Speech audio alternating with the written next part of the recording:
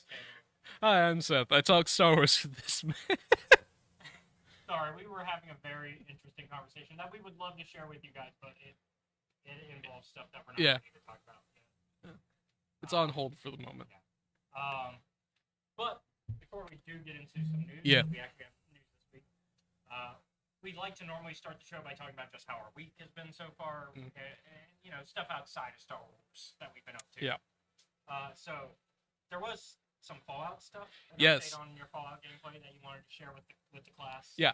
So, last week I said I was doing the last DLC, was finishing up Lonesome Road. I have finished up Lonesome Road. So, for those of you who don't know, because I don't play games like for other people very often. Yeah. You're not like me. I do the Let's Plays Yeah. and the live streams. You kind of just play to enjoy it for yourself. Yeah. I tend to, when it comes to games, take the speak softly and carry a big stick approach. This time it worked out for me. Because I was able to talk down Ulysses, who's like, I fucking hate you, courier. And it's like, why, man? And it's like, I didn't know what was in the package. I didn't know things were gonna fucking explode once I delivered it. And I'm like, why are you so angry? If you wanted to kill me, you could have just killed me by now. And he's like, oh, I don't hate you because of who you are. I hate you because you taught me that, like, you can kill a symbol. I'm like, motherfucker. Okay. Getting all, like, government U.S. civics on me. Yeah.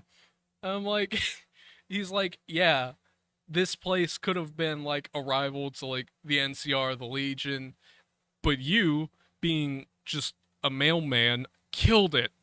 And I'm like, I didn't know that was gonna happen. And he's like, yeah, well, it was your plan. it's like, fuck you. It's essentially Ulysses' response. And I'm like, look, man, sometimes bad things happen. And he's like getting shot twice. like getting shot in the head twice. And I'm like, alright, whatever. I'm gonna come and meet you. And he's like, oh, by the way, I'm taking your robot friend now. And I'm like, this was like last week. I explained like I knew this was going to happen because I've played through it before. Oh, the first time this ever happened, I was fucking pissed. And like last week, I explained, I was like, you know what? I'm gonna go and beat his ass for that. Like, all right. So I go and I finally get up there, and he's like, I plan to nuke both the NCR and the Legion. And I'm like, what do you get out of this? And he's like, spite. I'm like, this is so stupid. Yeah. Do you understand the consequences of this? Like if there was ever like a dumb villain plan, this Like, is the dumbest of his villain entire plans. reason is like, I will wipe them both out, and hopefully he wants to like essentially reset the timer on civilization again. Except y'all, And I'm the like, Fallout universe, that's practically just happened. I mean, it's been a few decades. Yeah. As far as like Fallout's concerned, like that, it's still pretty recent. and it's like, all right, Ulysses, you motherfucker. I'm gonna sit down and have like a, cause he'll talk to you like throughout the thing, and this is an important thing to do because it's the only way to take a third option for like the end choice for the DLC. Yep. It's to go and get EDE and rescue your little robot friend. Okay. So I go and I do that because EDE has helped me, and I like helping people, believe it or not. Despite what I was talking about earlier, where I was like, I'm just gonna go and wipe them out. Yeah, because I mean, you did mention that first thing you did. First thing I did once I got back was like, all right, I'm just gonna go kill him.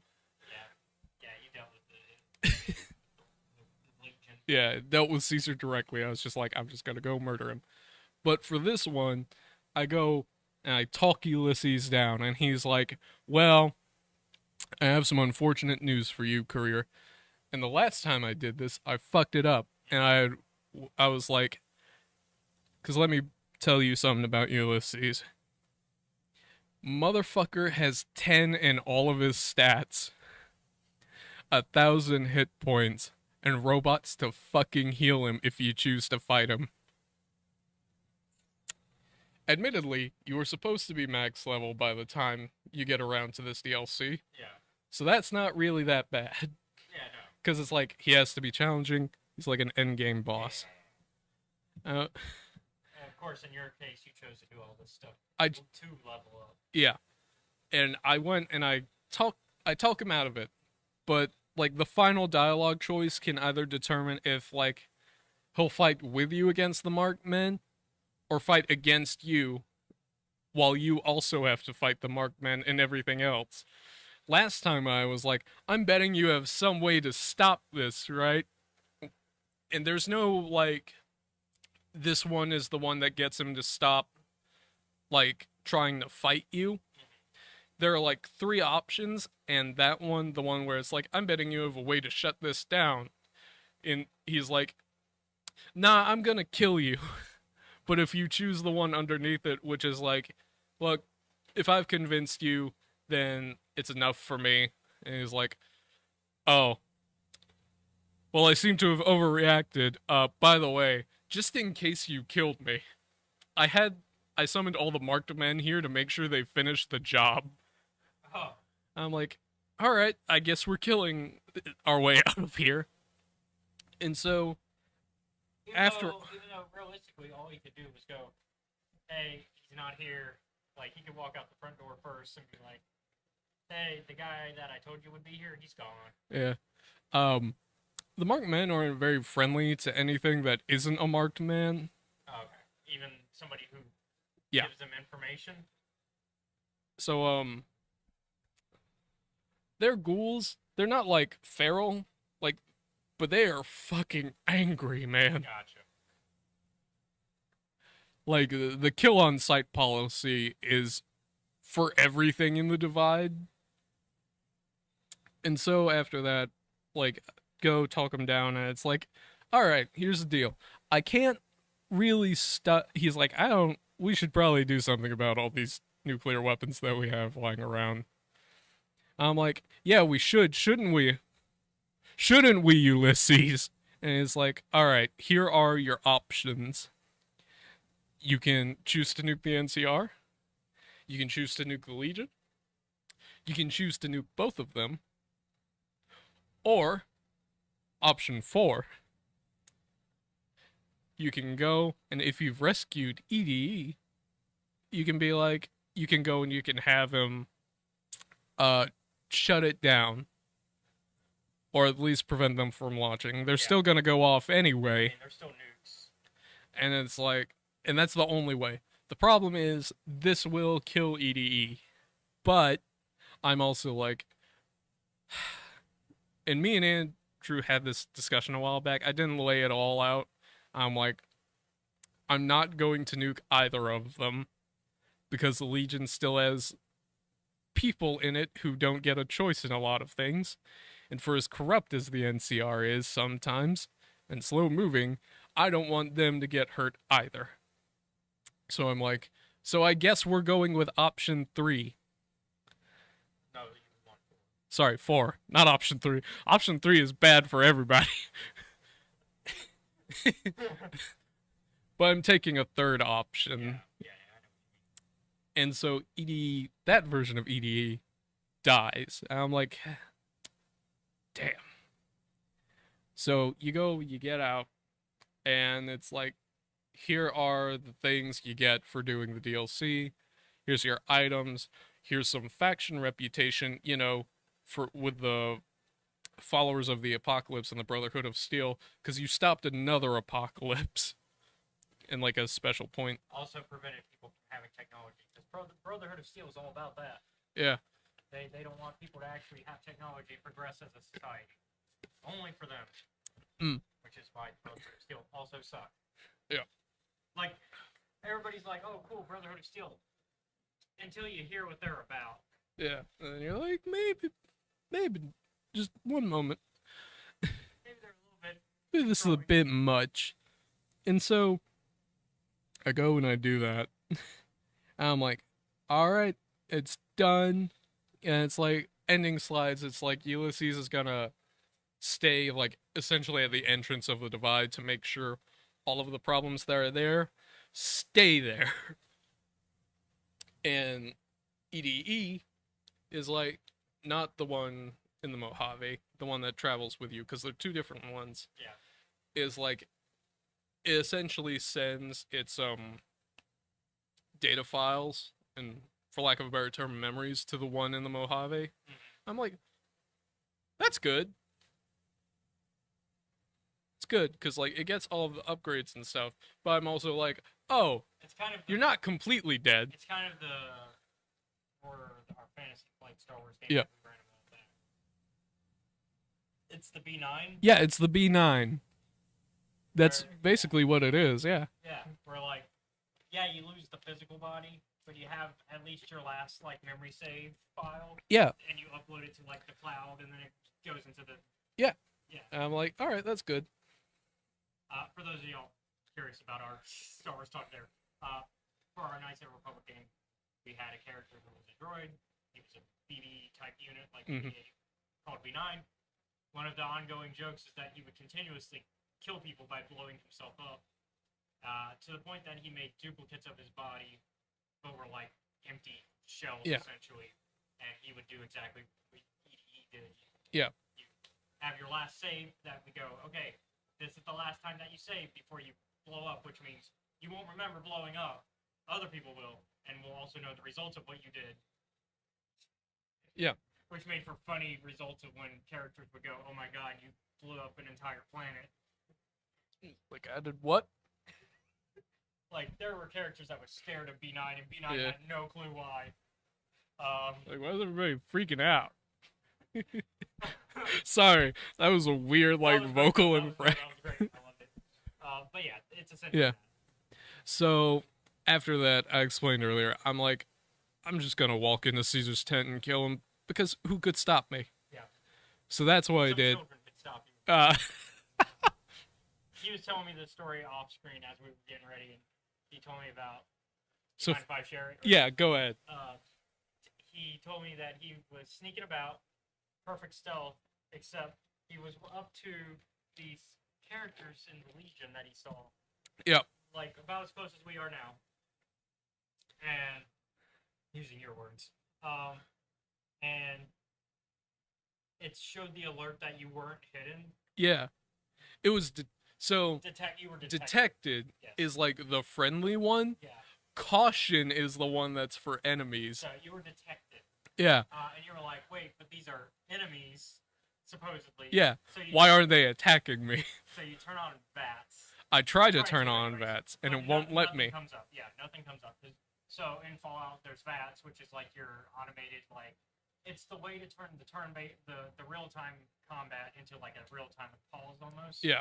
Because it lets you strategize a little bit, and although it's still slow mo, like slow motion movement's still going on, but you're able to like target specific body parts. It shows you the percentage of like the Yep. likelihood that you'll do damage.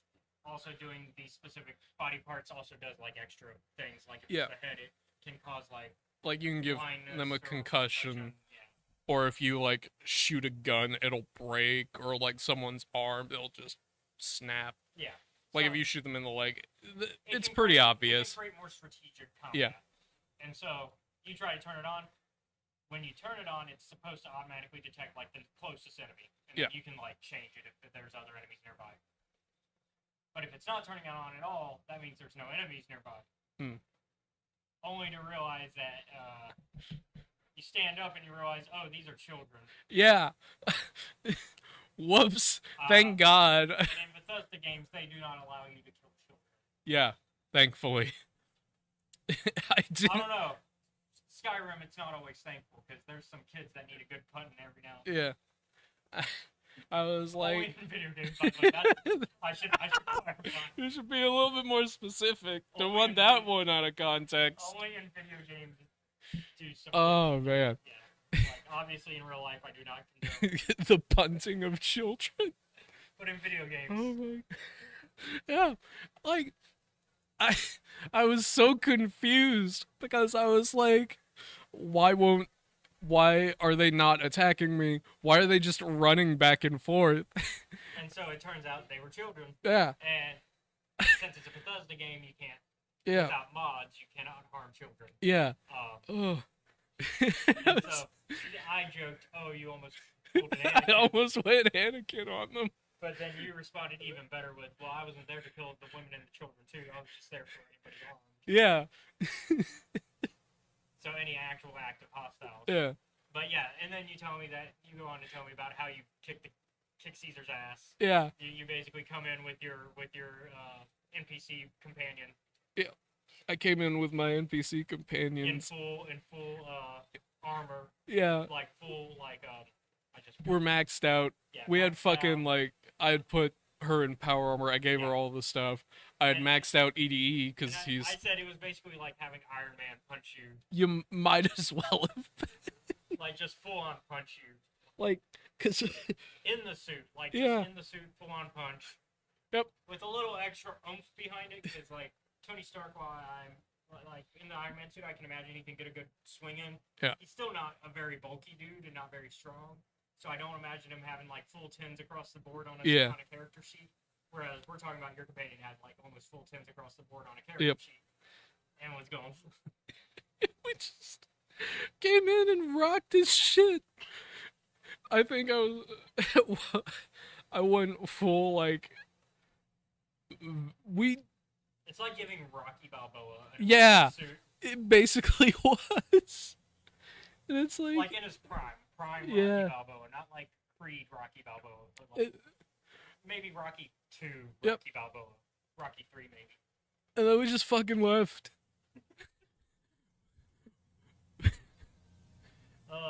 But yeah, What about you, man? How have you been doing? I'm good. I finished, so I think I kind of started to talk about it, but we never fully discussed it. So obviously, big Baldur's Gate fan. Yes. Been playing Baldur's Gate 3 for the stream. I told you a funny story of something Yeah. that happened on the stream. If y'all want to see that, we can talk about we can talk about it a little later. But I've been also, as somebody who's never done it, but I have heard the legends of how bad this book series is. Sorry, I'm getting munched on these if I. Outside out of mind. Yeah. There are books that were published for the first two Baldur's Gate games. Yeah.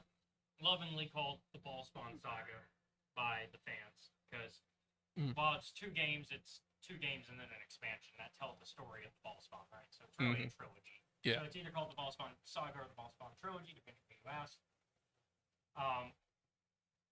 So the books are written that way as a trilogy. I finished the first book, and I now see why fans really hate this book series. Now, if you have no, because I out of curiosity, because I've been listening to them on audio on Audible, and you can see like the score, and like the first book has a 4 out of 5 stars, and I can kind of get it actually on that end as well. So I will say I am biased in that I love the video games. And I can tell where, like, if you had no context of the video games, these could be okay books. These could be okay fantasy books. Okay D&D books, even. But as a adaptation of a video game, it is not good. So much so that the fans have have all basically said, we will ignore the canon name of this character. That's how much they hate this book. Even though that's the one piece of part of these books that is stayed canon. That's the only thing about this book that stayed canon. Is the name, also the class and race, because they had to come up with a canonical name, class, and race for the character. Because in Baldur's Gate, it's a role-playing game. You get to make your own character, and so they obviously had to answer the canonical. What do they look like? Because when you're going to retell an RPG, you kind of have to answer those questions. But the parts that suck. Where do you want to start? It's the bastardization of all of the characters, like they like, okay, you've had some game time with me. Yeah. So you have at least ran into the first few characters Yeah. that you need to. So we ignored Montran and Czar. Yeah. I was like, because you were like, we're doing a good campaign, and I said, oh well, then you don't want to pick them up because they're evil. I forgot what their names were. Yeah, it's Montran. Even though you explicitly told me. Yeah, Montran and Czar. It was like they like walked up to us. Yeah, because so your first companion is Imogen. Yeah. Because so the story of Baldur's Gate 1, you and your adoptive dad have to leave the safety of Library City. Mhm. Y'all live in Library City, also known as Candlekeep, which is basically a city that you can only get into if you pay the price of a very expensive. Basically, you have to bring almost a relic level book, a Mhm. book that they don't already have in their library. Is also like one of the key factors. So it has to be like a hard to find book and one that's not in their library. Yeah. They do have that happen in the book, but they change the reasons why. Like they don't make it that that's the price to get in. They make it that that's the normal price to get in. But Abdel's been free to go in and out without this, which does not. It's not how it works. It's not how Candlekeep works. But yeah, your dad Gorion, your adopted dad Gorion goes, hey, there's some trouble brewing. We gotta leave town. Yep. And so You get about 30 feet outside. well, you get about a day's worth of travel because it's nighttime when Oh yeah. when your dad Gorion gets murdered. By Goro. You joke that because that's the voice actor, yeah. The main antagonist has some mercenaries kill him. Mhm. And so you witness your dad's death, and that's kind of your start of the quest. And the first person that you run into is Imogen, who was somebody that was also living in Candlekeep. Yeah. But she snuck out because she's like, I want to go on an adventure, and I heard you guys were going on an adventure, so that's what I did. But I also witnessed your dad die, so oops, I'm sorry, but hey, I'm gonna join you. It's like, all right. Hey, it's me, Imogen. It's like, all right. That's what she sounds like. That's actually that's like spot on. That's her literal introduction. She walks in and she goes, "Hey, it's me, Imogen." Like, and then she's in your party because you can't say no. So us wandering around like the starting kind of area produces some very interesting results between the two of us. Yeah, because I know where to go because I've played it so much. But I'm also not the type of player to go, hey, this is the way we gotta go. Yeah. I'm the type of player to go, where do you want to go? And I'm just gonna follow you. Yeah. Because I want to see how a new player interacts with the world. And I'm like, all right, Imogen's cool, Imogen's fine. We get to these two fuckers. Yeah, because so basically, if you're going the correct direction, because the first thing you got it, because before Gorion died, he said, hey, go to the friendly arm inn. I got people waiting. If anything happens to me, that's where you need to go. I've got friends that we're meeting. Yeah. And so if you're going the correct direction, which is east, and it's easy to know if you're going the right direction because there's literally a footpath that's just like you follow the footpath, you're gonna go the right direction.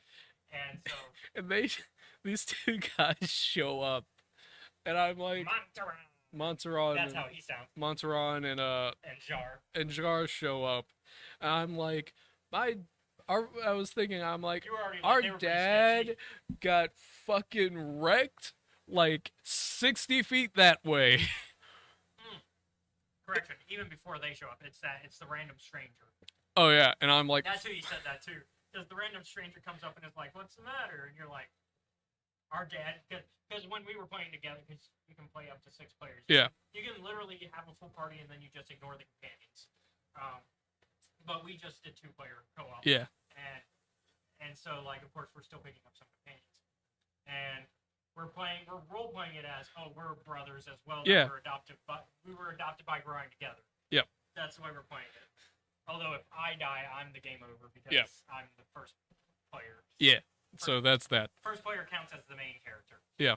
But, and I'm like, common sense. Our dad got murked like just right over there. like we can literally travel there, see his body, and pick up a letter that's signed by a mysterious man named E. Yeah. Which, of course, we know who that is. But and I'm if like, you're a D&D nerd who's played the game, you kind of know who it is pretty quickly. and I'm like, no, I don't trust you. Go away. And then we run into, as And then we we're coming run up to in. Montaron and Jar, I give you a heads up. I'm like, hey, these are NPCs that we can put in our party, but they're also evil. Yeah. Because we're trying to run a good campaign, although we did make. I made a mistake. Yeah, you made a mistake that cost me. Yeah. Because. So we're playing. So Baldur's Gate 1 and 2 are based on 2nd edition rules. Yep. Which means Rangers are similar to Paladins. And Yeah. they have to follow their code or they lose their Ranger magic. That's not a thing in 5e now, I'm pretty Thank sure. God. I don't It's think not. I don't think it was a thing even in 3rd edition. I think 3rd edition they got rid of it. Yeah, they got rid of it in 3rd edition because it's like, why would I? Paladins, it makes sense. But Paladins, they've also cleaned it up to where it's not based on your. It's not based on your alignment. It's based on your oath. Yeah. Which that's a 5th edition change. 5th edition is the one that was like, no, we gotta clean that up where it's not. Yeah. And but yeah, so I fucked you over because I was stealing some stuff. We got busted. Mm-hmm. And then you helped me murder someone. Yeah. So you did help. I helped. And because you murdered a guard, the game was immediately like, oh, now you've lost your ranger abilities. And I'm like, why? It's like you dropped from lawful good. I'm like, what? Or whatever. Yeah, whatever I was alignment like, you started with. what the fuck did I do? You dropped alignment. I'm like, I think it was lawful good you had. yeah, it was like lawful or It was lawful something. And then you lost the lawful part. Yeah. You stole a card. whoops. I think if I had been the one to just do it by myself, you would have been fine. Yeah, But I think but because instead you it's helped like me, it was an assist. yeah. And I'm like, fuck. But yeah. Which and then we did research to see how to get your ranger stuff back, and it turns out there's no way to get it back. Like if you lose your magic of any sort in Baldur's Gate 1, you cannot get it back until Baldur's Gate 2. yeah. It you was have to like go we all- have to get to one of the expansions. Well, it's not even an expansion. You just got to get to Baldur's Gate 2, and you have to straight up you have to do an entire quest line Yeah. to do it because. I'm like, oh. Yeah. Oh fuck. Because you get like fortresses or whatever Yeah. it's called. Strongholds. You get strongholds in 2, which was like also a 2nd edition thing. It was a big thing in 2nd edition. Strongholds. They were like, these are your homes and your stuff. But yeah, I'm like, so damn it. Baldur's Gate 2 was like, yeah, you get a stronghold, and then you have to do your stronghold quest related to your class, Hmm. and that's how you get your class magic back. Yeah. And it's like, God, we're not gonna get there forever. Yep. And we also have not played Baldur's Gate 1 in like months either. No, we haven't. I still have it on my computer. We should get back to it because it's fun and and more reason to now with Baldur's Gate 3. But back to the book. Yeah. So that's Back like to the book. that's the quick quick little beginning Yeah. synopsis of the game, which kind of gives you an idea immediately where they fuck up in the Yep. book. Because in the book, they immediately start with Abdel, which is the name that they go with for the main character, and it's still canon that his name is Abdel. He was a mercenary for months already. Mhm. Like, Yep. They say that he already had left Candlekeep, like, months before the events of the game and book start. Yeah. Takes away the kind of like farm boy, simple. Humble origins. Yeah, the humble origin that you get in. Sorry, humble beginnings. Yeah, you get the humble beginnings in the video game because you start off as this simple character that But the other thing is they make Abdel a complete asshole. Yep. In the book as well, he doesn't have a good relationship with his father anymore because of all the stuff that he's been doing. So him and Gorion do not see head to head, eye to eye on things. And they just make him a jerk. Yeah. They just go, he's a jerk. He likes killing, which that I can see where they're kind of in that case they're trying to give hints of the big plot twist of the first game / the first book, which is not even really a big plot twist in the book. They do the thing where a character says the twist early on, but nobody believes him. And you'll never guess which character it is that tells the twist.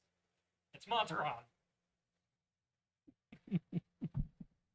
Because Abdel's hanging out with Montaron at the start of the book. So it's Montaron and Jar that are in his party at the beginning. And then him and then Jaheir and Khalid join him after Gorion dies. Mm-hmm. And then, because he basically, the premise is he goes back to Candlekeep because Gorion wrote a letter going, "Hey, come Yep. back. We should talk." Gorion tells him that, "Hey, I need to go on an adventure, and I want you to go with me." Kind of reworking the why they Yeah. both league together. In this case, it's just some mercenaries that kill Gorion. Main bad guy isn't there this time. Abdel kills all the guys that killed his dad. His dad, not dad. And then he goes off and party, right? And so they go to Friendly Armen, meet up, and then immediately go to Nashkel. Because you got to go to Nashkel. Because you got to get to the mines. Mm-hmm. Gotta handle that fucking iron shortage. And then everything on the way to the Nashkel, and also Nashkel is where everything that ruins this book series happens. Mm. One, we learn that Khalid is also an asshole, which is not how he's characterized in the video game. No. Khalid he's almost the nice guy meme, but if the nice guy was actually a nice guy, Yeah. that's Khalid. Like, Khalid is the nice guy if he was actually legitimately a nice guy. Mm. Right? Yeah. And he has a bit of a stuttery thing. Yeah. He's, like, that's his little characteristic, like, thing. Because he's shy. Not in the book. He's just straight up A jerk. Yeah. Jaheira and Abdel, your character, immediately start a romance. Which, by the way, Khalid and Jaheira are married. Yep. So Jaheira is immediately cheating on him. And then we find out also that Khalid cheated on Jaheira before, which is how Jaheira is justifying it. Once again, like I said, this is a bastardization of all of the characters. Two wrongs do not make a right. Because video game Khalid and Jaheira would never. Yeah. They genuinely, care for each other. These are not them. They care about each other so much that, so in the video game, there are certain party members that you cannot recruit without the other member. Yeah. Khalid and Jaheira are one of those pairings. You recruit Khalid, you get Jaheira. You recruit Jaheira, you get Khalid. Now, there's ways to break that bond, and that's by, letting one of them die and still keeping the other. Yeah. Stuff like that. Or, specifically, X recruiting one of them and quickly leaving before the other one can say, "Hey, I guess I'm going to go too." No. You leave the room before that happens, and it keeps the other person in your party. There's ways around it, but that's not how you're supposed to play the game. And so, they make these characters completely jerks to justify the romance. Mm-hmm. And even then, it really doesn't justify the romance. Yeah. And then we learn. And so, then Abdel stabs Khalid when they're in the mines. What? Why? Which is so it's apparently an accident. They do bring him back to life, but then he actually dies later in the book. Oh, great. And it's such a quick thing, him dying for real, that I forget when in the book he died. I noticed that they stopped talking about him, and I was like, wait, did he die? And it's like, oh yeah, he died. Wait a minute. That's how forgettable that moment is. He died. Moving on. Montron also dies. Mm.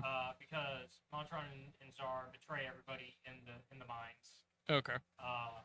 Montron, it turns out, was working for Sarevok in the book. All right. Which is not his motivation. That's not Montron and Zar's motivation in the game of why they're evil. Mm. They are working for the Zentaur. That's the epitome of their evil. You never have a party member that's directly working for the bad guy. Yeah. Not in the first game, anyways. I don't want to spoil the second game. Mm. But yeah, in the first game, nobody works directly for the bad guy. But yeah, they work for the Zents because Sarevok's whole part of his plan is that he's also tricking everybody into thinking that the Zents are behind all the problems. all the caravan attacks Yeah. from the mercenaries. And of course, the Zents are like, "Wait, we're not doing that. Who the fuck is framing us?" It's like, we're bad guys, but we didn't do this one. And so they hire. That's the NPC side quest you can do with Montron and Jar, is figure out what's going on in the mines, find out that the Zents are being framed, and then when you get to Baldur's Gate, you can go to Zent headquarters and be like, hey, here's who's behind it. Yep. But no, in the novel, Montaron is working for Saravok. Saravok kills him, so Montaron is dead. Oh no. Oh no. Zar goes mad and he runs away. He was working for neither. He was really just on his own. But Zar is also crazy, so. Yeah. But yeah, and then like some other characters die that are like NPC party members. Yeah. And then I read spoilers for what happens at the end of the trilogy, and oh my god, it gets worse. Mm-hmm. But so far, I've only completed the first book. Yeah. I remember like Me when we telling got you into what the happened? car. Yeah. When we got into the car today, I was thinking, because last week before we came to the podcast, you were like, we were listening in to one of the chapters. From the first book, Yeah. Now I'm on book 2. I was like, Jaheira, like we were discussing this earlier, it's like Jaheira's supposed to be like this She's badass druid lady. Yeah, badass druid fighter. Yeah. I was like listening to it. I'm like, That doesn't has sound like Jaheira it. never been in a fight before according to this book? Because it sounds like it's fucking amateur hour. Yeah, let me find the TV tropes, because I remember. So on TVtropes.com, I was reading it, which is also how I found out what happened at the end of the trilogy. But they had the trope for like what happened, like Yeah. oh yeah, adaptational jerk ass. That's what they call Khalid. Yep. Oh yeah, they turned one of the characters into a good guy. He's absolutely not in the video game. Yeah. Oh, I was telling you about this in the car today. They make Minsk a redhead, even though he's bald as fuck. Yeah. I was like, that's a weird one. Like, what? Why make that change? Yeah. Hold on, I can show you what he normally looks like, just to remind you. Like I said, he has like the purple half tattoo Yeah. all over. Like, he's bald. Why would they do that to my boy Minsk? And his buddy Boo, although they got Boo right. Boo. Yeah. I mean, Boo's hard to get difficult though. Yeah. I was like, what? Oh, fall action girl. That's what Okay. they put her under. Yep. Because normally she is an action. Yeah. Like you played the first. She can hold her own. Yeah, like we've made it to chapter 4 Yeah. of the video game. She can. Yeah. And it's like, what? What happened? And so yeah. But yeah, that's my journey with the novel. Yeah. I've been enjoying the Baldur's Gate 3 game. Please check out the streams. I've also been playing other games for the Patreon because I'm trying to keep Patreon stuff coming in. Yeah. Well. YouTube, y'all will get that stuff just once I'm done with the Baldur's Gate 3 run. But that's another reason for you to join the Patreon in the meantime. But I was telling you about Demon Souls first. Yes. Because that was the video I did yesterday. And I've started doing the traditional not wearing pretty much anything Yep, and just carrying a big weapon. You've gone full caveman. Yeah. So, man, and this sword really packs a punch. Well, yeah, I'd fucking hope it does. Like, you know those guys that's in World 1 that come charging at you, that Yeah. go, and they come charging at you? You just swing that thing, and if you're two-handing it, it goes, and then they go, to their backs. Welcome to the Berserk playthrough. And then you just run up. Yeah, because it's basically a Buster sword. Yeah. And so you run up and you just go, do Yep. it again, and then they're dead. Two shots, they're dead. You can one-shot most enemies. Hell, I've one-shotted 2 enemies standing back, like they were in a line, and so I just went, and I thought I was just gonna get the first guy. No, it knocked both of them out in one hit. I was like, okay. Oh, man. So now I'm at the part where Yeah. Demon Souls is fun. Yeah. It's where it's like, no, I still die, Mhm. but I got a lot done, and also like it's not frustrating when you die at that point. At that point, you're like, oh, okay, I died. I can get back there. We also had a brief discussion where I was like, That's why hey, I did man. the last topic. Okay. I was like, hey, man. They got me. They got me in the romance department. Oh yeah. I was like, and you were like, yeah, that makes we were sense. talking, we were talking Baldur's Gate 3, and you were telling like you were like you didn't say who it was in Baldur's Gate 3, but I knew because I know you. Yeah. And to be fair, she's not a bad choice Yeah. at all. In fact, a lot of the internet loves her, and it's Karlach. Because really, the internet, it's either Astarion Gale, or Karlach. Yep. Those are really the big three. And you were like, you have a type, and I'm like, fuck, he's right. God damn it. There's nothing wrong with that type. We've discussed that. There's nothing wrong. Yeah. It's a healthy type. It's not. Yeah. It's not an unhealthy. Oh man. Meanwhile, I'm in my main run. I'm doing Shadowheart, which is that's the goth girlfriend. Yep. Oh man. All right, but let's get. We don't have a lot of. Yeah, We have time, but not that much time. We've almost done an hour just talking. Oh boy. So let's get into some news because we do have a couple things. So firstly, we did talk about a Visions comic one shot a few weeks back, like almost a month ago now, that we did that the Ronin one shot. And we did mention that we'd like more of that. Mm. Well, Marvel heard us, and while we're not getting specifically more Ronin stories, we are getting more one shots from different artists. The first one we're getting is from Peach Momoko, who had previously done work with Marvel on the Vader Black, White, and Red miniseries, which you haven't read yet. With one of my favorite shorts in the comic. I liked her work. We also got a blurb from StarWars.com as well as some of the cover and concept art. So I'll go ahead and pop that up real quick. Yeah. And I'll read the. Hold on. Let me make sure I have the script as well.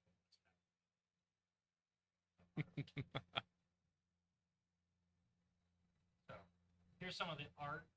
Woo. So that's the cover. I'll pop it up big for you. And I'm going to start reading some of the what we've been told is going to be the premise. Star Wars Visions, Peach Momoko #1 is arriving November of this year. Picks up centuries after the death of a major Sith Lord with a cult called Ancock having grown around the notorious Darkseid servant. Tata, leader Tata. How's it spelled? T-A-T-A. Yeah. It sounds so weird saying it, but yeah, I'll get used to it. Tata, leader of the cult, believes she is the rightful successor to the Sith Lord. Meanwhile, a girl named Kako and her loyal droid Gel are fated to confront this new evil. We actually do have some art. So this is Tata. She's the one obviously on the cover. Nice concept art for her. We also got Kako here on the left, with her droid Gel here on the right. We also got another piece of art here of someone named Popo, who's not mentioned.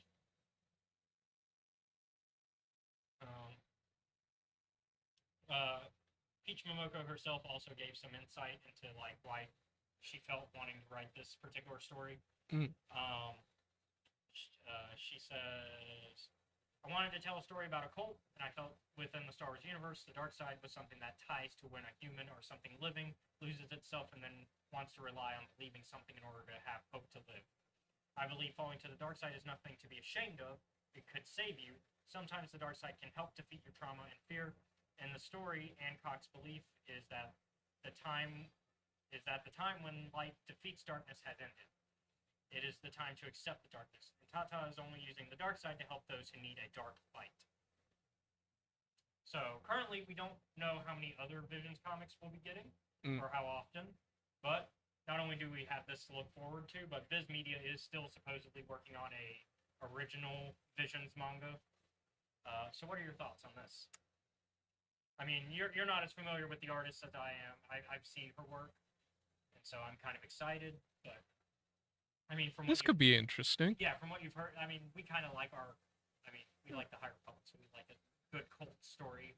Let's see how this goes. Yeah, and I mean, it's more Visions. It's literally what we want of just cool one-shot stories from different artists. I mean, not a lot to complain about, in my opinion. We also got some book news. Yeah. With StarWars.com releasing an excerpt from the upcoming A Certain Point of View Return of the Jedi short story collection with a story about Dexter Jettster. This story is called The Veteran and is written by Adam Lance Garcia, and I'll go ahead and kind of just read the excerpt. Dexter Jettster thought of the boy he had met on Lenara and all that the boy would never see. He thought of the warrior the boy had become, the war that had been lost. The war Dexter Jettster had helped start.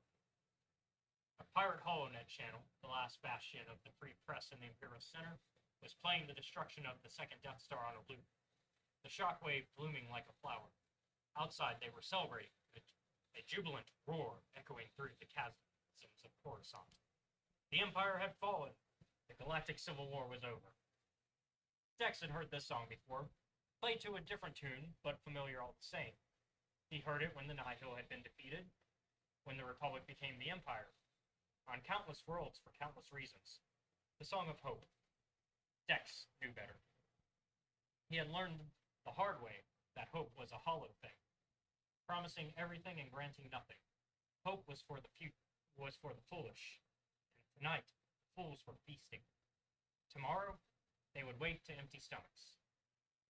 Dex limped over to the holo projector and switched off the feed. He had seen enough. Specialists lived long lives, not as long as some beings, but long enough that Dex wondered if he had lived too long. He still remembered the shape of the Kamino's saber dart, the sharpness of its Durasteel-embedded prongs, the dry blood that covered its injector needle. He had been so proud, so eager to impress his young friend. He could never have known where it would all lead.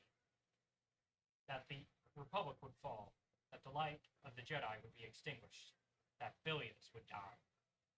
Dex bore the weight of every life lost, but none more so than the boy he had met on Lenara. Dex wasn't sure whether the warrior had died on the front or during the purge, though he prayed it was the former. He couldn't bear the thought of his friend being gunned down by his own men. Dex could never forget how the Jedi Temple blazed in the night, how the smoke billowed days after the fires were quenched, how the air tasted of ash, and how soot covered his diner for weeks, no matter how frequently he and Wanda cleaned. Nearly 1,000 years of peace reduced to dust. "It'll be fine, honey. You'll see," Wanda had said, reminding him that droids rarely saw beyond their programming. She broke down 3 years later. He lost the diner soon after. Now, 2 decades later, his sensory whiskers bristled, the faint scent of smoke wafting through the vents of his cramped, level 2401 apartment. The air was never clean this far down. Dex knew the smell of fire brought on by laser blasts and what it portended.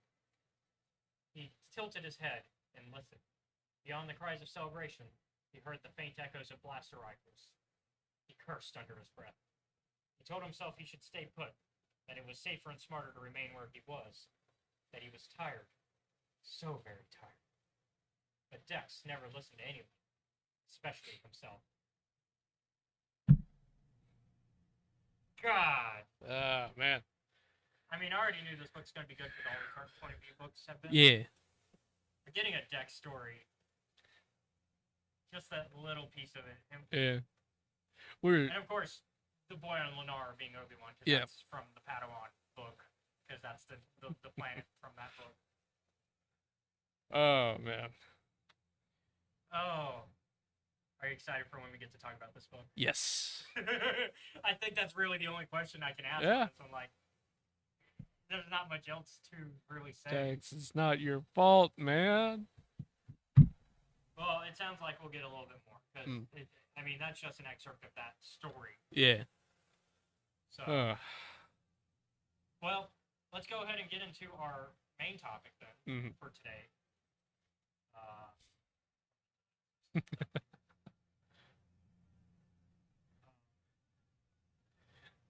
You write things out for the show sometimes. I don't. Yeah, no. Well, I'm the producer, so it's my job. But yeah, let's dive into today's topic. All right. Today we're talking about the 2020 run of Star Wars Darth Vader Volume 6, Return of the Handmaidens. This is your spoiler warning. We will be going into them. So... Yeah, spoilers. Yeah, let's dive right in. So getting more Sabe. But this time we get more of the Handmaidens, not just Sabe. Like, we got hints of them.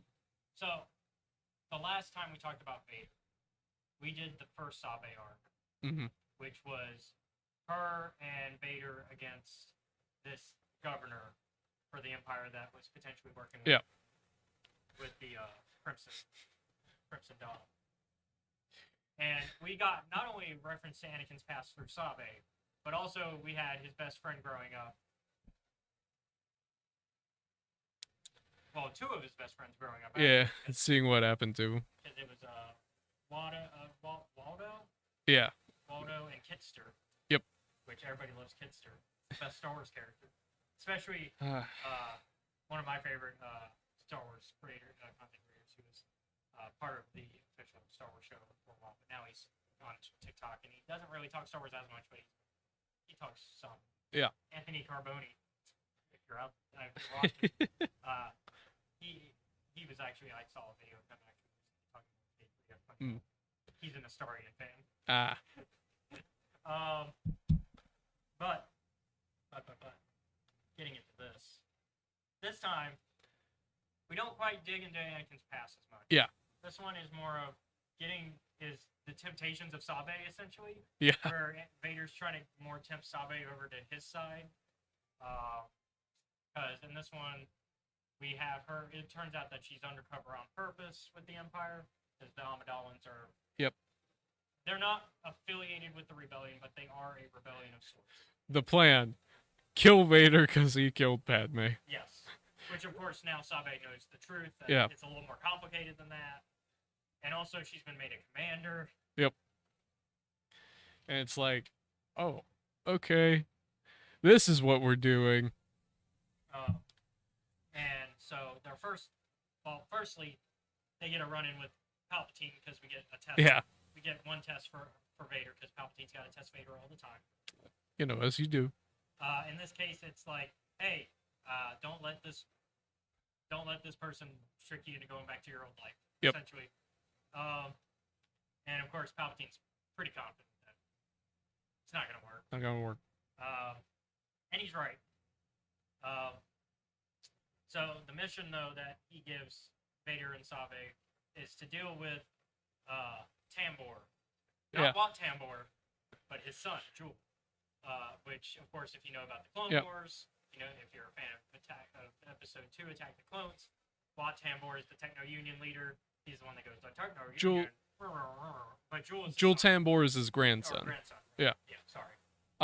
Also, I love that Sidious is just like, you were originally going to kill Vader, but now you're going to kill me?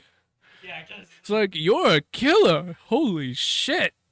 It's funny, the people that Palpatine respects, even though they're still beneath him. Yeah. Like, because he respects that. He's like... But there's... Afra also has earned his respect before. It's like... It's hilarious. He's like, damn, you really want to kill me, don't you? And in the case of Afra, it's not because she tried to kill him, it's because she basically ratted Vader, like... She's... I think he just likes it when people, like, get punked because of him, essentially. Or, like, punk Vader. Yeah. Like, if you mess with Vader and you get away with it, it's kind of funny. Yeah. Like, Palpatine is just entertained. Yeah. Palpatine's like, I'm here for the tea. Palpatine is so here fucking for the dramatic. He's I love it. He's a dramatic motherfucker. He's like, I'm gonna lean into this. If Palpatine were a person in the real world, he would be a T/drama YouTube channel. He fucking would be. Oh. That is now my AU. That if for if you had Star Wars people in the real world, Palpatine is like a drama T podcaster. Oh. He's like the next H3H3. Oh. Oh. Oh, okay. Or Drama Alert. Yeah. Oh now man. Because Drama Alert's been dead, right? Like I think so. Yeah. So like he's the new Drama Alert. But yeah, no. So like so they get sent to deal with Jewel Tambor because back on Skako Minor, which is the home world of the Techno-Union. Yeah. They're basically putting up a resistance to the Empire, Mm-hmm. and Jewel's essentially trying to bring back the Separatists. Yeah. Let's see how this plays out. Essentially his plan. Yep. He's like, I'm gonna bring back the droid armies, and we're gonna fight the Empire that way. Yep. Not a bad plan. The problem is he's not very secretive about that Yeah. plan. That's a plan that needs a a decade or two of building up. Yeah. Uh, and so, meanwhile, the Amidalans are like are working on trying to still do with the plan of deal with Vader. Yeah. And so they've kidnapped Ochi. And it's like, Ochi's like, please, by all means, fucking take her back. Yeah, because if we remember in the last arc of the Vader comics, Ochi was kind of developing a rivalry with Sabe. Yeah. Because he was like, fuck, she's here to replace me. Like Vader's number 2. And he's like, I don't want that to happen. Because like Ochi's whole thing is like, he's a shit guy. Yeah. He's just a little guy, and his whole little guy plan is to just survive. If I hang around powerful people, I don't have to be powerful. Yeah. That's his plan. That is the plan. Like, just hang around powerful enough people that they won't kill you. And then other people who are also more powerful than you also won't kill you because you have way more powerful people in your pocket. Yeah. Or rather, you're in their pocket, but still. Same difference. The problem is, powerful people replace the little people all the time. Yeah. And so Ochi's plan is inevitably going to backfire. Yep. Because that's just how the politics of that type of situation work. And it's like, especially when the powerful people you're aligning yourself with are evil. That's the key factor of that. Yep. Because when have you ever seen a bad guy keep their henchmen for more than a week? Nope. Doesn't happen very often. Like, even Palpatine's consistently trying to replace Vader. Yep. Like, he wants a new model. Vader being his second in command is not from a lack of trying to replace him. It's because everyone else is dead. It's just that Vader happens to be the best weapon of choice. Yeah. Oh, man. But yeah, so Ochi's been kidnapped by the Handmaidens, and so they're like, hey, you gotta get us inside, so that way we can figure out what's going on with Sabe, because we haven't gotten a report from her in, like, forever. Yep. And so, Ochi does get them in. I forget which one impersonates Sabe. But one of them. That's their former job description, to look like each other, and I'm like, this is hardly surprising that we can tell. I want to say it's Rabe. Yeah. But anyways, one of them goes in disguised as Sabe with Ochi, and so they go into Sabe's office, find some notes, find out that she's kind of not doing the mission she's supposed to. Yeah. Ochi's like, well, you won't find where she went lying around. I can tell you about all this other shit that she did. Yeah. About how she's playing the game where it's like point Vader in a direction and just let him go. Yeah, because Sabe is still playing Vader. Yeah. She's just not playing what the original plan for the Amidalans was. Yep. Because now there's some real emotions there. Sabe still doesn't like Anakin. No. But now she's like, oh, this was a lot worse than I thought it was going to be. Yeah, this is more complicated because originally she thought she was just going to kill some monster that killed Padme. Yeah. But now it's, oh, this is Anakin, Padme's husband. He might not have done it. Yeah. And it's like, oh boy, this is going to be great. Which, depending on how you want to read the situation of Padme's death, yeah, he still had a heavy hand in it. Pun not intended. Don't laugh. Don't laugh, Seth. That's inappropriate. Don't laugh at her being choked the fuck out. Yeah, let's not laugh at this. I'm trying. Fuck you and your goddamn pun. Like that yeah. Like, yeah. Like that's definitely a hand in her death, literally speak. Like, yeah. Yeah. Also the emotional trauma and all that. So there's a lot of reasons that she died. Not this looking at you, George, with she just doesn't want to live. That's not. She does. That's not. That's not medically speaking an accurate assumption of what happened here. I would say there's some emotional and physical trauma that probably led to what happened. You know. And then, of course, there's also the theory that Palpatine had an active hand as well. Yeah. that one's not as there's not enough evidence for that one, but we know Palpatine lied to Anakin about what happened. Yep. So we know that Oh much. man. But yeah. Back to the main story. Yes. Though. So we kind of move things along. We get a lot of Sabe undercover trying to figure out what Jules' plan is. She plays alongside. She does a little bit of playing both sides type of situation. She'll at one point be working with Vader to mess up with Jules' stuff, and then the next time talking to Jules, going, "Hey, actually, here's what Vader's up to." She actually very effectively near the end of this arc does a really good one, which is the whole tricking Jewel into basically admitting that he's gonna bomb his own people. Yep.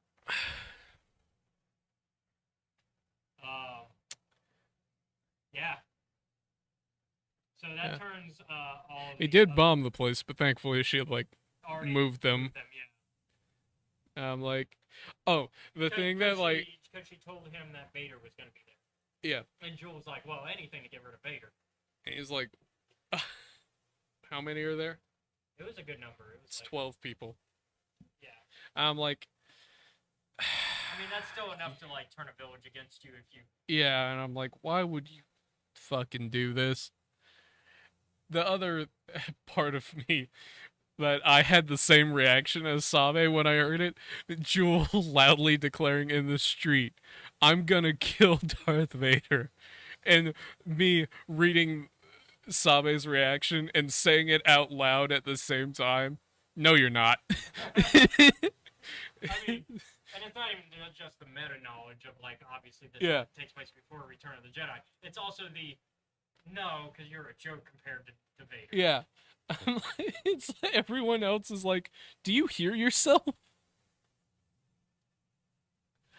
And I'm like, the other thing that sent me off on, like, I don't trust Jewel was, he's like, oh, I'll always refight for Skako Minor and the honor of the Tambors, and my brain immediately went, what honor? Yeah, didn't your grandfather try to steal all of Rylot's, like, prized possessions during the Clone Wars? I'm like, well, that's a fucking lie. Like, Wat Tambor literally tried to do, like, essentially, he tried to do essentially the Nazi gold thing. Yeah. With the Twi'leks. I'm like, this is a terrible idea from start to finish. Which I'm pretty sure is a war crime, by the way, to take possessions like that. I think it might be. I'd have to check. I'll get. At least nowadays it is. At least nowadays. Well, I mean, most war crimes were written after World War II. Yeah. Like, we can't. Well, World War I was the start, and then World War II was like, here's some more laws. Like, we had Geneva Conventions before. People started caring a lot more after World War I because it's like, maybe we should chill the fuck out with the mustard gas, please. It was one of the worst wars ever. Yeah. But yeah, so like, I'm pretty sure that's something you're not supposed to do. But pretty yeah, sure. Jewel also like definitely takes like. He I'm also like... wouldn't. I think another dumb part of his plan is that he did not have any allies outside of people from Skako Minor. Like a smart, like if he was really trying to bring the Separatists back, maybe find other planets willing to work with you on that. Yeah. Maybe team up with the Rebel Alliance, for example, who are growing strong at the they're at a weak point right now, but they're growing stronger again. Like, I'm not, because I'm like, oh, the plan of I'll just fucking electrocute him was actually not that bad a plan. No, yeah, like this when we get to inside his ship and Vader gets stuck in the trap. Not a bad trap. Not a bad trap. It is the involvement of the handmaidens that kind of like screws it over. There are some times, like in fiction, where it's like, well, obviously this is like. We should probably talk about the involvement of the handmaidens. Because by this point, by that point in the story, the handmaidens have run into Vader. Yeah. And Vader's kind of started to tempt them as well. Yeah. And he's like, "You are all very angry, and I can give you a better source of where to feed that rage." Mm-hmm. And of course, none of them are really having it. Yeah. Like, in reality, they're still very much ready to kill Vader. Yeah. Uh, The plan is still kill Vader for most of them. Unfortunately, Sabe prevents that. Yep. Because so Vader gets caught in Jewel Tambor's trap, which is basically get them into his ship where he's been trying to escape along with some of the stuff that he's taken, and Vader gets on there, gets electrified, caught in a little shock trap where he can't get out without some help. Yep. The other handmaidens are like, perfect, we can kill him. Sabe's like, nah, we still need him. Turns off the trap. Yep. Which immediately causes the other handmaidens to go, what the fuck? This was the perfect opportunity. Because honestly, they are right. Vader is not needed to take down Jewel. Yeah. They could easily handle Jewel without Vader. So it makes me wonder the long game of Sabe. Yeah. This is also kind of the final main arc involving Sabe. Like, Sabe's still in the Vader comics, but it's no longer really about the handmaidens like it has been for the last 2 volumes. This one and then the previous one. And so, kind of curious where her path is still going to end up. Because by the end of this volume, she's very much Imperial. Yeah. Like, she's straight up gone, like, okay, I'm Imperial. Like, there is no turning. They're still turning back, but there's, like, she's gone at the almost no point of return sort of situation. It's like one more thing, and then it's like, all right, I give up. And then the other handmaidens have kind of given up because they realized, oh, Sabe was their leader. Yeah. And so they were like, because she was Padme's second in command, so it makes sense that Sabe would be their, like, main leader after Padme's gone.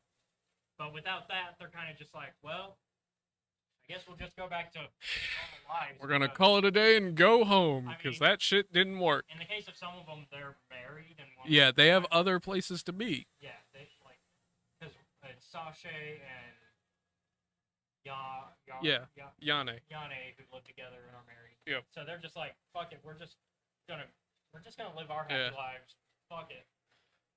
Kasabe was the reason that they had this like urge to get revenge on. And it's like,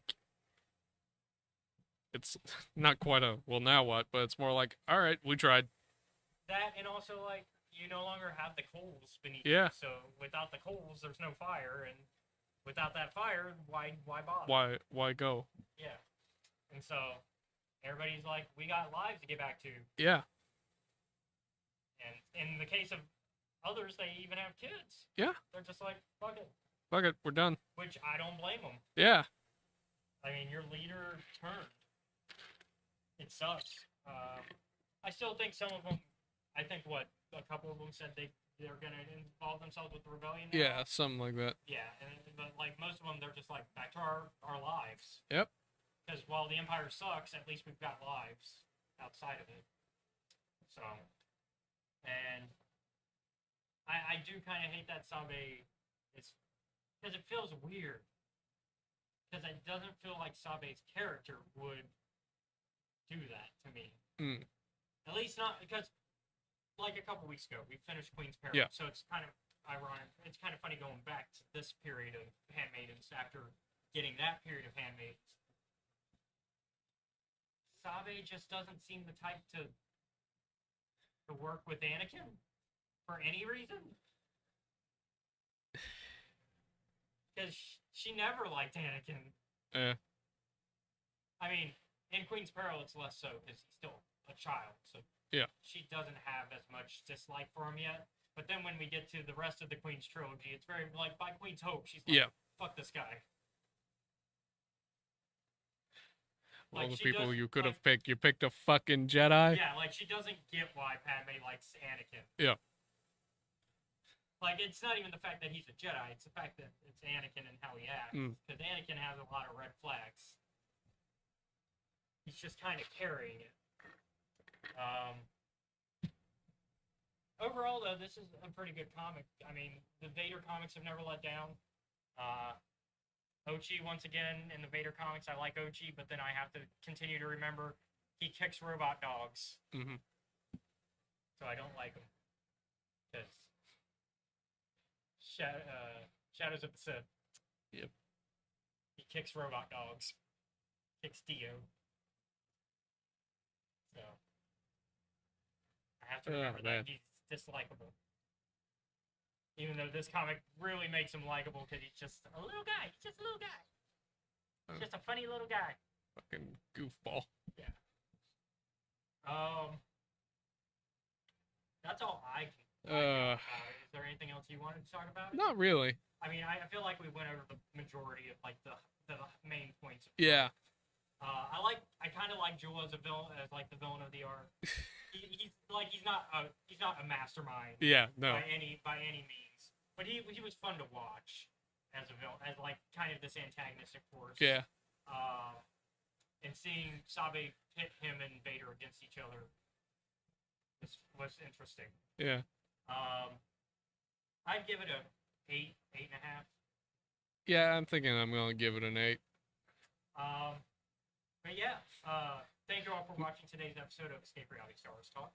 I've been your host, Caleb.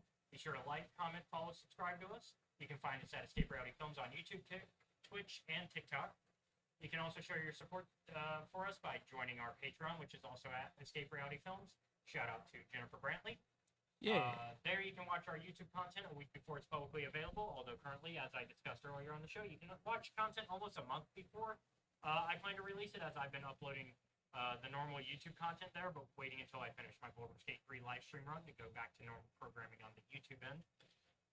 So if you've been missing my runs of Demon Souls or any of the other games that I normally play, or you want to watch the D&D game I've been running, because I've been doing a D&D game, so if you want to watch some of that before anybody else gets the chance, that's how you can do it for $10 a month. You can also find me on Twitter at EscapeReality94 and on Facebook, Instagram, and Threads at Caleb.Lockwood. We'd like to thank our friends at Mobcast Network and Gamers and Geeks for providing this space to us. Mobcast Network is a podcasting group that I produce and co-host with, where we talk about classic movies on their show Cult Movie Cantina. Currently, we're on hiatus, but if you want to catch up on some episodes, you can watch us on youtube.com/Mobcast Network, and you can find them on any fine podcasting app, as well as, any fine podcasting app at Mobcast Network, or on facebook.com/Cult Movie Cantina. Gamers and Geek is our local gaming shop here in Mobile, Alabama. So if you're ever out this way and looking for some tabletop, card, or board games, you should check them out off of Howells Ferry and Moffett Road in the shopping center next to the Piggly Wiggly. Today we walked in and they were doing some Blood Bowl, which is D&D football. It's ogres and orcs and stuff playing football, essentially. Or rugby, I guess it's closer to. Which they were doing because if you're a sports guy, we're in preseason for football, and so we're about to come back to football. So they do little fun events like that every now and then. They also have Magic on Fridays, I believe. I think so. I think it's Magic Fridays, and then D&D Adventurers League if you've ever wanted to play D&D but you don't have a group. They do Adventurers League on Sundays. We also have Engage Gaming in the same building, who offer hourly in-house console renting. Here you can play on PS5, Xbox Series X, PC, and even VR. They also sell games, so if you want something classic or modern, they might have what you're looking for. I've seen some good N64 games, even. I've looked. They also offer a monthly membership where you can have the hourly rental rate reduced slightly, so come check out all of our friends there. Speaking of our friends, you can check out Seth, and I'll let you plug while I quickly do something. All right. Every Sunday over at Steam, at the Steam Dungeon on YouTube, from 5 to 7 Central Standard Time, you can go and catch some friends of ours on Trials of Nebu. It's a D&D 5e game where we are currently exploring the city. Some of our friends just got done with a Coliseum fight that didn't go so well. They're okay. They're healed up. I might be able to join this next upcoming game. We'll see how that works out. They're pretty cool. I think you should go and check them out. That's about it. I'm not very good at chilling, so I'm gonna have to spitball here for a moment, which I can't do. So I hope you all are kind of having a lovely day. It's pretty cool here.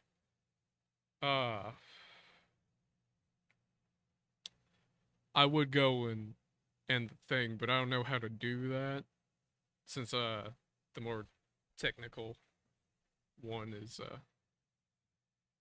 wandering around. He's got to go and check up on something. In the meantime, how are you? How are you doing? How's your day been? Good? I hope it's been good. If it's been bad, I hope it gets better. All right? If you'll excuse me, I am going to just go over to your side.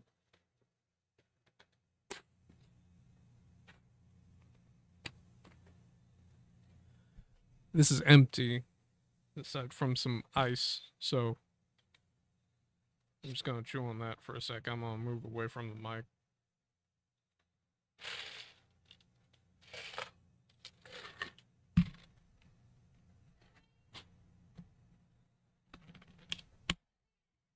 Was there anything else that we needed to talk about? After that, no, not that I can think of. So we did,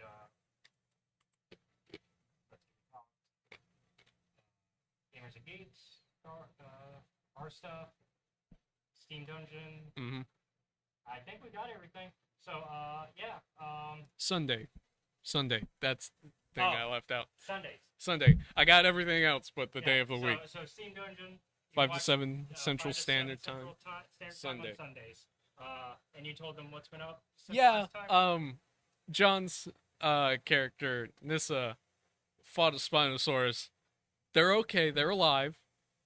Spinosaurus or John? John. The Spinosaurus is fine. Okay. Well then, I guess that's everything. So once again, thank you all for watching, and we'll see you all next week with the Crimson Rain comics. Oh boy. I have spoken. Y'all have a good one. Star Wars talk. Star Wars with this, man. All right. Well, before we get into some news, we like to normally start the show by talking about our week so far, and what outside of Star Wars we've been up to. We'll go ahead and start with you, and Yeah. I guess condense. So, because we talked about it all. yeah. So I've returned to the world of, I wouldn't say returned, it's more like I went back in time. Yeah. So I went to Fallout 3. Yeah. 'Cause you're done with New Vegas. Yep. You maxed out your levels. Mm-hmm. And now I'm doing just exploration of the world. I want to get all of the places on the map marked so I can fast travel to them. Essentially what we've discovered is that I tend to play as a weird bounty hunter. And I try to do the right thing most of the time. But occasionally I'm like, alright, I would like to be paid for this. So a lot of wandering around happens. I help a lady get away from this old man. Wasn't like really evil or anything. Yeah. Just was a weird situation. Yeah. So I got her to the sea. I was like, alright. I would like to see if like I get paid or anything for this. Nope. That's fine, that's cool. Next thing that happens. Encounter with a Brotherhood of Steel. I'm like, alright. I'll help you guys go and find your like missing initiate in this super mutant infested hellhole. So I go and I help them. Unfortunately, by the time we get there, the guy who has hired me and was going to pay me is dead. But I still go and look for the initiate anyway. He is also dead. I mean, at least you got the power armor out of it. Yeah, that was about it. Admittedly, one of the options, like, talking to him was, oh, I'll do this for free, and I'm like, I'm not doing this for free. He also, fought a man in his pet death ball. Yeah, I'd never seen that happen before. I don't know what the Enclave is doing with Deathclaws, or how they seem to have tamed them. Because as far as I'm aware, that's not a thing that has happened ever. I guess it has now. It has now. That was new. So fighting an Enclave soldier in power armor, a Deathclaw, and super mutants was what I would describe as taxing. We should also clarify that you play this on PS3, Yes. which means no mods. No mods. So this is just the clean. This what's is- in the game. Yep. This is Vanilla base game. Vanilla game with DLC. Vanilla and DLC. No No DLC for this one. Oh, okay. I only have the base game. I wish I had the DLCs installed for this one. Maybe I'll gift that to you at some point. Yeah. So I deal with that. And then I continue on my way through the wasteland, and I can hear shouting in the distance as I'm walking up. And it's essentially, if you've ever heard like the end times are now speech in any movie, it's basically that. There's a lot of that in Fallout 3. I'd say out of all the Fallout games, it has the most of it. Yeah. And it's like, I'm like, I don't know if you know this, man, but this is a really dangerous area. Maybe you shouldn't be shouting to the rooftops about how you're, and I quote, going to bring the sun down. I'm like, so I go, and there's this guy closer to the shouting, and he's crouched and cowering. I go and I talk to him. And I'm like, hey, what's going on? And he's like, this guy has the entire like street set up and like wired to be to blow up. I'm like, hey, maybe, because one of the charisma options pops up, and I'm like, I'll do that. And I'm like, hey, maybe you should go talk to him. Like, just maybe all he needs is to be like talked down. I don't know why I didn't go and do it, considering my speech is maxed out, and instead I was like, I'll send this random guy. But I didn't think anything would come of it. Yeah. This is a mistake on my part, because the guy who's cowering, he's like, that sounds pretty reasonable. You look like you know what you're doing. So he gets up and he goes around the corner. And for the next minute, all I can see are flames and explosions. After which, I go around the corner and I can't find the guy who set off all the explosives. What I can find is the guy I just sent around the corner dead on the ground. I'm like, this is not what I wanted.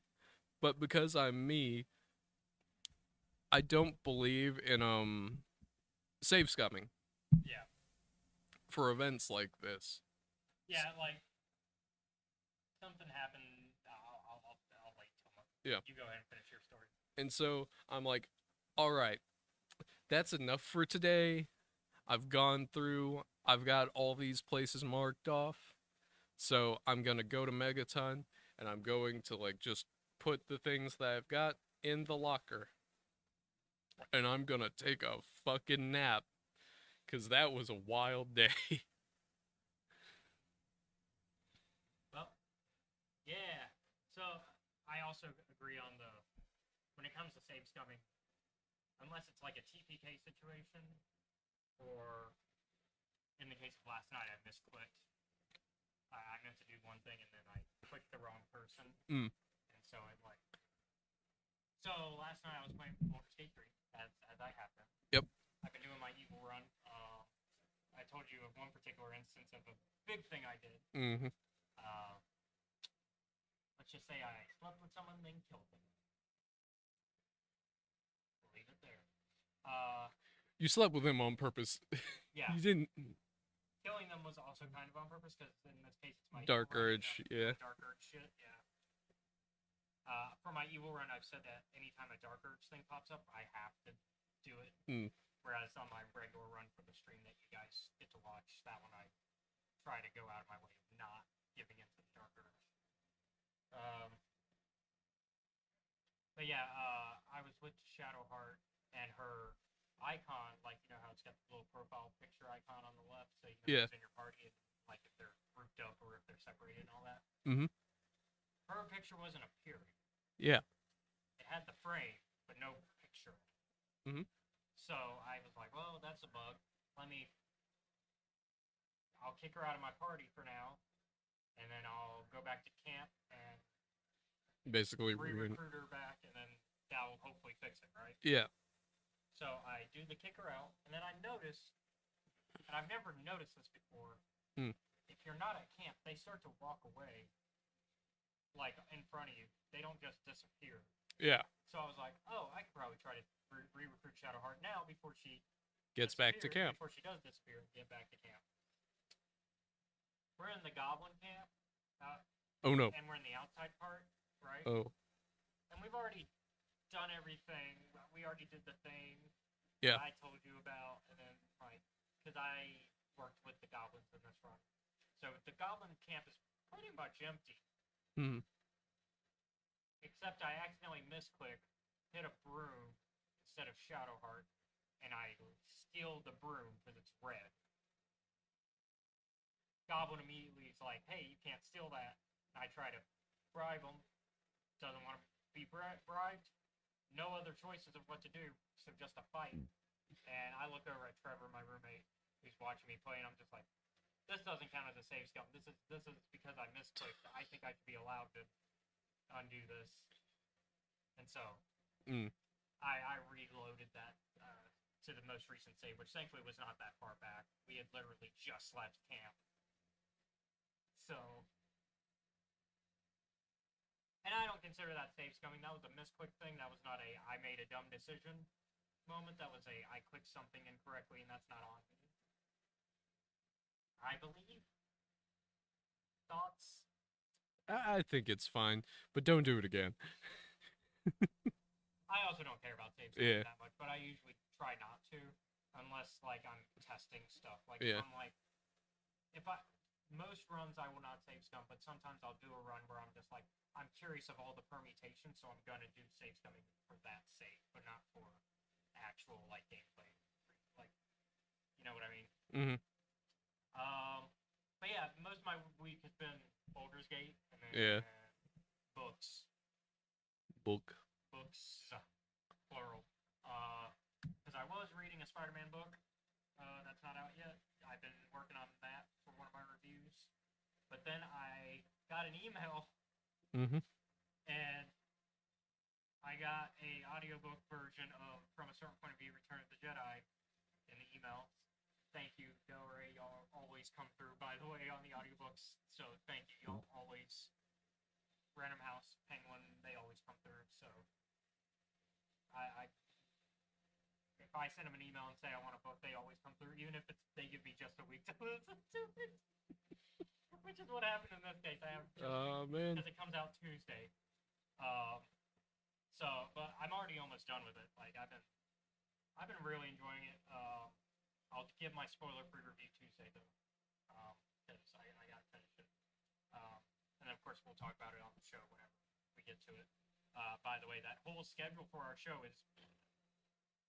So you know how I said we have like 4 episodes left? That was a lie. You've lied to me again? Yeah. It's good news or bad news? It depends. Is it mixed news? It depends. How many episodes did you want season 2 to run for? Not that that's season 2, even though like you weren't part of season 1. Yeah. Because it was a different format. But we count this as season 2 of the same show. Just entirely new format. But how many episodes did you want season 2 to run for? Like for I'm not sure. Well, I can tell you that it's not more than 100. Well, that's okay. Trying to find it. Cause we're at like I think this with the one today we're up to like 87, right? 84. My mistake. I jumped 3 ahead. Yeah. No, so I re-looked at the schedule. Is it more or less? Then what? It said it's no more than 100. In fact, it's exactly 100. All right. So we got today's episode. One next week that we had already announced. That was already on this block. new short story for this month's Star Wars Insider. Finish up High Republic stuff. New High Republic short story collection. From a certain point of view. Some more comics. Book. Comics, I believe. Yeah, comics. High Republic stuff was already on the schedule. Yep. And then finale of the season. So we hit exactly 100. And I don't think I've told myself that no matter what else happens, we're not going over 100 for the season. So I think this is the final schedule. Final schedule, I promise. Okay. But yeah, I was looking at stuff and I was like, oh, this could be on the list. This could be on the list for this season. And then by the time I hit like halfway through adding some of these things, I was like, oh, we're gonna have 100 episodes. You motherfucker. And by the end of it, it will actually be our 3-year anniversary of this show. God, I can't believe it. How the fuck did you convince me to do this Or for 2 year. 2 years? Sorry. 2-year anniversary. Because we started 2021. Yeah, I was about to say, But how yeah, the 2 fuck years. did you convince How did I me? convince you for 2 years though? That's still 2 years. Yeah. Oh God. But yeah, by the end of the season, we'll be hitting our 2-year anniversary.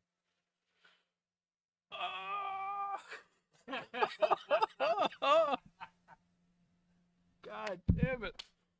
I think it works out. Yeah. 100 episodes, 2-year anniversary. How else should you end the season? Plus, you'll be drinking in the season finale. Yep. I'll drink with you, don't worry. Jesus Christ. Oh, that also means that y'all have more time to give us drink suggestions. How did you?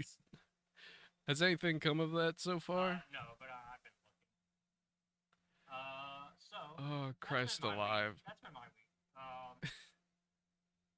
Let's get into some news because we've been lucky the past couple of weeks. Yeah. We've been getting news actually to talk about, and we continue being lucky this week as Gamescom happened, and we learned that Night Dive Studios is working on a remaster of classic Star Wars FPS, Dark Forces. Night Dive has previously remastered other classic FPSs, including System Shock and Quake 2. Well, I have never personally played System Shock. Everybody knows the importance of it. Everyone knows the importance of it. I have played its I was going to say like its Descendants. Descendants with Bioshock. Yeah.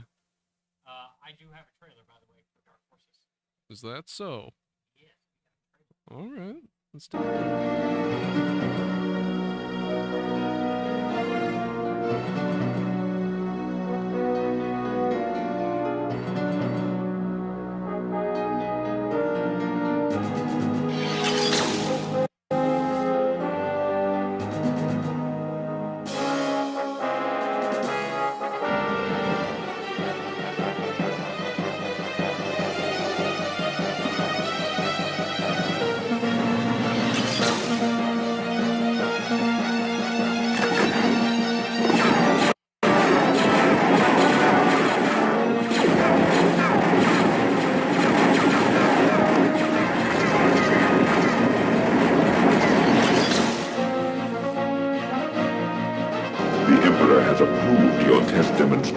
General Mock. 5 days ago, the Empire attacked one of our secret bases. Intelligence thinks that this may be an act of retaliation for the destruction of the Death Star.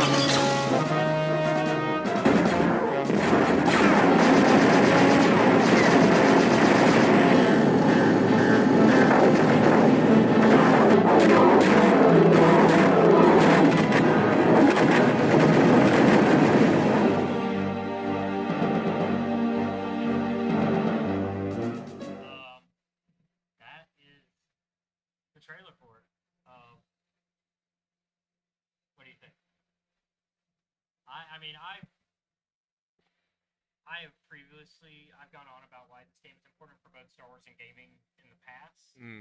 I think I've gone on record, actually. I think I talked about it on the show, why it's important for both Star Wars and gaming. So I'll kind of let you share your thoughts first, and then I'll go on my happy rant. It's not a game I've played. I don't have much to say about it. All right, does it make you interested to check it out? Not really. Okay. I know it's a bit Is it underwhelming. because you're just not an FPS guy, or I mean, because you don't always play it. Like, Yeah. tend to be most of the FPS type games you play are more heavy role play games first, then first person shooter second. Like Fallout is a role playing game first, Yep. a shooter second. And then like Bioshock, while it's an FPS, it's a different. Like, while yes, it's an offshoot of that Doom and Quake and System Shock era, it's its own thing. Yeah. I guess the other games that I've played, technically, like Last of Us isn't a first person shooter. Neither is Dishonored. Yeah. Another game series that's It's more of a stealth game. yeah, It's almost an offshoot of Thief. it basically is because it's made by the same people. I'm excited. It's interesting seeing a different studio working on Star Wars remasters because, I mean, lately it's been Aspyr that does all those. Yeah. But it is nice that they brought a team in that it makes sense, at least for this, I think. Especially with the legacy of the type of games that they've done. Like, they've done System Shock and Quake 2, you know, very classic FPS. Like, when you think the grandfather of FPSs, you think of those games, along with Doom. And I would, once again, I'm going to go on the record. Dark Forces, I put in that same league of, without Dark Forces, you would not have FPS. The FPS genre would not be the same as it is today without Dark Forces. Because while it was a Doom clone, I put that with heavy parentheses, because I disagree with that assumption or assertion. Because while yes, it has some Doom, like it has the quickness and like the type of shooting that you see in Doom and the kind of like map design almost. Their maps are a little bit more complicated than Doom 1, and also they introduce up and down. Because unlike Doom, which is, and once again I've gone on about this before, Doom is not actually like a proper like first person shooter. It's really a top down shooter because of how the game was designed. It's actually because the way the game was designed is that's how you get your camera angles, is you're actually looking down and you're looking at. That's how they got, which is a very creative way to create. Like, don't get me wrong, I'm not hating Doom. I love Doom for what it did, because Doom also, once again, is a grandfather and a creator of the FPS genre as we know it. But to take away Dark Forces' contributions by saying, "Oh, it's just a Doom clone," I think takes away from the historical significance of it. It also is the first time of proper like voice acting in an FPS, because they had fully voice cutscenes, which we got to see some of again in that trailer, like with Mon Mothma and pre-bearded Kyle Katarn. I'll give it that. I will give it that's probably the first voiced FPS. Because I don't think Doom is very quick. It's like, here's the thing you need to know. Yeah, Doom does not care about the like. Okay, I was gonna say it doesn't care about the story, but the story is there. The story's there. You just need to read. You just need to read the manual. You can either read the manual or the one or two things where it's like, here's basically the chapter select. Here's the story about the bunny that died. Yeah. Daisy. The bunny's name is Daisy. They made a mistake. I've heard a really good pitch that the Doom TV show should be a combination of that of Daisy dying as well as the stuff that we got in the Doom reboot. And I could see that being a good pitch for a Doom show. But back to this game. I'll probably get you to try it out still. It's coming out on everything. All right. It's going to be on PC, Switch, PS4, PS5, Xbox One, Xbox Series X and S. So literally everything. I guess guess that's the benefit of it being a remaster and not like a full-blown remake. Because if it was like a full-blown remake, I think they would try to shoot for it to only be current gen. And we wouldn't get the PS4, Switch, or Xbox One versions. I think. Because I think if they were to do a full-blown remake, you would try to make it like almost like the Doom remake. You would try to Modernize it. modernize it, yeah. Whereas here, it still keeps its like 32, 16-bit style graphics. Yeah. I mean, to tell you how old this game is, it was DOS. Mm. I mean, it was a DOS game. I mean, 95. I mean, but that also makes sense because it came out not long after Doom, like not long at all. Which is why it's kind of blended into those Doom clone titles. I would also. I would actually be interested in a full-blown remake. Yeah, if they made like a more modern version of it, I probably would play that. Like on your own, not because not because I sat down with you. Yeah. Like you would actually go out of your way to try it, not yeah. I know what you mean. I think it's just like It's a game of its time, and you're Yeah. kind of not in, like you're just not interested in that older version of the genre. yeah, to give you kind of an idea like what my first FPS was. It's Modern Warfare 2 as a child. I mean, that's still back there, though. Yeah. Still, I mean, it's not you're not hitting DOS or Windows 98 or anything, but you're like back there. Yeah. Um, Followed by the first Black Ops. yeah. When you say the first Black Ops, you mean Black Ops, not because World at War is technically the first game in the Black Ops series. Did I play World of War first? World at War, yeah, that's the World at War is the first. So there was Call of Duty 2, and then I think 3, and then World at War was its own thing. No, it's part of the Call of Duty thing. Oh well, I meant Like but in- I don't think it was like a numbered entry. I think it was just No, it was not. and I know for sure it's the start of the Black Ops series because they introduce the Soviet. Oh, Dragunov. Yeah, the one that's in the The spoilers for a really old Call of Duty game. yeah. Spoiler. Reznov, that's his name. Reznov, Reznov. the one that you're hallucinating. Yeah. He Because World at War is about him when he was still alive. Because World Yeah. at War is World War II. yeah, So it- Reznov is your like your main like I'll keep this up just in case. squad buddy for most of World at War. And because it's setting up him coming back in Black Ops. Yeah. And they never show he died in World at War, so I guess. No, he doesn't. He doesn't die in World at War. Yeah, so it's been a minute since I played it. I played the Wii versions of both World at Oh War and boy. Black Ops. Getting that Z gun. Yeah. You got your Z gun because you had the Switch controller, and then if you were really fancy, you got one of the little. You got like the little peripheral where you just plug the remote into it, and it's got a little trigger on the gun, and you just. But you still had to use the nunchuck as the walking, because the nunchuck was how you walked, and then you had your. Actually, no. The way they would set up the nunchuck is it would be at the top of the gun, and then the Wii remote would be at the bottom, so you could trigger the Wii remote for shooting, but then you could have your thumb guide the nunchuck for the walking. But yeah.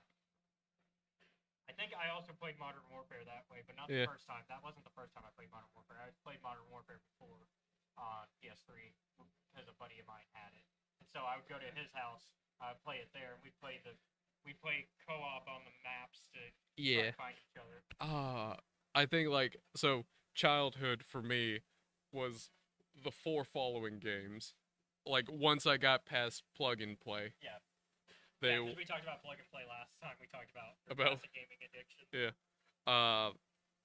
They were at the time the Lego Indiana Jones, like not by themselves to like one where it's like here's all 3 movies. Yeah, yeah. So the Adventure Continues, I think, is the one. we're talking Yeah, about? I think so. Did it also include? No, no, no. The original one included all 3, and then Adventure Continues, I think, added Crystal Skull. Okay, So, it's yeah. the one before that so one it would then. be the first one, yeah. The next one was, at the time, we didn't know there were gonna be more Star Wars movies. The complete saga. The complete saga. I mean, I played. I mean, I think I told my story about it, but I played the original Lego Star Wars game. Yeah. I mean, I told the story of me watching Revenge of the Sith, and how me and a buddy, we were gonna go see it opening night in theaters. So he spent the night at my house, and we spent the previous night. We spent that night playing the Lego Star Wars game. What we would watch. So what we would do is we would watch one of the movies. Mm-hmm. So we'd watch The Phantom Menace, play The Phantom Menace through the Lego Star Wars game, and then watch episode 2, then play it. Yeah. And then I think or it was either one way or the other. I think it was play, watch, so that way we would end it playing Revenge of the Sith. Although we ended up ending it watching Revenge of the Sith because I had one of those leaked copies of Revenge of the Sith that I did get confirmed was a thing. Like, for a while, I thought I had imagined it, but no, I had found an article like a few months back, and I was like, yeah, there was an editor's version of Revenge of the Sith that was leaked, and it had like all the editing, like the edit time caps locked into the footage, so you had that the whole time you were watching it. And then yeah, so we played Revenge of the Sith, the game, on Lego Star Wars, and then we because we didn't have Revenge of the Sith video game yet. I didn't have that. I actually never got that one. That was a game I didn't get. For a console, I got it for Game Boy, but it was a different version. And then we watched the version, and then we officially watched the in theaters the next day.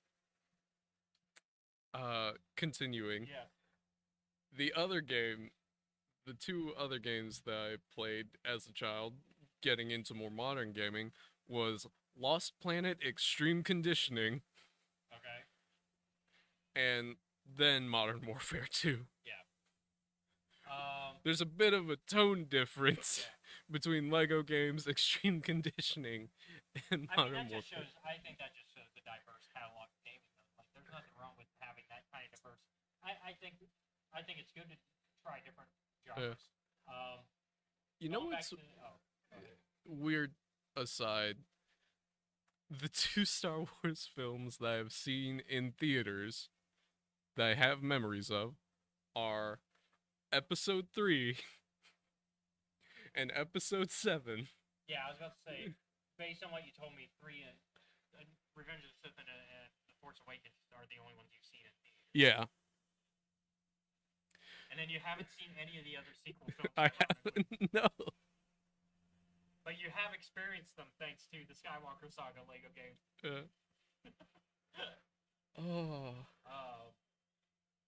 Admittedly, like, I think the first time I ever saw a Star Wars movie was when I was very little, and my grandma, I was over at her house in Anniston, Alabama. She had a television in her like bedroom with a VCR in it. So the first time I ever watched like episodes 4, 5, and 6 was through a VHS. Yeah, yep. That was my experience for 4, 5, and 6. Yep. So that would have been one of the early editions of the special editions, and that would have been, I think that would have been by the time that might have been by the time Greedo and Han were shooting at the same time. Nah. No, okay, so this would have been Greedo shooting first then? So Han was still shooting first? Han was still shooting first in the one, sure and the one Grandma had. Okay. He killed him. I'm pretty sure by the VHSs they had switched that. I think the only way you can properly find a Han shooting first is Laserdisc, which is before you and me. I don't know. I don't have them anymore. Yeah, I used to. Yeah. I don't know where they are. And of course now it's all Blu-ray and 4K and But I do remember at the time I was like, I I was like, of course he would shoot you. Why did you walk up and start talking shit immediately? Yeah. And This now was a bad plan. I mean, now we know that Greedo and Han just never worked well together Yeah. because of the Han Solo and Chewbacca comics. Also, saw an arm get cut off for the first time. That was wild.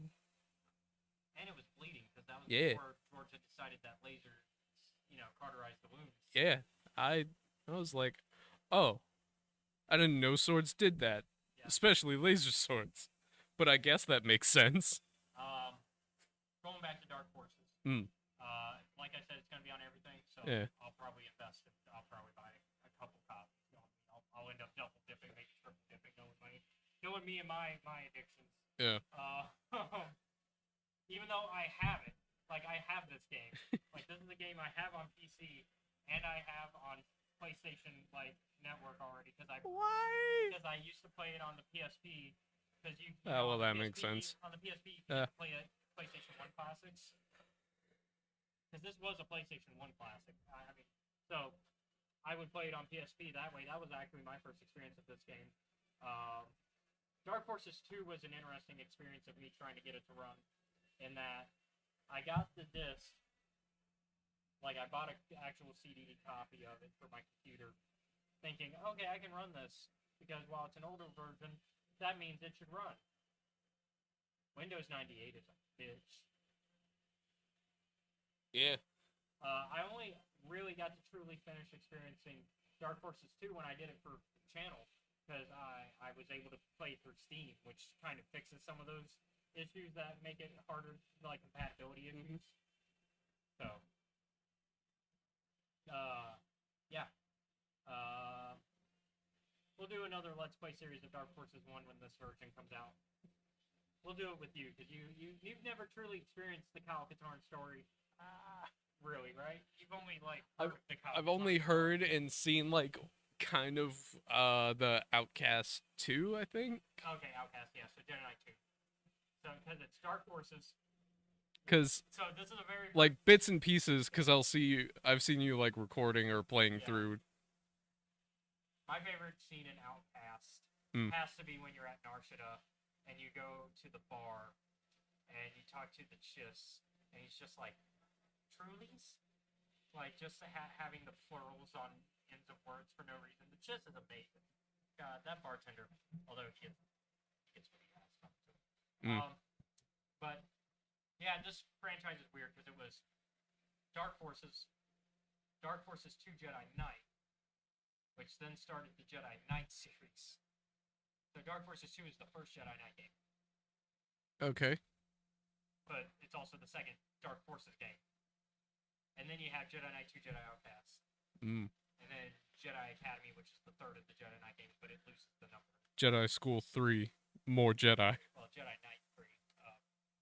No, less Kyle Katarn in Jedi Knight 3, because you play as Jaden Core. You don't play as Kyle. It's the first one where you don't play as Kyle. But I think it's interesting that they're releasing this remaster pretty soon. Like, it said soon, and we know what all it's coming on. So I assume it's coming real quick. But the timing, to me, and this is where I'm going to get a little conspiracy theorist, Okay. I think it's the time with Outlaws. Oh. Yeah, could be. Because of the theory that everybody has of that Jalen guy being Kyle Katarn. Maybe. And that would be good. It would be good timing if you release Dark Forces before the Dark Forces remaster to every console before you release Outlaws. And it turns out in Outlaws, Kyle Katarn is in it. Because now everybody's had a little intro to Kyle Katarn, like your non-classic Star Wars gamers finally get an intro to Kyle before he's introduced in Outlaws. Although it's not a canon introduction, which might be confusing to some people, but he's also beardless. I can't get over beardless Kyle Katarn. It's weird. Get over it. It's weird. Beardless Kyle Katarn looks weird, and I know, and you know I'm right. I am indifferent. I think that's the most like indifferent I have ever sounded. Now we gotta do it side by side.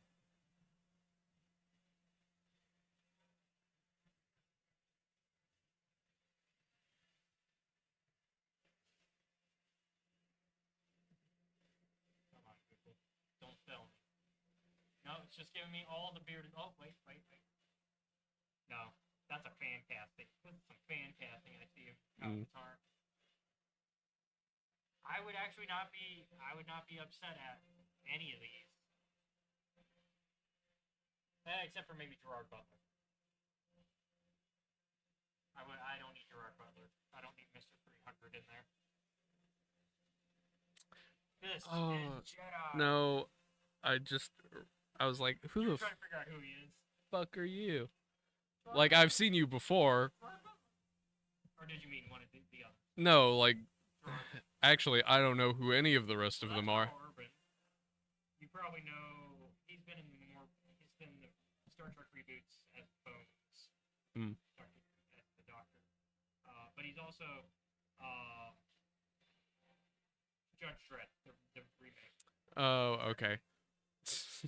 You got me with Judge Dredd, but fucking Star Trek. I'm like, who the fuck are you? You're really gonna be lost on this one because this is Star Trek. That's all Star Trek.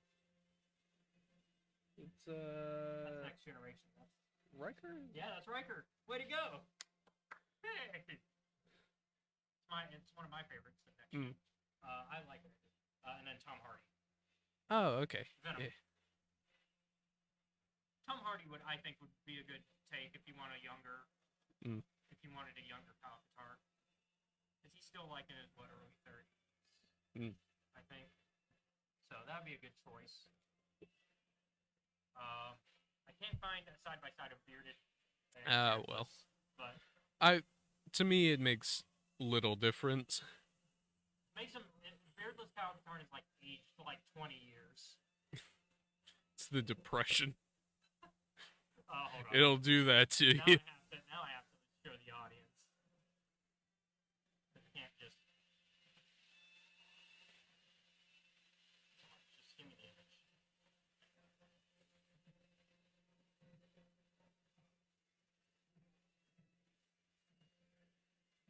There we go. Yeah. Yeah, we tried to. Kind of meh. I'm coming in. I don't know what's going on. You know what? Yeah, let's switch mics real quick.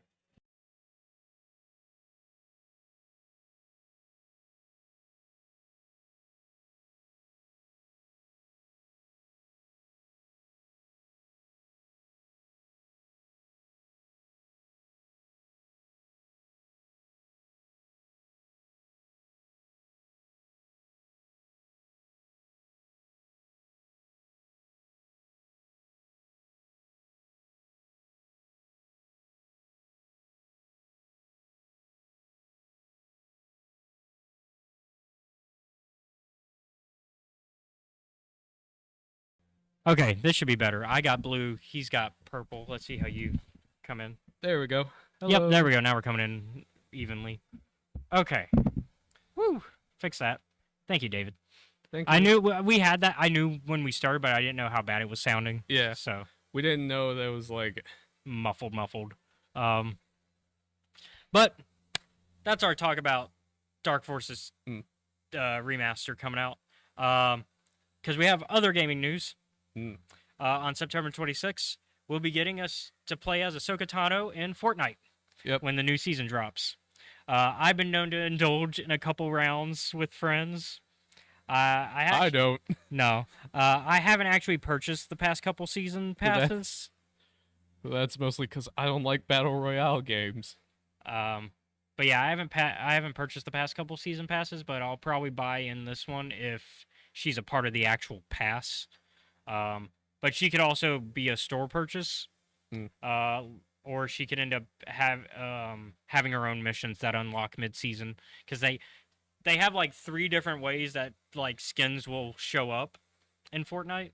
So you've got stuff that shows up on the actual battle pass, so you pay for the season, and then you level up, and then you get stuff as you level up, right?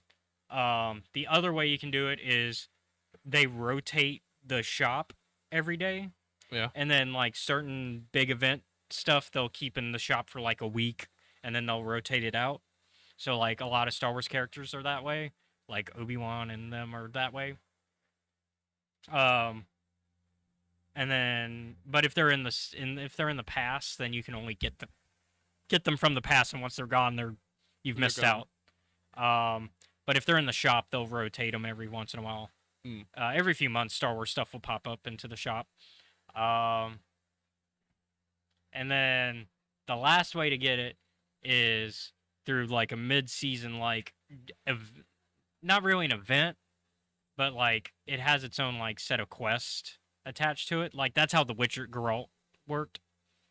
Is he showed up and you had to do certain quests, and you can unlock different parts of, like, you can get him from doing a certain amount of quests, and then you got like his sword, and then you got an emote. So depending on how Ahsoka is in the next season, it will depend on if I pay for the pass. If she's not in the season proper, I'm not paying for the pass, and I'll just wait till she shows up in the shop. Or yeah. But yeah, like you said, it's not your thing. Keep the people informed, because it's Star Wars and it's gaming.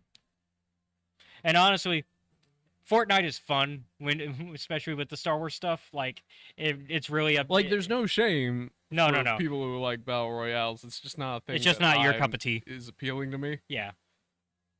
It's not your cup of coffee. Yeah. Not your cup of tea. You know. God, I haven't had coffee in such a long time.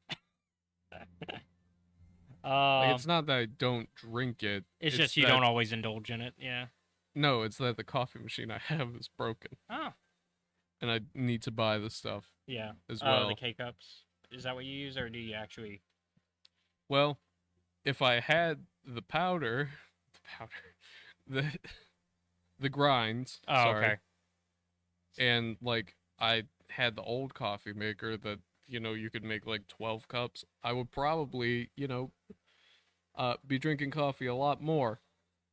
I'm not, because I don't have any of those things. I've been kind of dug into instant coffee lately. Mm-hmm. So like, instead of putting it in a teapot thing though, like a normal person, I've been just pulling out an actual pot.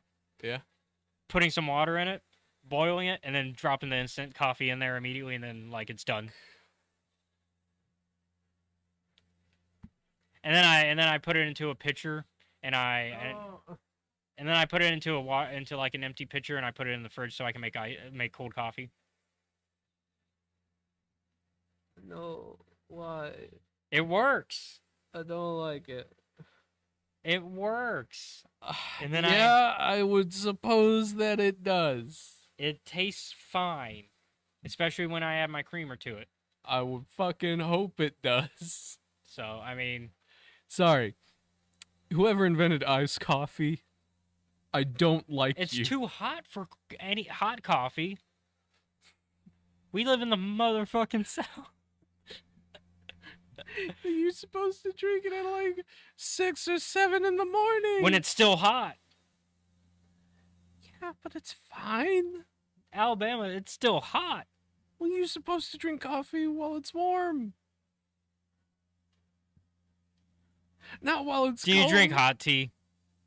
Sometimes, yeah. But as a Southerner, what do you drink more? Well, right now, neither of them. But out of the two? Typically iced, but that's a okay, rarity. There you go. I've also drank like different teas that are not sweet. No, but I'm saying like you're making me, like. Oh, are you feeling a little? No, in fact, attacked. Yeah, I'm being attacked over my type of coffee. Look, I know I'm basic. I like pumpkin spice. Iced coffee is not basic. Actually, it is. It's pretty basic. Iced coffee is pretty basic. I think it's the instant coffee as well. That I'm like, this is insane to me. Who would do this?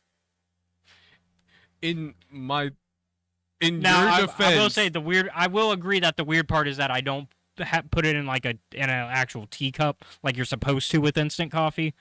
But I don't have a teacup. Yeah. I'm giving you a lot of grief over this. Like I'll give you the cooking method is weird, but the rest of it is fine. Yeah. I think it's for some reason it's the concept of instant coffee Even though pisses me off. Even though instant coffee is older than both of us yeah. combined. No, I'm not wrong. No, you're not. It's just so should we explain that there's a bit of an age gap between us? I mean, it's not like an it's not immense amazing. thing. No, it's like It's like 5 years, give or Yeah. take. Yeah. So there are some things that like everyone else in the group will do. And I'm like, this is insane. Why would you do this? I have been drinking coffee, not quite the exact same way, Mm-hmm. but since I was like 8, actually younger. I mean, I've been probably drinking coffee for a long time, but I mean, I also haven't drank coffee all the time. Yeah. Like, I'd say most of my coffee drinking experience was like fraps and stuff like, especially Yeah. since I grew up with the rise of Starbucks. Yeah. So like, for- and so Starbucks was like becoming a thing, and then like on top of that, that meant you would see the instant fraps in the like the bottled fraps in the stores and gas stations more often, but they weren't like they were starting to become a thing, and that's about when I started drinking coffee as well, and so I would drink those, and so I just like sweet coffee, and so No, sweet coffee is and I also like cold coffee. sweet coffee is fine. It's just Like, you're not I learned as a yeah. child. Most of the time, people do not drink. Some people drink their coffee like black. And I've drank it black before, but it's just not. It's like not very if- appealing. It's just not. Yeah, like it. I have. It gets you up. It wakes you up. That's Yeah. for sure. But like, but if it I doesn't want, taste good. and No. It's not very comforting. no. For me, I've been drinking like regular coffee, like not through Starbucks, like Folgers and Maxwell. Yeah, So the big brands, yeah, big Fol- coffee, big big coffee. Watch out. big coffee's gonna get you. Since I was like a kid, because my dad and my mom showed me how to make it. This was back when my grandma, my dad, and my mom smoked. Yeah. So what we would do? Was this back when smoking was still allowed in restaurants? No, Okay. no. Come to think of it, I remember a time of there being not a single family member of mine who didn't smoke. But like I learned how to make coffee when I was very young. You get the grounds, you put the water in the Yep. side, you go, you turn it on, or you set it ahead of time, and then you get up in the morning, you go, you put it in your coffee cup while it's black, you add some creamer, and you add some sugar. And if you want to take it with you, you put it in like the metal canister, and you take it with you. And you drink it on the way to school. And my parents, who did not, they were like, man, Seth just never pays attention in class. He has too much energy. He's looking around. It's because There's- he had coffee. No. This was before they gave me coffee. Their genius plan. They were trying to help me. Give them a break. I was their first kid. They didn't know what to do. Yeah, you were the test Yeah. test dummy. They were like, our brilliant plan. Let's fucking elevate this kid with coffee so that by the time it's like 2 in the afternoon, He's starting to just die down. Yeah. gonna calm the fuck down. If anything, that would just mean a crash. If Yeah. I mean, not that wouldn't be calming down. That's a crash, which is not what you want at 2 in the afternoon. It's fine. It's fine. Yeah. Did it? I'm assuming it did not work. Kinda. I wasn't as energetic. All right. Well, It worked in that sense. with that, Yeah. let's get into today's subject, our main subject. Cold coffee drinker.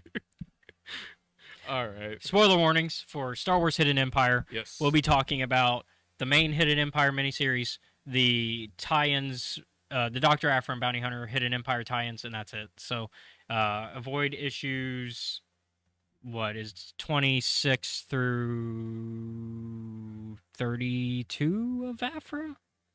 I suppose so. I think that's right. And then it's like 28 through 32 of Bounty Hunters, and then the entire Hidden Empire miniseries. So spoiler warning for all that. Yeah. This is the last of our main Kira stuff, Yeah. at least for the comics. She's obviously coming back for Crimson Reign. So first question. How does it feel with this being the last time we'll probably we'll probably see Kira moving forward and not backward? Is this where you imagine her story ending? Not really. But I'm also like, it's one of those cases of because movies and shows happen, it's like you're fucked kind of thing. Like, yeah. So obviously, throughout the storyline, we're finally getting to the part where Kira's like, all right, time to like full on the big plan, which is kill Palpatine and Vader. Yeah. Ideally, at least Palpatine. So we get to see a old favorite ground of ours that we have not seen since the 3rd episode of this season. Yeah. A Maxine Station, baby. Right, it's the 3rd episode that we did. Yeah. So, yeah, we haven't seen a Maxine Station since episode 3. When I was told, hey, we're going to go to a Maxine Station, I was like, why?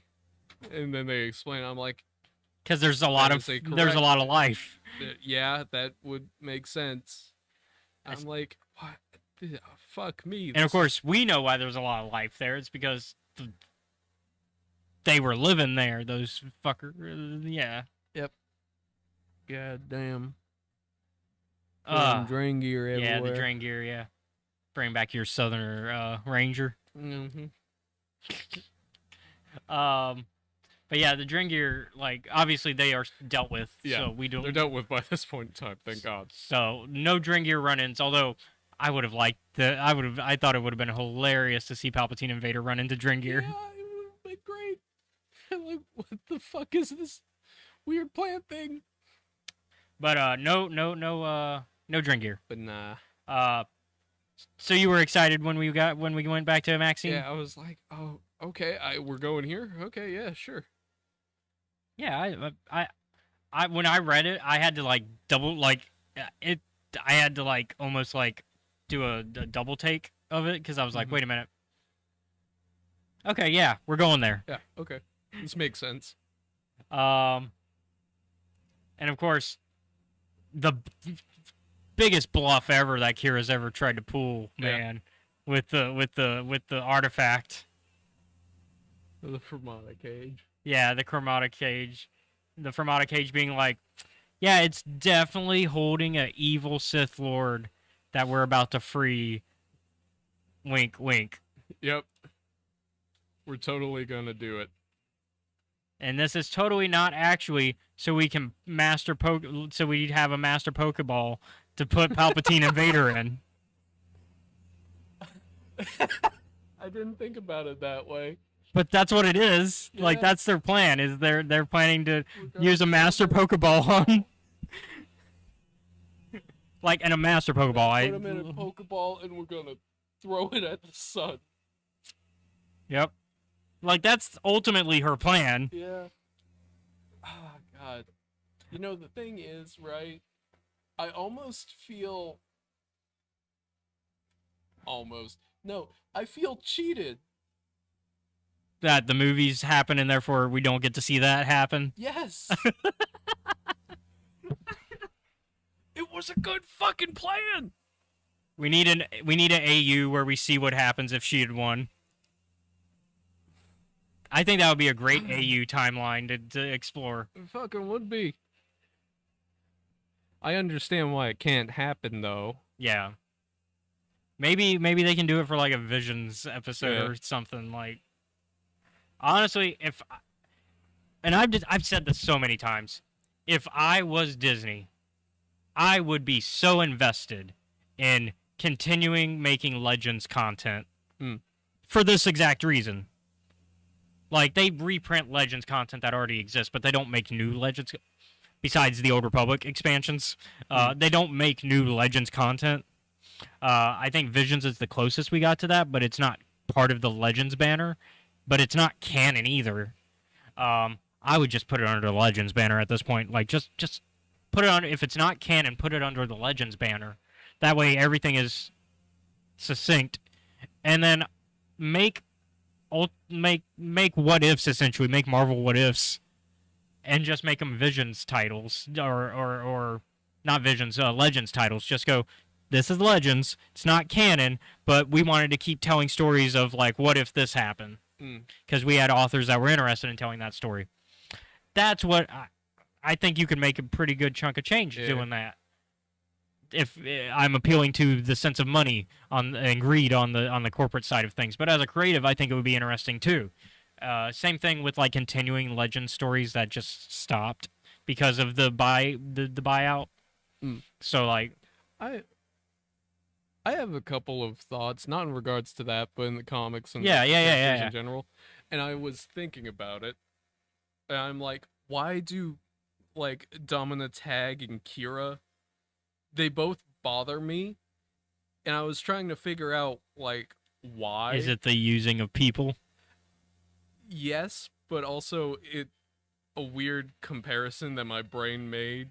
I'd say they're two sides of the same coin. No. But go ahead Like, with your. because I couldn't quite figure out, like, I'm like, okay, these are people, this is what they do, but something to me always kind of felt like wrong, and I was trying to think, what is this feeling, and like I had felt it before, and what that feeling is I used to like take a bunch of walks around the neighborhood, right? Like during the summer, because that's just a thing I like to do.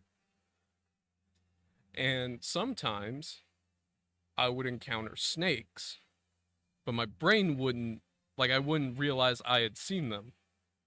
But my body had, so I would stop and look, and after a minute, it'd be like, oh, that's a snake, I'm just gonna step to the left, or to the right, and go around it, keep out of its way. That's what the feeling was. It's that, oh, this is a dangerous thing, and I'm not quite sure what it is yet. Yeah. Not to say that they're snakes.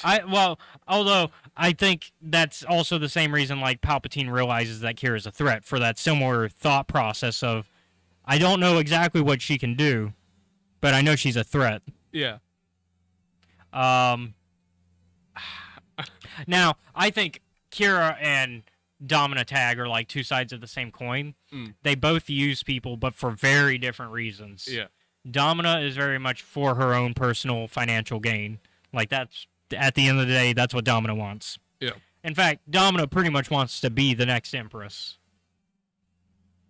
I think that's a fair assumption from how she's used tagged enterprises and all that. Yeah.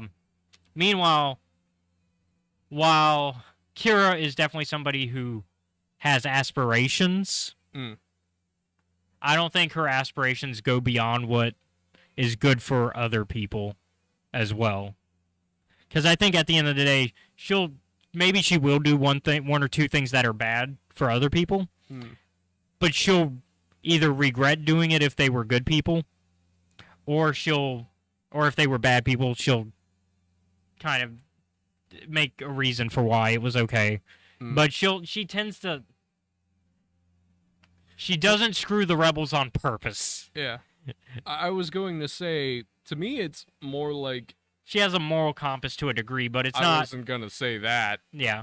I was like, to me, it seems more like Kira has a personal vendetta against the Emperor and Vader. But I think she does have a moral compass still. And I don't think it points perfectly true north like it should, but it's north adjacent. I give upbringing and all, I'm willing to give some leeway. Yeah, like it's north adjacent, I would say. Like, you've seen Solo now, so like you know her Yeah, and, Like, you know she's a good person somewhere, but, like, but there's a lot. yeah, there's a lot you got to dig through. Domina does not have that good. No, she does not. If Domino started doing good things, I would freak out. I would be looking for, like, hidden cameras. I would be looking for any sort of motive Yeah. behind. I would think that a clone happened, or a changeling. Maybe Ronan finally killed his auntie. Yeah. Because I'm like, that's not Domina Tag. Who are you? We did get to see our favorite bounty hunter from Star Wars Hunters. Had a rough go at it though. This did not work out well for you. No Um, offense, but it really didn't. hey, she's still alive though because she makes it all the way to Hunters. Yeah. Um, Once But- again, Kofan Pharaohs. You know, Kofan is a character that I'm slowly liking, but I don't like that I like them because Yeah. of like the shit that they pulled. later, kind of towards the end of this comic, I was like, oh, I'm happy that you finally have got an emotionally stable relationship. You are still a serial murderer. Exactly. I didn't forget that, although everyone else seems to have. It's because, let's be honest, everybody in the Afro and Bounty Hunters team have killed people. Yeah. Most of them haven't done weird, creepy ritual shit with it, though. But actually, I might need to amend that. Also, I wouldn't put it beyond Afro to do that. Yeah. Sana, however, feels like the odd choice to be Yeah. hanging out with this group. But that's because Sana and Afro have their whole tensions that they've Yeah. got to work. They got to work some shit out. Yeah. Also, Tasu leaving the bounty owner's crew. Yeah, because I I'm told I told you about that before Yeah. you read it. Because as I was reading these issues, I was telling you some of the stuff. Yeah. I'm like, that's fair. He had every right to leave. I understand. Because last time they did a mission that was related to his background, they did not back him up on it, Yeah. and he was like, "Look, we're either a team or we're not, and we obviously aren't. So I'm out." Yeah. Valence. Valen's going Valence through is it. having a shitty But day. when does he not go through it? Yeah. Like ever since he crashed that TIE fighter on that fateful day, and Han Solo had to save his ass. Everything's just It's been going just downhill. it's just been downhill. Did not expect him to fucking Liu Kang a guy though. Yeah, and then also Knights of Ren said they were out as They're well. like, fuck it, we're leaving. Now, how much of Kira's failure to finish this plan do you put on not being able to keep certain people allied with her? Because Knights of Ren back out. Mhm. Death Stick Stick backs out. A few other people back out too, like randos as well, like smaller people that could have been useful to have, but we just don't know how useful in the moment. Mm-hmm. But obviously, we see that they don't succeed because of all this. Yeah. So, do you think having those assets would have been enough to turn the tide?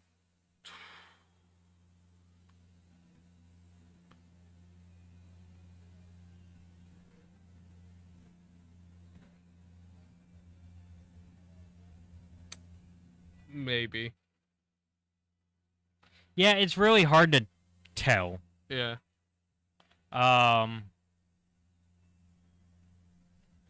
Also, Valence finds out the big secret. The big secret. That He's super mad. his girlfriend and possibly the child he was swore to take care of died. Yep. And as far as he knows, the Empire's behind it, and they bombed it. Mm-hmm. And his new girlfriend kept that a secret from him. Yeah, like I think that's the biggest part of it. I think that's the big deal breaker for him, is that they didn't tell him. Yeah. Also, we get the return of Ronin Tag. Yep. It's a very brief return. No, it's very much, hey, kill my auntie and we'll be square. Yep. That didn't go to plan. No, they full on double cross that motherfucker. Yep. To be fair, I would have also double crossed Ronin. Yeah, he's a bit too Fucking insane. Afro, He's got the crazy eyes. Yeah. I dubbed the group Team Save Afro because like that's kind of what they're doing throughout the Afro comics is because remember so for those of y'all who might not remember, last time we left off with the Afro stuff, she got possessed. And so by a weapon. Yep. By a computer, really. Yeah. And so Team Save Afro, which includes all of her exes, by the way, all of her exes and her dad, and ex partners. Yep. By that I mean ex business partners. So her ex love partners and her ex business partners and her dad. Yep. A wonderful team to have. A lot of people that Afro has screwed over. Yep. I was like, God, this is gonna be such a mess. And then the Magna one has to be the messiest because Magna deserves happiness. Yeah. Magna's like, look, I decided to help you because I still care about you, but it's obvious you love Sana. Yeah. 2, I can't keep letting you hurt me. Yeah. I love you. But you're not bad for me. Yeah, you're bad for me. And on top of that, you'll probably screw over the rebels, and Yeah. I'm helping the rebels out. And I can't. So I can't risk that. Yeah. Bye-bye. Yeah. Which is very funny because when you first meet Magna, she's like hardcore, true blue Imperial. Mm-hmm. But her story with Afro changes that. We'll get to experience that when we get to the Imperial era of comics. Yeah. Properly. Then there's of course, Kofan is part of Team Save Afro, but also part of Crimson Dawn still. Ko is like, I keep getting caught up in shit that's way more than I bargained for. And then people keep yeah bribing them essentially. On top of that, they are also experiencing feelings. Yeah. For somebody on Team Save Afro. Yep. And I think it's a very nice romance that they get. Yeah. But like you said, it's like the nice romance. You're still a murderer. Yeah. Cool. Actual serial killer Kofan Pharaohs. I think though that there's a chance for redemption a little bit on this one. I think it helps that we don't know the characters that they killed. Yeah. Rather. If we did, we might be a little bit harsher. Yeah, but they killed people we have no idea who they were, so. Killed people, and then you hung them up like fucking art decorations. Or you move their limbs around on the floor to make an art piece. Yeah. Yeah, that's some Dark Urge from Baldur's Gate 3 stuff. Shit. That's what that is. So overall for this arc, do you think this was a good finale for the arc? Yeah. I'm disappointed that the end gambit didn't work, but I understand why once again. I think creatively they found a good way to create a good, exciting conclusion while still keeping the canon. Yeah. Because that ending with Palpatine and Vader just killing their way through a Maxine station. Yeah. Oh, do we want to talk about Vakura? Oh yeah. Yeah, go ahead. I like how she goes. Actually, out of the characters in this arc, Vakura's the one that I feel no sympathy for. But that's because she actually has fucked over people we know. Yeah. I don't care. I do not feel sympathy for her. Like, Vakura's trying so hard to be sympathetic, and you can tell that they're trying to make her sympathetic in the writing. And I don't think it's bad writing. I just don't feel the sympathy. Congratulations. Welcome to being me, like, 80% of the time. Well, in this case, though, like, I think it makes, like, Vakura's, like, one, literally has done the kick the dog trope, but killed their pet. That is on them for bringing a dog to a battlefield. They should have known. No. But even before that, we're told that Vakura did that at a younger age, too. Yeah. Because her fucking not dad is a piece of shit. she pulled the Kingsman thing, but actually went through with it. Go. You're not supposed to go through with it. She's a child. Give him a break. Don't get me wrong. I doesn't excuse what happens later. And but yeah, I mean, it's more so that it's more hate her, so I that don't love her. yeah, She's a thing that she just exists. she exists. Um, Like her taking the money from the vault and being like, as from today, I resign. I do think And her. I'm like, that's actually fair. I do think it's funny how she works around IG-88's programming though. Yeah. That's hilarious. She's like, well, I'm technically not in charge, so and your mission is to kill the person in charge. Maybe kill my enemies? Yeah. And yeah, does the work for her. Yep. Oh, IG-88 giving like It's still By the better way- than the existential crisis he went through in More of Yeah. the Bounty Hunters. He's like, now that I'm over that, Back to murder. back to murdering people. Super hard. The poor the two guys that he pulls up on first, they're like, hey, we have like a droid outside. Should we do something about that?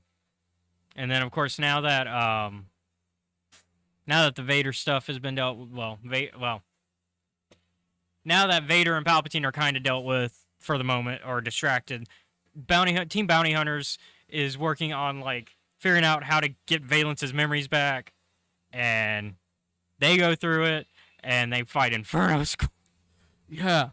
Inferno Squad pulled the fuck up. Vader was like, "Hey, so he's an asset now, and we can't let him just go away. Yeah.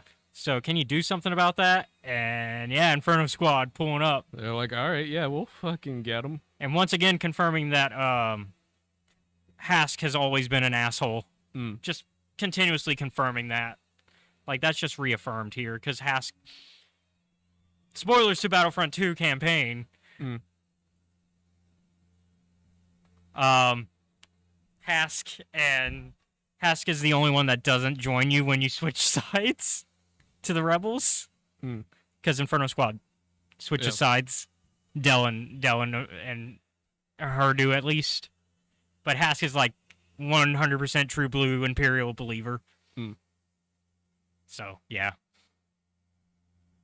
And we can kind of see the dissent he has already because he like questions Versio's orders a lot. Even now. Before she's showing any signs of changing. Like she's still like at this point she's still hardcore Imperial.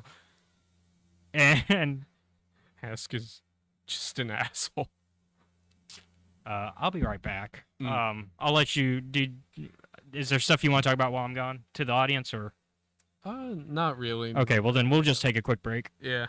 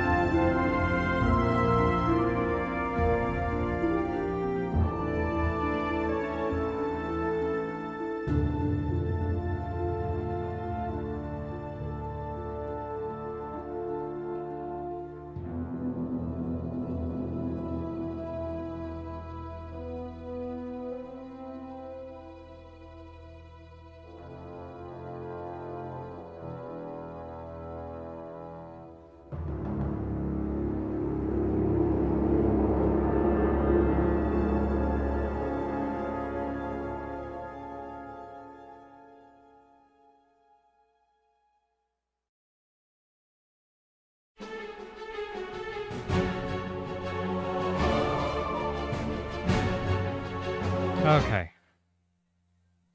We are back. There we go. You all good, man? Yeah. You need Sorry. You need a little break. Yeah, I just needed a break. So yeah, Inferno Squad. Yes.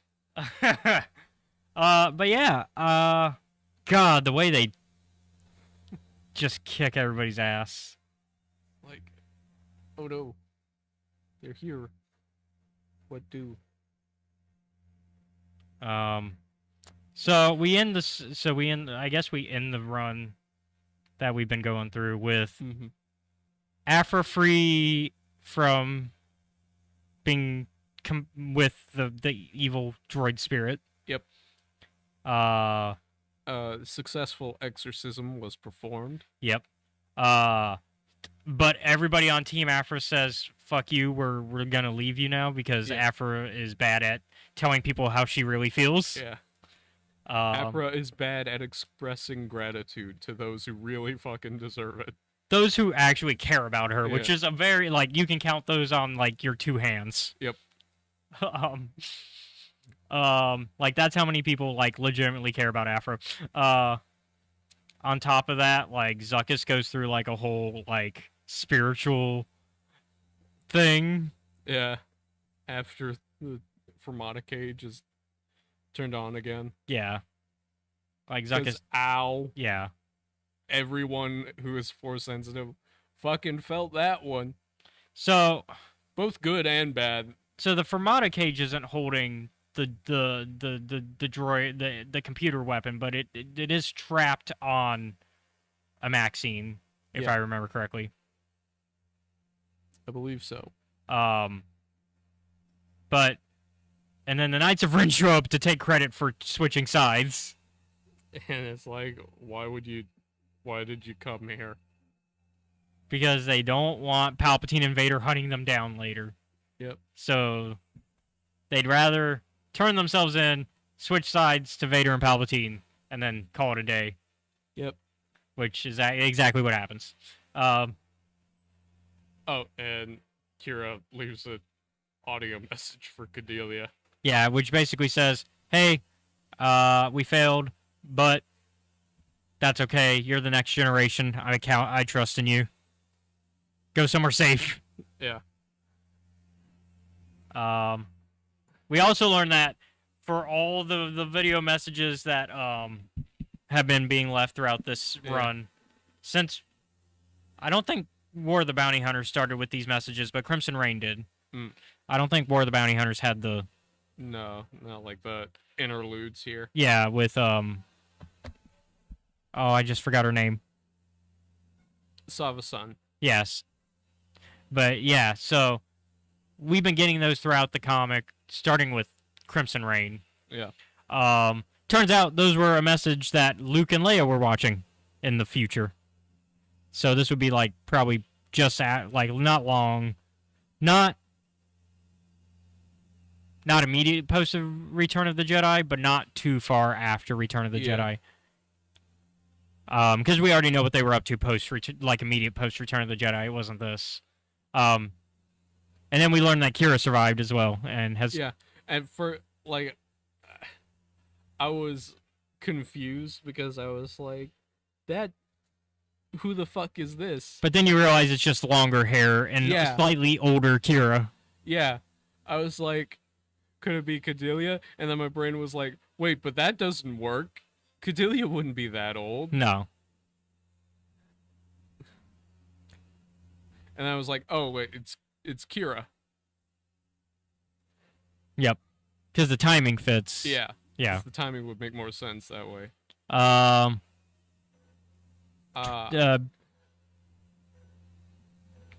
We lose one of our favorite of murderous droids.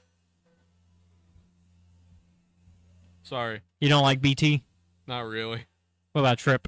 I don't care either. But yeah, They can be repaired. It's okay. They're not gone forever. but yeah, once again, all the romances work out in the Yeah. Dr. Afra comic, by the way. Yeah. Everybody finally opens up about their feelings They're once like, again, except okay. for Afra. Yep. They're like, all right, can we just address the fucking tangle of whatever the fuck this is. Yeah. Which Arioli and it's about goddamn time. Just Yeah. like we It's very sweet. The best part is just Lucky proposing to Ariole. And Ariole is like, isn't this ring cursed? What the fuck is wrong with you? And he's like, you probably shouldn't say yes right now. God. And then of course Sana and Afra have their moment. Yeah. But then once again, because Afra just sucks at like being open, Sana's like, look, I can't be with you though until you fix your shit. Yeah. So you know how Afra decides to try to fix her shit? By kidnapping Luke Skywalker. Afra, this is not what people would define as helping. I don't know why kidnapping a major figure of the rebellion would be considered a good idea. And then we leave off with the bounty hunter crew needing to find Boba Fett. Yeah. Because that's their only way to try to work on helping Valence. Tasu also being like, the knockout gas was not... I didn't know about that. I didn't know that was their plan. Yep. So that's Like- where we leave off with Hidden Empire. I think we've discussed it enough. I think it's a good ending to this trilogy. Yeah. I'm curious where Dark Droids is going to take us. I am kind of... It's going to be weird to hear this, but I feel like I want to move on to the next set of stories beyond Return of the Jedi, which I think would be where they logically would go next after they're done with their between Empire and Return of the Jedi stuff. Yeah. It feels weird that we're getting another big crossover event before that, because I feel like this should have been the last crossover. Yeah, it does kind of feel that way. Because we literally had a trilogy. Which, by the way, this is a very packed single year. Yeah. A lot happened. This is a single year of events. The Rebellion's 2022. To put this into real perspective, the Star Wars 2020 run is supposed and Darth Vader 2020 and the first Doctor Aphra 2020 run. Sorry, not 2020 run, 2016 runs. The 2016 runs and 2015 runs are supposed to be between A New Hope and Empire. There are not that many issues comparatively. Hold on. It might help if I got closer to the mic. Yeah, I'm leaning away. Sorry, I'm trying to find.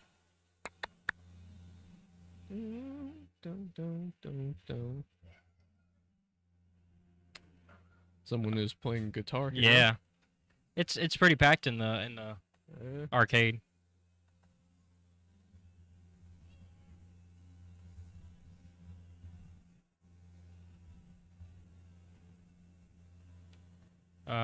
Come on. But yeah, in terms of... A lot of shit went down.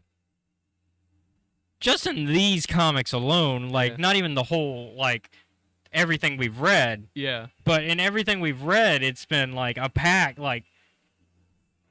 War of the Bounty Hunters was Yeah. beefy. That was our longest review. Yeah. Because that was also back when we were doing full reviews where we talked about every little detail.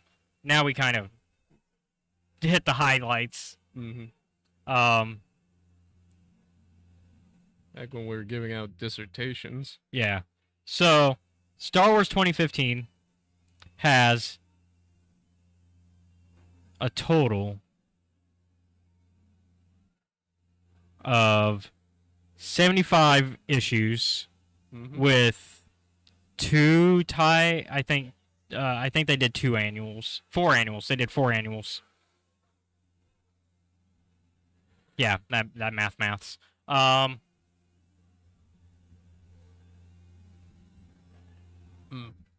Whereas meanwhile, okay, so I'm gonna do math here. So that's 6, 7, 8, so 9, 80. If we include the Empire Ascendant, which is, well, we're only going to include that once, but it's going to reappear in some other ones.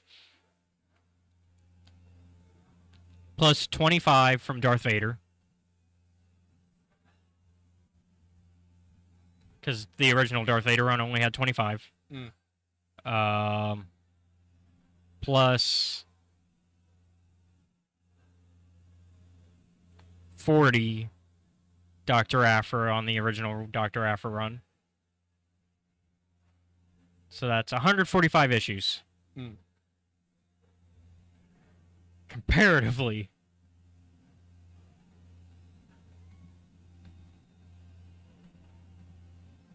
Marvel 2020 so far has already had 41. Or it's going to have 41 after Dark Droids is done. So it's already like halfway what the first, it's already a good, like almost halfway past halfway of what original Marvel Comics Star Wars 2015 run was. So that's 41 right there. And I think there's an annual in there somewhere. Or there's not. Did they not do any annuals for this run? No, they did not. Okay. Sorry, hold on. See, this is me. My brain is like curious. By the time we're done with Dark Droids, comparatively, how many more issues will that be?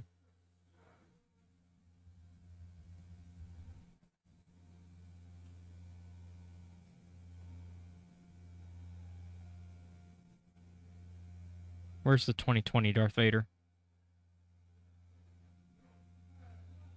Oh, these are finished series. Here we go, concurrent. Darth Vader, Bounty Hunters, which Bounty Hunters doesn't have a 2015 run. This is the start of the Bounty Hunters ones, was the 2020 start when they did the 2020 refresh.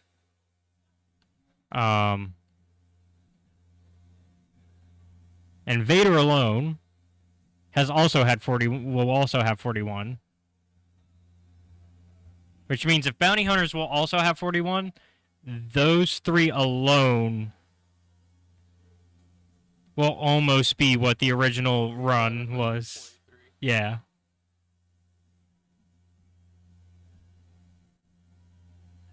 $42. So yeah, I don't think the events of a single year should be almost the same number as the events of 3 years. Probably not. Sorry, probably not. No, you're good.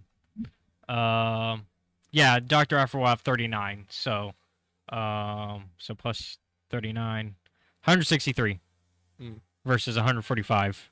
So it will have more events, but they also had one extra line of comics running because Bounty Hunters. Yeah. And Dr. Aphra also started late in the 2015 run because it started in 2016. Yeah. Okay. Because it was they finished the Vader run for the 2015 comics, and then they faked us into thinking that Vader killed Aphra, and then Aphra got her own comic, and then Vader got a second set of comics, but those were those 2017 comics were just after Return of Revenge of the Sith, so they weren't. I wouldn't put them in that same category of comics. But once again, I like what we're getting. It's just I would like to see a different time period. Yeah. There's only so much that can happen in a year, and it gets a bit annoying hearing stories that I don't want to say that they don't matter. Yeah. But it sometimes feels like that. And I wouldn't say that they. And I agree with you. I wouldn't say they don't matter. The stakes. I think there are good stakes in these. Of course, the stakes aren't will Kira kill Palpatine and Vader. It's will Kira live. Yeah. That's the stakes. It's a different type of stake. It's a how much of Kira's plan will work. Yeah. And we get to see a lot of it does. A lot of it. Like, once again, in an alternate universe. In an alternate universe, Palpatine and Vader, done. Yeah. No longer a problem. The Master Ball works, and It- we just chuck him into his son. In a universe where 4, 5, and 6 haven't come out yet, Yeah. or 4 and 5 have come out yet, and 6 has not, and we still have a Solo movie. Yeah, Kira wins. Yeah. But that is not the world that we live in. No. I 'Cause- think also the fact that, going back to there's so many events happening in this era. Yeah. Topple that with the fact that there's also books and novels. And it's... And then it becomes A lot. it becomes a very full time period. Yeah. Not even just this between 4 and 5. I mean 5 and 6. The entire original trilogy era is Yeah. packed with events. We're... Much like how we've gone over this, there's so much, like, essentially documented that, like, we can pick out what they wear on, like, a specific day or what they have. It's the for, like, Clone breakfast. Wars and prequel era issue Yeah. where, like, the Clone Wars era, we know what Anakin and Ahsoka are doing, what lunch they're having on what planet during What whatever. time. Yeah, like we know this now, We didn't need to know it, but now we do. and I don't mind knowing that stuff. It's just when you want to. It's just when we get to that point, we shouldn't still be digging Yeah. into that era. We should be moving on. Like I don't mind getting to that point. I actually like being at that point. But that's also a sign of, okay, time to move on. Yeah. Which, like, we've discussed this several times, which is why I'm like, I don't want Star Wars stories to stop being, like, written, you know? Just but find I'm a different also period. like, find a different time period. Like the High Republic. High Republic's good because it's like, these are characters I've never seen before, so the consequences for them are very fucking different and vague and uncertain. And even for the characters we do know about, that I think there's still interesting stories to be Yeah. had. Like Yoda, we still get interesting And stuff. it's like- Yaddle and Of course they are. Because they're people who are going to live a very long time, and seeing how the longer lived race And- species in Star Wars. I like, think also change. and I think in the case of Yoda and Yaddle and them, the story is not are they going to live? It's How are they going to how- handle this? How are also not only that? How are they? What is their mindset back then compared to what we've already know of them? Yeah. It's that same. I feel like it's the same questions people had about Yoda when the prequels were coming out. Like they knew Yoda during the original trilogy, but what's a Yoda during when the Jedi were at their prime? Like, Yeah. and that's kind of the question. And I would say even then the prequels are not the Jedi at their prime. They're not. It's their downfall. Hell, that's now the name of the time period is the fall of the Jedi. I would say the prime is the High Republic, and we're seeing the Jedi at their prime, and we're seeing that the Jedi operate way differently, Yeah. and that Yoda is honestly less like. I don't want to say that Yoda in the prequels thinks too highly of himself and has like a hubris issue, but compared to him during the High Republic, Yoda in the prequels has a hubris problem comparatively. He's like, I understand how that would develop because it's like I've been alive and dealing and I've with seen this the shit. Jedi. I've seen the Jedi get through so many issues in the past. Yeah, for like 500 years. This is not as big of a deal. And then it became a much bigger deal. Yeah. And we've talked about that. It's not entirely the Jedi's fault that they had a hand in their own Yeah. defeat, but we still can't. But also, like, We still can't ignore the fact that there are so Anakin many made bad decisions as well. There's so many other problems. Yeah. Like there's just yeah. You can only address so much. And of course, like I think also the things that people try to lay at the prequel Jedi's feet are not issues. Like people still try to make the argument that Jedi kidnap kids. That's not how that worked at all. That's not how Very it rare worked. for them to actually kidnap children. Like, it's not how they operated whatsoever. Most of the time, the parents called on the Jedi, in fact, and were like, "Hey, my kid has these weird powers, and I know that the Force is a thing. Can you check this out?" And they would always wait till the parents and the kid were essentially ready before they would take the kid. Yeah. So, I mean, there are weird arguments that it's like, yeah, the Jedi have problems, but that's not one of them. And I think also on top of that, we try to view, at least here in America, we view Jedi in a Western religion viewfront. Yeah. And so there's a lot of Catholic guilt as well as like... Sorry. As well as like just knowing Catholic trauma as well, Catholic guilt and trauma, where we try to put that onto the Jedi, and it's like no. First off, that they don't operate the same way as like a Catholic church. In any way, No, you're right. They don't. I was about to say, like, can you picture Anakin going to fucking mass, confession? go to mass or well, you could argue that he did go to like. I guess you can make the argument that in Revenge of the Sith, like him, that was more of counseling than confession with Yoda, but that it's almost like a confessional sort of thing. Except he doesn't go like I've sinned or anything. I killed the Tusken. Like he takes that shit And to the his women grave. and the children too. He takes it to his grave, man. Yeah. That's some. I'm not gonna say. That's some like I'm gonna bury that one deep and not address. the only person he ever trusted with that story outside of Padme is Palpatine. Yeah. Because of Brotherhood, we know that. And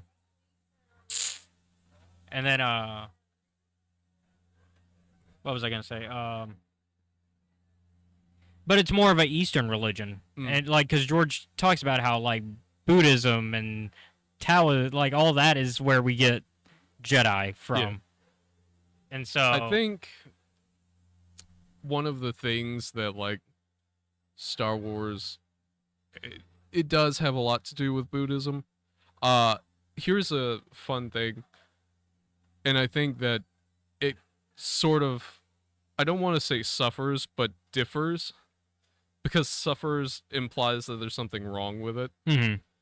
What it differs greatly in that Buddhism doesn't exactly encourage you to necessarily worry about developing the teamwork skills.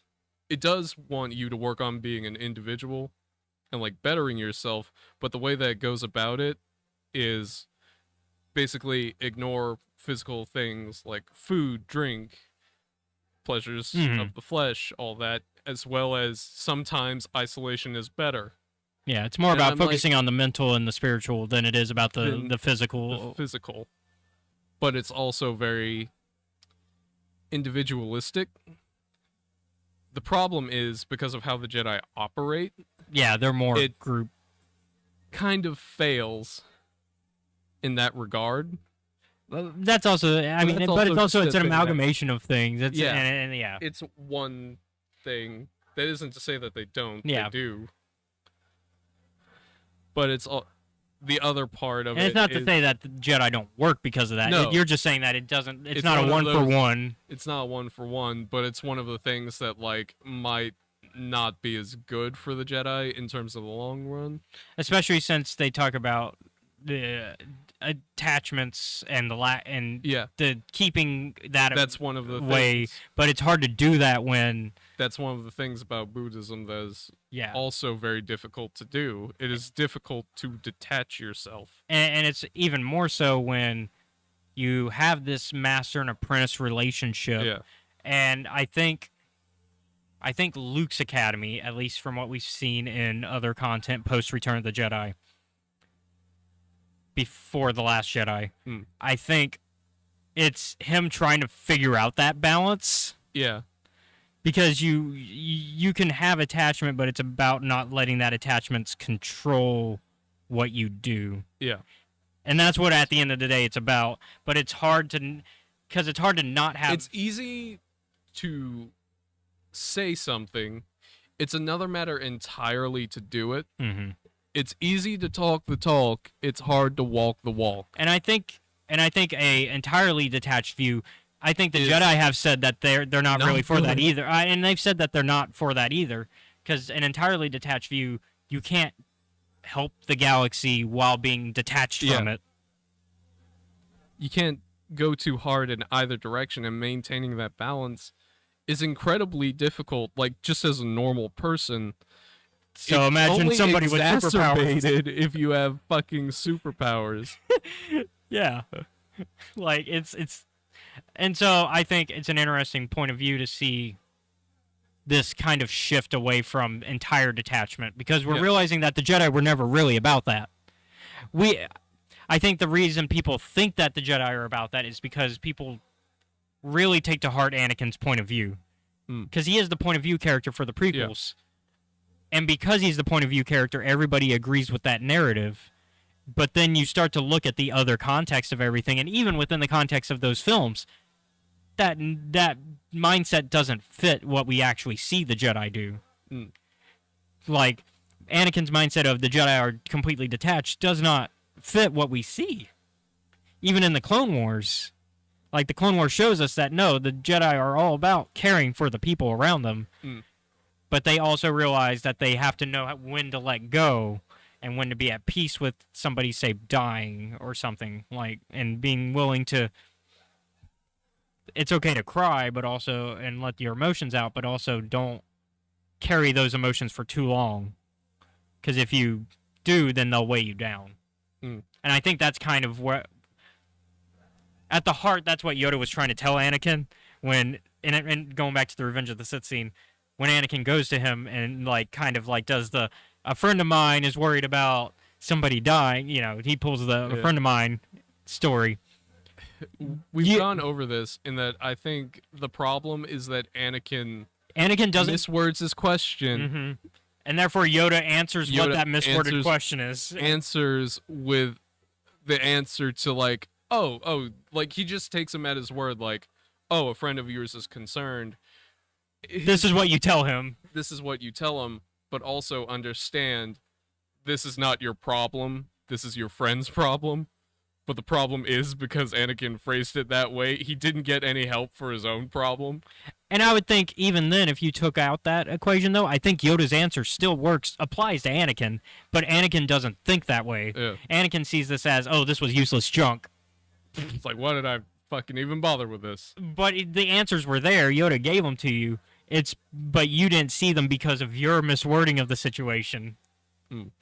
And so it's like, you're not going to get answers if you don't, and we know that therapists exist in Jedi Order 2 because of the High Republic, which means Anakin at any point could have gone to somebody legitimate for help beyond going to Yoda, which Yoda, fine, it makes sense, go to the most wise Jedi you know. Got it. But also there are other resources, and if you need therapy, go seek therapy. That is also an answer in real life. For anybody who struggles out there, therapists are there for a reason. Yeah. Like, I'm not gonna mock anyone for going and seeking help. In fact, asking for help is fucking hard to do, man. It's not easy. Yeah. Once again, another life lesson in Star Wars. We see how hard it is, and we see what happens when you, things get out of control if you don't. Yeah. But I'm not slaughtering. I'm not a doctor though, so I don't think you go as far as killing. I don't think most people go as hard as Anakin did without one. But things in life do get out of control if you don't. Sometimes, yeah. Like, not to that extreme, but usually not that bad. But yeah. Going back to exploring other unit timelines though, before we wrap up. Yeah. And kind of give our. We've gone over this, but I'm like, I want something in the future. I mean, they set up for it. We now have the timeline of it. because we now know what it's called. Now know it's the New Jedi or whatever, something like that. The New Jedi Order or whatever, Something like that. and that's the new Rey school of Jedi. Yeah. And we know I that a wanna movie is see- coming for that. I want to see things like in that time period. Stuff 'Cause leading up to that, and then I don't want to see anything leading up to that. so you don't want to see anything post 9 leading up to that. You just want directly in that time period. I don't want anything pre-episode 9. I am Okay, tired. that's what I meant. I meant like go from 9 and then don't show us stuff post the movie yet because that movie hasn't come out yet. But like lead up to that, and maybe some, I would argue maybe some more sequel era content though, because we don't have a lot of sequel era content. A little bit more, I suppose, would be nice. But I'm also like, Star Wars Adventures is kind of drip feeding that because we read Yeah. the first volume of Star Wars Adventures. It's drip feeding that, but it's not giving me enough. I need like a direct hit. directly into the vein. Give me an animated TV show or a live action show that's just during that, because like Resistance was a good idea. The first 2 seasons though caught up to the movies, and also like not everybody wanted a Ace Pilot TV show. Yep. So I was talking with John and Kiari the other night. We were talking about Armored Core, ironically. yeah, no, I'm sorry. It's the What is you it? know exactly Oh, what God it is. really again? Me just talking to friends It's the way you phrase it and the way you said it. Oh yeah. I was talking to Kiari and John the other night. Sorry. This is one of the Sorry, It's fine. This is a teasing thing. He doesn't Yeah, there's no harm meant no, by no it. harm. It's just that You don't like the show that I'm referencing don't when I like come it. to that, but I love that show. I was Anyways, moving on. God damn it. Moving on. You were talking to them. Continuing. We were discussing things and I'm like, yeah, I don't like racing games. I don't like flying games, and I don't like mech games either. And they were like, and he's like, well, Kiari's like, I imagine you would really like Armored Core. I'm like, it's a mech game. I probably wouldn't like it. And he's like, yeah, but in terms of setting and everything else, you probably would. I'm like, okay, explain it to me. And he's like, mega corporations, evil, you're a mercenary being paid to Yeah. go and do things. And I'm like, okay, but I fucking hate mechs. I like being on the ground and doing things. I don't like You don't want the flying aspect. I don't like flying. I don't like driving games. So whatever I do, don't have you play any X-Wing games. Don't have you play Squadrons. Don't have you play Racer's Revenge Yeah. or Episode 1 Racer. Yeah. Keep that shit away from me. Sorry, Chase. There's a mutual of ours, Forward Into the Black. Mm. Big into like flying games and specifically simulators Mm. type stuff. So I don't personally like them. I understand a lot of people do. I'm not good at them, but I don't mind playing them. Yeah. Squadrons I'm actually decent at. X-Wing, I gave up on that. Too complicated. I mean, you probably seen the gameplay Excuse me. of me doing X-Wing for the channel. It's not great. Oh man.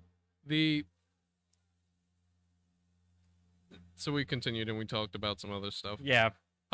Also, I suppose we also came to the conclusion that I, in fact, might be. I was explaining, like, oh yeah, for one spring break, me and some friends of mine at the time in high school, we were like, all of us know a little bit about fighting, so we're gonna go out into the yard and just fucking spar Oh, with each other you for mentioned this story, yeah. I think 2.5 we talked about this last week. Yeah, for 2.5 hours. And so Kiari and John are both kind of listening to this, and they both turn to Yeah, me they and say it's the most. Seth, that's the most redneck thing I've ever heard you say. And I'm like, it's not, though. I'm like, this is a normal thing to do to me. And they're like, it's not. That's not something people do. I'm like, does it make it more or less if this was in Mississippi Yeah. and we had nothing better to do? on that note, Yeah. I think we can go ahead and give our final thoughts. Oh yeah.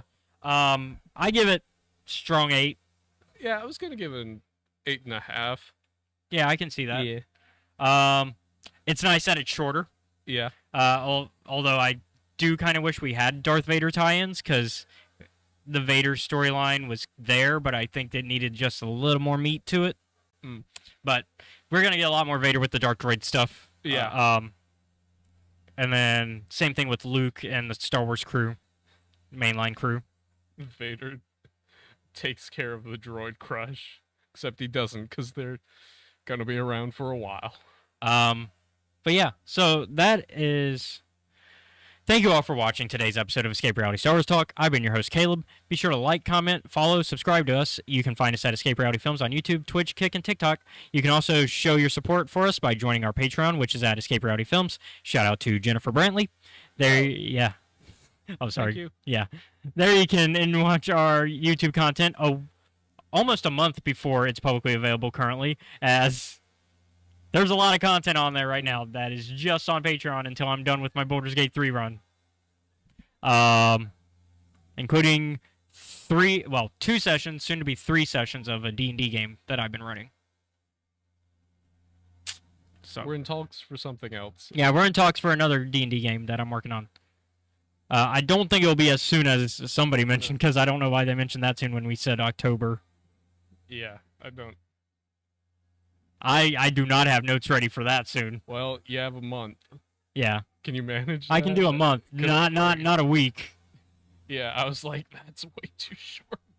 I feel like a week gives them also more time to plan out their games between, because it's their game that's Sunday as well. No. No? Oh, is it? Okay. Yeah. Oh, duh! I know whose other game it is, because we're gonna promote it very Yeah. soon. Where was I? We just. Baldur's Gate 3. Yep. So if you've been missing my runs of Demon Souls or any other runs I've been doing, including I got Baldur's Gate Dark Alliance 2 running as well in those runs, because we finished Dark Alliance 1 before Baldur's Gate 3 came out. Or you want to watch the D&D games, like I said, that's how you can do it for $10 a month. You can also find me on Twitter at EscapeReality94 and Facebook, Instagram, and Threads at Caleb.Lockwood. We'd like to thank our friends at Mobcast Network and Gamers and Geeks for providing the space to us. Mobcast Network is a podcasting group that I produce and co-host with, where we talk about classic movies on their cult movie cantina. Currently, we're on hiatus, but if you want to catch up on some episodes, you can watch us at youtube.com/Mobcast Network, and you can find them on any fine podcasting app at Mobcast Network or on Facebook.com/Cult Movie Cantina. Gamers and Geeks is our local gaming shop here in Mobile, Alabama. So if you're ever out this way and looking for some tabletop card or board games, you should check them out off of Howells Ferry and Moffett Road in the shopping center next to the Piggly Wiggly. We also have Engage Gaming in the same building, who offer hourly in-house console renting. Here you can play on PS5, Xbox Series X, PC, and even VR.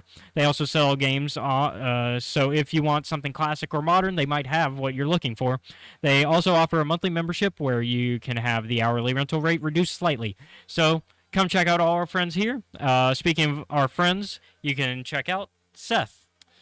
You can check out some friends of ours over on Trials of Naboo at the Steam Dungeon on YouTube every Sunday from 5 to 7 Central Standard Time. Boy, oh boy, things are going places. Last week, I threatened a priest, Oh, basically to get his people in line, since they attacked some friends of ours. Meanwhile, as I was doing this, the rest of the party members were being poisoned in the streets. They are currently going to resolve that, hopefully in tomorrow's game. And there may also be a giant chicken involved. a chicken. Yeah, like a person-sized chicken. It's a chicken man. A very upset chicken. Sadly, I won't be able to join tomorrow's game, but I am curious to see how this goes. So go and check them out. They're friends of ours. They've been pretty cool. I'm gonna talk with them later today. To try to schedule what we're doing, or just in general? Just in general, because there's other games they're a part of. Okay. But also, I have to let them know I'm not going to be making it tomorrow. Yeah. I tried to like let them know earlier in the week, but work didn't have the schedule for this week out. Once again, thank you all for watching. Yeah. We'll see you all next week with the Inquisitor: Rise of the Red Blade. Been hyping it up. Yeah, it's a good book. We'll see how well this goes. All right, and I've spoken. Y'all have a good one. Talk to you later. Okay. You can tell that we order very different things when we go to like. Sorry. So I made my lunch order just now. Yeah. Because my family was like, "What do you want from lunch from Wendy's?" I should probably introduce myself before we Yeah. get into this. Hi, my name is Caleb. Welcome back to Escape Reality Star Wars Talk. I'm one of your hosts. Why are they calling me back? Just go and answer the call, man. Hi, I'm Seth. I talk Star Wars with this man. He's gonna take a call real Yes, quick. we're live. What do you need? Okay, just get me a regular one. It's on their menu on the website, so I was just going off that. Oh my god. Are you okay? Yes. Also, you can scoot in closer. I'm not dying. No, I refuse. Nah, actually, I will. Because we have the same thing that happens every time we shoot in here, and then I'm way off to the side. Yeah. So you introduced yourself. I introduced myself. I think now we can get into Yeah. this. So my dogs are back there. Yeah. We had to film here today because Scotty needed the studio because he got a bunch of toys in, so Yeah. he needs the He needs space the space. to work on getting his toys all figured out because he has a toy shop. Yeah, he sells toys for a living. As Well, I as understand well it. as Just one of his one jobs, the one things of that his he does. many things that he does, He does a lot. including a comic book that Kickstarter just ended. Oh yeah. And I actually contributed to it, so All right. we'll have a copy of it. I actually have copies of the first issue over here. Try to get the stuff off top of it for me. Just hold it so I don't knock them over. Thank you. This is one of his earlier ones. First, actually, Steampunk Digest. It's a bunch of like short story collection, like you know how comics have their short stories type way. It's that. And then this is Chronicles of Limbo. It's about a Native American vampire who is in charge of keeping an eye on a baby who has supernatural powers that include like teleporting and all that good shit. It's really good. This is the first issue though. But if you had done the Kickstarter, which I think we promoted when it first started, you could have gotten issues 1 and 2 together. I got issue 2 because I already have issue 1. But I got it physically because you can also get them digitally. But I like having physical comics when I can. So he needed the studio. Yeah. So we're here today. Yep, that's why we're here. And then I got a phone call from my Yeah. parents trying to figure out lunch. They don't have things I want. Well, yeah. It was Wendy's, and they don't have Dave Soda, which nobody understands Dave Soda except me, apparently. Like, you were like, huh, even though you used to go to Wendy's that was one of our main places when we go from the studio, because there's a Wendy's, like, right Yeah. outside. And then like they fucked up my order 3 different times, and I was like, "Fuck this." Um, Not on the same day. If it had been on the same day, I would have lost my mind. it also didn't help that, like, most of the time, there was that one time where we were in the line, and they weren't even open, even though they should have been open. But that was... I also have a McDonald's I'm never going to again, because, like, McDonald's... Okay, this is a rant for the McDonald's app, more than it is for the McDonald's. Yeah. McDonald's app. I like using you, because I like to order my food ahead of time, because I like to be able to show up, food maybe an extra 10 minutes to get it prepped. Food's pretty much ready by the time I get there. I like doing that. Also, the McDonald's app has a pretty good point reward system, although the one complaint is I wish I could, and it's something my dad hates about it and prefers the Chick-fil-A app for, which is being able to do more than one reward at a time. McDonald's does not let you. You only get one reward that you can use on your points per order. Mm-hmm. Chick-fil-A lets you use as many of your points as you want. That's something McDonald's should look into. But the other thing, get the opening times correct for your stores. Cause it said that I couldn't do entry until 7. No, till 6. Because I knew it was 6 because I had to be at work at 7. So but the app also said that the drive-thru was at 5:30.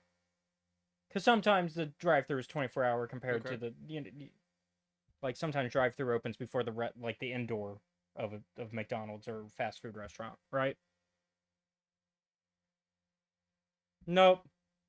They just don't open until 6. Mm-hmm. And I'm like, well, I've already ordered through the app. And it also is not great because the app says for getting, and this is where I got mad at the restaurant. And not at corporate level. So the corporate level on the app says that you go to, if you want a refund, you talk to the store. Because they don't do refunds through the app. Which also is a dumb thing for your app, by the way. Yeah. You should be able to process a refund through the app, in my opinion.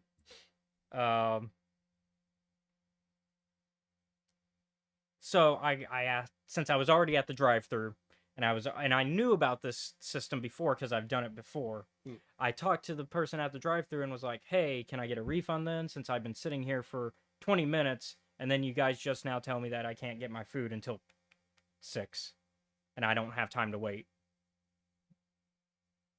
Because at this point it's like 5:45, and I have an hour drive to get to work, just to kind of give y'all an idea of the commute I do for work. They said, well, no, you have to do it through the app. And I'm like, no, that's not correct. And then they get a manager for me, and the manager does the same stuff. And I'm just like, okay, bye. Yeah. Like, I got a little heated. I don't feel good about how heated I got. Because I normally don't like to get angry at, like, the actual, like, small employee, like, the regular employees. I don't like to get mad at the regular employees. Because I have worked that type of stuff. You have worked that type. Like, we understand. Don't get mad at the small employees. It's the corporate shit that's, like, frustrating. Have not worked in fast food. But what I normally do is retail. But you do retail, which is... But Jesus Christ. You work retail, so you understand the same level. It's the same idea. Retail and fast food. It's if you've ever worked retail or fast food, you understand it's customer service. It's not horrible. Like, it's not on the fault of the retail worker. God, I have to go to work later today. Like, it's not on the fault of the retail worker. It's the corporate level, and that's and so McDonald's app, get your shit together. Yeah. It helps when your system is actually useful. Yeah. Like your system works for the most part. The only things I'd say is make sure you got your restaurant times right, which I don't know how it's that hard for corporate to get that right. And then, because they should be on top of that. All you have to do is call your restaurant and go, hey, when do you open? When do you close? That's simple. Second is make it to where I can use more than one reward. Yeah. If I've got the points, let me spend the points. Because I'm probably still going to spend money on top of spending those points. Because I also have to spend money to get more points. So that's been my restaurant, like my food rant.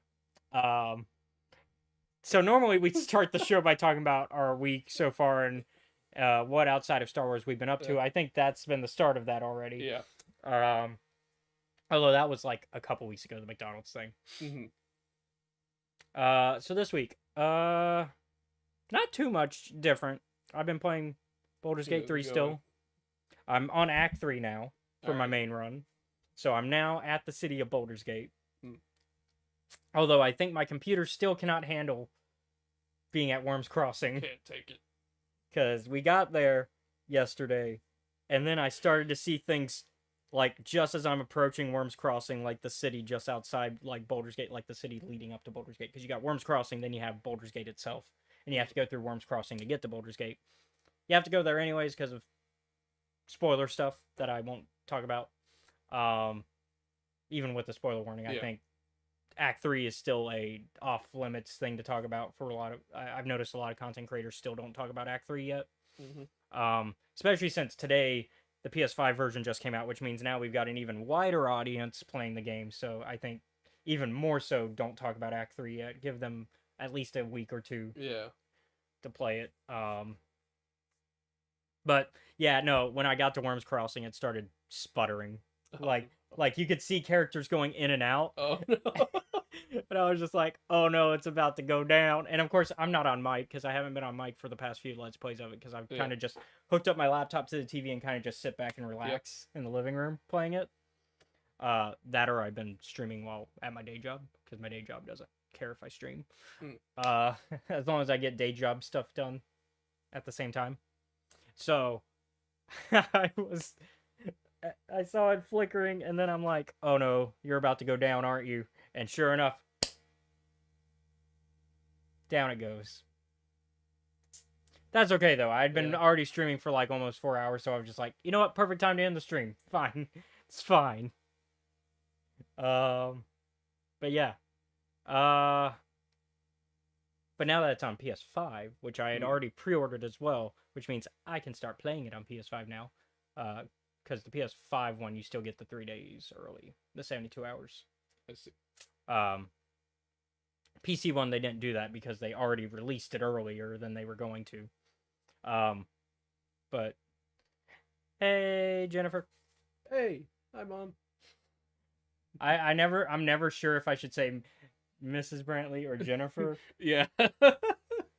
I understand. You're in a bit of an awkward situation here. But I'm also an adult, so it's like when you're an adult, you're supposed to be you able can to address other adults by their first name, but also, like, this is someone who is definitely older than you and a parent to one of your friends. So it's like, how do you want to address this? And I think she said it's... I think we've had this conversation of it's fine. Yeah. But, like... It's still, like...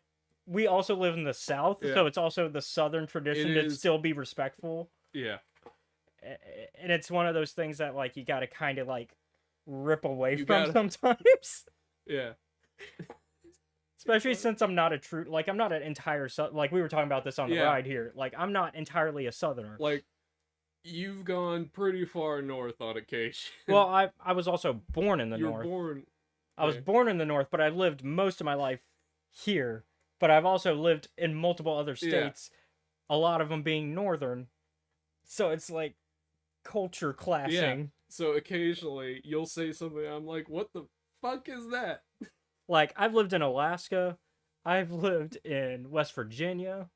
I've lived in Connecticut, which is also where I was born. But I've also lived there. Like, because I was born there, but I didn't live there after I was born. But, like, until, like, years later. Yeah. And then Tennessee, I've also lived, but that was also like at those ages where you don't remember as much. Yeah. So, like the Mobile, Alabama, Alaska, West Virginia, and Connecticut are kind of like the big amalgamation of my life. Unlike me, who I've mostly spent the vast majority of my life both in Alabama and Mississippi. Which is about as southern as it gets. Yeah. The trifecta would be Alabama, Mississippi, Georgia. I don't know. It might be Louisiana, actually. Maybe Louisiana. Because if you lived in New Orleans and then you get the New Orleans accent on top of everything, then you really... New Orleans. Yeah, New Orleans. New Orleans. Everybody knows it's not New Orleans. It's New Orleans. Yeah, well... fuck that. I'm not French. I can't speak French very well, so it's New Orleans. New Orleans. Yeah. Whole left. Which is how you really get it wrong is if you say New Orleans. Yeah. Just like you don't say mobile or mobile. Mobile. I've heard mobile. No, that's what you use to distract babies. You use a mobile. But you know Mobile. what I'm saying Yeah. though. Like people say mobile wrong all the time. It's either gonna end up mobile or mobile, like a phone. Yeah. Like you got a mobile phone. Mobile. I've never heard that one. Yeah, because that's the stupidest way I could think to pronounce it. Um, Hey, you ever been to Mobile, Alabama? It's right next to Wichita, Tennessee. That's not geographically right at all. no, it's not. It's incorrect entirely. Uh, That's about as far away as you can I get know. in terms of like an Alabama city in Tennessee. Yeah, it's like that's so stupid. Oh. Uh, So, other than Baldur's Gate 3, that's Yep. mostly been my like. I'm kind of finishing up the last bit of Fallout 3. Fun fact, Child of Heart, like for the little lamplight, which is where all the children are, allows you to roast the fuck out of those kids. So, speaking of Fallout 3, Yeah. so I watch a lot of YouTube videos. Mm-hmm. Surprise, surprise. One of those is Just Call Me Kevin, Okay. classic, video game player. I rewatched an older video of his where he's playing Fallout 3, Mhm. but he's the baby. The baby. So you know how at the beginning of Fallout 3, you're a baby, Yeah. and you have the scenes where you're a baby, Yeah. and you have the scene where your Liam Neeson dad reads from Revelation because that's like one of the themes That's of a the key plot game. point. Yeah. Yeah. So he left the vault during that scene. Oh. Like he did a little cheatsy doodles to get out and Alright. just play as the baby and leave the vault. And How'd that go? it's hilarious. And he's doing Chaotic Run. So the baby blew up Megaton. No.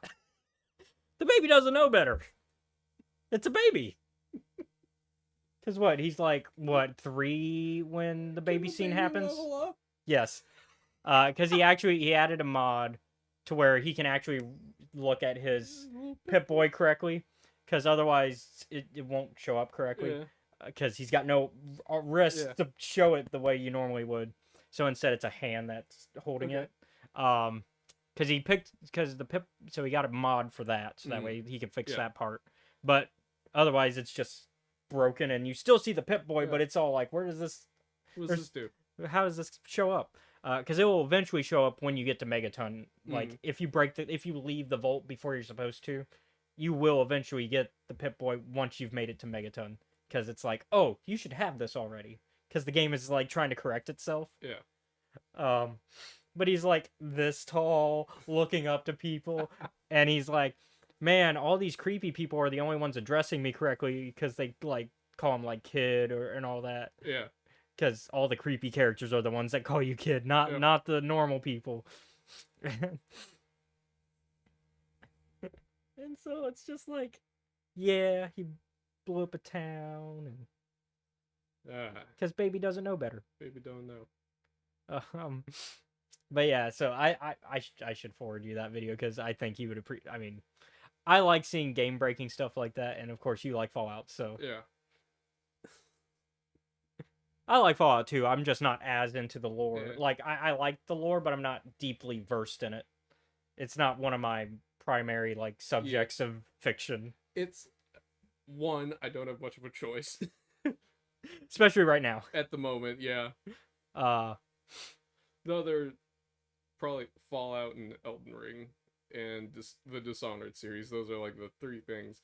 None of which are what I would describe as pleasant experiences. but their lore is so rich that it's still Yeah. like very much a good investment. I am like when it comes to games, the type of person that's like, I gotta read everything. You'll like the fact that there's a Baldur's Gate 3 achievement for reading 100 books then. Hmm. I haven't gotten it yet because you're supposed to do it in a single run. So I see. so I haven't yet I haven't picked up enough books yet. I've been reading every book I pick up, but I have not yet achieved the achievement. The other thing, I guess, in major news is that I shaved this week, Yep. which is not a common occurrence. It happens, but It it's not happens, often. But it's more like once every 5 months Yeah. because I just don't care that much. I was like, I should. Mountain Man's not working for you. Yeah, there's a point where it's like this is more of a pain than it's of any use. What's really bad about your timing, though, is we're getting out of summer, which is like Yeah. when you want to get rid of Mountain Man the most. We're about to go into fall, Yeah, which is when don't you. worry, it'll be back in like 2 weeks. Yeah. So yeah. That I guess that's been our That's weeks. about it. Yeah. So no news this week. Mm. So let's go ahead and dive right into today's topic of Inquisitor: Rise of the Red Blade, Yes. with some spoilers ahead. So here's your warning. Woo! Uh, Big spoilers. This is also a trigger warning, as I know at some point we're going to likely discuss a moment in the book that deals with suicide. So I wanted to throw that warning out now. We will give another warning when we get closer to actually talking about that moment. But so if you want to stick around and hear the rest of our thoughts before that, because I think we'll try to save that for last, talking about that moment. Yeah. Because it's not a it's important to the story, but it's not a major, like, Yeah. it doesn't happen. It, like I was telling you when you read that, because the book also gives this warning. Yeah. When you read that warning, you were like, oh, it's nice that they gave that warning. I was like, yeah, it's a moment that doesn't stick around I very was- long. It's there, but I it was just explaining, like, when you told me about it, I was like, I probably didn't need this, but if I, like, bought this book for one of my kids, I'd probably like to know beforehand. yeah. Although, this is by no means a children's book. No, because it's an adult. I mean, it's Eh. one of it's one of the Penguin Random House Yeah. adult novels. So, first thing I want to talk about Mm. is I was surprised how much we stuck in the Clone Wars era for this book. When I first heard the concept of Inquisitor: Rise of the Red Blade, like they mentioned, oh, it's going to be about an Inquisitor and them becoming an Inquisitor, I was thinking maybe a couple chapters of Clone Wars, and then then the rest would be Izcat's journey through the dark side. But I think I quickly got over the idea when I realized that that's not what we were going to do. We were going to Mm. stick with the Clone Wars for, I'd say, half the book is Clone Wars. Yeah.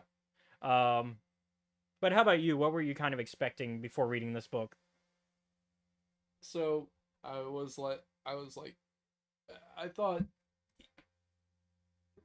I didn't go in with any thoughts. Yeah, you didn't Like really empty. have, like, you were, like, no expectations. Yeah. Which isn't a bad, like, that, in fact, that's probably the best way to go into any sort of media, is to No thoughts, head empty. Well, see what happens. more of a, yeah, but I would say more of no expectations, because if you have no expectations, you can't be disappointed. And I Set wasn't, the bar so low they can't trip over it. and I would say I'm not and that's not to say I was disappointed. Yeah. In fact, I like this book a lot. I do. I Um, actually really like this book. But that's also, I also like the author. I like Delilah S. Dawson, and I like Phasma. Still want Phasma 2, and I know she also wants to write Phasma 2. So Haven't read it. yeah, it's on our way further down the list books, because that's, you Yeah. know, sequel trilogy era. So And- it's gonna be a minute before we get there. What? Just thinking of how long it's gonna take to get to sequel Oh, yeah, trilogy. it might take a while. Uh, You were saying though.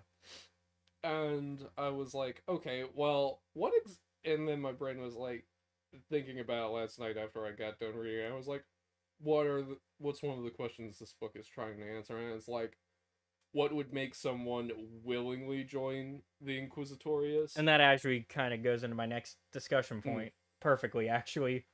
Because I knew we were going to get into the Jedi of it all. Yeah. I even said that in the Discord this morning, because I was making my questions, because I've started to write a script ahead of time. We've got it in front of us, actually. Yeah. and He uses it. I don't. Yeah, it's more for me and less for him. I more of pitch the balls, and then you swing Yeah. at them. It's like getting ready for a baseball game. So I give you the Yeah. the softball questions, and then you pitch them out. Yeah. It's not really It's softball not a questions. They are kind of softball though. They are. But so this morning I was coming up with some, and then Yeah. I wanted to see if you had any input on questions, and you didn't really. You were like, "Oh, I'll save my input Yeah. for later." So, first question. So that was kind of the first question. Now we're kind of going into my next Okay, discussion what's your point, next which one? is about the Jedi stuff, which I had mentioned in the Discord Yeah. that we would. I knew we were going to get into. A rant? I was expecting it. I'm expecting it, so I'm going to go ahead and kind of throw that in now. Okay. I'm going to go ahead and get this part out of the way now, which is, so we've discussed previously about how we feel about Jedi and as an order. They're not perfect. Yeah. They're not. We you're less on the defensive team when it comes to Jedi. Like, you agree that they're not bad people, but you Like, my statement about them, I believe, is I don't think they try to hurt anything, but objectively speaking, they are dangerous to be around. and you're the one that's more quick to point out. You're the J. Jonah Jameson to Jedi. You will point out their flaws before I will. Yeah. And I'll admit flaws when I see them too. And in this case, I think this is definitely showing us This is one of the ones where I was like, there's not a lot of defense. yeah. Um, I was like, I've heard the same words before, but they don't actually. because this book shows why someone would fall to the dark Yeah. side, and where the prequel Jedi Order had some students slip through the cracks. Most of them didn't. Most of them didn't, but it makes sense that Although some most of them are dead now, so it would make sense though why some would, someone would. because there's 10,000 of them around at this time, according to Kanan and Rebels. So that's a lot of Jedi. It also makes sense because all the Inquisitors, at least the ones we've seen, were ex-Jedi. Mhm. So it makes sense that some people are going to fall through the cracks, because how else do you get these Inquisitors? How else do you... And so the question is, why do they fall through the cracks? I personally place Iskat's fall as a 40-60 split on responsibility, with the Jedi being the 40, because they kept some secrets from her out of fear, ironically, of what she'd do if she knew the truth. It's very ironic that they were fearful when that's like completely against one of their they let fear guide them when they really shouldn't have. I think the key point of when they should have told Iskat the truth of her lineage, her mother, or at least the stuff they knew, should have been after the Pillar incident. After the Pillar incident. So when she I accidentally... agree that they should have told her, but after the Pillar incident, I'm not sure about that one. Because the Pillar incident, because I'd say the Pillar incident is the incident that shaped I Iskat's have future. some thoughts about the Pillar incident as well, and I think... So how do you think it should have been handled? Let's get that out of the way first. A lot more careful than it was. Yeah? Because I think the big issue is the Jedi failed to pay attention to the fact that after that incident, there was no trust with Iskat from any of her peers. Yeah.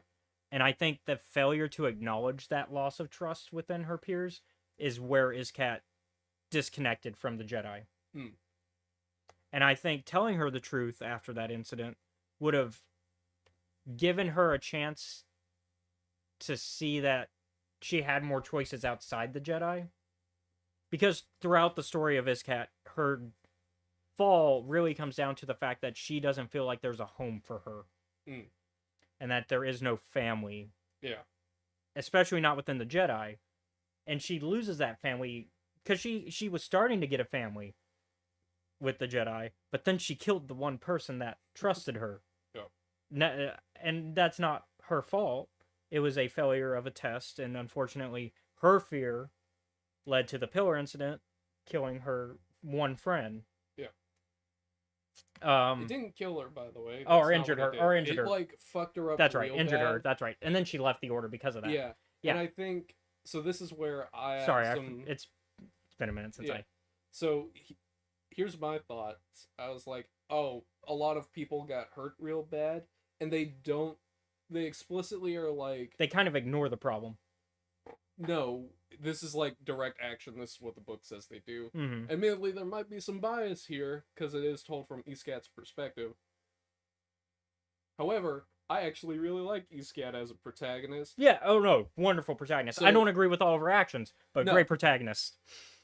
And the thing that I think that they should have done is I think they should have let Iskat see Tika after the Pillar incident get a chance to talk to her. Yeah. that and would have been a at good. least apologize, because I'm like, even if she doesn't accept the apology, it's still something that should be done.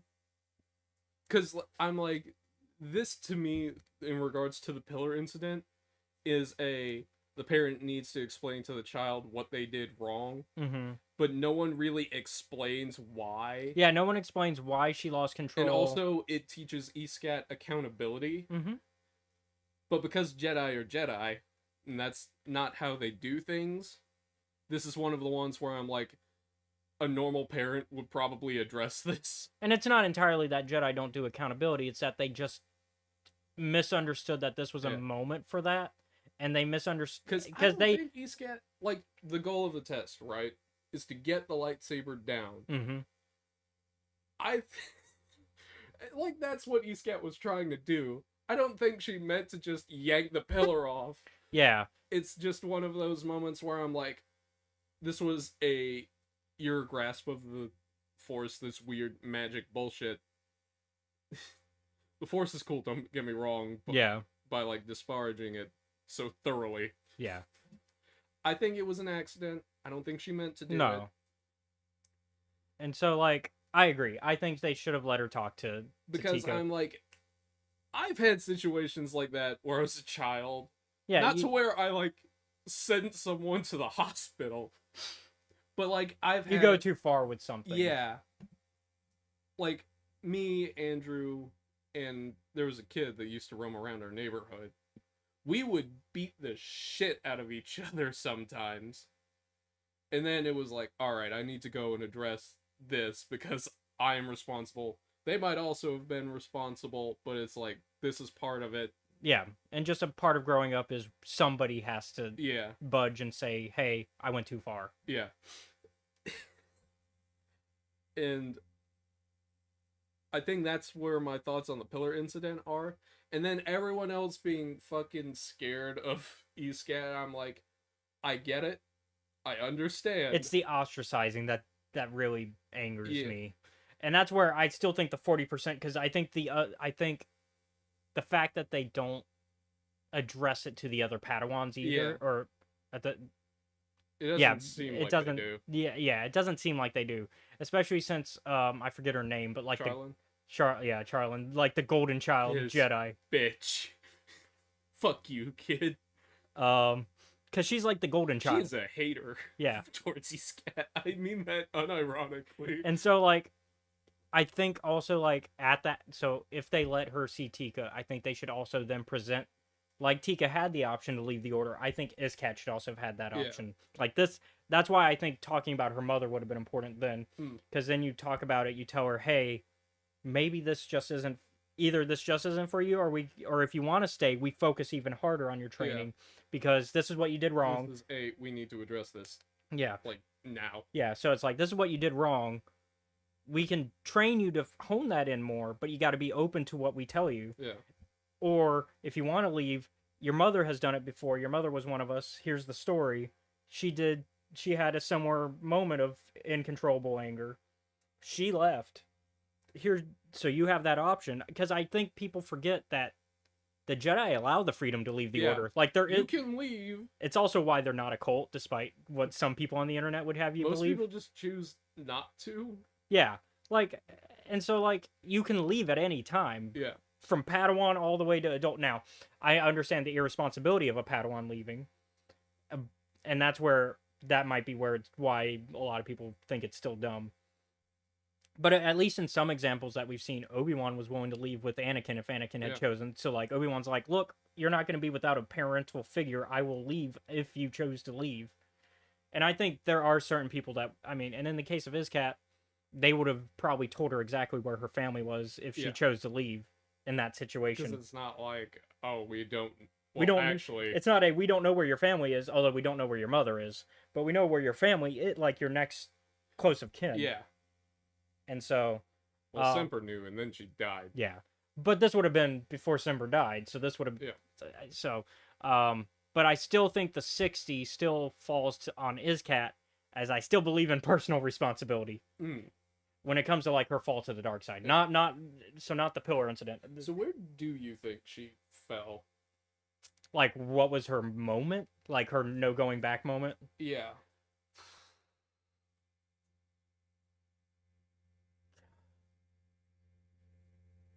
I think it was when she betrayed Toulon? Tulin, yeah. For me, it's not that. Although it could have been earlier, but I think that for me that's a big moment. I think for me, it's the immediate like execution of Hizo.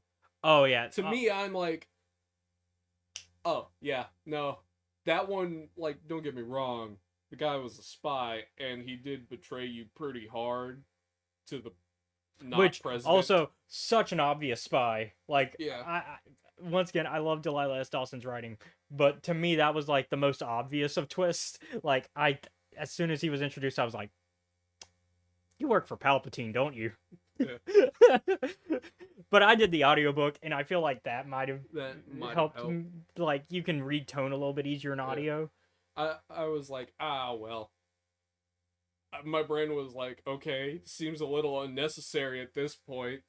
But it's The also most, like, but it's also very dark side. yeah, Like, it's very dark side to betray somebody and that, like, to kill somebody like that. the most like objective statement about someone dying seems a little unnecessary at this point. But Tuolin, I feel like for me is the turning point, because I think that's when she betrays someone that she's intimately close to. Hmm. And she leaves him to die. Yeah. Like, she straight up goes, yeah, I'd rather live, and instead of like potentially trying to take you to the dark side with me, I'm just gonna Fuck it. you're gonna die. Whatever, I guess.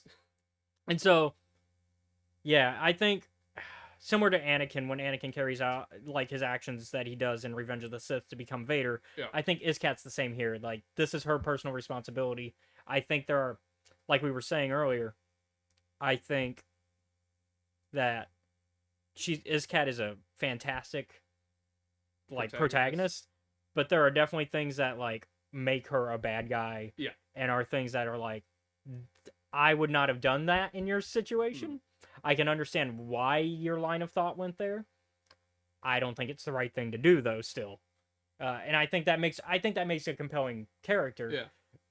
So, because I think people forget that a good character, narratively, does not have to be a good character morally. Yeah. Gotta separate the two.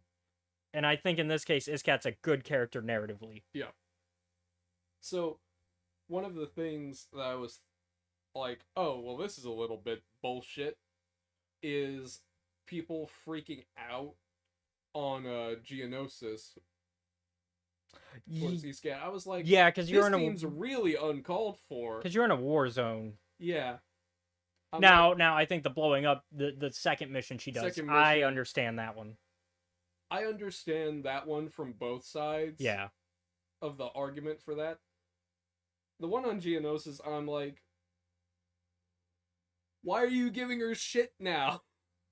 This isn't the time for this. And secondly, fuck you. You froze up. All of you would have been dead. Yeah. So shut the fuck up And- or learn how to fight. And some of them even admit, oh yeah, we would have died if she wasn't Yeah. there. So that makes it even more so that I'm like, really?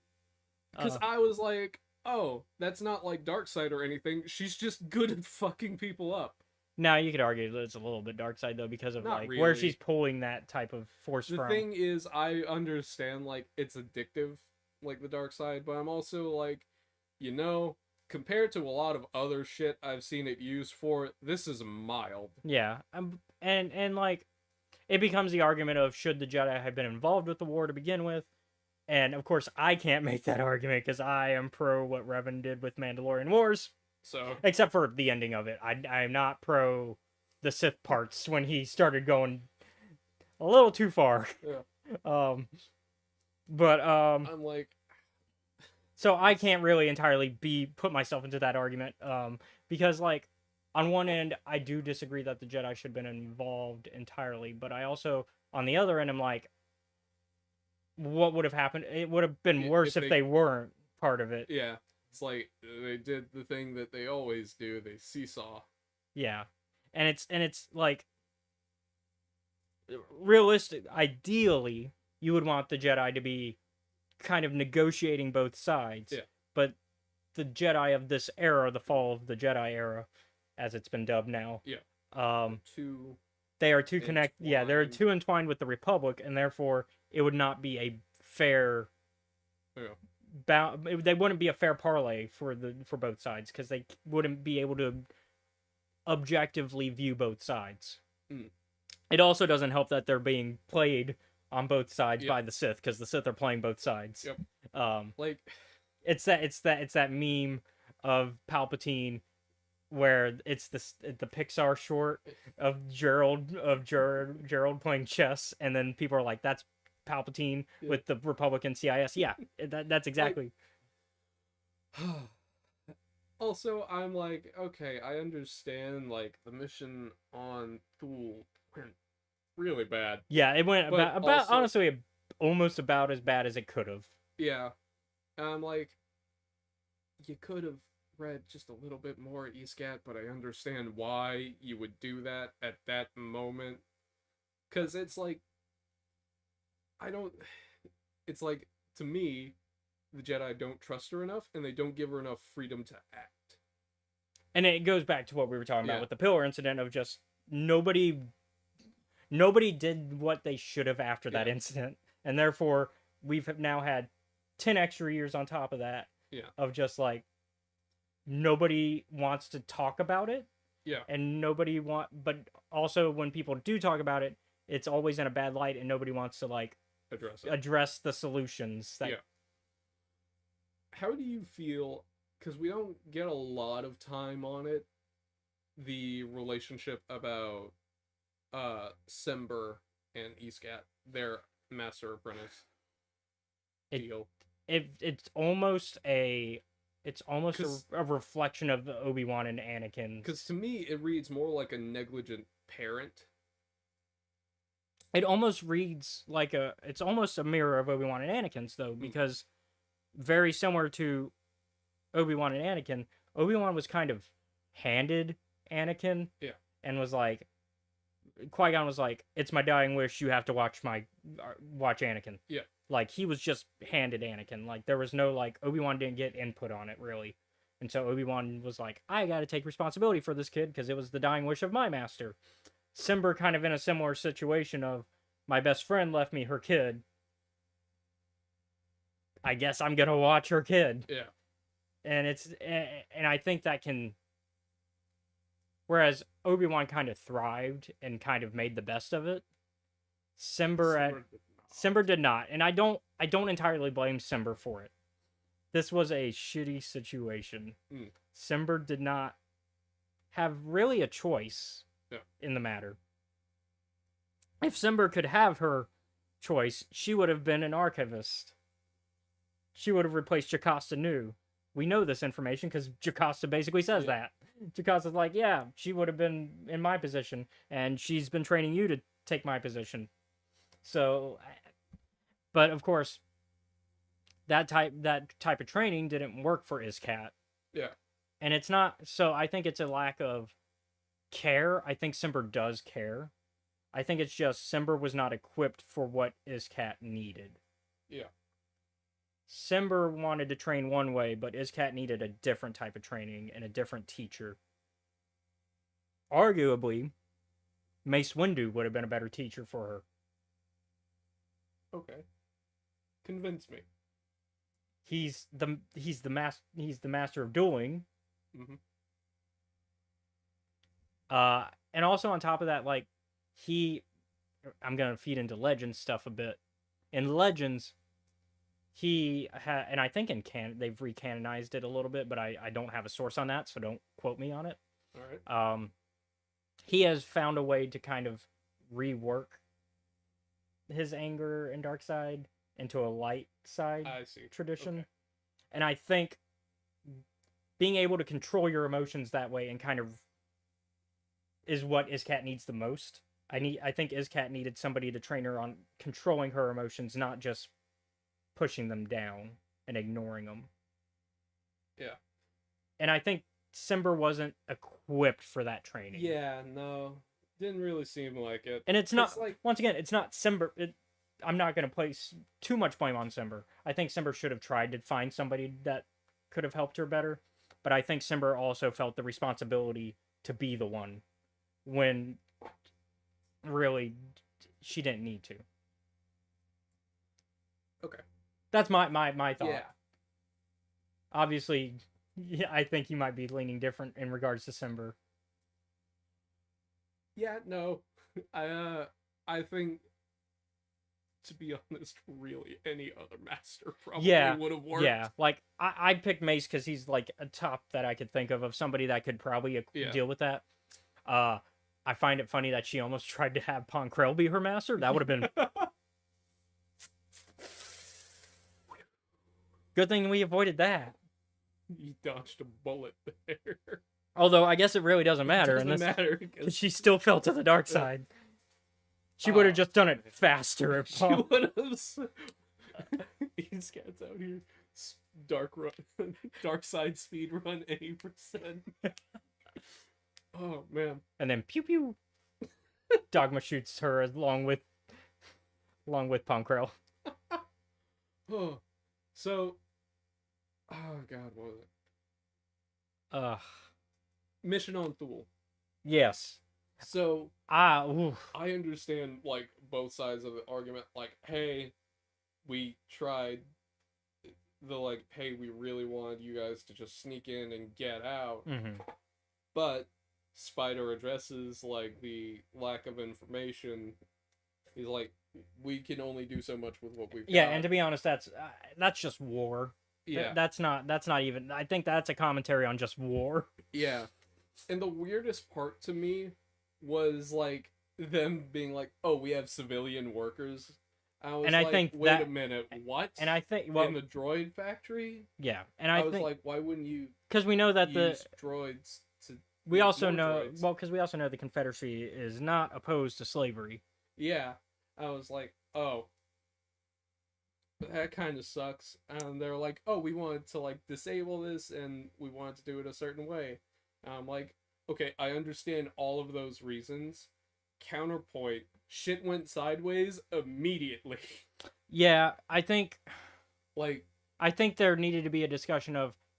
So I think the discussion point that they were trying to make is yes, you stopped the threat, but I think what they were trying to tell her is you needed to find if you were going to stop the threat, you needed to find a way to not endanger civilians in the process. yeah, And yes, things happen. You have to be quick on your feet in that type of situation, but you should still try to find the optimal solution. And Iskat honestly did not.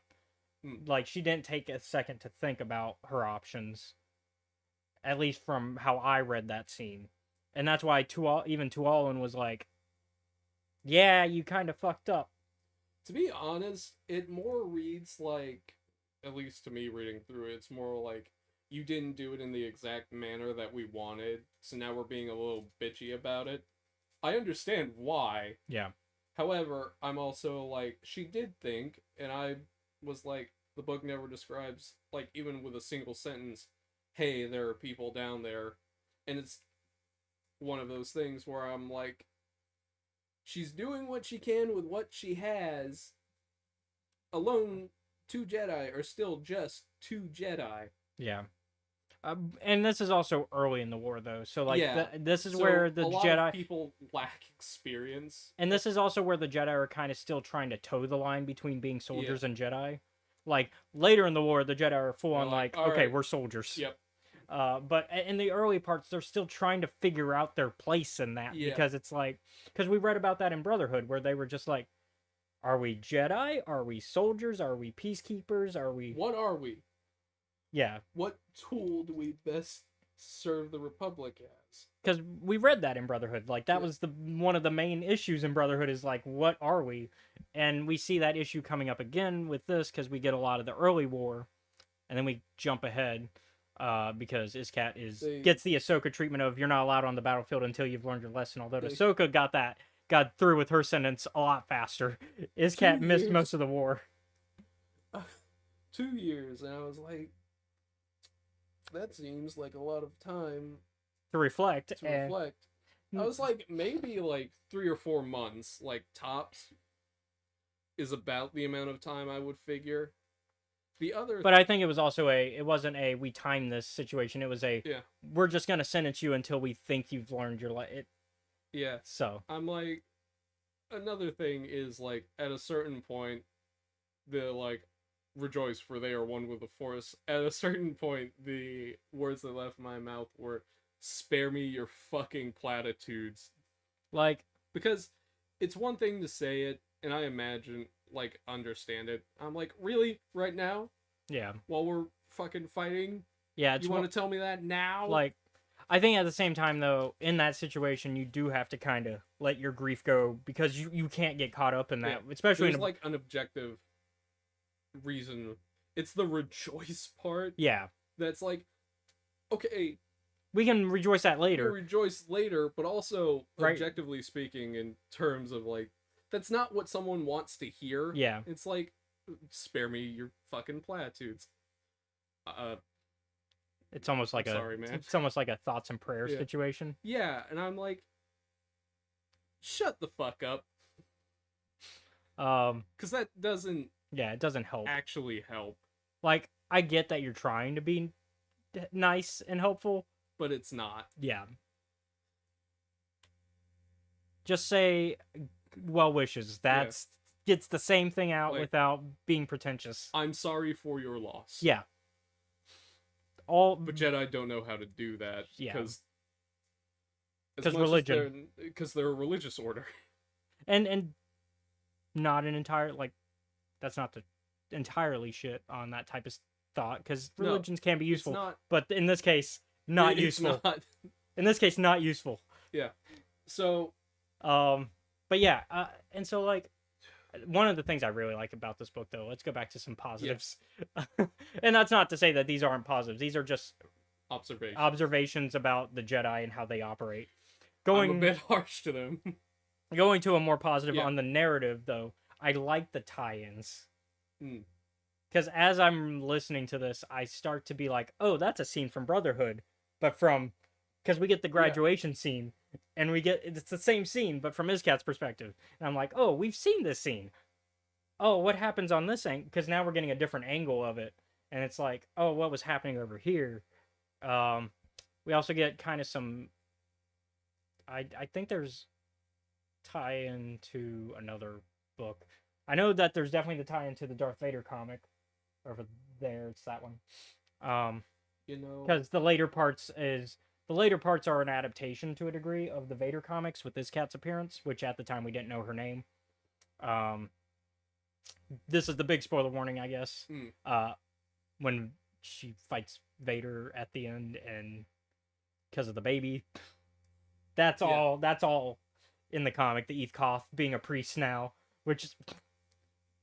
I guess that makes sense as a go-to for a Jedi. Transition. Yeah, that's although he had already left the order Yeah. before Order 66 went down. He had already been like, I'm out. nope.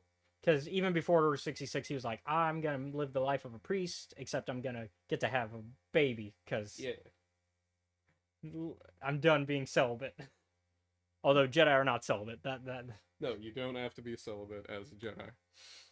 in fact, it's kind of approved to kind of just be a man whore. Rel Avaros? Elzar man? Oh. Man hoeing is approved. Brought to you by the Jedi Order. This generation's man. God damn it. I kind of want to see Yoda's hoe face. Probably when he was probably back when he was 100, right? Oh yeah. Oh god. So But yeah, do we want to go into the serious thing since we're getting to like Yeah, the sure. getting closer to the end of the book Yeah. stuff? So eventually she does find her family after Yes.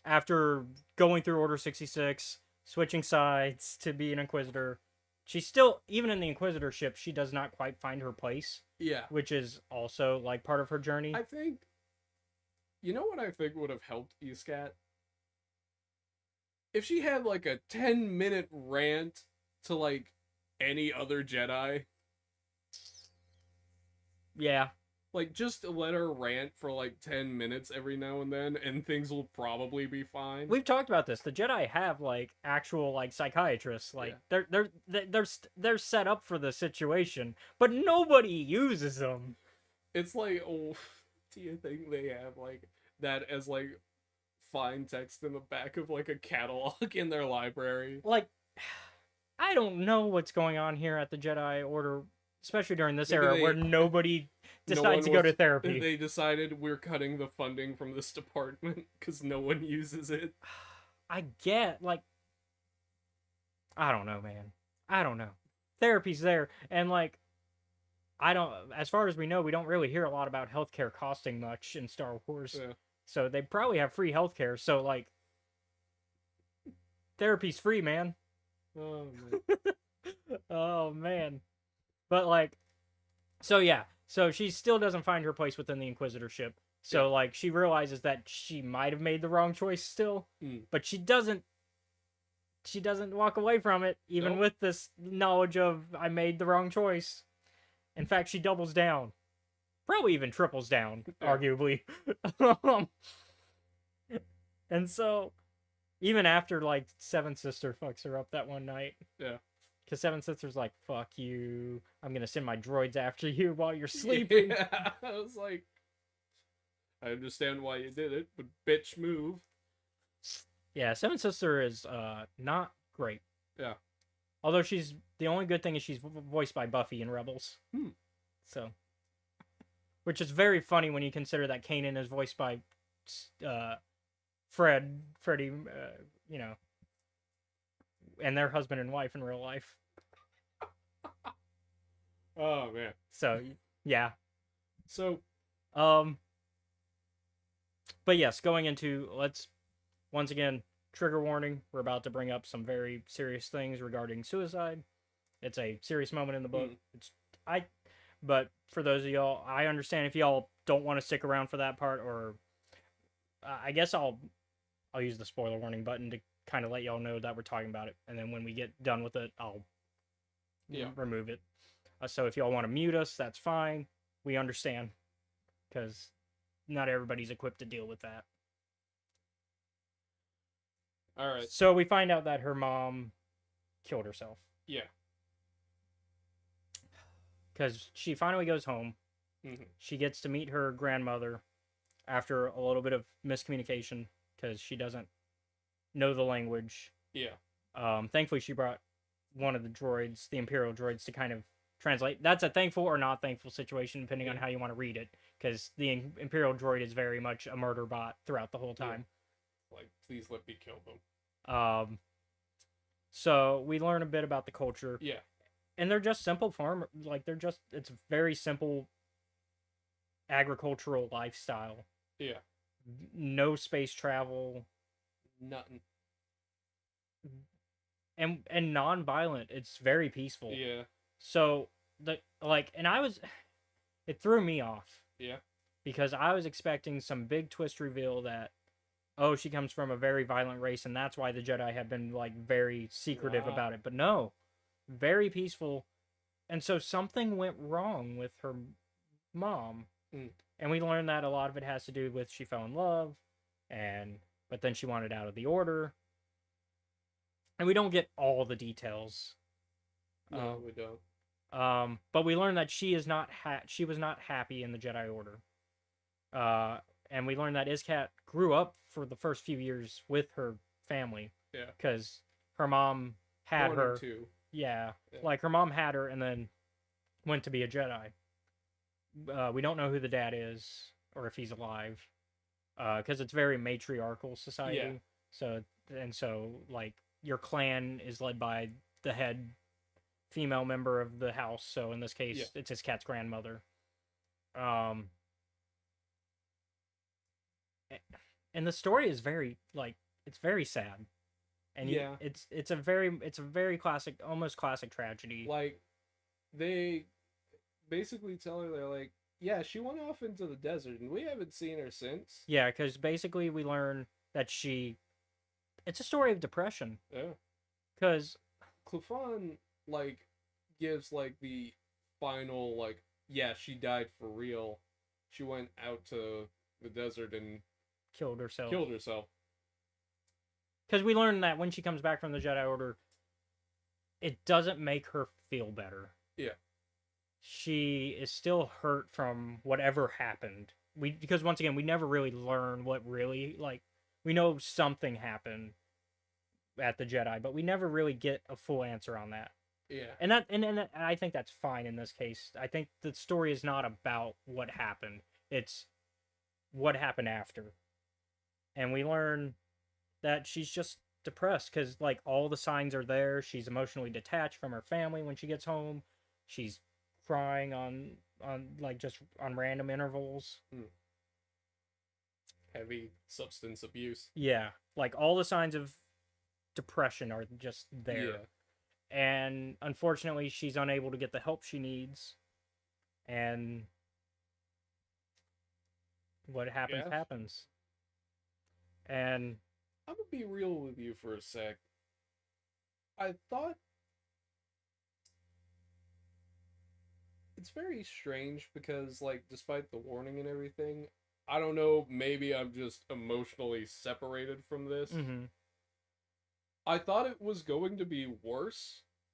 I mean, I think it's still bad. Like, don't get me wrong, objectively speaking, Yeah. don't kill yourself, please. There are Yeah, people will for help those you. for those of y'all dealing with this situation, if y'all are listening and didn't mute for the trigger warning,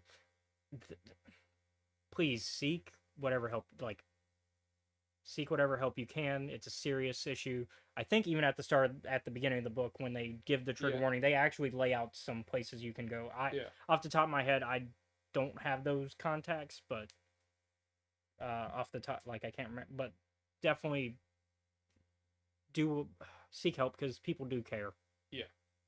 As much as you might think or believe that they don't, people do care. They will listen when you need them to, but you have to let them know. Because inaction will get you killed. Yeah. But yeah, Yeah. I think it's bad enough to warrant the. I mean, it exists in this in Yeah. the plot, so therefore it warrants the warning. And on top of that, I think it's still very important to see this moment Yeah. and understand it because it's a heavy part of Iskat's journey. And I think without it, Iskat's journey doesn't end up where it does because I think by the end of it, Iskat tries to pull away from the dark side. And I think this is one of the. While it's not the moment that causes her to do it, it's the start Yeah. of that. Like, she starts to get that doubt that she made the right choice in this moment.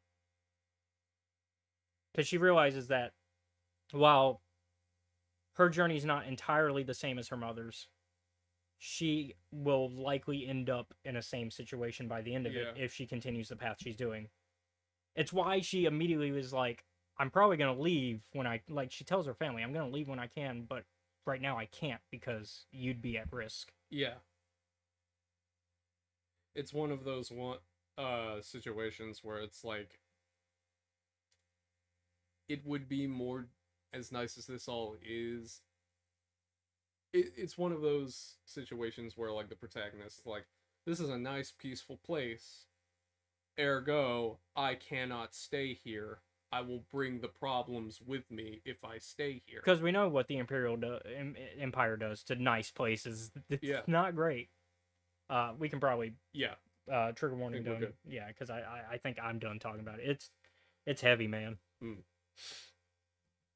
But yeah, she decides to leave her home because she would put it at risk. I mean, it's already on the Empire's map, and right now, thankfully, the Empire does not see a resource worth. Going there, because it's like out in wild space, which is fucking far.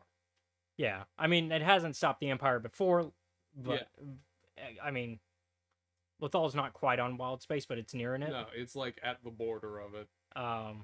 But Lothal also had a Jedi temple and mining resources Yeah. that they could strip mine and ruin the agricultural society that was at Yep. Lothal. Once again, the Empire just ruins whatever it touches. Yeah. And so that's why, once again, Iskat has to leave. Unfortunately, Iskat's journey does not end well. Yeah, it doesn't. She kind of finds her name. She becomes the 13th sister. But unfortunately, after that, we get the events of the Vader comic, where she butts heads with Vader in a way, and you do not butt heads with Vader. Nope. It's not a thing you do. So You like being alive. yeah, if you like being alive. Uh, I like to think though that her homeworld does not get touched yeah. after she dies. I think one of the moments of like solidifying, because at this point I already really like Iskat's protagonist, is the fact that she tries to pull a fast one on Vader when she's like introduced to the Inquisitors. I like that. I like that it's canon that Vader has a cod piece, and that he wears essentially He wears a lightsaber resistant. What's cup? He wears a lightsaber resistant cup. I like that that's canon now. Because it's got The fucking got no limbs. because its cat stabs him in the dick, Yeah. and he's like, "That didn't do anything." It was a nice try. Nobody's thought to do that before. Pretty creative, I gotta admit. I like that Vader, in a way, respects her while disrespecting her. Yeah. But it's very Vader to do that. Yeah, it's like It's very, she's one of the few. it's very Anakin, actually, Yeah. if anything, She's one of the few Inquisitors that like doesn't get any of her limbs cut off.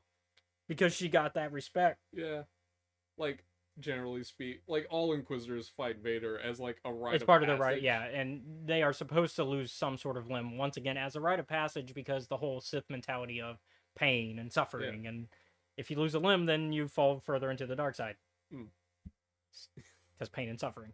She throws Fifth Brother at this man because she's like, I don't give a fuck if this guy dies. To be fair, nobody likes Fifth Brother. Uh, I mean, we get that with Jedi battle scars, and we get that with yeah. Rebels, and now here, nobody likes Fifth Brother.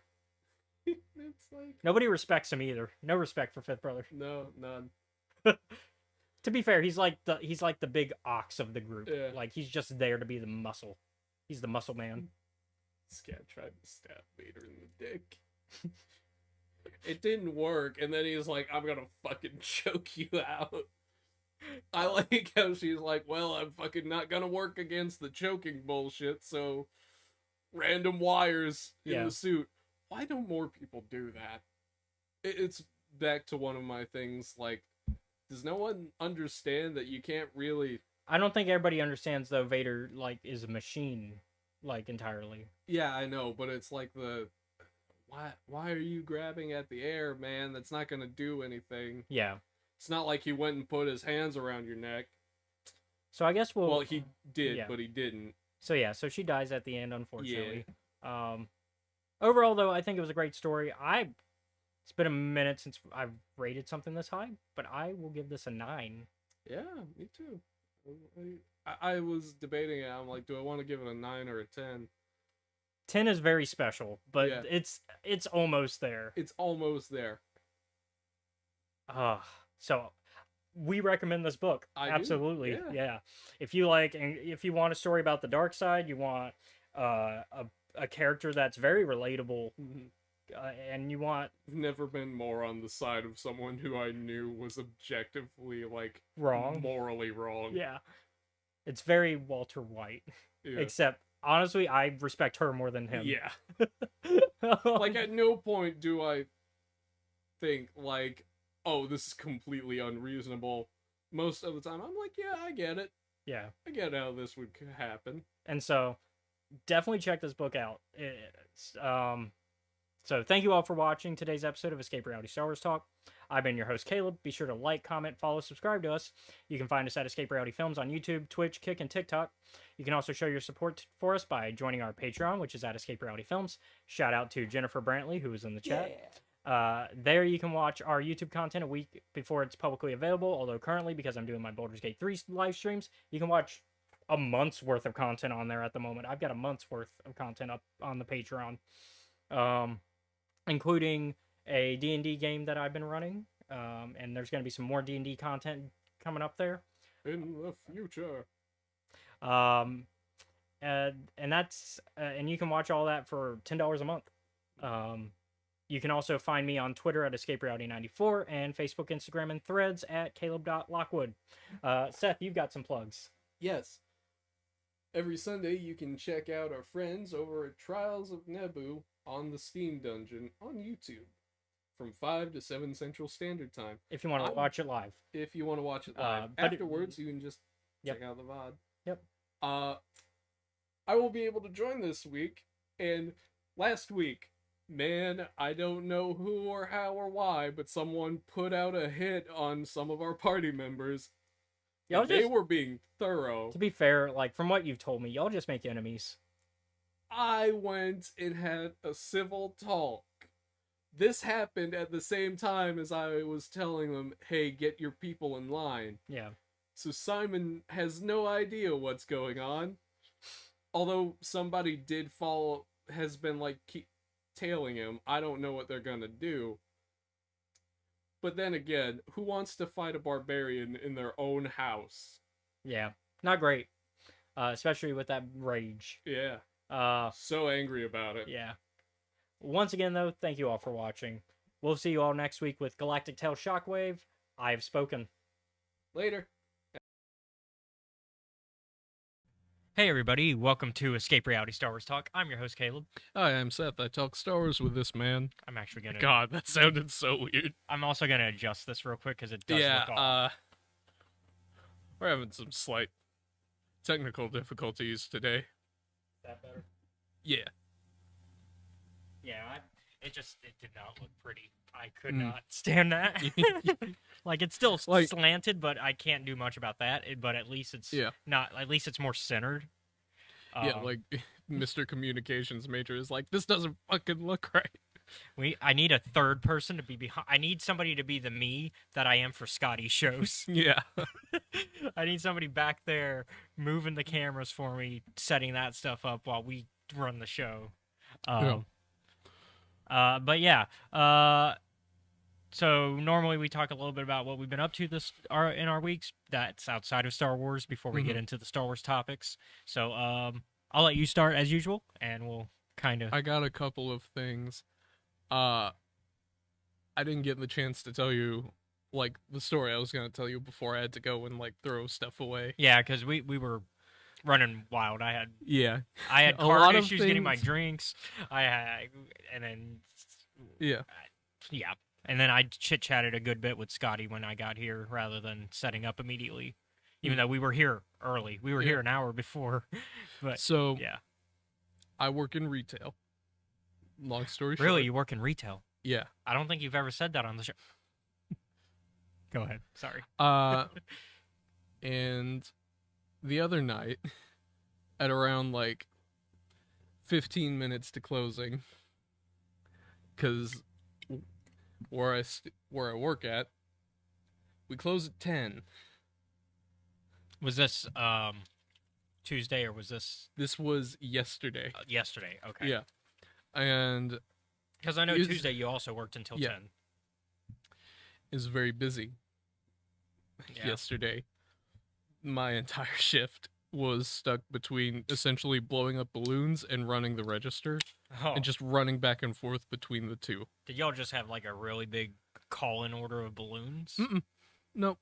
Just for the little place where we keep them. Oh, okay. But I would assume like you're blowing them up because you got to replace them then. So obviously somebody bought a bunch of Somebody balloons. did not buy a bunch of balloons. We do it for like a display. Oh, okay. Oh, and so when they just happen to Yeah. deflate, you got to reset. Yeah. That bit is not relevant to the story. But it's important to know Yeah. what I was doing, Yeah, like, yeah, yeah. for 4.5 hours beforehand. Yeah. And so this little old lady and I think her son come to the front of the store to the checkout. That's fine. That's normal. You're supposed to do that when you want to buy things. Especially at this particular store. Yeah. Like, it's not surprising that. Yeah. So they go and they, they put all their stuff up. I ring them up because at this point the other person who was working there, which is the shift manager, also has gone. She's taken her drawer out basically because they have to do that. Yeah, because To you get gotta their stuff counted. Yeah, because by the end of their shift, they gotta have everything counted, so that way the company knows how much y'all made and how much y'all. Yeah, Mhm. and in that it matches. Yeah. The registers and The everything. unfortunate thing is on busy nights like this, it's just me and my register, which can cause problems if the following series of events occurs. I'm guessing account started, but then a bunch of customers. No. Account started and it got done, right? Yep. Everything so far so good. And this old lady, she goes and she's like, my food stamps card, for food that she bought, right? Yep. Which is what you're supposed to use it Yep. for. Unfortunately, this card is busted to hell. It is almost in shards. Most of the things have been rubbed off Oh no. from use. And it's just not working no matter what she does. And for a good 10 minutes. Actually, no. Sorry. 20 minutes, it's just like. We tried everything. We tried lowering the amount. Anything possible so that this damn thing would work. And at the end of it, none of it worked. So it's like, we're gonna just post void it because it's not going nowhere. And I feel bad about it, but I'm also frustrated. Like, at this point, it's very clear from how heavily mangled Mhm. that the card is. It's like, It's just go been- get a new one. Yeah. Yeah. And there are people behind her. So by the time me and Andrew got home last night, Andrew's my brother for the record. Also, a thing I don't think. Sorry, I know we have to, for new people who watch, we have to specify, but Yeah. I'm still joking for those who have watched that. Obviously, they would know, but yeah. We get home at 11, which is half an hour later than where we usually get home. Mm-hmm. And most of the time I'm like, this one upset me. Yeah. The other thing that I've been doing this week, and this one is more fun and amusing. I went and I've been playing a lot of Minecraft this week. Is it just because I know everybody in that house plays Minecraft? Is that Everyone part of it? does, but I play it on the PS3 because I still have it on there. Mm-hmm. I can't join their games because that's not how I that thought works. I thought with the not the Java version, but the other version. the Microsoft. There's like a, I forget the name for it, but yeah. Mm. I thought there was cross play with one of the versions. There probably is, but I don't think it's the one for the PlayStation. Oh, okay. So the way that game is, I'm gonna take my hand off the M&Ms. Go ahead. You were saying that. Is so the way that it loaded in, I was like, all right, because you've seen the world where I've already basically like done all the stuff I wanted to do. Yeah. I can never finish Minecraft because I always get to a point where I'm like, this is enough. I don't have to do anything more. So I was like, new world, reset from beginning, go. So I went, I explored, I filled in the map, which is a thing I like to do in games so I can just go wherever. Yeah. So I know what we're going to be doing when we play Baldur's Gate Yeah. 3 together, because they use the cloud, the I forget the name of it now. The like generated. Well, the enemy, the Fog of War map Yeah. style, where you have to Okay. clear it out to get the map, which is what Minecraft also is. Yeah. Yeah. And so I settle for like this little house on like the very bottom left corner of the world. Unfortunately, there are like two kind of mountain areas next to my house. So I don't know why. I just got fed up with looking at them. So for the entirety of this week, starting on Monday to earlier this morning, all I did, because I'd got done with exploring and Yeah. collecting tools and all that, was break down those mountains. Sounds very similar to something I don't know if you remembered these stories, but when I was on back when Shaylee had a Minecraft server, Shayla Run, because we've had her on the show before for High Republic Adventures. She had a server back in the day, back when she was more active, Mhm. and the spawn points sucked Yeah. because it was just all terracotta, just a bunch of terracotta mountains.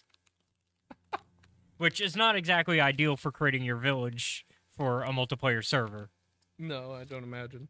So they hunted her and Cal looked for a different spot to find, and they found a different spot that was like a good ways away from the spawn point. And so I, for the sake of when new people came into the server, created a minecart train system that went from the spawn point all the way to the new village. And then even then I was like, you know what? I want to get rid of these freaking mountains. So I started from the top, just mining and getting rid of it. So I just had a bunch of terracotta, and I even built a little house to stay in within the mountain as I was doing this work, so It's that way very I didn't have to amusing. go to. That at separate points, both of us have like seen a place and we're like, This is ugly. fuck that mountain. It's gotta go. Look, terracotta mountains in Minecraft are not pretty. They suck. Microsoft, don't get rid of terracotta mountains. Nobody likes them. The other thing about this world, right? Yeah. Plenty of villages. There's like a pirate ship. Ooh. Nice. Yeah, like beached, right? Yeah, because you can find some Yeah. treasure if you go. Found a to- treasure yeah. map.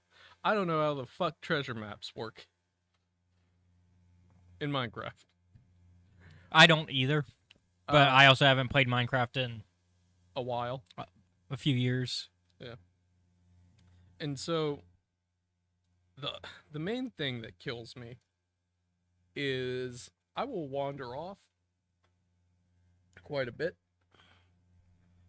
As one tends to do. It is Minecraft. Yeah. Sometimes I'll go into caves. The problem that I'm having is that when I go in and I like clear out a cave, right? I have this problem. You good? Yeah, I'm good. Wrong pipe.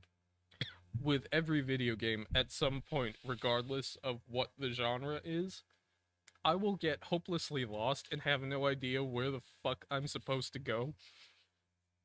Even in games like BioShock Infinite, Yeah, which specifically have buttons that you can press with arrows to tell you where to go. kind of like with Dead Space, where it has the like, here, go here.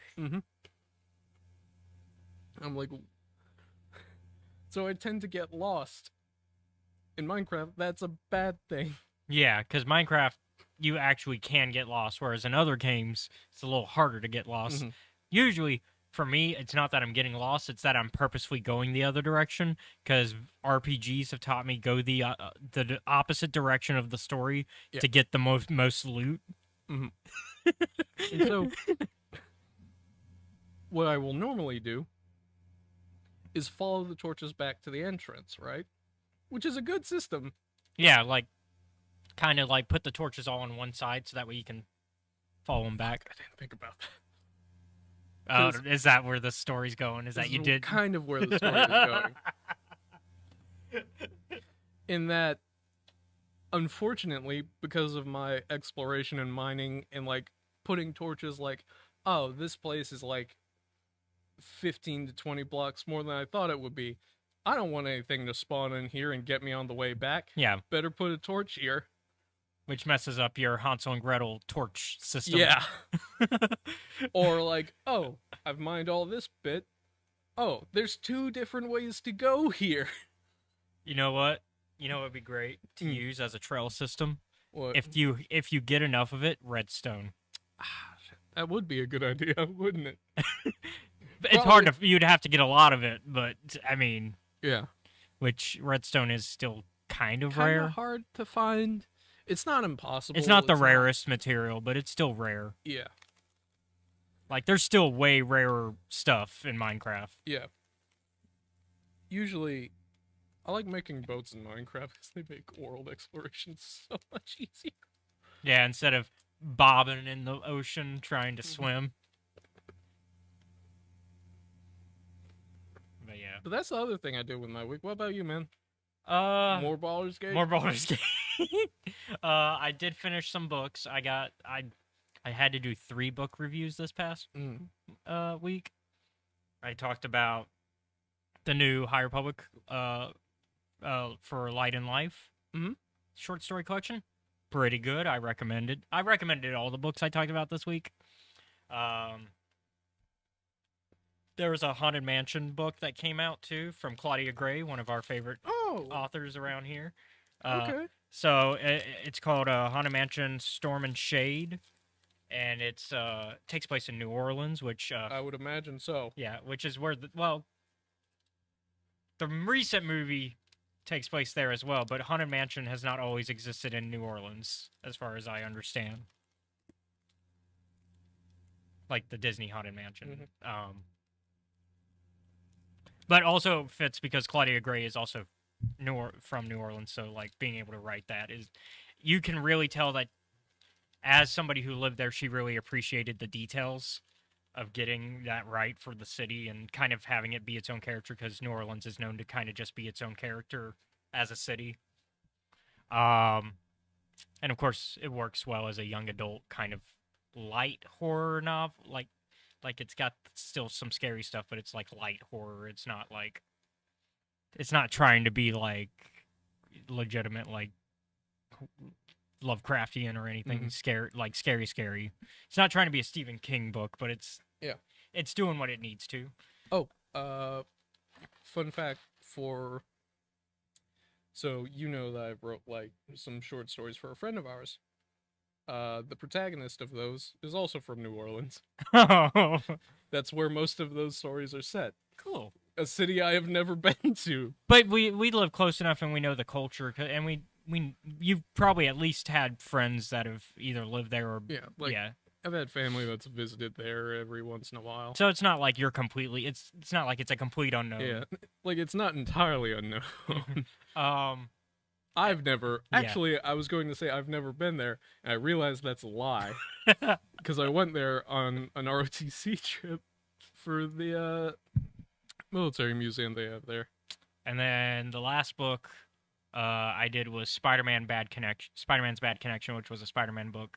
Not MCU tied in or anything. It was just, it's part of this young adult line that Marvel does that it's pretty good. So it was a sequel to another Spider-Man book, so I did not read the first book. But Some context missing. some context missing, but I think they did a good job of like trying to get the Yeah. important and relevant information in. Like the stuff that I knew at most was like, oh, Sandman was one of the main antagonists in the first book, and also that was kind of the start of Spider-Man's career. And there's a new sort of villain that I've never heard of that's almost Venom-like, but it's more technology based. Like, so it does make people have like the anger flare up and rage and all that, but it's connected to the technology, and that it like lives in the cell phones and can do stuff like that. And then this book had the Spot as the bad guy, which Spot's been becoming a very more well-known villain thanks to him being in more pop culture recently. Which I like the Spot as a villain. Not my number one Spider-Man villain, but he is up there. Spider-Man Rogues Gallery is almost as good as possibly even arguably better than Batman's, depending who you ask. I'm not gonna argue that doesn't have its merits. I'd say it's at It least does. as good. I will give it that. I'd say it's at least as good, because like Batman's villains are the ones you immediately think of, and so are Spider-Man's villains. Yeah. I think those rogues galleries are the ones that like people They- people know, even if they've never read a comic. You know who they are. Mm-hmm. People know who Sandman is. Yeah. And so, Sandman and Green Goblin. Yeah. People know who those are yep, just like you know who the Joker is, who Penguin is. because pop culture and everything. Yeah. Also, I think their villains are just recognizable. And in the case of Spider-Man, in the case of Marvel in general, Stan Lee always had the approach of name things very simplistically so you Yeah. could remember them. It's why a lot of names have the alliteration in Marvel, because you've got the Peter Parker, and so the Reed Richards. Yeah. So that's so you remember the names, and you can. I mean, I think I take a lot of that similar approach when it comes to my writing, not to toot my own horn in a way, but like Yeah. yeah, Simplicity is not bad. as somebody who has read my material, you know that I Yeah. am very simplistic with names. Like the main antagonist of my main universe is named the Evil King. There you First go. Name, second name evil, last name king. So you realize that Evil King is a title. It's not a Yeah. it's not an actual name. It's a moniker. And so like but once again though, Meanwhile- it's very simple. It's very simple. You know who that is. Yeah. Meanwhile, I'm on the complete opposite end of the spectrum. In that people will, for the most part, characters when I write them, will have normal sounding names, Yeah. except they'll be stupidly long for like no reason. And I've also been meaning to ask you, Uh-oh. did you get around to it? Have you ever seen Harvey Birdman? No. No, I know who he is and what he does. He's like an attorney or a Yeah, lawyer. it's a not Cartoon Network, Adult Swim show. Yeah. In a Which I guess is technically Hanna-Barbera style, right? Yeah, because it's a spoof of classic Hanna-Barbera stuff. Yeah. Sorry, it reminds me of a moment you asking me that. There's a character on the show Mhm. who is consistently asking anybody, "Did you get that thing I sent you?" I know I've sent it to you. No. I know you have, but it just makes me think of that. Now I have to share that with the Look, audience. man, if you need an audio thing, I will. Oh, you'll do an I audiobook will for me? fucking do a goddamn thing for you. I understand you're busy. It would probably help, actually. 'Cause then Are you gonna read in double? You gonna listen in double speed? No, but I'll listen to it while I'm on my way to like work. So like I doubt like altogether the trilogy could be more than an hour, which my drive to work is You about might be an hour. surprised. The first time I read one for Kiari was like, because Kiari's a friend of ours who I also write Yeah, stories for. which we've talked about Kiari Yeah. on the show. He does the D&D game you're part Yeah. of. That was 18 minutes reading it out from start to finish. Admittedly, that was the one that had That's been still pretty short. edited. I mean, that's yeah. still not too bad. So it might barely break an hour if I read out all Yeah. 3 of them. Whoop, you good? Yeah, Here we go. Hold on. Here it is. I don't want to. Birdman. Sensei. Hold on. But I don't know what I'm doing. Nonsense. Look at me. Look at me. Now listen very closely to these words Oh, that's with not- all your That's heart. not the part I'm Okay. thinking. Do you? Here we go. Ladies and gentlemen, what you are here to answer the question that, frankly, is never far from my own mind is... Did you Get get that that thing? thing. Did you get that thing? That sent you.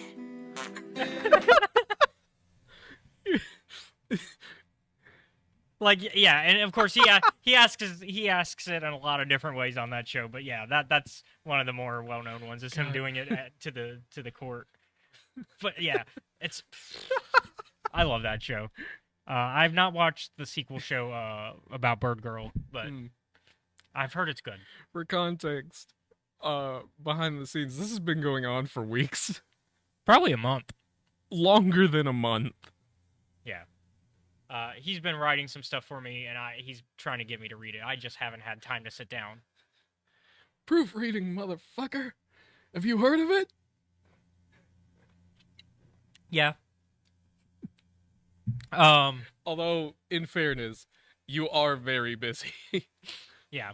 But you yeah. usually don't have as much, for lack of a better term, free time as I do. I haven't even been writing my own stuff lately. Other than like reviews and stuff. Yeah. So like, but yeah, so I did those 3 books. What else have I been up to? Baldur's Gate 3. Yeah. Uh, Speaking of Baldur's Gate, did you get done with the I have not finished the trilogy. I'm on book 3. You're working on it? Yeah, I'm on book 3. Book 2, same issues as book 1, just exemplified. They made Minsk a redhead. Because Minsk isn't in the first book. But they made him like a ginger. It's not also relevant to the story. He appears, and then they leave him at one of the main bars, like one of the main taverns that's in the game, and they just leave him there. Goodbye. Like he now works there, and that's it. Just like, what a waste of having Minsk in your story. I was thinking about this earlier. I cannot stand a protagonist that lacks agency. Mm-hmm. And it's like, why? And Do then- something. Yeah. And then I've started reading my next book review. Yeah?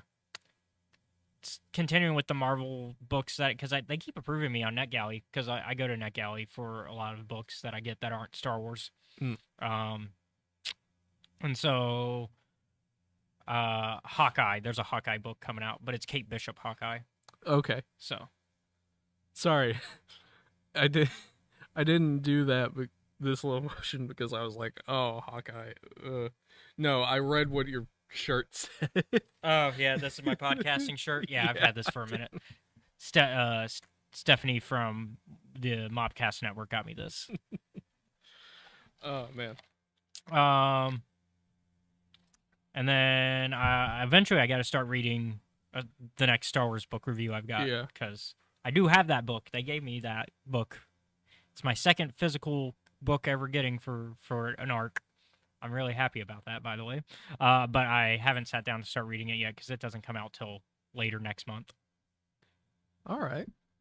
Same thing with this book. Hawkeye doesn't really come out till next month, but it's early next month. And and it's the next book I've got. So I was just like, it's the next book I got. Might as well start reading it. Yeah.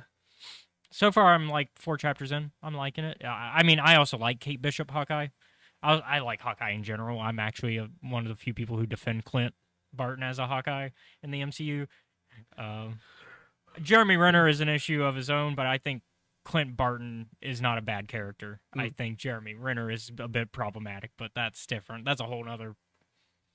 Anyways. Going away from that. Yep. Trying to think what else I've been up to. Tell me. It seems that this week Josh's D&D game's coming back, so tonight after I get off, I'll be working on. We're gonna be hanging out at least. I don't think we'll be playing any sessions yet, but we'll be trying to get back to where Saturdays is D&D for goblins. I had. Yeah. Yeah. So you keep. Oh, going. that's it. That's really. it? Yeah. So my record has officially been broken For keeping characters alive. Uh-oh. Yeah. So for one of Kiari's games, after, let's see, I started tabletop in 2016, 2017. Sounds about right. It has taken until now for one of my characters to have whole stop died. So that's a pretty long record.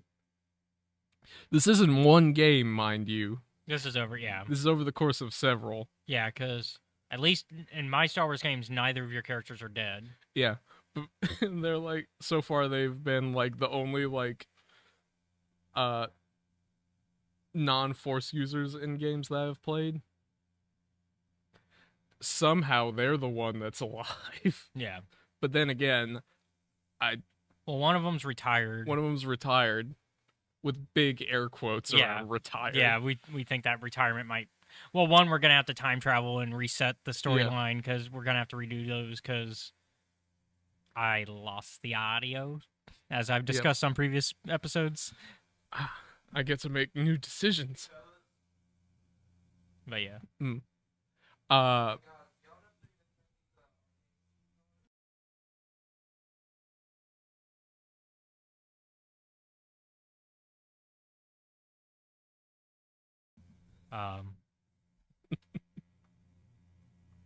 what was I saying?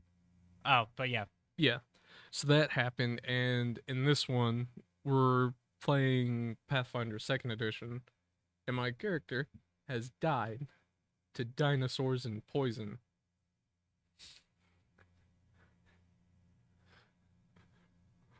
The poison came from the dinosaurs. no, I figured.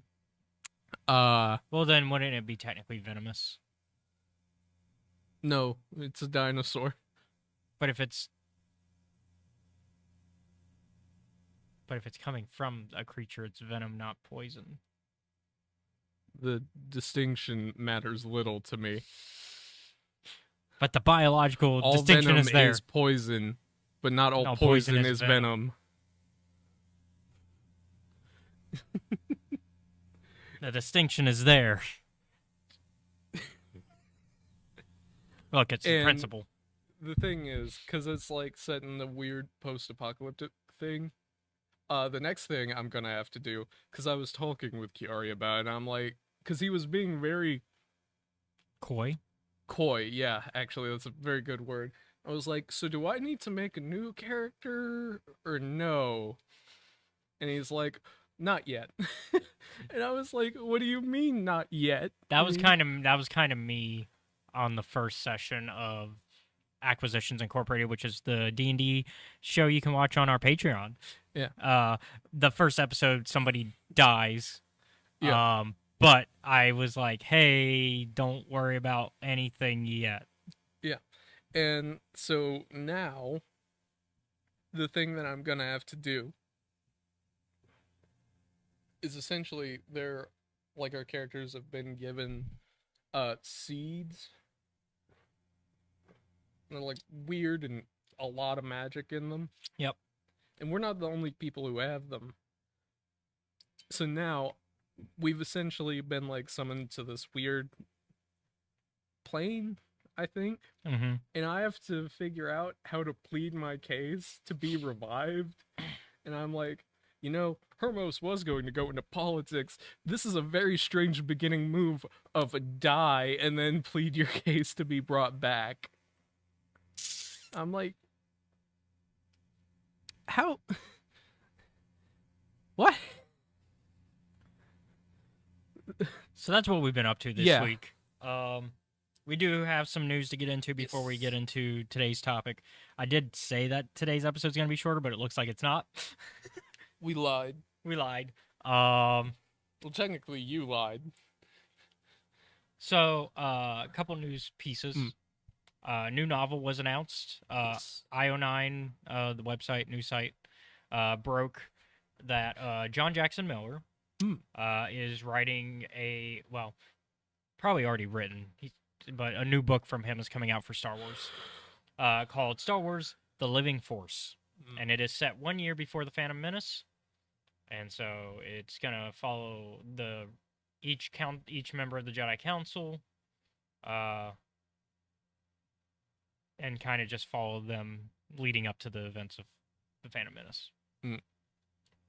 I think this is an interesting, especially with the High Republic kind of starting to wrap up. I think this is a natural story to tell. Because we don't have a lot of canon pre-Phantom Menace stuff. Yeah. Other than the High Republic. Also, I like John Jackson Miller. He's one of my favorite Star Wars authors. I followed him for a long time, specifically for his Knights of the Republic comics. Y'all have heard me give my spiel of how I like Zane Carrick as a character. He also was the person who got to write the first canon book once the canon reset happened. He did A New Dawn, which is a story about Kanan and kind of sets up the story of Rebels. Gives us the first appearance of Kanan and Hera. And then he, for Legends, he also did the Kenobi novel, which got a lot of attention last year because of a show that came out connected to that. You don't say. Yeah. I'm playing coy for a reason. But yeah. But yeah, they released the cover. It looks pretty cool. I like the cover. It's very almost classic Star Wars. Yeah. I'll pop it up real quick for our audience. So, I like it. It's very, like I said, it's very classic Star Wars. You got Yoda and Yaddle, and you got all the council members essentially right there. Which, with it being about the Jedi Council, that makes sense. Feels like this will be more of a story about the Force and about the Jedi and kind of some of them believing that they're at decline at this point. Because we're out of the High Republic era. Actually, here's the IO9 presented a synopsis.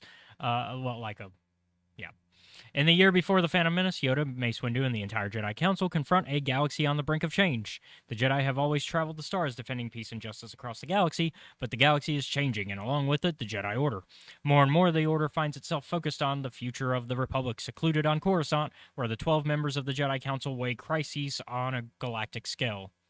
As yet another Jedi outpost left over from the Republic's Golden Age is set to be decommissioned on the planet Quinn, Qui-Gon Jinn challenges the Council about the increasing isolation of the Order. Mace Windu suggests a bold response. All 12 Jedi Masters will embark on a goodwill mission to help the planet and remind the people of the galaxy that the Jedi remain as stalwart and present as they have been across the ages. But the arrival of the Jedi leadership is not seen by all as a cause for celebration. Warring pirate factions have infested the sector in the increasing absence of the Jedi.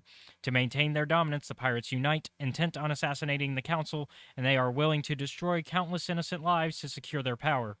Cut off from Coruscant, the Jedi Masters must reckon with an unwelcome truth, that while no one thinks more about the future than the Jedi Council, nobody needs their help more than those living in the present. So... this is going to be another hit piece for you. This is another Jedi hit piece. Jedi hit piece. My notorious hatred for the Jedi. You're the J. Jonah Jameson of Jedi. You're just keeping them. You're just keeping them in check. You're not. You don't hate them. You are just making sure that they're kept in check. Held accountable. Listen, motherfuckers. Admittedly, I would freak out if, because this is during peacetime. Yeah, this is if just... 12 Jedi showed up on the planet, I would lose my mind. I'm trying to think of the Dark Horse comic. Because, holy shit, man. There was a Dark Horse comic from Legends that's very similar in the idea of having the Jedi Council all on a mission. And it also takes place before the events of... Acts of War. Here it is. Takes place once again a year before the Phantom Menace. Let's see. Premise of that was in the days of the Old Republic, before the threat of the Phantom Menace, the Jedi Council guides the Jedi Knights as defenders of peace and justice throughout the galaxy. When a brutal conflict arises, 2 Jedi are dispatched by... okay, never mind. So it's not the whole council. But I think there was a good chunk of the council being involved with that storyline, because even on the cover it shows Mace Windu, Yaddle, Plo Koon, Evan Peel, and Sassy 10. Or, sorry, Yoda, not Yaddle. But yeah, I think the premise is similar, but different enough that it's its own story. Once again, John Jackson Miller, I'm always happy to see in writing Star Wars books. He also writes good Star Trek books, from what I've heard. I have not sat down and read a Star Trek book, but I don't think I have either. yeah. So yeah, another book to look out for. Last piece of news: Jedi Survivor got a new patch for the console version. That makes it to where it now has a solid 60 it's for PC and console. It's basically for PC more so. It fixes the 60 FPS, stabilizes it, because I remember on PC it was rough if you were playing on PC for Jedi Survivor. Little janky. Yeah, just a little janky. So it fixes that and helps with quality mode and for the PS5, and because on PS5 you had the quality versus performance mode. So kind of needed update. So glad that people who needed it. I didn't run into too many issues, but I was also on PS5, so yeah. God, that was a fun game. Only got to play the starting level, but it was a fun starting level.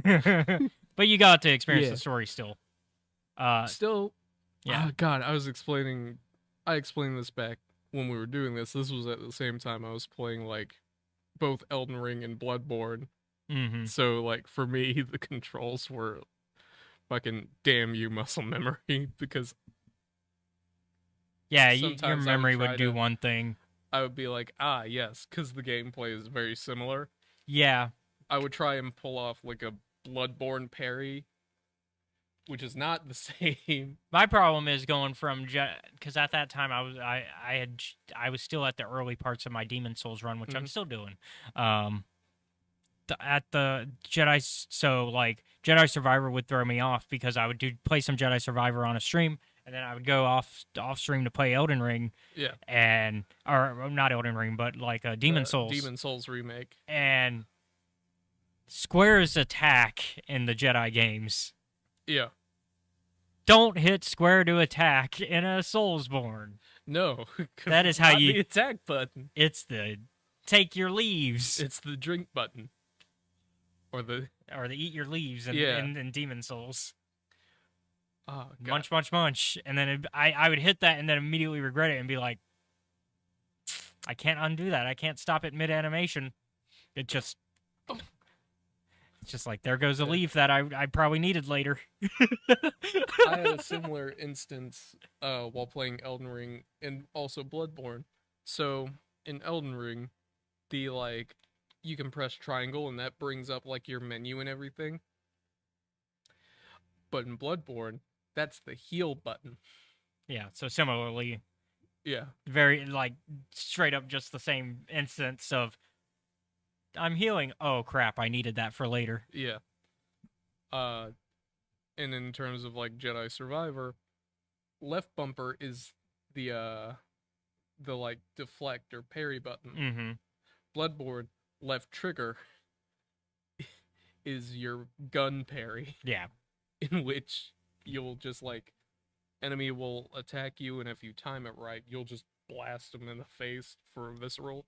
You just go in, yank out their innards, which is very violent, but Bloodborne's a violent game. Yep. I don't know if you could tell by the title. So... But short Yeah. story time?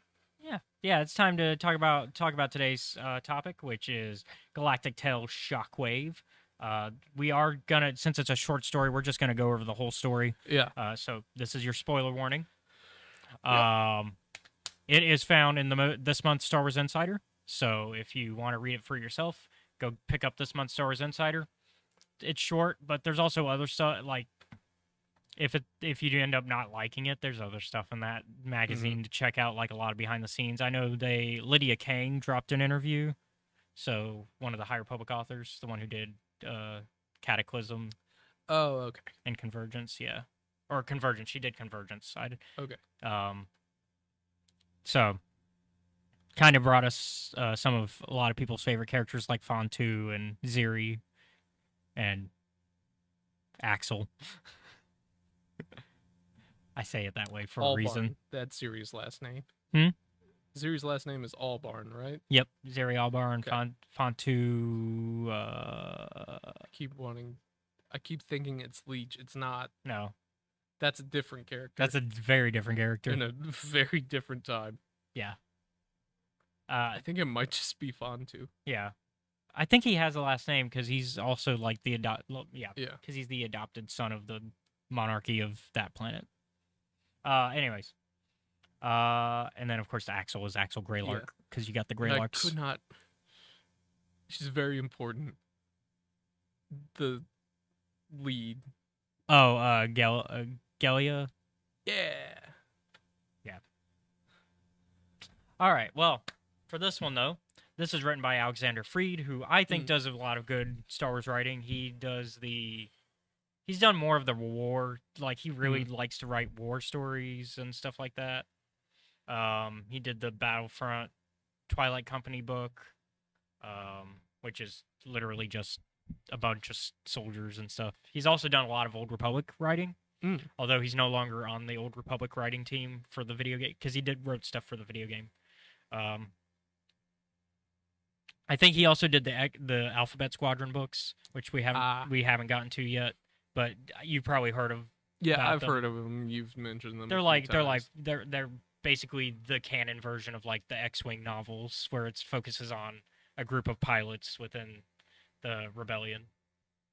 And this is very much in line with his type of writing, because so this story is a tie into the whole 40th anniversary of Return of the Jedi that we've been celebrating this year with a lot of books and short stories. 40 years. Yeah.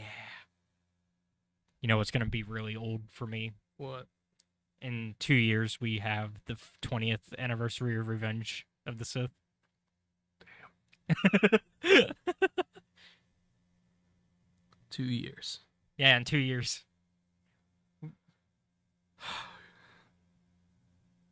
Which is when also the next Star Wars Celebration is, which makes sense. Skip next year because there's nothing really big to talk about, and then the year after is 20th anniversary of Revenge of the Sith, so it's a big event, tentpole one.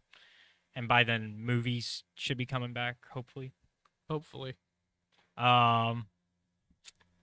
So this story follows the tale of Ka Isiora, however you want to I pronounce read it as Ka Isiora. Isiora, okay. And it's basically literally the end of Return of the Jedi. It's just the Death Star getting blown up, and then the repercussions of that. And do you have any thoughts about this, like, as a whole? I think it's a story that is supposed to be hopeful, but we as an audience know that there's things that aren't going to be happy. So, and I was talking about that with you before because you want to be happy for Ka. Yeah. Unfortunately, within like 40 years, things are going to go down the shitter. Yeah, there's that. But that's not... I couldn't give less of a fuck. Like, I read it, and I don't know if this was, like, when you sent it, almost immediately after, right? And I read it from start to finish. Yep. And I don't know if it's because I was tired, and I didn't reread this one, like most of the short stories. I was just, at this morning, I was like, all right, whatever. I considered it and then decided I didn't want to do that. Yeah. I can't care about this protagonist. I kind of did because I felt bad for like... I didn't. And the reason why. Okay. So I'm like, okay, cool. Death Star. Blown up. Understand, like, that's going to send everybody into a frenzy. A lot of things are going to happen really quickly. Yeah. However... because we see the immediate repercussions of that, of like people panicking over whether or not... Because one, there's still a lot of TIE fighters and stormtroopers Yeah. out there that still have to be. You still have to wrap up this Yes. fight because the battle is not over. The battle's Just not over just because the Death Star is gone. yeah. One, I don't care much about dogfighting or pilot stories. Okay. So then, There's yeah, that. this was just not. Yeah. So this was just not the story And for then you. the second half is like her reflecting essentially on whether or not she should break up with her boyfriend. And I'm like, really? And also like her being like, I care for my droid. And I'm like, that's fine. Droid, I actually really understand that because you've gone through a lot with this droid. But also it's the like, will they, won't. Should I tell him that I don't think we should be together? Or I didn't but read I'm it. also like really concerned because I still want him to be alive. I- And I'm like, I don't fucking care. I guess I missed that. I just didn't read it that way as a will they won't they story. Like it's not a will they won't they. It's a do I want to keep pursuing this kind of thing. Mm-hmm. And it's she seems to be torn between I think I should tell him we should break up, and also please be alive, please be alive, please be alive. And I'm like, I understand things are kind of stressful right now. On top of But her this being blinded Yeah. because she literally was at like almost point zero of the Death Star blowing Yeah. up. And so But and I just couldn't fucking care. yeah. Like, I think my issue with it is that it tries to do, in my opinion, 4 things at once and ends up failing at all of them. This is probably the meanest I've ever been to a story on this show. This is probably also going to be our biggest disagreement. You can like it. Yeah. No. I'm not. It I'm has- not going to fight. Like I'm not going to argue. Like, it has valid points. Yeah. Most of them, it isn't poorly written. It's just a disconnect, I think. I think it. I think the big thing is it just wasn't the story for you. Yeah. Like it doesn't appeal to anything that you have interest in. Yeah. On the other Yeah. hand, though, and this one is taking a step back from this story and looking at like Star Wars as an entity unto itself. There are times when I think maybe Star Wars is a bit too. It's big, but it's vacuous at times, which is both good and bad. Because if it's big, you can fill in stuff wherever you'd like. But on other ones, it's like some areas are in so much detail. The whole, like, we know who's doing what, where, and when all the time. And for me, it's like, I don't need to know that they wore, like, blue PJs on Tuesday at 4:35 in the afternoon for some reason. Although it is nice having Count Dooku's pajamas being a big thing in Star Wars. I forgot he wears pajamas. He has that nice silk pajamas Yeah. too. He is a count, so Yeah, that makes sense. But like I think to me it's the like just pick a thing to be concerned about, lady. I think it makes sense though that she can't pick a thing because like you said there's like chaos going Yeah. on. So I think as a character it makes sense to be It chaotic does. in this moment.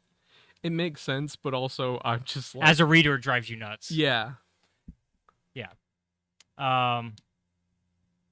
cuz like things happen, Yeah.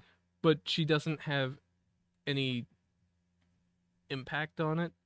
Yeah, cuz unfortunately her agency is gone. Yeah. Like the story is not about what is she doing to help save people. It's how is she responding to what's going Yeah. on at this point because she's done her part, and now she's blinded from it because explosions. Yeah, cuz at being that point blank at an explosion is not good for your eyesight. no, especially one Doctor that size. diagnoses that as a bad thing. And unfortunately, there's not a lot she can do because that's Yeah. just like that's just realistic. Just- Got banged up.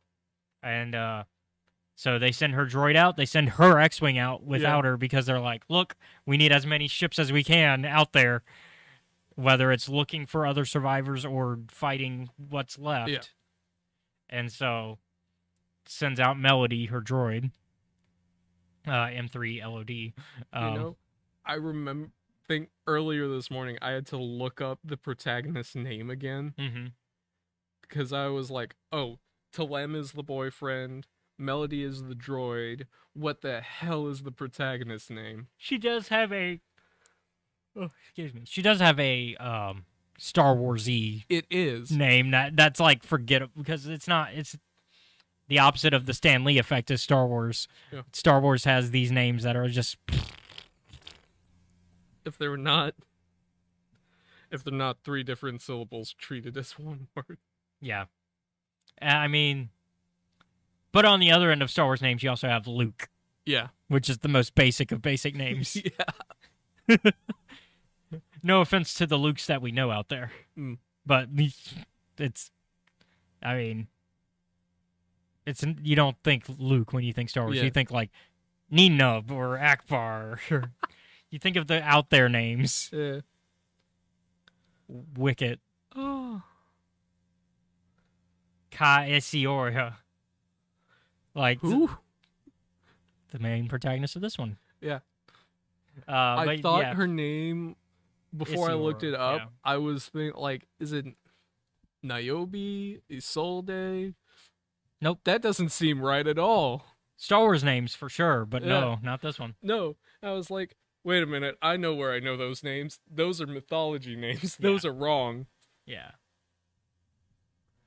But yeah, and then of course we get the reason for why she's worried about Yeah. her partner because we learn that the reason that that the droid goes back out there is because the attachment to Yeah. to her partner, who without Isiora and Telem meeting with Melody, without them finding Melody, they would not be part of the rebellion. Yeah. Because they were kind of just living their own life, staying out of the radar of the Empire. And then they went to go get destroyed, and ever since then, they've been part of this war. And now that there's a chance for peace, I think the question of Well, what now? and I think the what now is what's scaring her. That's why I didn't read this as a will. Why I didn't read it as a will they won't they in terms of like her relationship with Tenem, because I read it as what do I want with him. Like it was more of a what kind of life will I have with him after this. Hmm. Because her and Telem had trauma bonded essentially. Yeah. At this and for those of you who don't know, trauma bonding is not known for being the best way for relationships to last in the long run. No. Like they're great for starting a relationship, but they're not great for taking it all the way. You need more than that. Not great for keeping them in the long haul. Yeah, you need more than that for a relationship. Yep. And I think this is her kind of finding what the rest of their relationship is built on outside of the trauma. Yeah. And I think by the end of it, they stay together because she finds that there's other things that connect them. Mm. Also, they now have a life where they can try, even if they don't have anything connecting them, they can try to see if they have something now that life is calmed. As I reading it as I understood it, it was okay, good, you're alive. We can now what? Yeah, I mean, I think they're gonna find out. Because I think the hand holding at the end is because they hold each other's hands at the end is a signifier of we're gonna try and see what the future holds. Now that we're together again. Now that we both survived this. Yeah. That's Yeah. a way. Both of these are ways that Yeah, it can I be mean, read. I mean, and that's not to take away your interpretation, because we talked about interpretations. Yeah. It's not to take away your interpretation, nor is it to say that mine, nor are you saying the same thing with mine. We are just going, these are our interpretations. When did you read this, by the way? Because that might have something to do with it. A little more recent, because I read it yesterday. Okay, because I read it, like I said, at Wednesday at when 6 in the morning. Yeah, so I read it while I was at a little after I got off work yesterday. And for me, like 6 in the morning is like right before I usually go to sleep. Because So, I just had a busy work week this week. Yep. And it's like, and then we get a cameo from Akbar also. oh yeah, he's in this. Just his Giving a voice. speech. Just his voice, but he's here. Basically going, hey, we've done it, but now we gotta take it all the way. Clean it up. Yep. And so, Like, yeah, I don't It's hate- not the it's not the strongest story out there, but I mean, it's not the worst either. Like, it's well written. It's just not for me. Mm-hmm. And I'd say it's not my favorite that we've done on the show. And I've also It's far from it, actually. Yeah. I think the other thing is I'm a little bit used to other writers, and this one, Yeah, we haven't I don't done a wanna lot be of we haven't too- done a lot of Alexander Freed on the show. yeah. I don't want to be too harsh to him because I like haven't seen their other work. Because it's kind of I think you'll like their you like Rogue One, so I think you'll like his Rogue One novelization. okay. Because he does a good job. Now, one of the things he's not the best at is like combat, like all the time. He's not great at fight scenes. A man who is not after my heart. Yeah, unfortunately. He's good at like creating character dynamics, which is I think what this is. And I think I will agree with that one. like I'll agree with that one. This kid- one is more character drama to me than anything else. and that's something he's really good with. Which is great for like war stories. War stories, it's you definitely want your band of brothers or whatever to be like your focus, and I think he's good at doing that.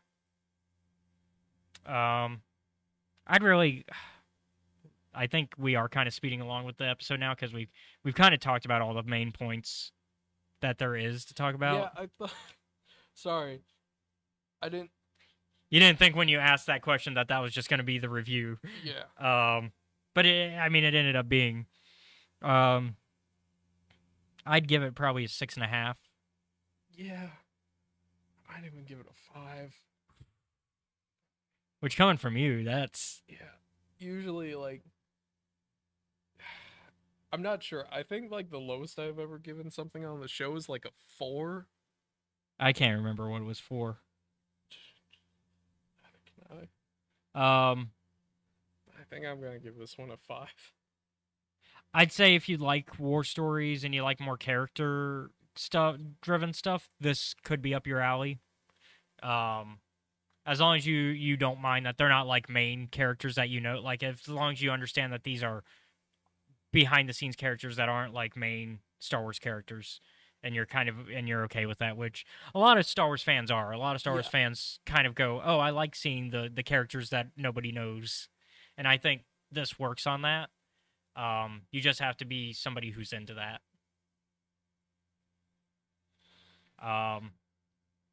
And I think it works on a character-driven level. It's not the strongest of Alexander's writings, in my opinion. But I hope you'll like more of his work whenever we Yeah. get to it. I think that's everything for this that we want to talk about regarding this. So yeah, thank you all for watching today's episode of Escape Reality Star Wars Talk. I've been your host, Caleb. Be sure to like, comment, follow, subscribe to us. You can find us at Escape Reality Films on YouTube, Twitch, Kick, and TikTok. You can also show your support for us by joining our Patreon, which is at Escape Reality Films. Shout out to Jennifer Brantley. Yo. There you can watch our YouTube content a week before it's publicly available, although currently you can watch content at this point. We're almost hitting 2 months of content. Mainly because I've been just still making YouTube content while only doing making most of the normal stuff that I've been doing Baldur's Gate 3 live streams. Once we finish Baldur's Gate 3, then we'll go back to normal. Yeah, once I finish Baldur's Gate 3, we'll go back to normal programming. Upgrades. Normal programming. Although all that might come to a pause if the video game strike happens, because that's in talks right now.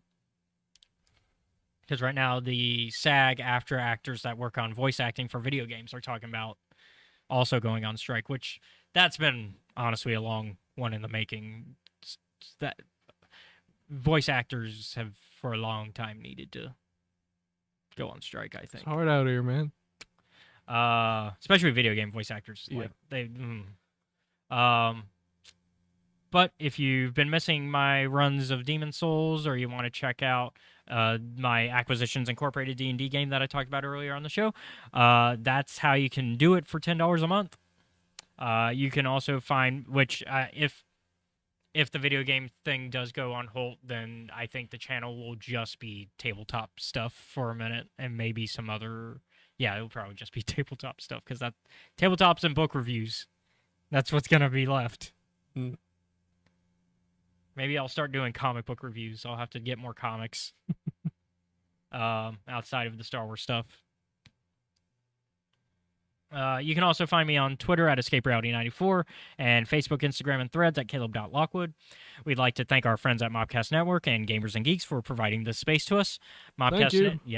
Mobcast Network is a podcasting group that I produce and co-host with, where we talk about classic movies on their show, Cult Movie Cantina. Currently, we're on hiatus, but if you want to catch up on some episodes, you can watch us at youtube.com/Mobcast Network. You can find them on any fine podcasting app at Mobcast Network, or on facebook.com/Cult Movie Cantina. Gamers and Geeks is our local gaming shop here in Mobile, Alabama. So if you're ever out this way and looking for some tabletop, card, or board games, you should check them out off of Howes Ferry and Moffett Road in the shopping center here next to the Piggly Wiggly. We also have Engage Gaming in the same building, who offer hourly in-house console renting. Here you can play on PS5, Xbox Series X, PC, and even VR. They also sell games, so if you want something classic or modern, they might have what you're looking for.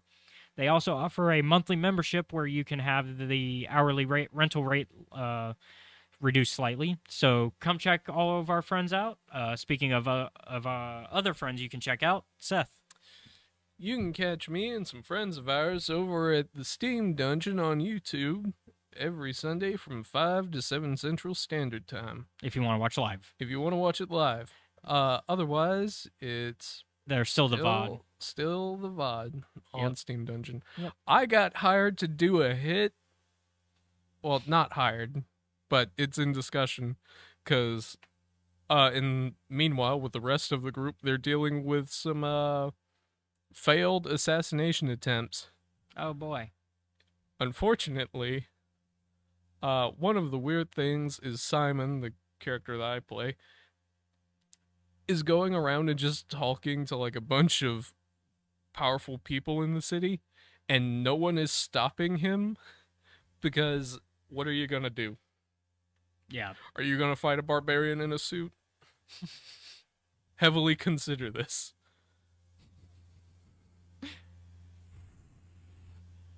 I guess we're gonna find out. Yeah. But meanwhile, like a bunch of the gods have issued an open challenge to like go and find a tomb and bring a thing back. Meanwhile, my character and another guy are still competing in the Colosseum. There's a lot going on. Yeah. There's a lot of different points moving about. Some people are splitting off to go and do their own thing. Some of us are staying in the city. Some of us are trying to get family members out of contracts that are bad for them. One character is trying to perform an exorcism so their sister will be okay. Oh. Because that has worked out in media before. Yep. So, if you want to figure out what's going on, because I sure as hell can't, you can catch us at the Steam Dungeon, 5 to Central Standard Time. 5 to 7 Central Standard Time. Yep, There you go. there we go. Other than that, though, not much going on right now. All right. Well, that's going to be it for, once again, thank you all for watching, and we'll see you all next week with the High Republic Phase 2, Volume 2, Balance of the Force, where we're going to finish the comic arc with Vildar, Maddie, and Tesseric. Yeah. And I've spoken. I'm your host, Caleb. Hi, I'm Seth. I talk Star Wars with this man.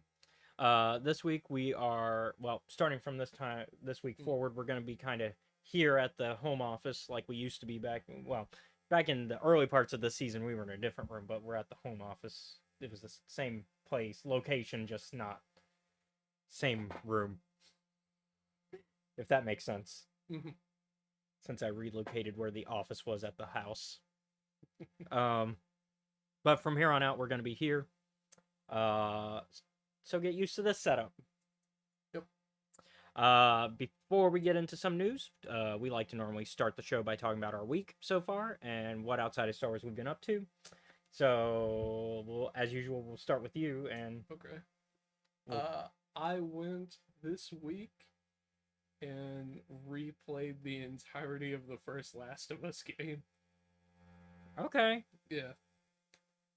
I experienced that for the first time earlier this year, and so This is a thing I've been doing for years now. Every year, kind of a little bit during the summer, I'm like, oh man, I would like to go and play another game that's kind of good. I guess Last of Us it is again, because I can't play anything else at them. Well, You- I can play. yeah, other you just things. can't play anything past the PS3 generation Yeah. at the moment. Like, it's either this or going through Dishonored again. Yeah. Anything else? I saw another mountain in Minecraft. And I was like, man, fuck this mountain.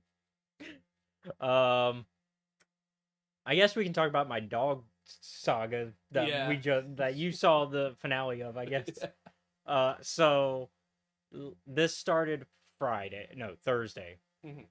So Thursday, I'm getting ready to feed my dogs because usually I feed my dogs once a day. I feed them around 4 our time. There's 3 of them. So I start collecting their bowls and I look in the backyard because I'm getting ready to take one of the other, because my roommate also has a dog. Mhm. So there's 4 dogs in the house total, and I usually let the 4th dog out while I'm feeding my dogs. I look at the back door and I see 2 strange random dogs in my backyard. Don't know these 1, dogs. 2, 3, 4, 5, 6. Yeah. Wait a minute. I don't know these dogs. Thankfully, all of our dogs are inside still. Yeah. So I look and I'm like, where'd these dogs come from? And I go out to the front, to go look at the fence to see if something see it. Nope, no, I don't know what happened. I walk further out the front of my house to see if somebody's looking for their dogs or anything. Nobody's looking around. It's about to rain, so my sister calls my parents and my dad and is like, hey, what should we do? So we let the dogs in. We let them hang out in my parents' room. That way they're not dealing with the rain. Yeah. Because just because they're not our dogs doesn't mean we make them stay out in the rain. We're not monsters. We post on Facebook out going, hey, if anybody knows whose dogs these are. We get some pictures, we post. We're like, anybody know these dogs? And we ask both of our neighbors, because we're really close with the neighbor on that side. Kind of know the neighbors on that side. And so we ask, and they're like, no clue. And then yesterday, my dad went to go, while I went to work with my mom, he went to go see if the dogs were chipped, because sometimes dogs are chipped. So, take them to the shelter, see if they're chipped. No chip. So he brings them back home, puts them in the backyard, tells my sister to keep an eye on them, and he goes to meet me and my mom at work, which is about an hour. So at some point he gets a call from my sister going, hey, those dogs aren't in the backyard anymore. Yeah. Yes, they So they just disappeared. disappeared as quickly as they appeared. And so we were just like, okay, so we update our posts going, hey, they disappeared from our yard. Don't know what happened. And then my dad gets a comment on his post from the neighbor. Turns out neighbor's son is actually friends with the owner of those dogs, and that they had taken the dogs out of the backyard and brought them back to the owner.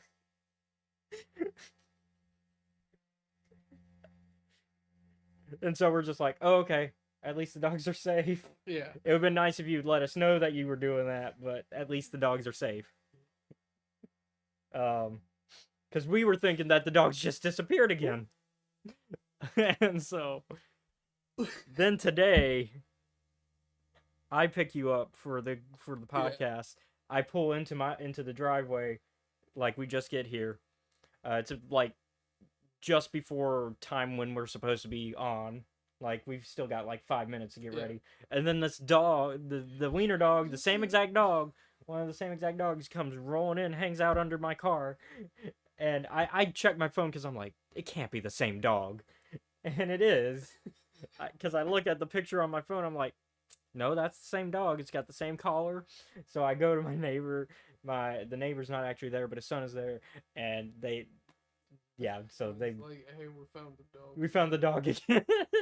He's like, I don't know how the dog keeps getting out. Yeah, it must be finding somewhere and like tiny to slip through. Yeah. And he wanted to hang out with us.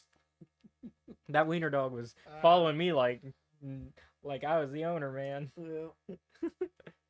he like, and then he hid under the truck. He hid under the car. It is hot out, so like that dog was just trying to find shade. Yeah, it's like, look, man, it's hot out here.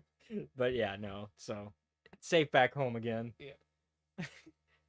Need to figure out who this neighbor is that has these dogs, just so that way if we get this a third time, we can just take them directly. Other than that, it's been BG3. Yeah. And you were explaining plot stuff, but Yeah, obviously, spoiler stuff. obviously, like we're still like only a couple weeks into the PS5 release. So we're not gonna say anything about it. Yeah, because I want to give people that have just started playing because of the PS5 release a chance to. And plus, on the 21st, they're releasing patch 3, which will make it Mac compatible as well now. Mm. So players will be starting to play this week. So that's another week of new players where I'm going to have to be like, okay, we can only talk about Act 1 really, because that's new. I mean, sure, I know there's going to be people that are triple dipping that have been like, I bought it on PC, I bought it on PS5, I'm going to buy it on Mac. Actually, I think if you have it on PC, you have it on Mac, so actually you don't even have to triple dip. But, like,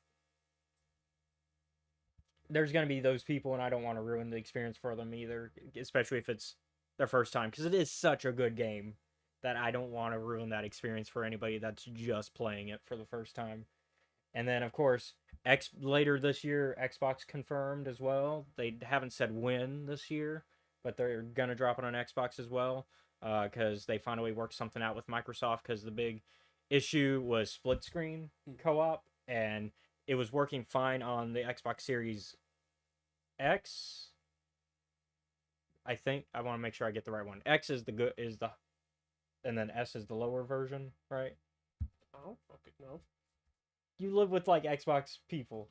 Yeah, like 360s. No, they got like. Well, they do. Yeah, that's what I'm Tori and saying. Drew and I'm like, I don't fucking. They took out the disc port. I'm mad as shit about that. I think that's the S. Yeah. X has the disc port still. That's kind of like how you can get the disc version of PS5 like I have, or you can do the discless version, which is a little bit cheaper by like $100. Like they drop $100 if you get the discless. Baldur's Gate 3 doesn't have discs anyway, so like, although I hope eventually we get a disc version of Baldur's Gate 3. I mean, it's selling enough that I could imagine them doing a deluxe edition that has like a disc version. Down the line. But yeah, so even then later this year, I'm gonna have to once again be like, we can't talk about Act 3 or any like Act 2 because new players are, and I think that's I'm fine with not being able to talk about it because it means the community's growing. And I think it's the same thing with Star Wars. I wouldn't want it like, I'm not gonna complain about the community getting bigger as long as the people that are joining the community aren't assholes. Yeah, as long as the people in the community are nice to other people in the community, I'm not going to complain about the community growing.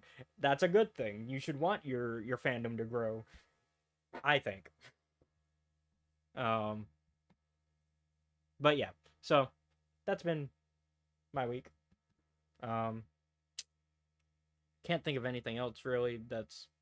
Only other thing I've had that's going on this week is Well, technically, I have two things.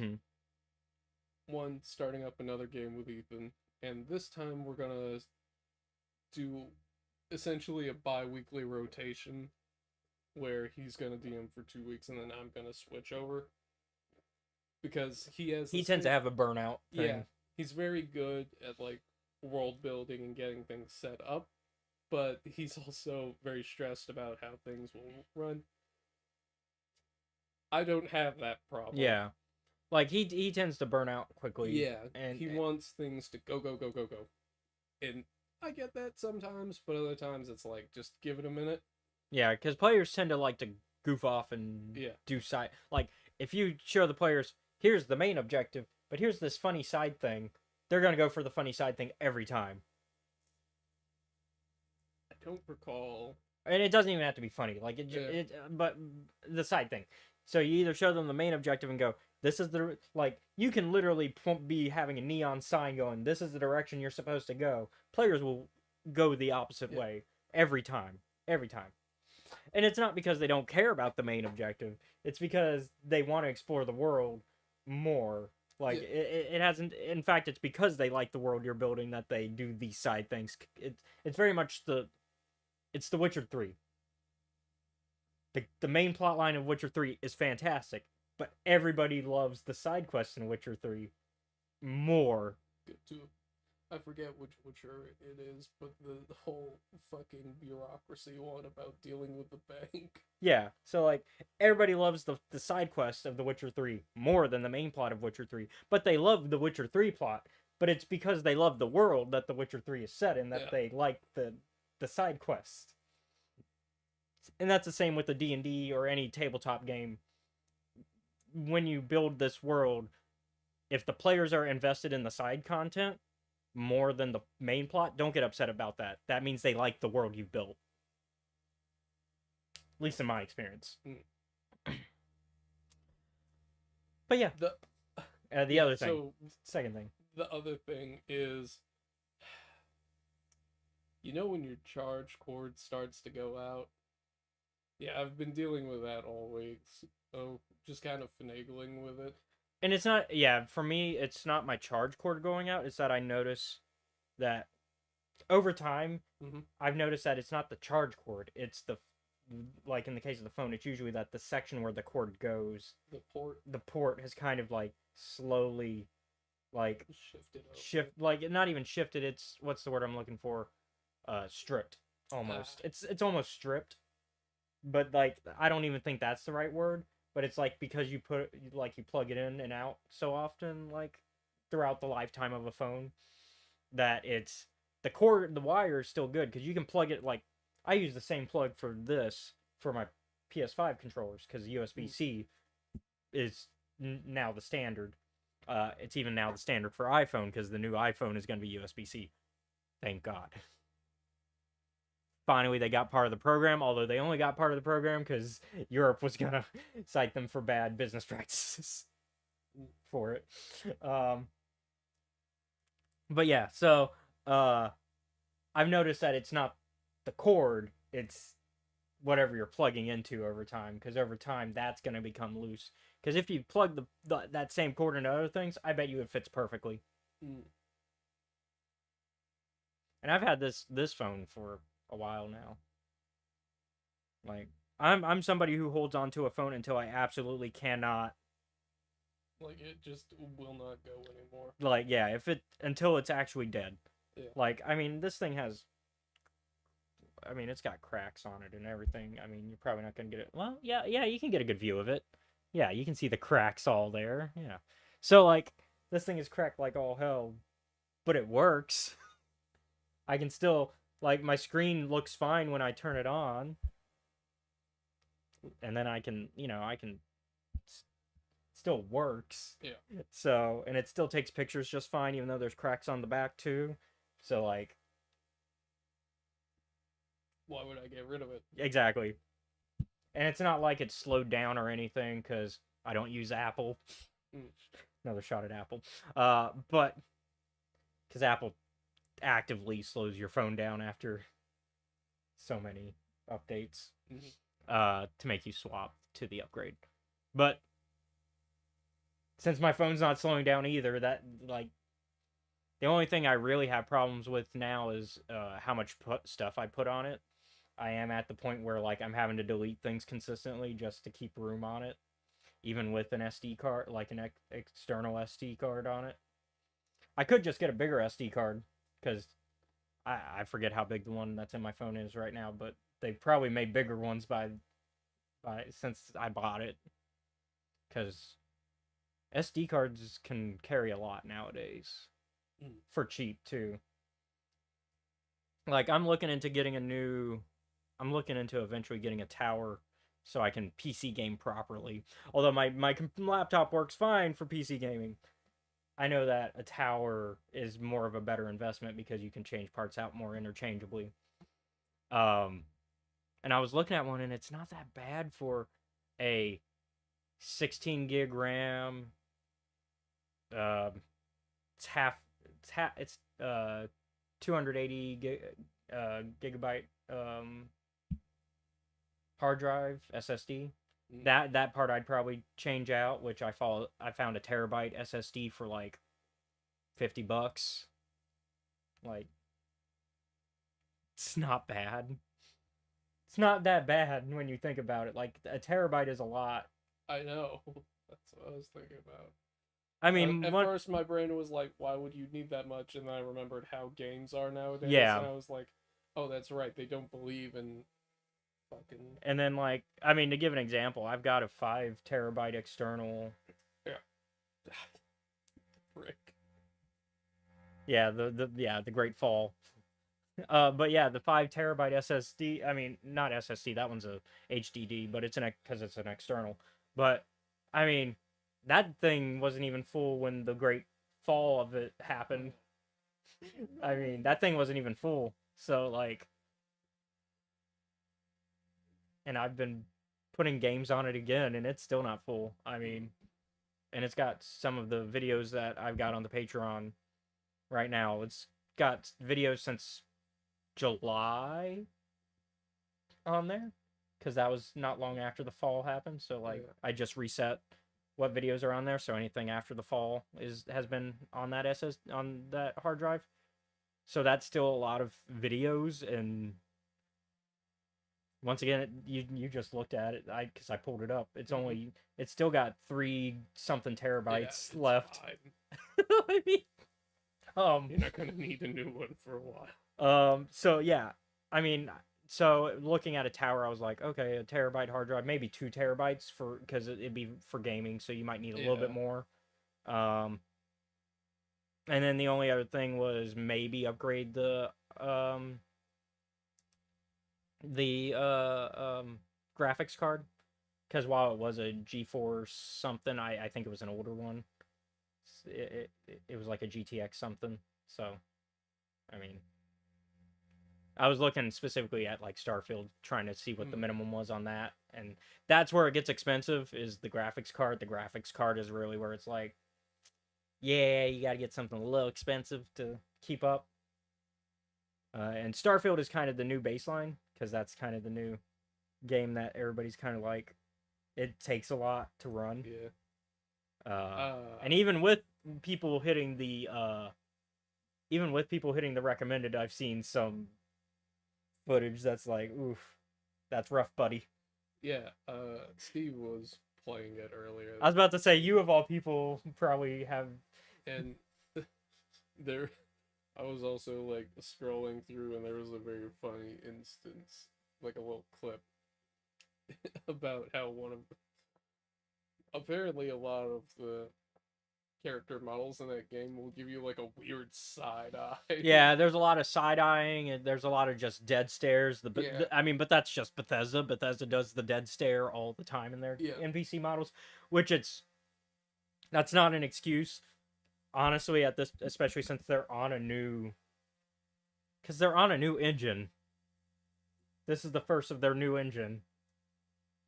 You would hope that there would have been some upgrades in that, but the game is still fun from what I've heard. So at the end of the day, if people are still having fun, I'm not going to take that away from you. But as a business practice, I don't like that Bethesda counts on the modders to fix their game. You know what I mean? I know what you mean. Like, you don't see Larry, going back to Baldur's Gate 3, you don't see Larry encountering, like, they have a healthy modding community, but they don't count on their modders to fix their game. Yeah. Whereas Bethesda has always counted on that. Like, even as far back as Skyrim. But in the Skyrim days, it made sense for modders to have to do that, because back then, that was before you would get the day one patch or anything like that. This was before that type of gaming. This was back when you got the game, and whatever was on the disc, that was it. Maybe some DLC to include, like, new storylines, maybe, like an expansion or two. But that, you weren't expecting, like, patches to games like you do nowadays. So I think... So even with Fallout 4, that really they also shouldn't have counted on the community, but that's also where you started to see the dark side of modding, because that's when Bethesda was like, we're gonna charge you to buy a mod, because Bethesda tried that mod store thing for Fallout 4. I don't know if you remember that.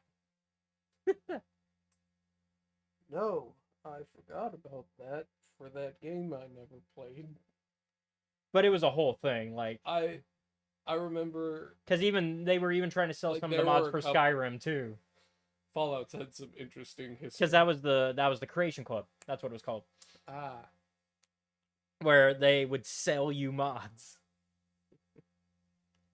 And it's just like, and this money wasn't going to modders. This was like, this was Bethesda partnering with some modders, and Bethesda would get most of the money. It was just like, and that there was also a lot of stolen mods on the Creation Club, because people were creating mods that were publicly available on like Nexus mods and putting them into. And this was so that the supposed reason for Creation Club was so that way you could get mods onto console games. And I like that idea of making mods available for console, because that's the one thing console gamers who like Bethesda games have always been outcrying for, is like, hey, we would like to experience mods too, because we like these games just as much as PC players. But of course, that's not what they were really doing. They were trying to get a quick buck. It's not the most egregious thing Bethesda has ever done, though. There's the horse armor for Oblivion. I'm guessing you forgot about that till I said it. I forgot that you had to Yeah, that I forget how much it was, but it was expensive horse armor. Oh, let me look it up. I know Google will have this. Oh yeah, like as soon as I put horse armor the second thing is Oblivion price. All right. $250 for horse armor. That's Diablo. No, Oblivion is $250. Diablo 4 just did the same cost thing. 4 times the price. So, Diablo 4 did not learn from Oblivion's mistake. I didn't even know about the Diablo 4 one. I mean, $250 though for horse armor is still also ridiculous.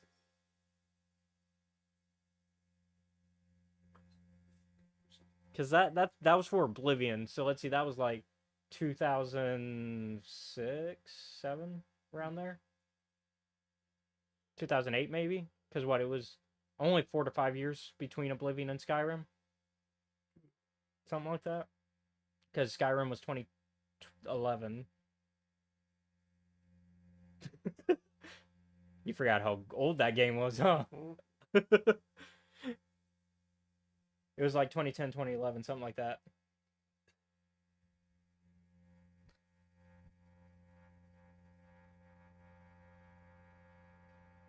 Oh, yeah. But yeah, like, so put inflation into that, like, Yeah. 250 is expensive for horse armor. Yeah. It wasn't even good horse. It was just gold. It was just a gold horse armor.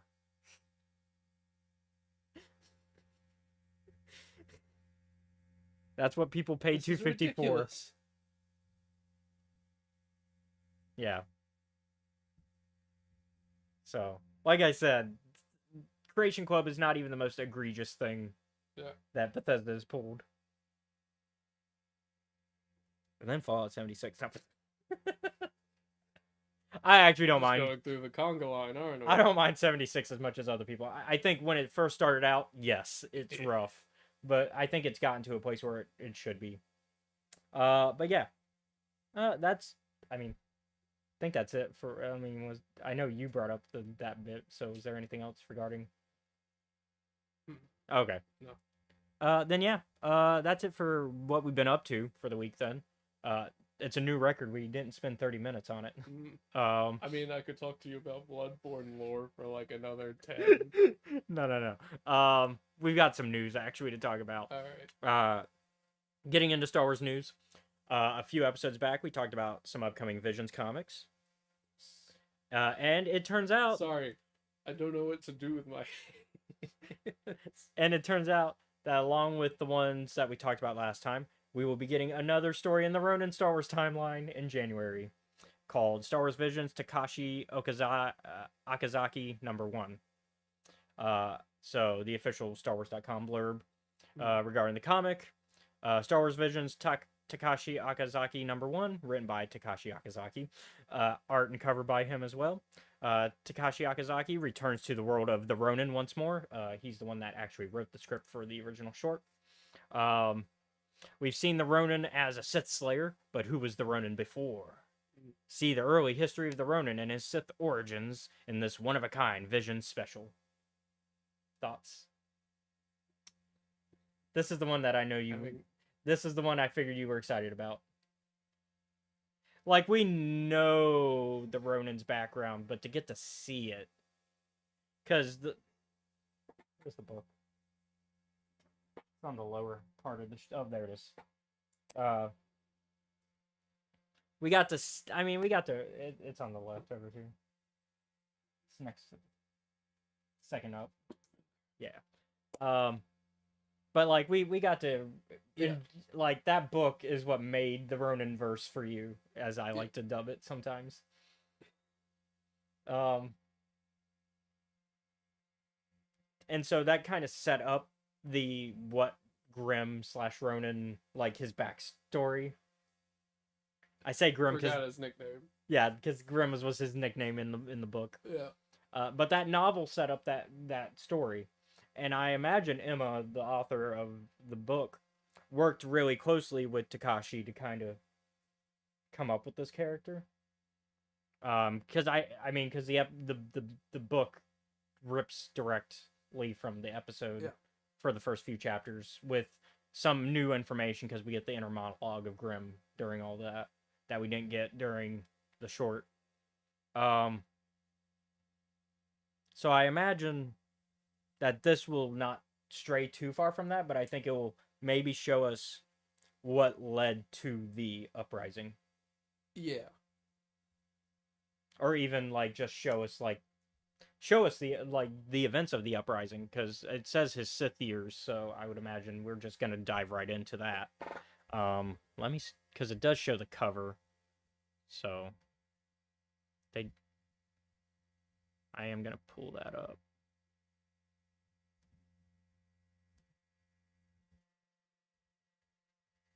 And let our viewers see it. So that's the cover. I like it. It's simple. It keeps the art style that we know for the Ronin timeline, and it matches the last comic we read. Yeah. For Ronin, so I'm excited. I like. More Star Wars is always good Star Wars for me. But more Visions content is also great, and specifically Ronin Visions.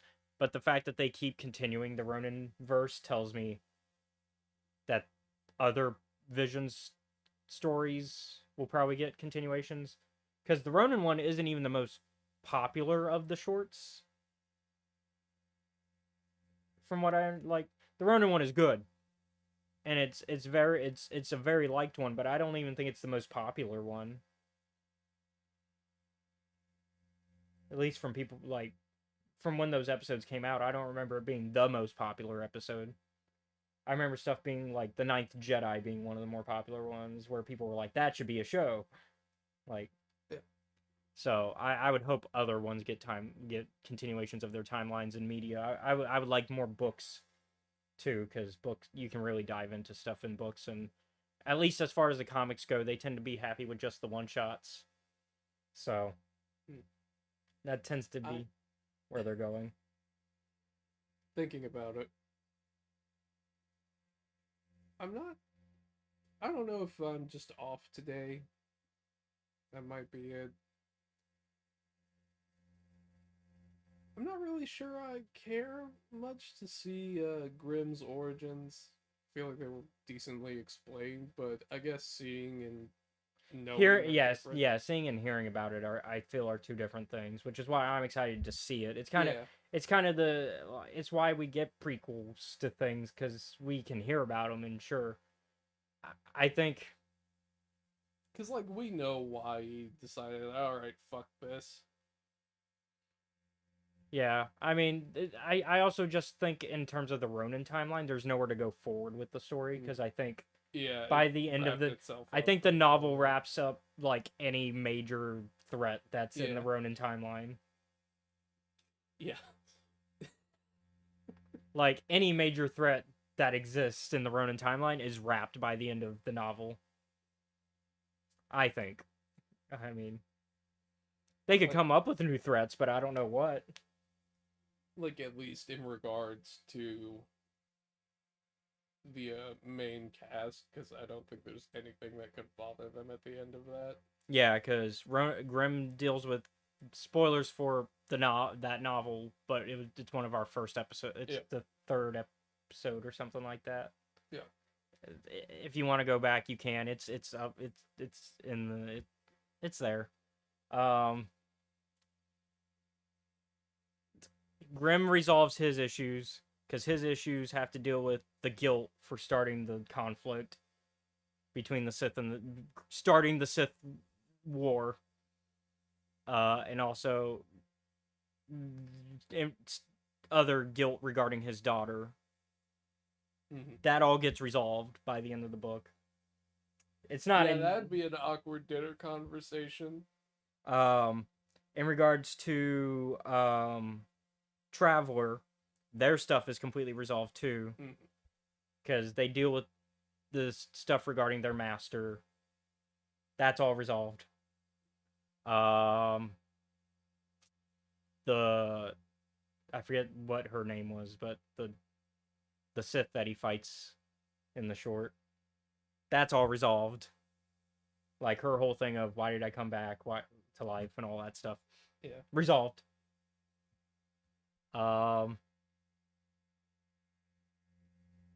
Yeah, I can't think of anything that like.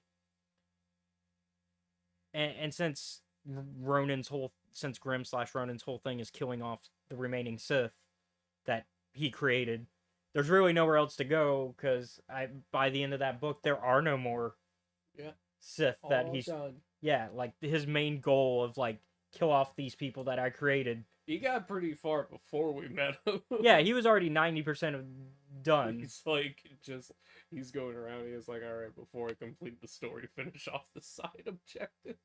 Like same thing with like the last comic we read. That was the start of his journey of getting rid of Sith that he created. Even then, it sounds like he pretty much collected on a good chunk of them already.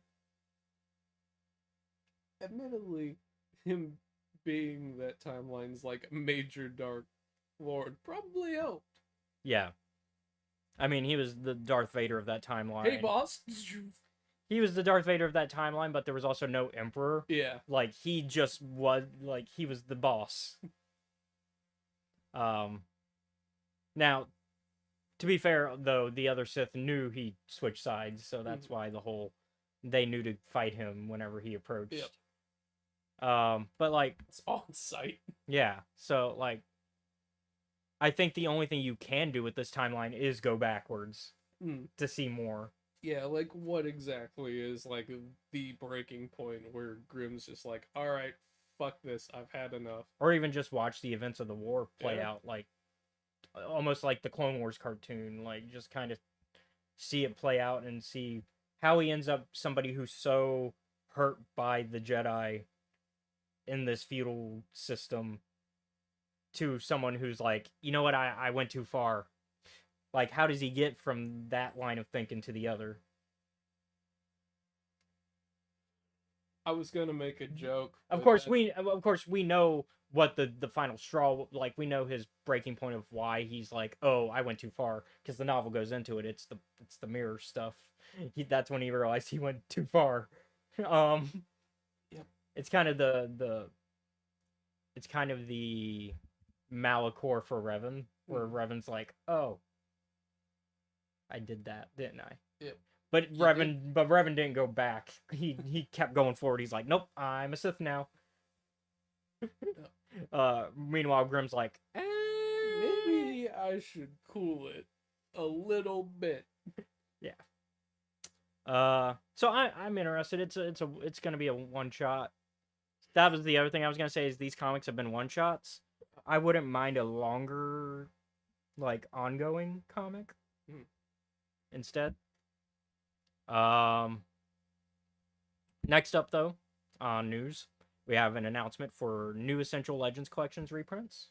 So more of those reprints of classic Legends books.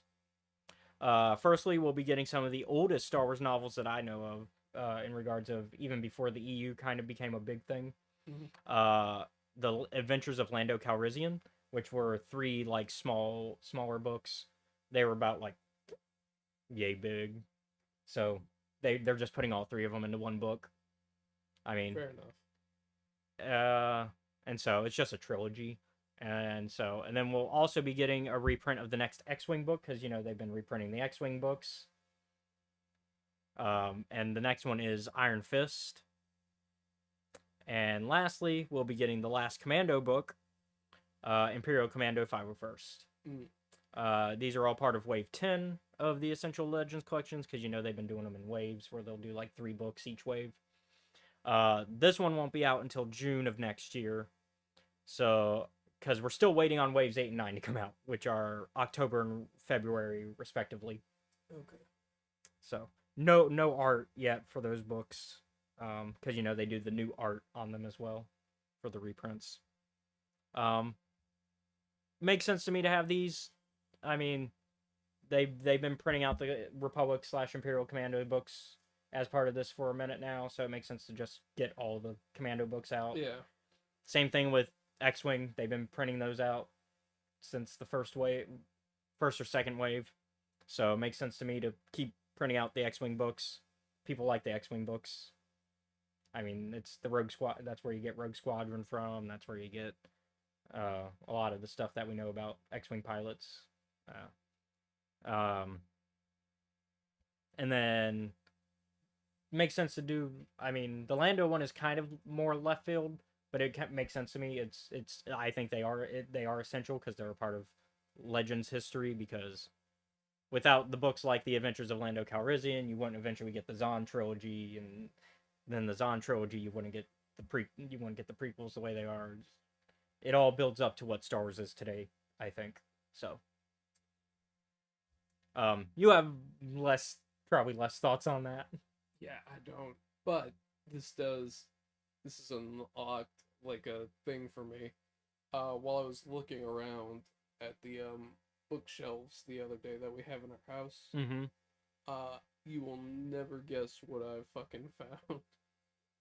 Found a Star Wars book? I found a Star Wars book. Not only did I find one Star Wars book, I found like 3 of them. Okay.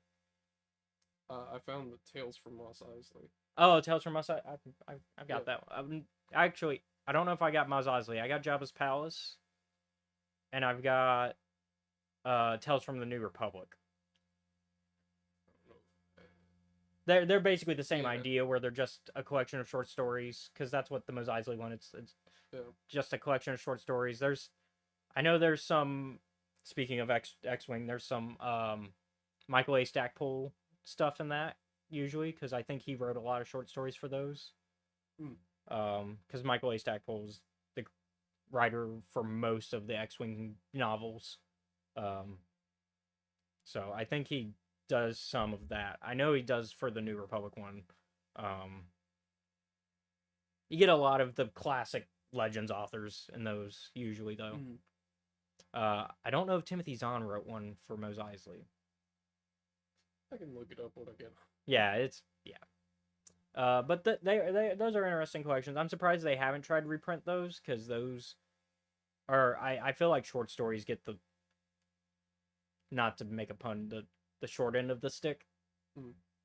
Because people kind of forget that short stories are also still used, like, they're still important to literary. Speaking of, no, Did you still haven't read it, dude? No.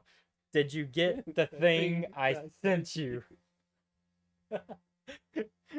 Motherfucker. Lastly, though, in Star Wars news, Mm. and sadly, in video game news, no death, but it is the Star Wars. No. Someone died. No. It feels like it though, Uh, because the Star Wars Jedi game director Stig Asmussen is leaving Electronic Arts. Mhm. Which, according to Bloomberg, this is the quote: after careful thought and consideration, Stig Asmussen has decided to leave Respawn to pursue other adventures, and we wish him the best of luck. Veteran Respawn leaders will be stepping up to guide the team as they continue their work on Star Wars Jedi Survivor. I say sadly, because this is the man who created both Jedi Fallen Order and Jedi Survivor. And we know they're gonna most likely work on a third game, but I feel like when you get rid of the game director for a franchise, that could make things complicated. that changes the direction of a series. Mm. I mean, let's look at some of the biggest games in video game history. Halo. Mm. Look how different the franchise is, going from like Bungie to 343. Mm. Completely different franchise, I'd argue, at Yeah. this point. Like, I think Halo Reach was the last Bungie one. I think so. And then, like, Halo 4 onwards was 343, I think. And you can tell the vibe changes in terms of the story. Mm. Starting with 4. And then I remember 5 being the one that people really didn't like, because that was the one where Master Chief's on the run and Nathan Fillion's trying to... What? That's the one where Nathan Fillion's tracking him down, right? I think so. Yeah. It's like Because What? Master, Why? because it becomes Halo the Fugitive. yeah. And then for half the game you're playing as Nathan Fillion, and the other half you're Master Chief. I think it's 5. And then we're not even going to talk about the newest one, where I don't even know the plot of the newest one.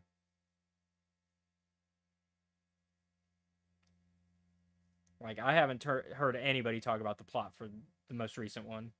I'll do some research and get back to you on it. I know that as far as the multiplayer has gone, that's been a train wreck. Mm. For the recent one.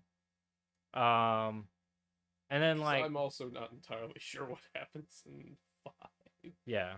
I'm not sure why he's on the run. I think It's part of the Cortana stuff in 5. Yeah. I don't know the most recent one, because there's the new one. Yeah.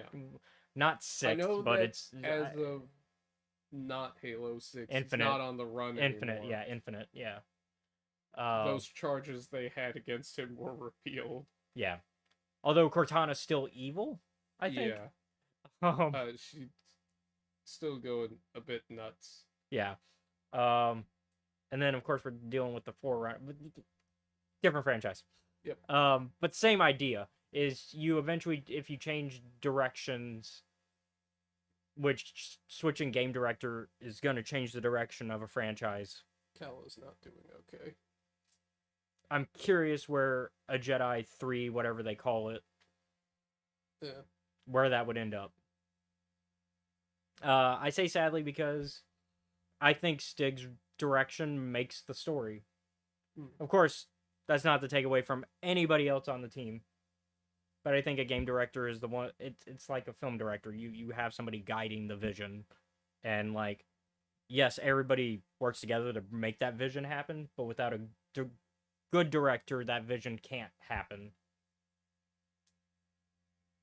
I could be wrong though, because like they said they're gonna bring other people that have worked in Respawn leadership, and Respawn as a whole, I don't think has really done anything while while being a property of EA, Respawn has not failed to deliver a good game, in my opinion. Okay. Because, like, Titanfall 1, good game. Could have used a story, but a good game. Titanfall 2, they gave us the story because people asked for a story. And it was a good story. And it somehow made people cry over a robot. What do you think crying over robots makes you special? But you know what I mean? Like, a game that makes you care so much about the... I mean, because it made people care about the robots in Titanfall. Sorry. You have to admit, that's amazing. And then they gave us Apex, which, while I'm not a big... I don't play a lot of those type of games. I will admit Apex is a good game. Although they have made some hiccups recently, from what I've heard from people that play it. I'd have to ask Andrew. And I don't know why Apex is the only game of its caliber that doesn't have squads. Like trio. Yeah, trio. They only have trios. Yeah, they were like, 3 should be enough. Except we learned when Fortnite tried to get rid of squads, it did not go well. Because Fortnite tried to follow suit and was like, let's get rid of squads. Fortnite's a different game. It's the same concept. Same concept, but they have different mechanics. Yeah. But I would imagine like squads would make Apex even more. Because I've learned that it's harder to get 3 people to play a game than it is for 4. You would think that there being less would make it easier. No. See, the trick is, I think solos, duos, and squads are the sweet spots. 1, 2, and 4. Because easy to pull up a game by yourself. Yeah, that's easy. Although Apex doesn't really offer that either, and it doesn't offer duos, which is also I think an easy thing to do. It's easy to just go, hey, well, one of my buddies want to play, cool.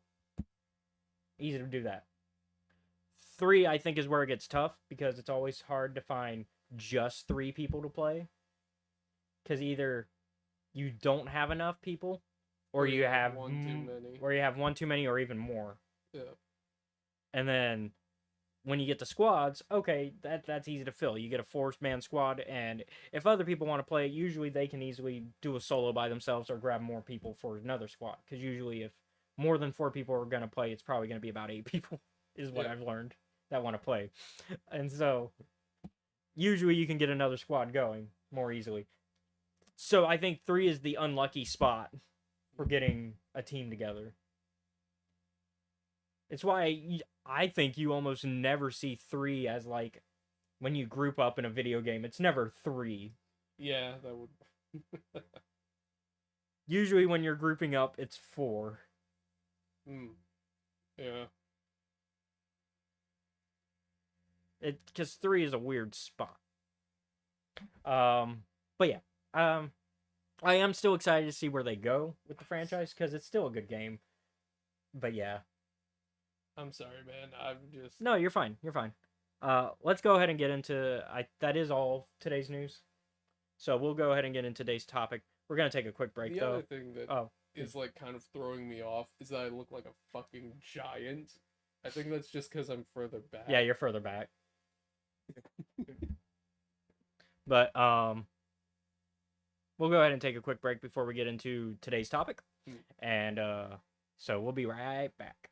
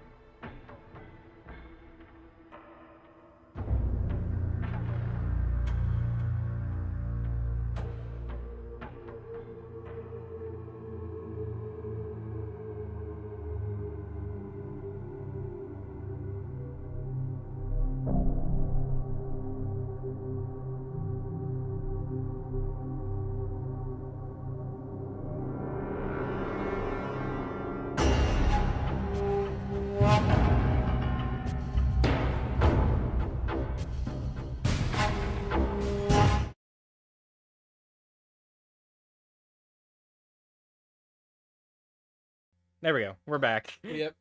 I hit the wrong thing for the mic. Okay. So let's get into today's topic. Star Wars: The High Republic Volume 2, Battle for the Force. This is your spoiler warning. Since it's new, you know. Yeah. I guess we could give you a warning. One warning. We have talked about Yeah. some of the events of this comic before, though. Hmm. When we talked about, and I was talking about this on the way here, Yeah. Path of Vengeance. Yeah, because it also covers the events. Yeah, because it's the end of the Battle of Jeddah, and then some of the events, like some of the recovery after, and like the aftermath of. Yep. Path of Vengeance kind of covers that, but doesn't like focus on it. It just goes, yeah, here's the ending of those events, and then it like has to switch gears because it doesn't focus on Jeddah for the rest of the book. Whereas this is just about Jeddah. So what was it like seeing Tay Sarek again? You know, at first, I kind of disliked him. But then he was anti-Jedi. Yeah, and then Well, not anti-Jedi. He's Not- anti-Force he's anti. religions. He's so done with it. I think he's just anti like Guardians. yeah, assholes. Yeah. But no, yeah. It's not that he's anti that stuff. It's more of he's seen the... He's like, yo, we have to. He's against the politics of it. Yeah, he's like, should He- we be concerned? He's like, shouldn't we be looking at the little people and not protecting this temple? Yeah, Which we see the backfire of that, because we see what happens when, because of course, the end of Volume 1 and the setup of this volume for the comics is that they have to protect the Force artifacts mm-hmm. because turns out the riot was and the whole Battle of Jeddah is a distraction. Yeah. We get to see that they were really trying to break into the fallen statue that we see in Rogue One, which it turns out is a vault of Force artifacts. We see the return of the Herald. Yep. Because we haven't seen him in a while. Still don't like him. And it turns out it was his idea, essentially, to like do this whole like, we'll distract them here so we can do this. Mm-hmm. And along with him is Yana. Yana. And the replacement crew. Yeah. And so they're breaking into there, and meanwhile, Maddie and Vildar and I forget his name now. The Sorcerer of Tund. You know what I'm talking about, though. I know who you're talking about. Yeah, the Tund Sorcerer that we talked about Yeah. before. The one that Went off, but because he went mad because of the whole nameless creature being 'cause around. The nameless just does that to Force users. They're defending our favorite little tap bar, Mhm. the Enlightenment, because they meet up with Kraden and they're like, "Hey, we're gonna hold the fort here and basically let a bunch of refugees hide here." And Kraden's like, fine. Yeah, because basically he realizes, yeah, I should probably protect normal people because they can't be out on the street. Fuckers, gotta help them. Because Kraden is a good guy, and we love Kraden. It's like, you all fucking owe me for this, but I'll do it. Because we love Kraden at Yeah. this podcast. Kraden is a good man. Because going back to Volume 1, he didn't let, a child murderer hang out and hide in his bar. Yeah. So the fuck up. Yeah, let Tay Sarek beat the crap out of him. Almost kill that man. Yeah. Because I think it's implied that he almost killed him, but he didn't kill him.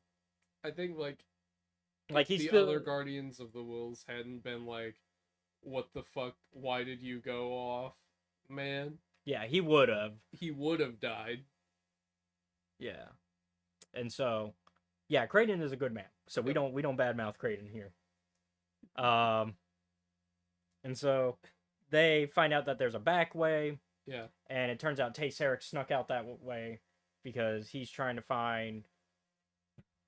I forget what Tay's goal is in that, because he found the back entry first. Yeah.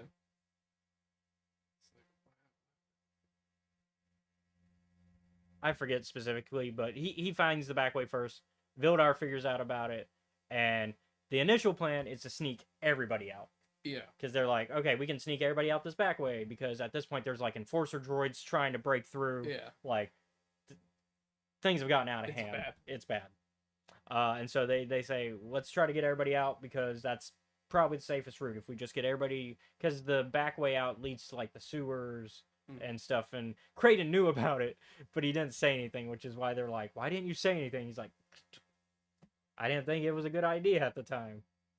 It's like, I didn't think it was a good idea. Why? We got sewer gators or something. Yeah, and so I think that's like the actual reason. He's like, there's some weird. although Oh, there's sewer rats. Yeah, sewer and they rats. are not happy about anything. although that does not end up being the problem for why getting everybody out that way. It turns No. out no, things just there's just a cave in. Yeah, it's also highly unstable down there. That yeah.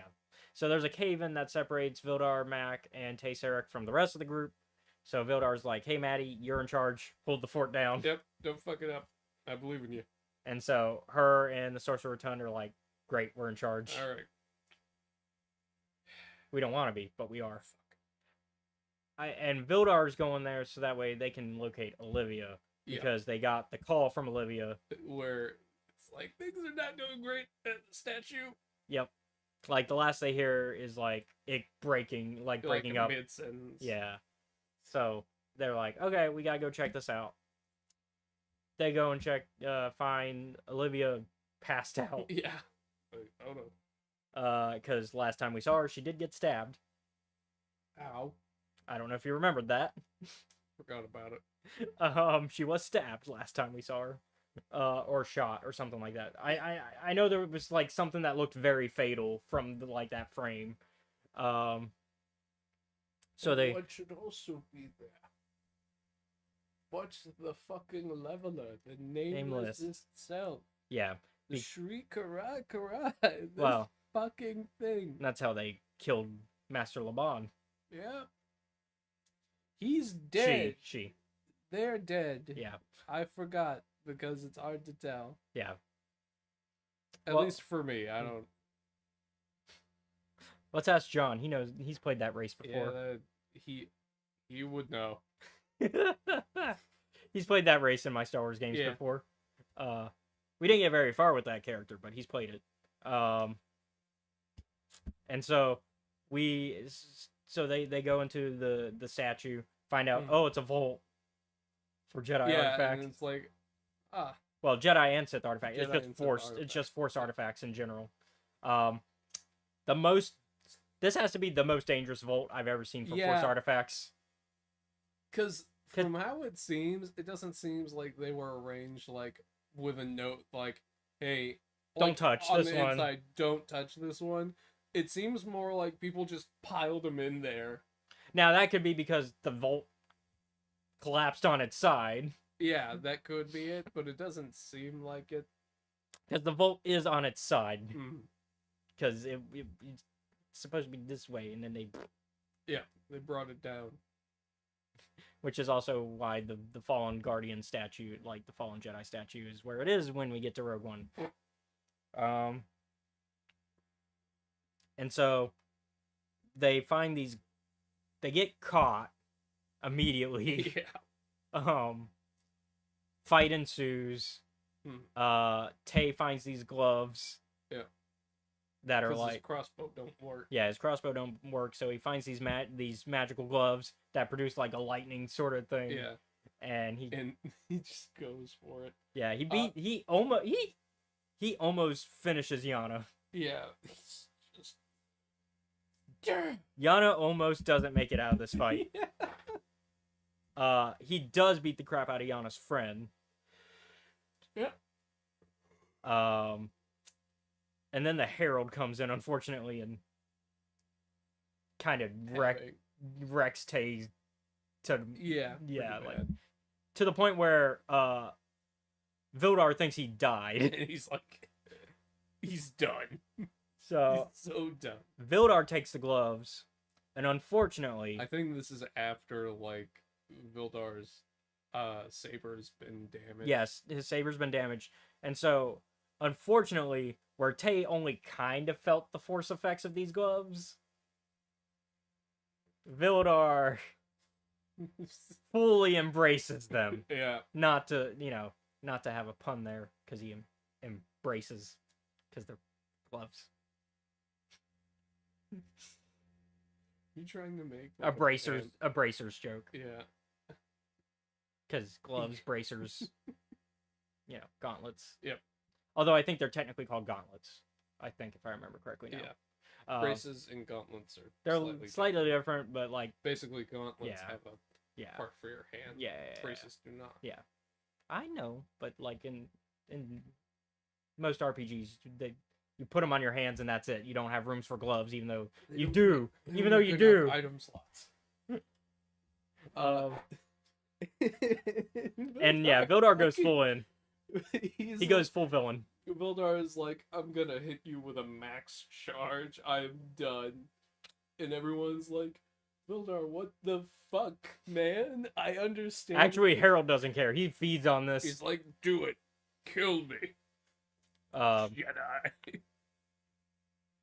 They also, I think they almost one-shot the Nameless, if I remember correctly. They like fuck it up, and the Nameless is like, what the shit is this? Like That didn't feel good. yeah. Fuck this, I'm out. The staff gets broken. Yeah, the staff. Yep, that's why. Yeah, That's where that happens. because remember the rod gets broken, which is Yeah. a key. It is a key part of the Path of Vengeance storyline. It gets broken here. Yep.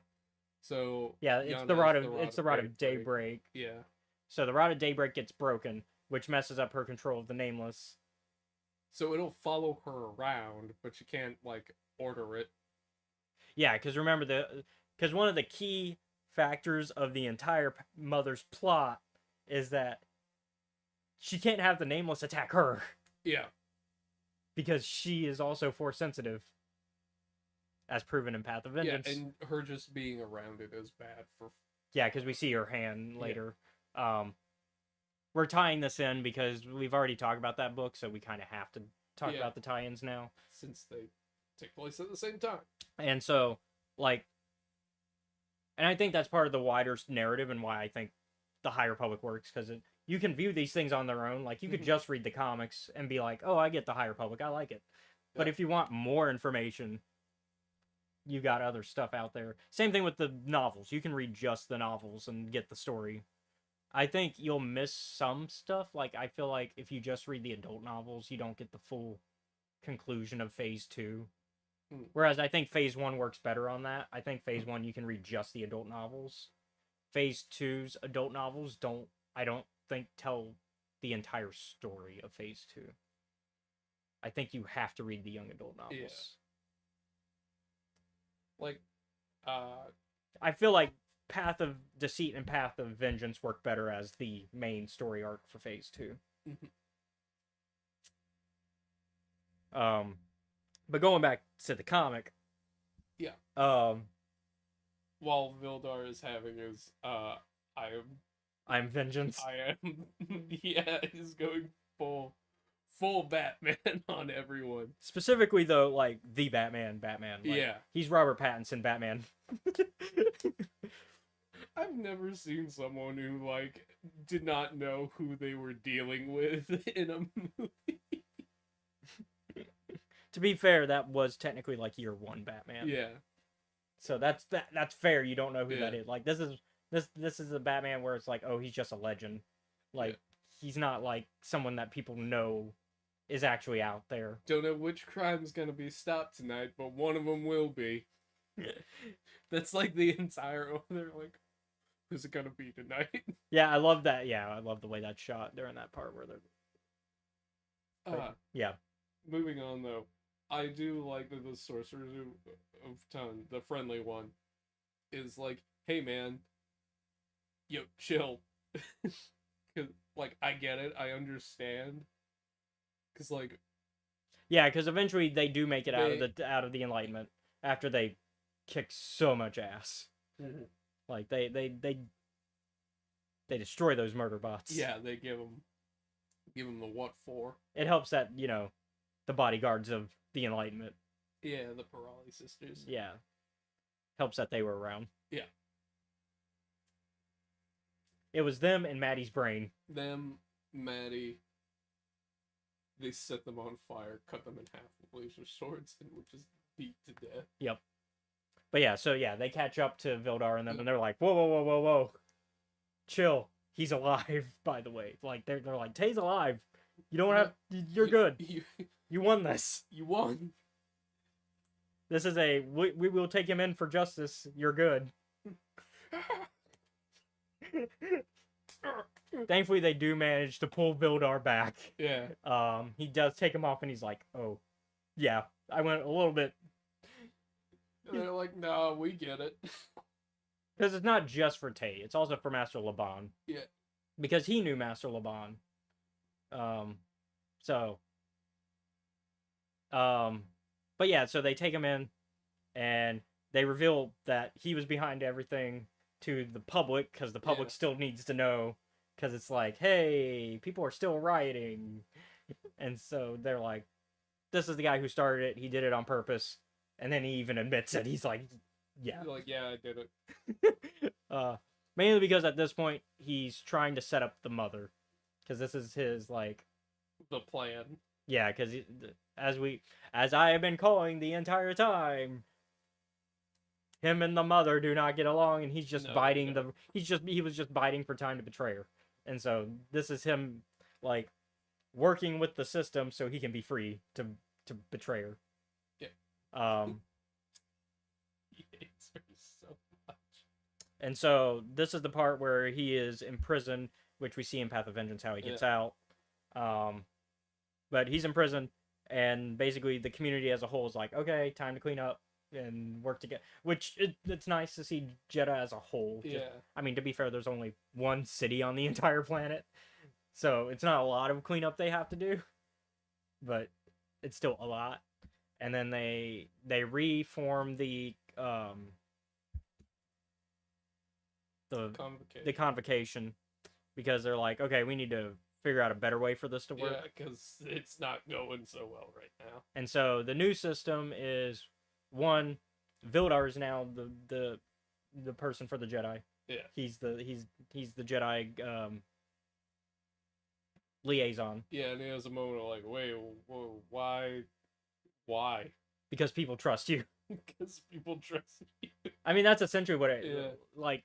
They're like, one, you're the oldest here.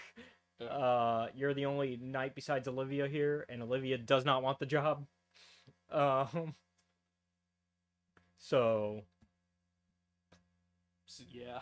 And also, you're Maddie's master now, because Laban's dead. Yep. And then Tay takes on a liaison role as well in the convocation, because the convocation realized they need a non-force user liaison. They basically need a man of the people. They need somebody that can be that voice to kind of like, because the problem is the force convocation, while everybody is bringing in different beliefs, they are shouting at each other so much on those beliefs that there's not enough voices of the people that aren't related to that to be like, hey, y'all get along on a lot of these issues. Why are y'all yelling at each other? Shut the fuck up. Or even like, because they realize, well, the way that the path is going about their beliefs is wrong. The idea that the Force does have an effect on other people is not wrong in and of itself. It's not entirely wrong. Yeah. It's not entirely wrong, it's the presentation of it. Yeah. As well as the fact that we know that the mother manipulates the Force to make things happen. People. Yeah. Like we talked about in that when we had that episode of the Enlightenment, where we talked about the path member that joined because their sibling died. Yeah, in the cave-in. In the cave-in, and we were like, yeah, the mother probably caused that. Because nothing happened until a path member showed up and told you, hey, your brother shouldn't have done that. And then cave-in happened, and then your brother died, and it's like... Or no, the brother didn't die. There was a cave-in, though. No, the Path member's brother did die along with 9 other Oh yeah, people. okay, yeah. Because there was the cave-in that the brother saved, Yeah, and, And then then- later on another one happened. and so I'm like they never. I don't think the text ever fully states that the mother's behind all these events. Yeah. But I still 100% believe the mother's behind all these events It wouldn't surprise me if she was. because we learn how much of a 'Cause con artist she does is. a lot. She's a con artist. Yeah. Like that's her thing. So and so that's really about it for this Yeah. like we flew through this. I like this. I like the conclusion. I think it works well as a tie into everything that's going on. It tells the story it needs to, which it's Vildar's story ultimately. Yeah. And I think we get this story of somebody who's struggling with his identity and his fears because he still holds these fears from his childhood of like the Force Yeah. and specifically like the He's worried basically that he's going a bit too hard. dangers of the Force. Yeah, like he He's worried about going a bit off the deep end. he doesn't want to end up like the Sorcerer of Tun that was like in his it burned childhood. his village Yeah. down. Eh. Which is a good concern to have, just generally, like But when it's- you have magic powers. yeah. But It's when it controls your life that he's it's an issue. getting to the point of where it's like either solve it or get stepping. Yeah. And he's kind of been letting it control his life. Yeah. As we see when he first meets the Sorcerer of Tun in the first volume, where he immediately is like, "Oh, something from my childhood that scares me," You better stab it. and it's just like, no. No, calm down. It's Yeah. not that serious. And so, and I think it's also the message of that comic entirely that just because the Force religion is different doesn't make it bad. Yeah. Because we even learn like with that one shot like part of it where it's just about the convocation with Olivia walking in on them fighting that person that tries to join. They are known for being a dark side religion, but they haven't been for like a decade. Mm. But Like, then they haven't been like actively going out and fucking things up. yeah, like or even like not even that, they've kind of changed alignment of what their religion believes according to the person that was trying to join. Yeah. And so like, and I would say even dark side religions have a place in that discussion as long as these aren't as long as they're not like Sith where their whole thing is like Like torment it's people. basically, don't fucking be an ass about it. Because I would argue that the Sith are kind of I would say it's a different thing. the Sith are really sadistic. Whereas Like, that's their interpretation of the dark side. whereas like the Night Sisters, I could see having a seat at the table. Yeah. It's like, because Sith are very much like, they're addicted to power and the abuse of it. Whereas the Night Sister magic, yeah, it's a little bit icky sometimes, but I'm like, I haven't seen them inflict pain intentionally on people, Except for Dooku. except for Dooku, but he's not really a Night Sister. Well, I meant they inflicted pain on Dooku. Well, yeah, that's That's the exception. the exception. They Not- know what they were doing. He knew what was gonna happen. He knew the rules. Man was in his pajamas. So what? But yeah, I'd put them at the table because Yeah. while their dark side is not about hurting people. It's about just interacting with death as a whole. And while they don't treat they don't treat the male Dathomirians very well, No, they don't. and there are some icky issues that are involved with their culture. I'd say a lot of the Force side of it is just about interacting with death, and because they like to they don't even touch the Force directly if you want to really get technical Yeah. about it, because they deal with the Ichor a lot of the time, which is how they connect to the Force. They themselves are generally not connecting to the Force Yeah. themselves, with few exceptions. Witchcraft.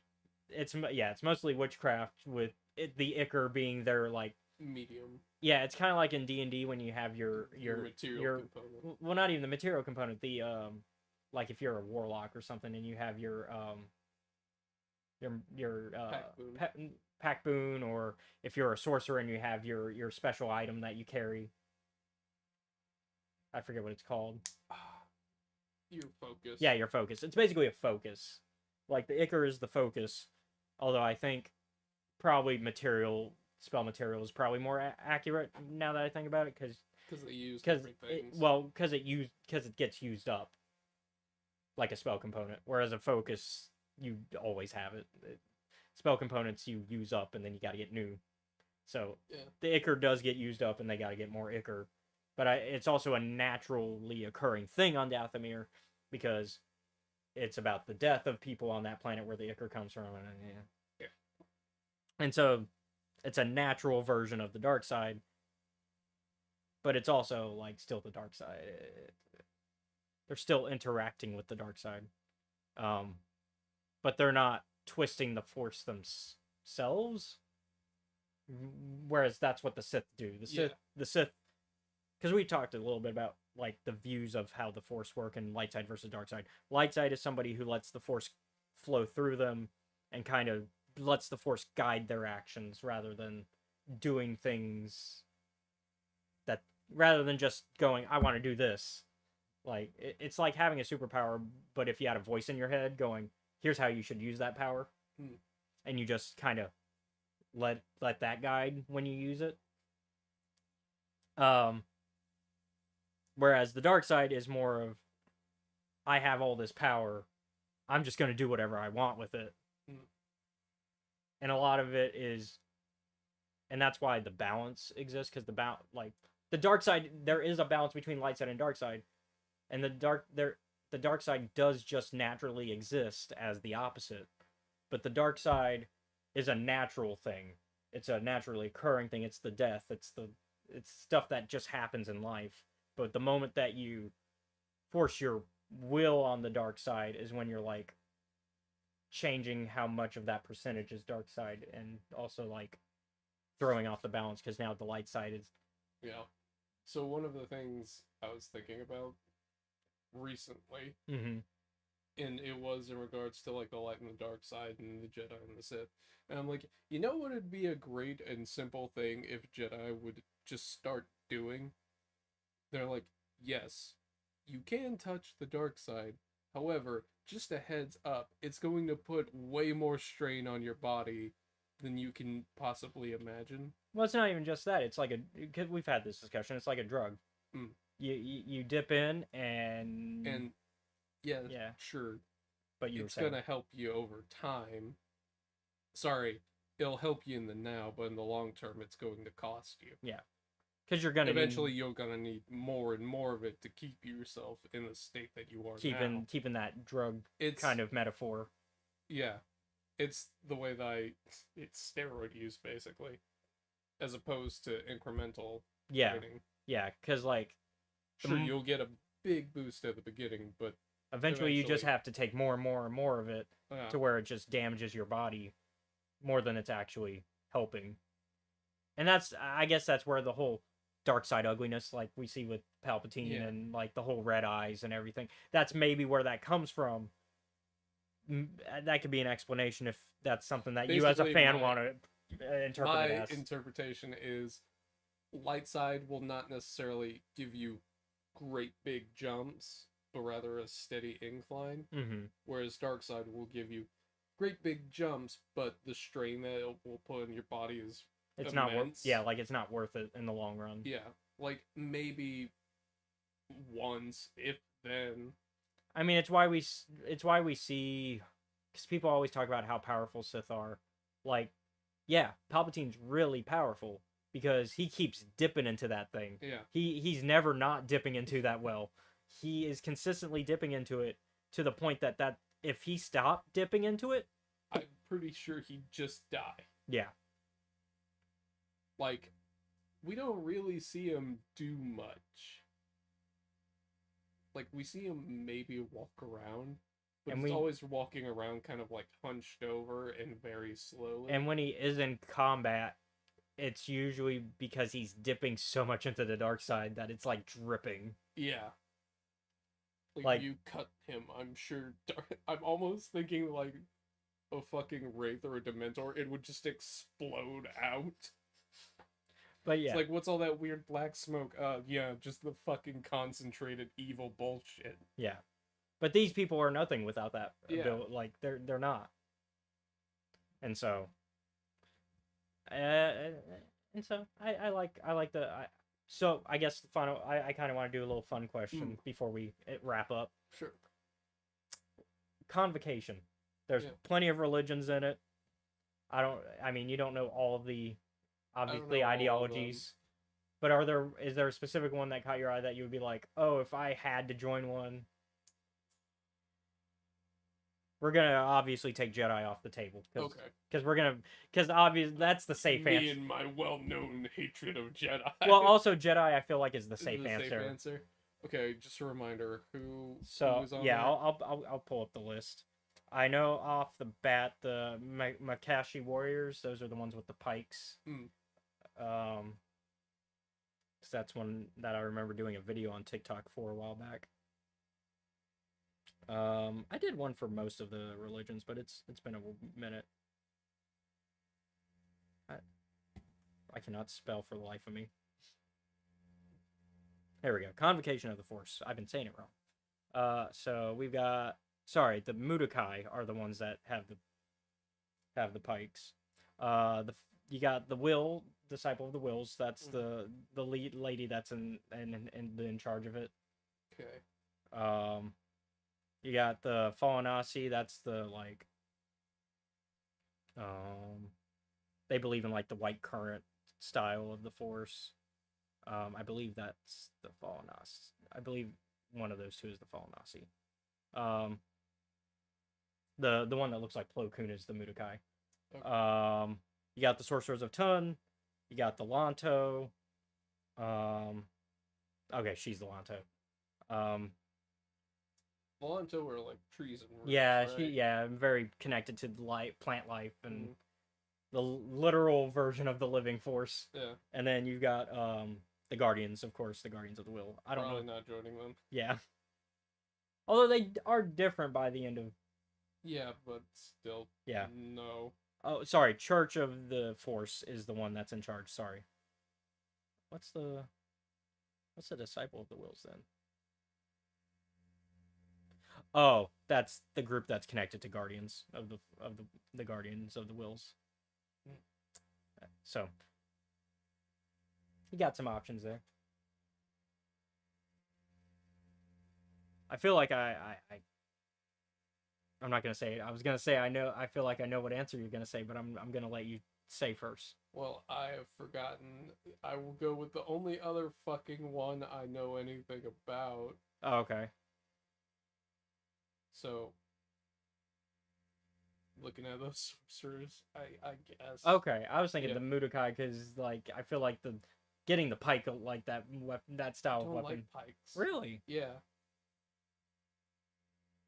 Well, they use like pole arms in general. Yeah. Like it doesn't have to be a pike, but that's just their style. Is it's very like I can actually pull. I pulled it up for my TikTok when I talked about them. Yeah. Let's see if I even have that RPG book still.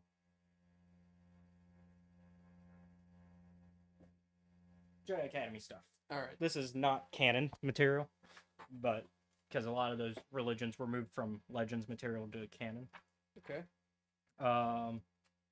This is all about Force religions. This is specifically like the new Jedi Order era. So when Luke was having his academy, got the Angti monks, which is where Yeah. Jared got the tree Angti folk. character. Yeah. Well, they're not really tree folk, but it's just a religion. The Angti are That's where Jared got his tree guy from. Yeah. Like where he pulled his religion from. The Fallen Nazi. This is the whole white current stuff. Very similar to like how the Ronin kind of envisions the Force. Ronan uses both like light and dark side, but I actually really like their descriptions of the forest because I think that they're very useful in showing the distinction between the two. Yeah, here's a Mudokai. So, like, for the sake of the... Hmm. A lot of polearm combat. Yeah. I think there's one more that's been moved. This is more like a elemental thing, but specifically fire. Nope, that's it from this book, actually. I got transferred. But a lot of those are from Legends material, different stuff, and then some of them are new. Like the Guardians is canon only, like because that came from Rogue One. Mm-hmm. I would probably... Who you join up with? Ooh. See, the Mudokai are cool, because I do kind of like the polearm kind of combat thing. Sorcerers of Tund are actually in this book, but they're in the dark side part of this book, because, yeah. They're actually written as an enemy that you can set your players up against. Because this is kind of... This is from Wizards of the Coast when they had the license. And this is more of a D20 system. It's closer to like if 3.5 met 4th edition. Because they were like in that in-between point when they made this system. So it's kind of that style of tabletop. So you have like class levels and CRs for your enemies. I'd probably go to Mudokai. Okay. But the wheels are not... They're probably a backup. Like they're not... I don't think they're as bad. Like, I think the High Republic era ones, absolutely. Not great. I think by the time of Rogue One, they worked their Yeah. stuff out, but also by the time of Rogue One, they're also dying out. Yeah. Because the Sith are like, no, we can't have other Force religions. Kill them. Kill them all. I thought that was a fun question, though, because I feel like that's a fun little hype. Like, we got to have a fun question every now and then on the show.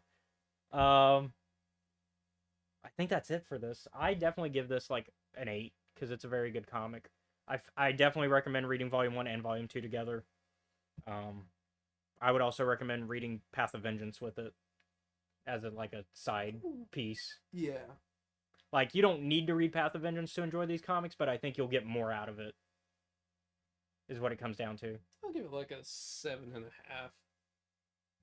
All right. Well, that's going to be it for this episode. Thank you all for watching today's episode of Escape Reality Star Wars Talk. I've been your host, Caleb. Be sure to like, comment, follow, subscribe to us. You can find us at Escape Reality Films on YouTube, Twitch, Kick, and TikTok. You can also show your support for us by joining our Patreon, which is at Escape Reality Films. Shout out to Jennifer Brantley. Yo. There you can watch our YouTube content a week before it's publicly available, although currently you can watch content almost 3 months now before public availability, because like I've got stuff that's like not coming out until like... Got quite a bit of backlog. I've got stuff that's not coming up till like mid-November.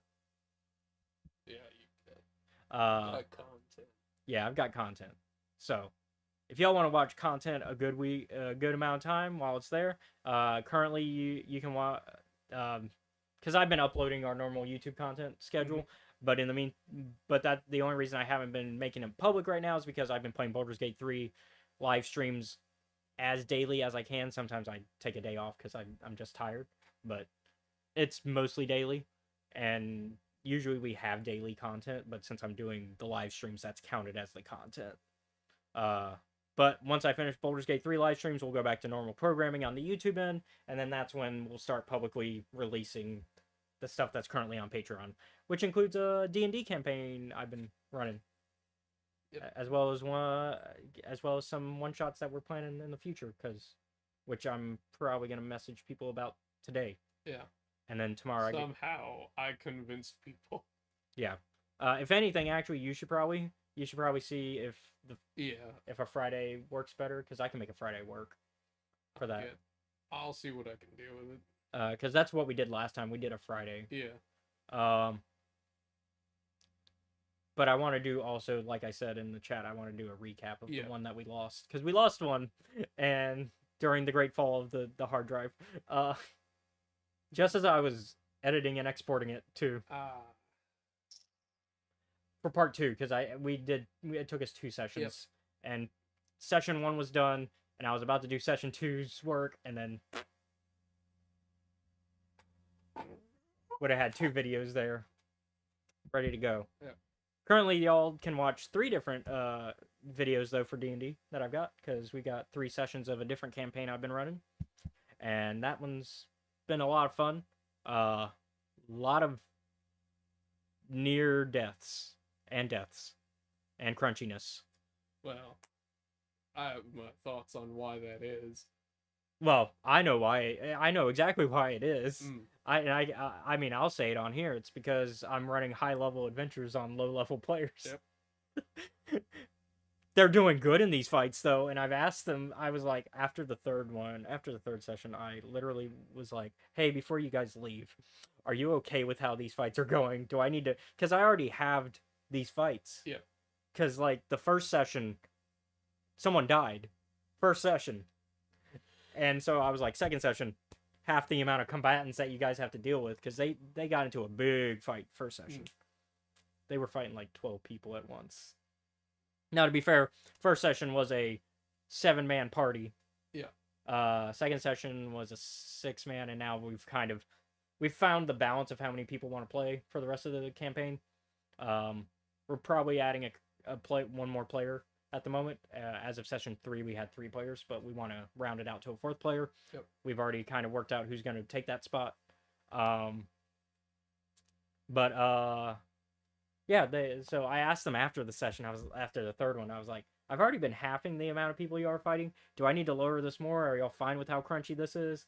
Because, like, people are still being knocked unconscious in every fight, which means they're using a lot of their health potions and resources in every fight.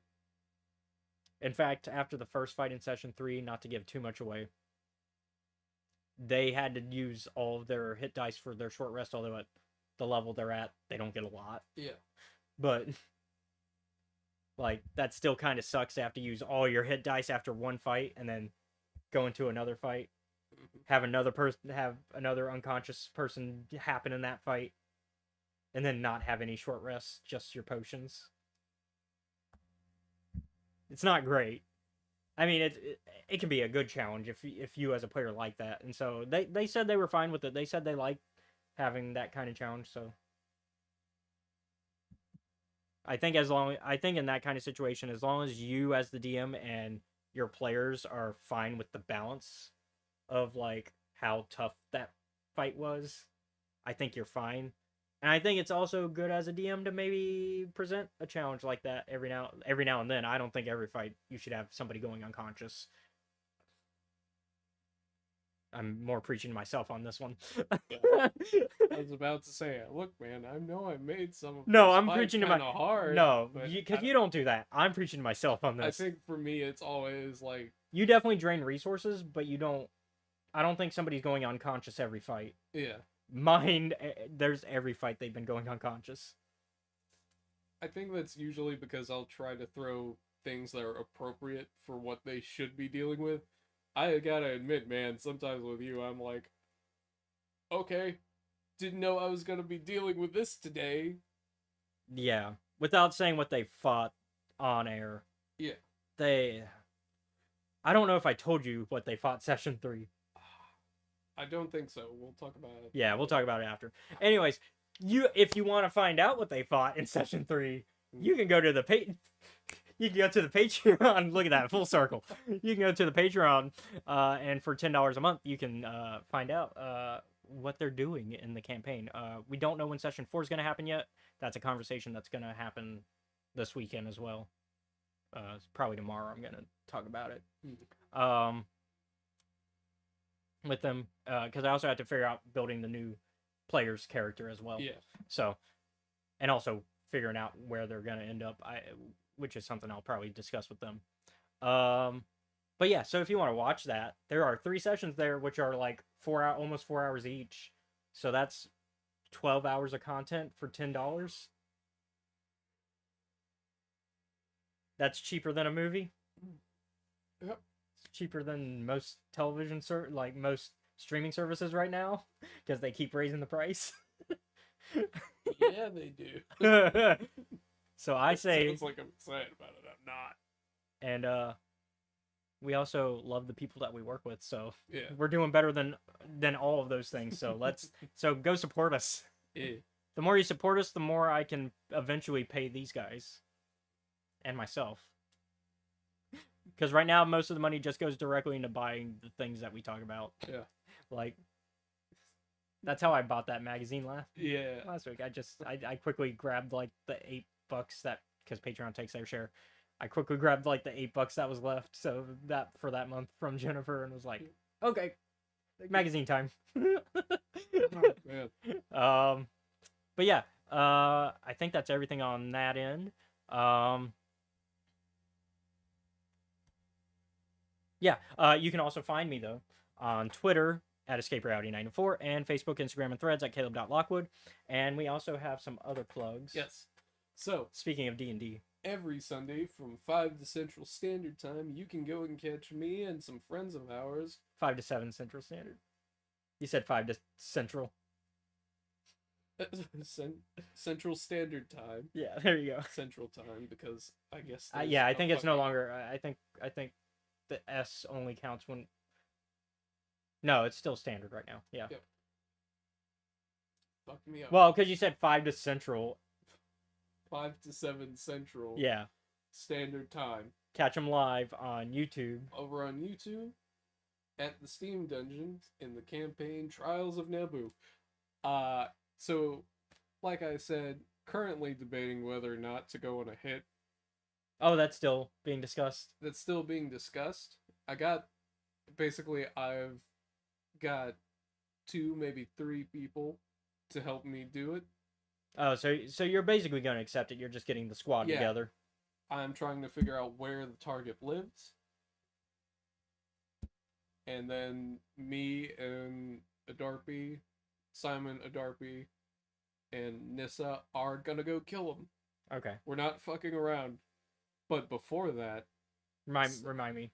Simon is who? Simon is me. Okay. Adarpi is Keontae's girlfriend. And Nissa? And Nissa is John. Okay.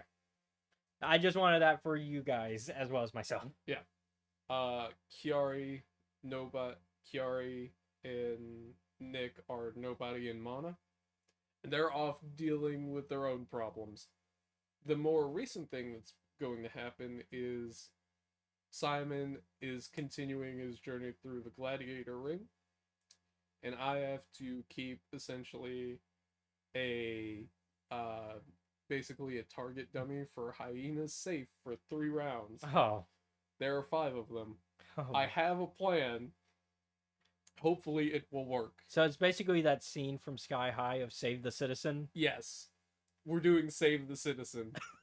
Fortunately, because Simon, for some reason, despite him going around and doing a bunch of shady stuff, he always walks in and out through the front door, and no one's tried to kill him. I'm also glad you caught my Sky High reference, because sometimes I'll say a movie and you're like, what movie? Yeah, I've seen Sky High. I have the book, actually. But yeah. For some reason, Sky High, I know that one. It's a good Disney movie. It is. And Simon is pretty good. He's fine with the Gladiator tournament. Yeah. Nobody, Nick's character, is not, because he's one of the characters who got almost assassinated the other day. So he's only been able to get a short rest in. He is a spellcaster. Yeah. He is a sorcerer. He should be fine if he's careful, but considering it might be a 5-on-1 like it is for Simon, could be bad. Yeah. And he doesn't have a lot of like direct big explosion spells. Yeah. Well, that'll be interesting. We'll see how Yeah. well it goes. I'm curious. So that's tomorrow. That is tomorrow from 5 to 7 Central So, Standard Time. We'll see if you can save the citizen. Yeah. I feel like I can do it. Well, once again, thank you all for watching. We'll see you all next week with the High Republic Adventures, The Nameless Terror. Oh God. I have spoken. Y'all have a good one. All right. Now we're not coming in as hot. Welcome back to Escape Reality Star Wars Talk. I'm your host Caleb. Hi, I'm Seth. I talk Star Wars with this man. Yeah, When we have things that go right. yeah, when we have things work. It's okay. It's been a minute since Yeah. we've had to take a break. We're gonna get into why. Yeah. In fact, we're gonna go ahead and just Yeah. because normally before we get into the news of Star Wars, we like to normally start the show by talking about our week so far and what outside of Star Wars we've been up to. And since we skipped last week, we actually have 2 weeks worth of stuff to go over. And in this case, yeah, so part of the reason why we didn't have a show last week is my body decided to crash like Starlight Beacon. And I actually spent half of this week in the hospital. Yeah. I remember you telling me on Saturday, hey, I'm not feeling too good. We'll probably have to call it off for this week. I was like, alright, cool. Yeah, which That's perfectly fine. Eh. Sometimes you just don't feel good. and then Sunday I decided to check into a hospital where Yeah. I found out. So, a little bit of kind of gross out warning, I guess. Now, I had an abscess, and it was near my butt, so I could not sit. And so, the gross out part is that it was bleeding consistently. And on Sunday, I decide, fuck it, I'm gonna go to the hospital because I mean I didn't want to go because money, because Yeah. hospitals, It's American healthcare. yeah, American healthcare, and so they found the abscess and were like, well, thankfully I don't need surgery because it's already popped. Unfortunately, the reason for the abscess existence is it turns out I'm diabetic, which was news to me. Yeah. Type 1 specifically. So it turns out I have type 1 diabetes. So I spent Sunday to Wednesday essentially in the hospital, where they were pumping me with insulin and antibiotics to get rid of the abscess as well because it was infected. Which I'm still on some antibiotics. But yeah, so and yep. So having to deal with that life change. Yeah. And that's what happened last week. Yeah. That's why we had no show. On the upside, it gave me time to reread the comic because initially at first I was going to like just tear into it, Yeah, but with that extra bit of time, you were able to kind of I was just able to like just all right, I'm gonna let it go and go through it again. yeah. I got behind on my readings, but I caught up on stuff after I got out. Yeah. Yeah. And I've been reading a couple books that are coming out soon. So got stuff to talk about within the next couple weeks on my TikTok. But let's get into news. What's been going on over the 2 weeks while I've been without us? Yeah. First off, with the year rounding up soon, Star Wars Comics is giving us another preview of their plans for 2024 with their second Star Wars Revelation special. According to StarWars.com, similar to last year's one-shot of the same name, 2023's edition of Revelation will feature various short tales that set the stage for Marvel's Star Wars line in the coming year. The creator lineup includes Mark Guggenheim, Charles Soule, Greg Pak, Mark Bernardin, Alyssa Wong, Ethan Sachs, and Kevin Scott, with Salvador Larroca, Will Sliney, Marika Cresta, Abraham Robertson, and more handling art duties. The issues cover, which I have on, I'm gonna pop on screen for everybody real quick. Y'all are gonna kind of get a look at my script. Yeah, you read scripts. I don't. Where is it? There we go. So there's the cover. So you can see we got a few iconic people on the cover. We got Darth Vader, we got Leia, we got Luke, we got Lando. Those are people we expect to see. Even Jabba, we kind of, I mean, because we're hitting closer to Return of the Jedi. It's not quite Return of the Jedi yet. The ones that I do want to call out that are surprising are Thrawn, Yeah. and then Keeve Trennis is on here as well.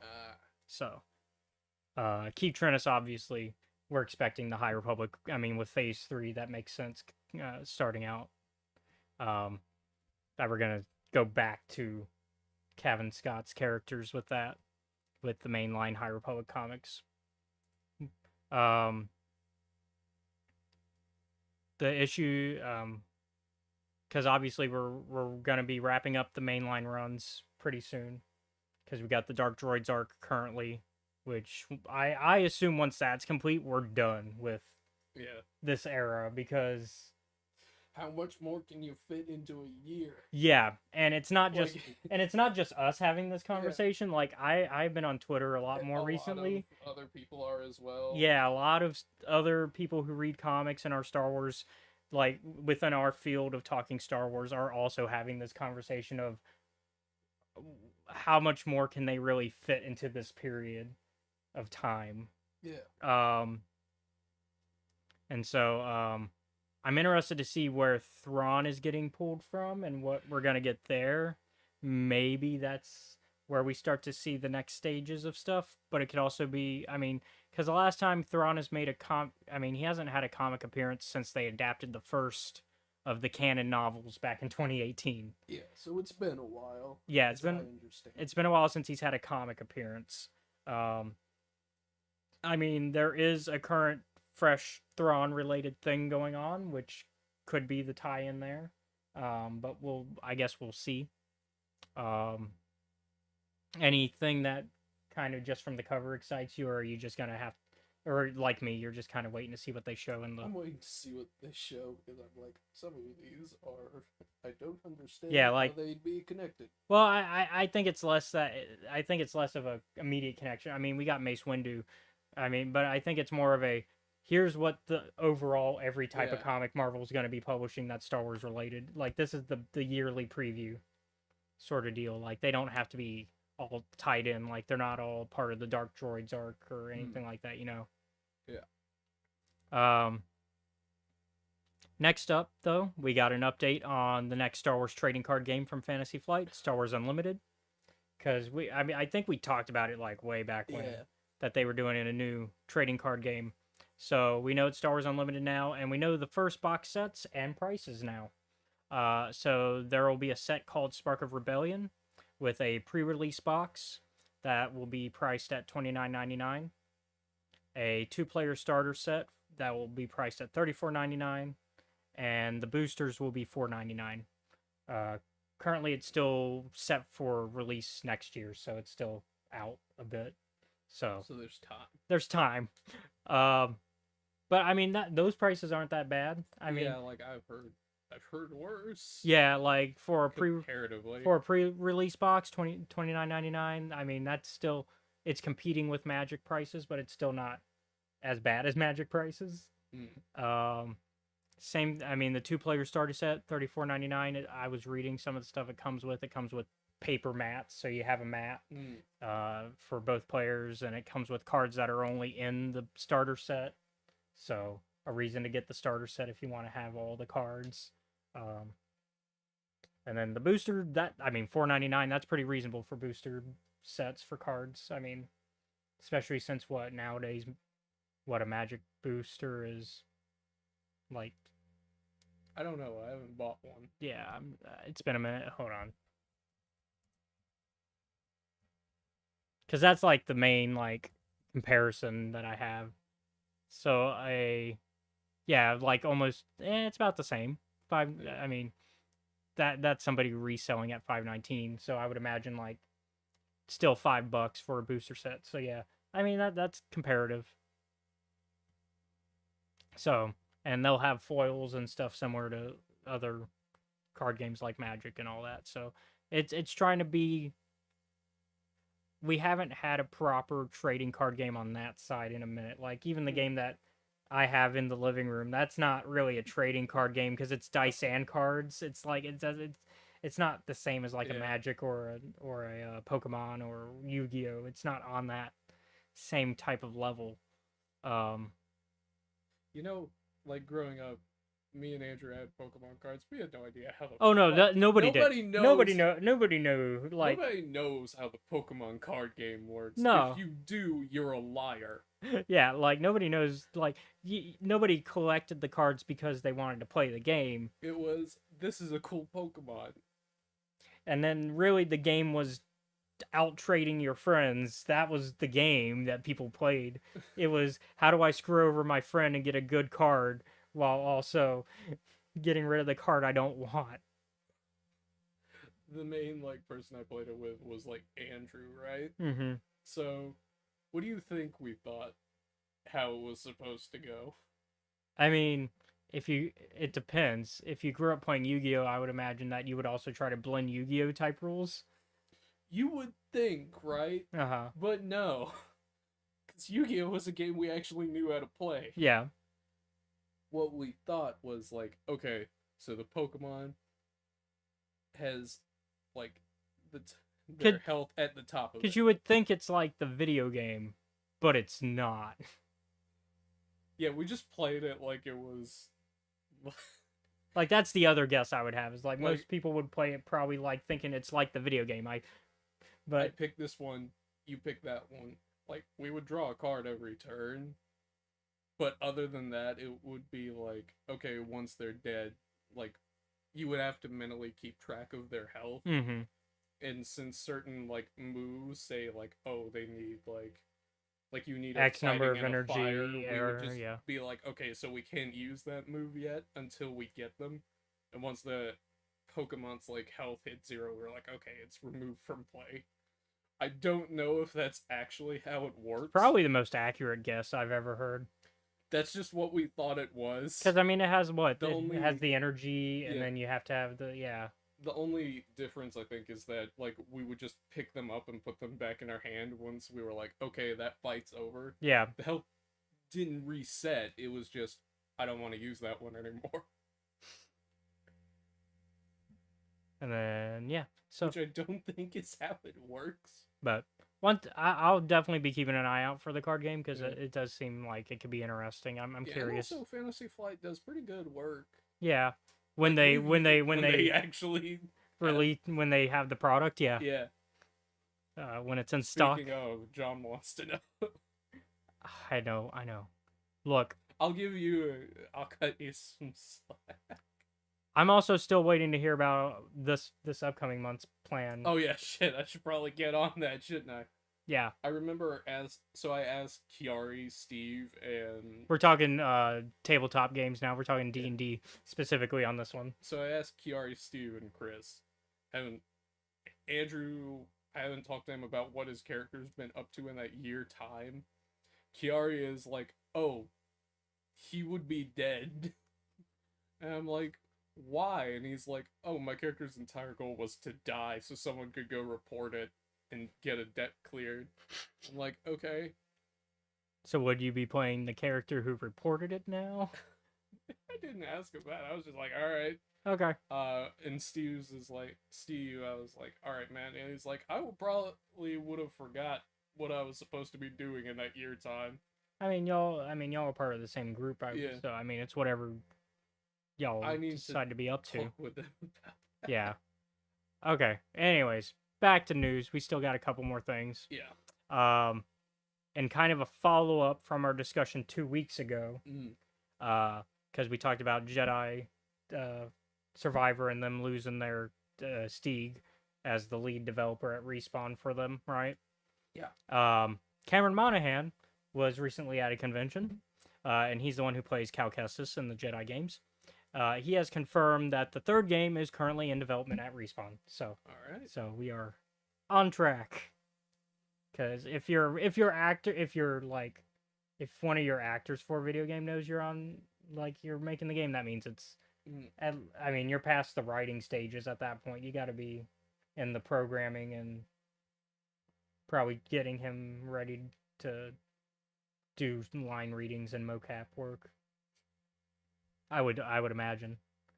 Especially since I would imagine they wouldn't be bumping the engine that high. Like, they're not probably going to change engines. They're probably going to probably not.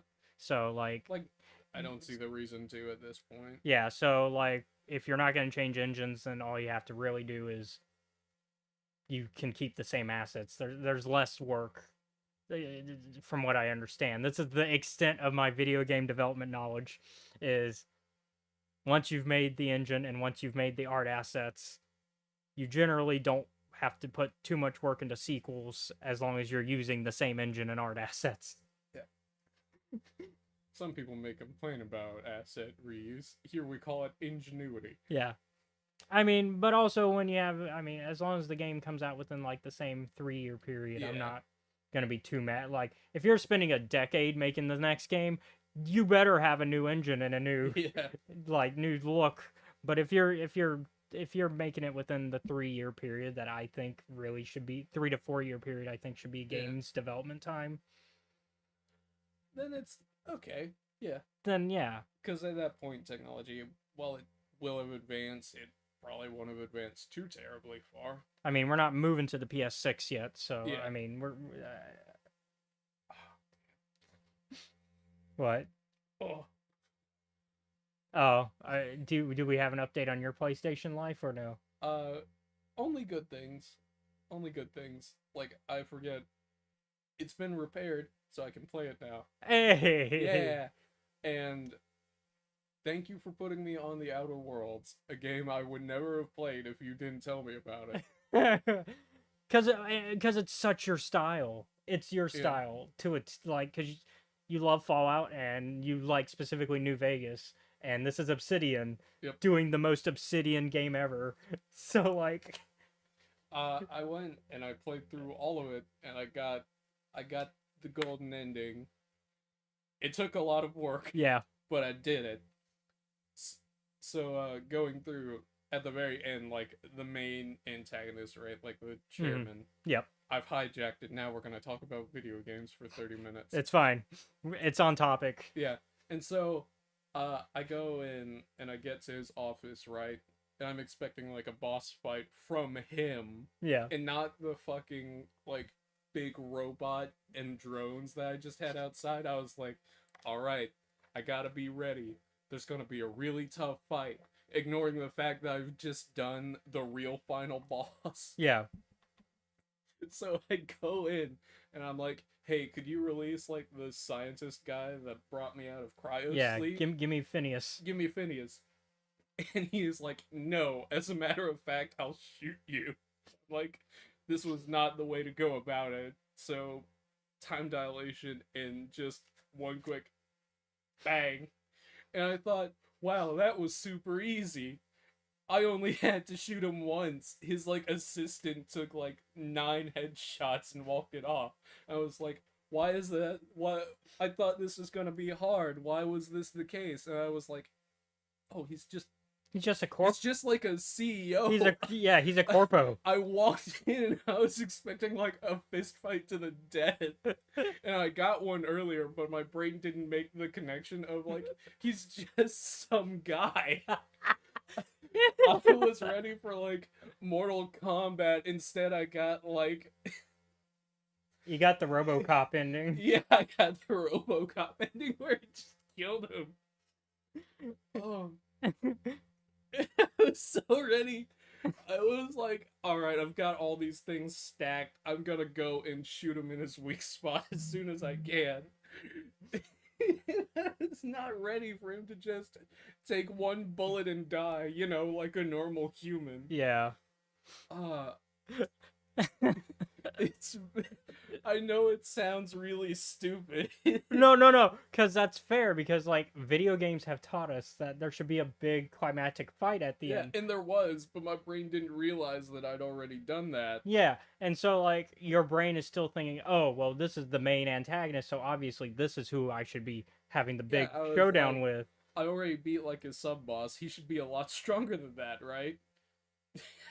Meanwhile, I can't get past the Penetrator and Demon Souls. It's It's okay, man. It takes time. a Have you pain. tried like leveling up?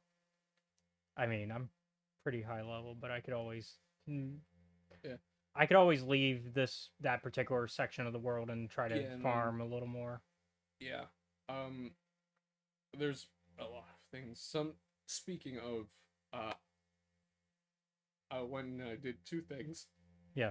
I played through Bloodborne again. I got past Mikolash. Fuck that guy. I hate him. Because Mikolash doesn't fight you. Mhm. He's a runaround boss. He makes you run around and chase him. Eventually I got him. And normally I don't like have very intense like victory celebrations of like, yeah, fuck you, I'm glad you're dead. Hmm. He's one of the ones that made me have one of those. Because normally I'm like, that was a good fight. I respect that, but fuck him. I'm glad he's dead. That fucker. The other thing that I did. Yeah. So I think it would be fair to say that I liked Elden Ring. Yeah. But I mean, you played it what 4 or 5 times now? Played it like 5 times to almost near completion. So I thought, you know what would be a good idea? If I totaled up the entire amount of time that I spent playing Elden Ring. You know, it's nice that the PlayStation does that for you. Yeah, that's what Elden Ring does. So are you ready for this number? Oh boy. Is it gonna compete with my Baldur's Gate 3 number? It might. It's in my notes. While you're looking that up, I was on when I got out of the hospital. Yeah. No, yesterday. Yeah, it was yesterday morning, or it was pretty recent. I was on Twitter, and I got a follow back Mm-hmm. from the voice actor for the Emperor in Baldur's Gate 3. Oh. And I tweeted about it, and then he tweeted back under it, and then Just a call and response. because I tweeted, "Hey, look who followed me, nice," and then he was like, "Oh, I just got to check something," and he did the GIF of the Mind Flayer where he opens your eye from the first person perspective. No. Because okay, I'm gonna go big spoiler here. Mm. So for Baldur's Gate Yeah. 3, We can talk about that as well. big spoiler. The Guardian is the Emperor who is a Mind Flayer. Okay.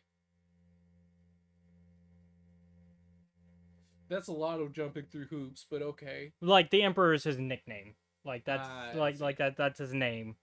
And so the Mind Flayer is your Guardian that you pick at the beginning of the game is actually a Mind Flayer Okay. who is like supposedly fighting against the absolute the head brain. Mm. You know, because they got the Yeah. obviously he's possibly still an antagonistic force depending how you want to work with him or not. And also that is the romanceable Mind Flayer for those of y'all who have seen that going around. That's the Mind Flayer that you can romance. But yeah, and then I sent but yeah, that's it for the spoilers of that. But Okay. yeah, so after he sent that, I sent back from a screenshot from one of my Let's Plays where it's my character doing the little thought thinking with the connecting with the Mind Flayer worm. But yeah, I thought that was a fun little thing. But yeah, so you got your hours pulled up I got my hours pulled up for Elden Ring. for Elden Ring. Are you ready for this? All right. 29 days, 4 hours, 8 minutes, and 37 seconds. 29 days, plus 8 hours. plus 4 hours. 4 hours. Okay. So, yeah, that's 700 hours total. I think that's like double my Baldur's Gate 3 hours currently. Although I played on both PC and So it's PlayStation, so not- like my It time might be counted separately. so it is, yeah, so it's counted separately. Yeah. Because I think on PC it's like it's like a little over 200 hours. I think the like. Yeah, it's almost 300 hours, 274. Okay. So, speaking of Baldur's Gate 3, I did get the chance to sit down and play it with you last week. yes, before everything went haywire Yeah. with my body. Because it was Tuesday that I was fine, and then Wednesdays when everything started to feel bad. Yeah. I remember a few things from it. One, fuck Kaga. I don't like her. Two, I just remember like Ricky Joe's hands being fucking huge in like comparison to the rest of him. Which that's his character. He Yeah. named it Ricky Joe. Yeah. He made a ranger. As is the usual for me, because Ranger is one of my favorite classes. Yeah. Also, Shadowheart fucking hates me. I think it's because she's connected to my character. Yeah, and which I think if I paired her with you, then she would do the conversations with you. But Which- because she's she's connected with you, she's like, fuck you. I don't want to talk to you. and then I think because I'm player one, all of them will talk to me. Yeah. Whereas like if they're not like in your party at that time, then they'll talk to me yeah, because I'm player two, but they're like, you're not the protagonist. Fuck off. but yeah, so that's us just doing video game chat. Yeah. Lastly, in news. Yes. So this isn't directly Star Wars related, but this is related in the long term. Some good news with the WGA strike, as the AMPTP, so the producers, and WGA have come to an agreement, with it sounding like the writers got everything they'd been asking for from the start. Mm. And just showing that this didn't need to go on for 148 days. That's how long the writers have been on strike. But now we're waiting for the actors in SAG-AFTRA to get their deal. Which word is that they'll be meeting with AMPTP on Monday. So hopefully they'll get what they want this upcoming week. So, and then all those strikes will be over, but we'll still have other strikes going on that aren't related to film, because we got the United Auto Workers on strike now, and God, what's going on? just the big three car Uh, manufacturers and all that. Yeah. But yeah, so alright. that's some good news. Yay. Which yeah, Also, it's did you get that thing I sent you? you would think I would have had time to read, but I didn't. Nah, I understand, man. It was a busy week. Speaking of reading, I guess let's get into today's topic Yes. of the High Republic Adventures: The Nameless Terror. Mm. Spoiler warning, obviously. Yep. Because You will be spoiled here, and we will not apologize. This is your one warning. Yeah. So I guess I'll let you take lead on this, because I know how excited. Like, is there? I mean, so we go back. So this is a phase 2 story, but with a phase 3, like, bookends. yeah, Because it takes place after the events of phase 1, on the book ending, like because it's narrated by Tygoric. yes, yeah, baby, she's back. Yeah, our Star Wars equivalent to The Witcher. Don't touch her lightsaber. She's very protective of it. So she's back. She's on her way to a new mission. Mm-hmm. We also get appearances from other people that are connected. We get some more love Yeah. for the Monster Peak by the end of the comic. Yes, Druin shows back up. Yeah.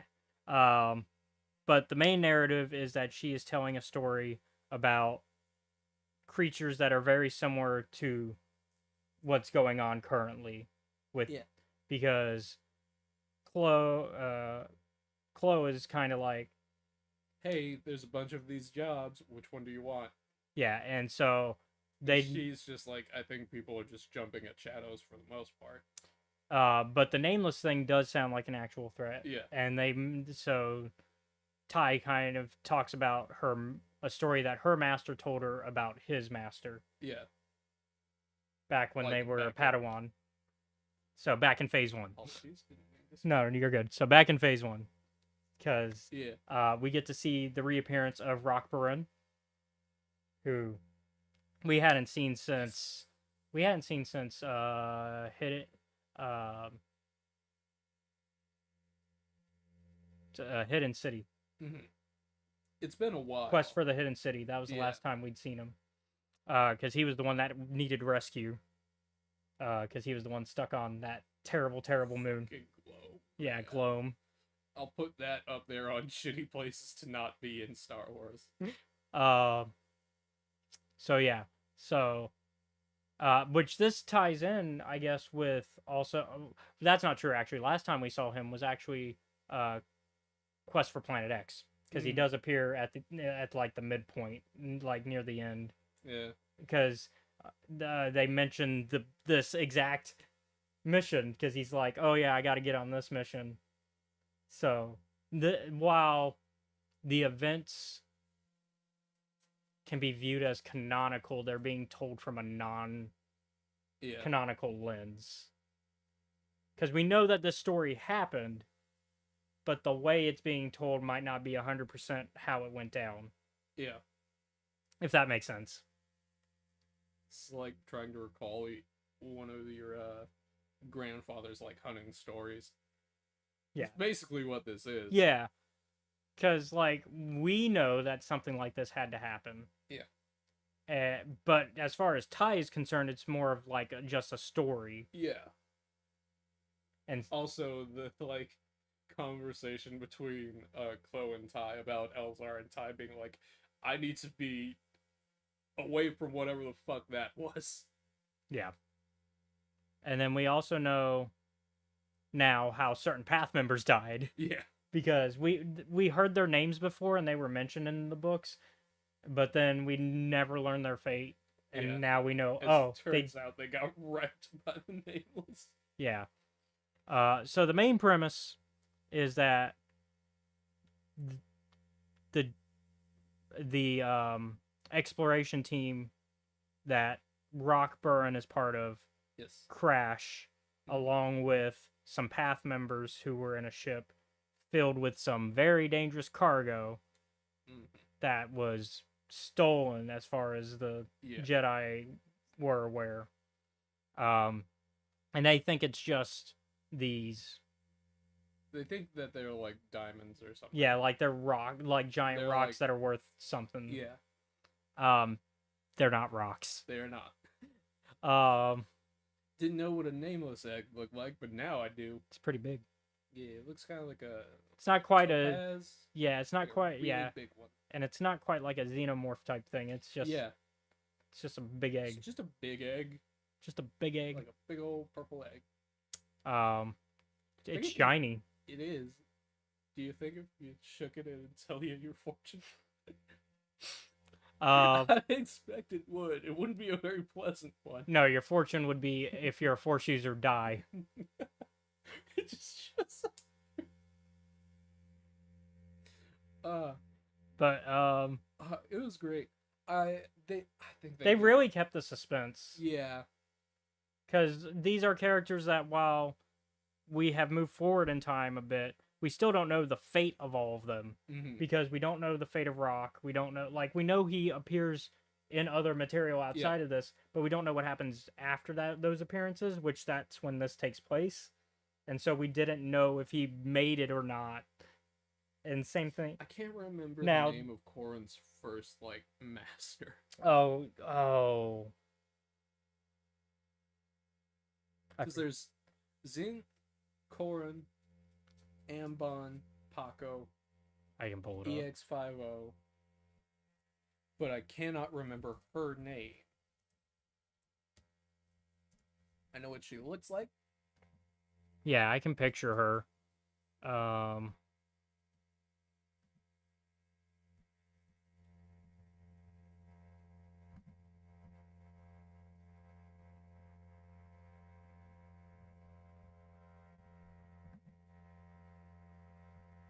Yeah, Sula. Okay. I thought that's who it was. I was like, that sounds right, but I had to see the image first. Yeah. But yeah, Sula, and so Korn is technically the perspective character Yeah. because Korn is Ty's grandmaster, if we want to Yeah. like go like a familiar lineage, because she has her master and then her her grandfather grandmaster. Yeah, the way I do it to help me make sense of things. So Korn is the grandmaster. Yeah. Not in the case of a grandmaster like Yoda, but the grandfather, The grandparent. the grandparent. And so, and then that would make Sula the grand. Mhm. The great grand. The great grand. You remember that? Yeah, I remember the time my grandpa told me about how Grand bit the dust. But it's okay. He got a new grand. Yeah. We got Rock. Yep. Um, I do like Rock. I think he's pretty cool. Yeah, and so I liked the story. I liked Sula, and I liked all the characters, even the Path members who were kind of assholes. Yeah. Like there were still some that I was like, "Oh, you're not too bad. Yeah. But then they die." Shalish, Wool, and Geth, and then that one that got fucking wrecked. Yeah. Wool is the Rhodian one, right? I believe so. Yeah. Wool got kind of Yeah. poor Wool. Wool and Paco got it bad. Yeah. Like, they didn't deserve that. Paco is like the MVP of this whole thing. Yes. He's constantly doing Because shit. without Paco, they would not have made it out. Yeah, So they would have died. So Paco is a member of the expedition team, who, if I remember correctly, is like the engineer Yeah. almost of the team, and so like they have the EX droid with them, and like they are consistently going, "Oh, this is how we get the ship running. This is how we get this." Like they are consistently like you said, the MVP. I feel cheated because I feel like Paco should be alive and like 2 more Jedi should be dead. Sula is dead though. Sula is dead, but that's not enough. Maybe Zen Maybe because I'm like, what did you do? died, dying the whole time. Time the whole time. Like, I know I'm being very harsh on her. Yeah, because she was feeling the effects of the Nameless, which She was was why. feeling the effects of the Nameless, and also she was already hurt from the crash. So I'm probably being a bit too harsh on her. I do like how the Nameless almost feels like the big one anyways. Feels like the worm from Dune. Caleb. Like the with the whole like when they're trying to leave the ship, when Rock and Korn are leaving, and it becomes this thing of, oh, we got to use like force speed to like get this going to where we zap it, and then we zap the ship, because one of the plans that Paco comes up with is, okay, we got to power the ship so that way we can like get it to go away. Yeah, because we're gonna basically electrify the Nameless and knock it out. Yeah. And so they have to start the ship outside the ship to do that, and so they need Korn and Rock to run out to do that. Yeah. And so they run out, and it's like it feels like the Dune Worm, where they're having to like be so fast and be like, we gotta go, we can't be standing We here. cannot stay here. We have to go get the thing, come back. Which, I mean, Star Wars and Dune have been tied in Yeah. together for a long time. Like George has admitted that he's taken stuff from Dune. Yeah. I mean, God. it's an old book series. I mean, I was about to say, just so you remember, Caleb, that's not a movie or a book that I've seen or read. but the worms are so like iconic. I Yeah. think. I'm like, all I remember 2 things are heavy drug usage and a weird worm monster. I was gonna say the worm is so iconic that like I think it's it's kind of it's the what's the word I'm looking for? Like cultural osmosis. Yeah, cultural osmosis. That's it. Yep. So Uh, I think there are certain things like that, and so it felt like that where they're on that time limit of like we can't be out here, and that's Oh, and like the fact that the Nameless just kind of is like, I tricked you. I'm in the ship now. I'm like, what is this? so it's like a combination of like the Dune Worm with like the Xenomorph, Yeah, and I'm like, fuck me, man. and so it's just like I realize this is just Star Wars Alien Isolation. It really is. but it works so well. It does, because it's like, oh, we're so fucked. And honestly, I would like to. I mean, we get our horror comics every Yeah. like October, November. This one isn't treated like a horror comic, although in my opinion, it 100% should be. I think if they leaned in even more with it, this would have been like it's already a great comic. It is. But I think it would have been perfect if they leaned in even more with Yeah. it. Because who better to tell a horror story than Ty York? We've seen her tell these type of stories before. So like, and I think it would also be like, while we could infer that similar to like all the like tells from Jabba's palace type stuff. Yeah. We can infer that like part of it would not be exactly how things went down Yeah. because I feel like Ty would sprinkle in. Embellish. Ty would absolutely embellish just to fuck with Chloe. She would. Because Chloe's fucking with her the whole time they're there. Yeah, because Chloe is also fucking with Ty because He throughout each issue we keep going. So it's a 4-issue arc, Mhm. and we go back to at the beginning we get some Ty, and then at the end we come back to Ty and we get a little bit of more of her story as well. So it's not a perfect like bookend thing where it's Yeah. just beginning end. And no, it's throughout the comic. It's she's sprinkled in. And during her story, we're finding out that Chloe is bullshitting her on like where they're going and what their target is. Yeah. Because Chloe is trying to kind of slowly get Ty to be more involved with the greater politics of what's going Yeah. on. And I think Chloe's her motivator is in the right place, so to speak. Since she doesn't have a heart. Her motivator's in the right place. It's just a matter of she's lying to Ty to do it. Yeah. Um, And Ty's like, I know you're fucking with me. because that's the thing. Ty isn't dumb. Yeah. So Ty also, yeah. So she starts fucking with him. So it's a matter of who's gonna fuck with who more. Yeah. Um, And like the first lie is pretty clever, and it's like, well, there's just an Ackley on this planet. I really wanted to see it. yeah, because like because eventually Ty's like, this isn't the planet I charted, Yeah. and Chloe's like, oh, I wanted to pit stop there to Yeah. check out this Ackley. Really, he's like, I'm trying to hide the fact that I'm gonna essentially phone a friend to Yeah, we're show gonna up, we're gonna family reunion to this a Yeah. bit. but I don't need her to know that until we get there. Yeah. And so, I mean, I like the story that It we was get on good. both ends. So Initially, like I said, was like, I don't. Oh God. I think it's just because like, me and you read a lot of Star Wars, so sometimes things kind of become the same. mhm. And I was like, oh no, it's another nameless story. What's gonna happen? I think that this one was really clever though with how it Yeah. did it. Like, cuz But like going through and giving it like some time away from it, I was like, okay, yeah, no, this is a lot better than I thought it was.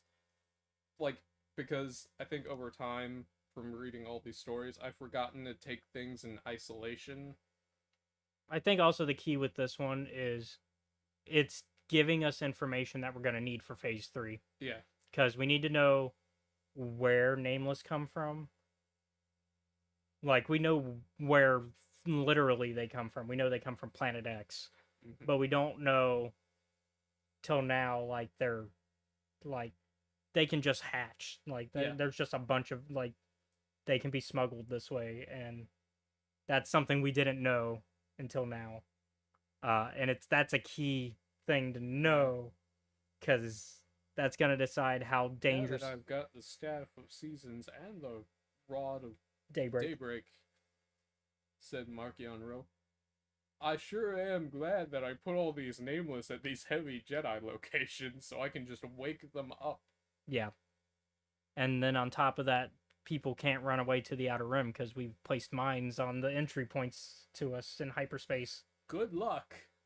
We'll kill you, said Markion. Um, Specifically the Jedi. and the Republic. And the Republic. But Yeah. mostly the Jedi. Yeah. Because I don't... Just... Oh, man. Yeah. Fucking ass. And then You're smart.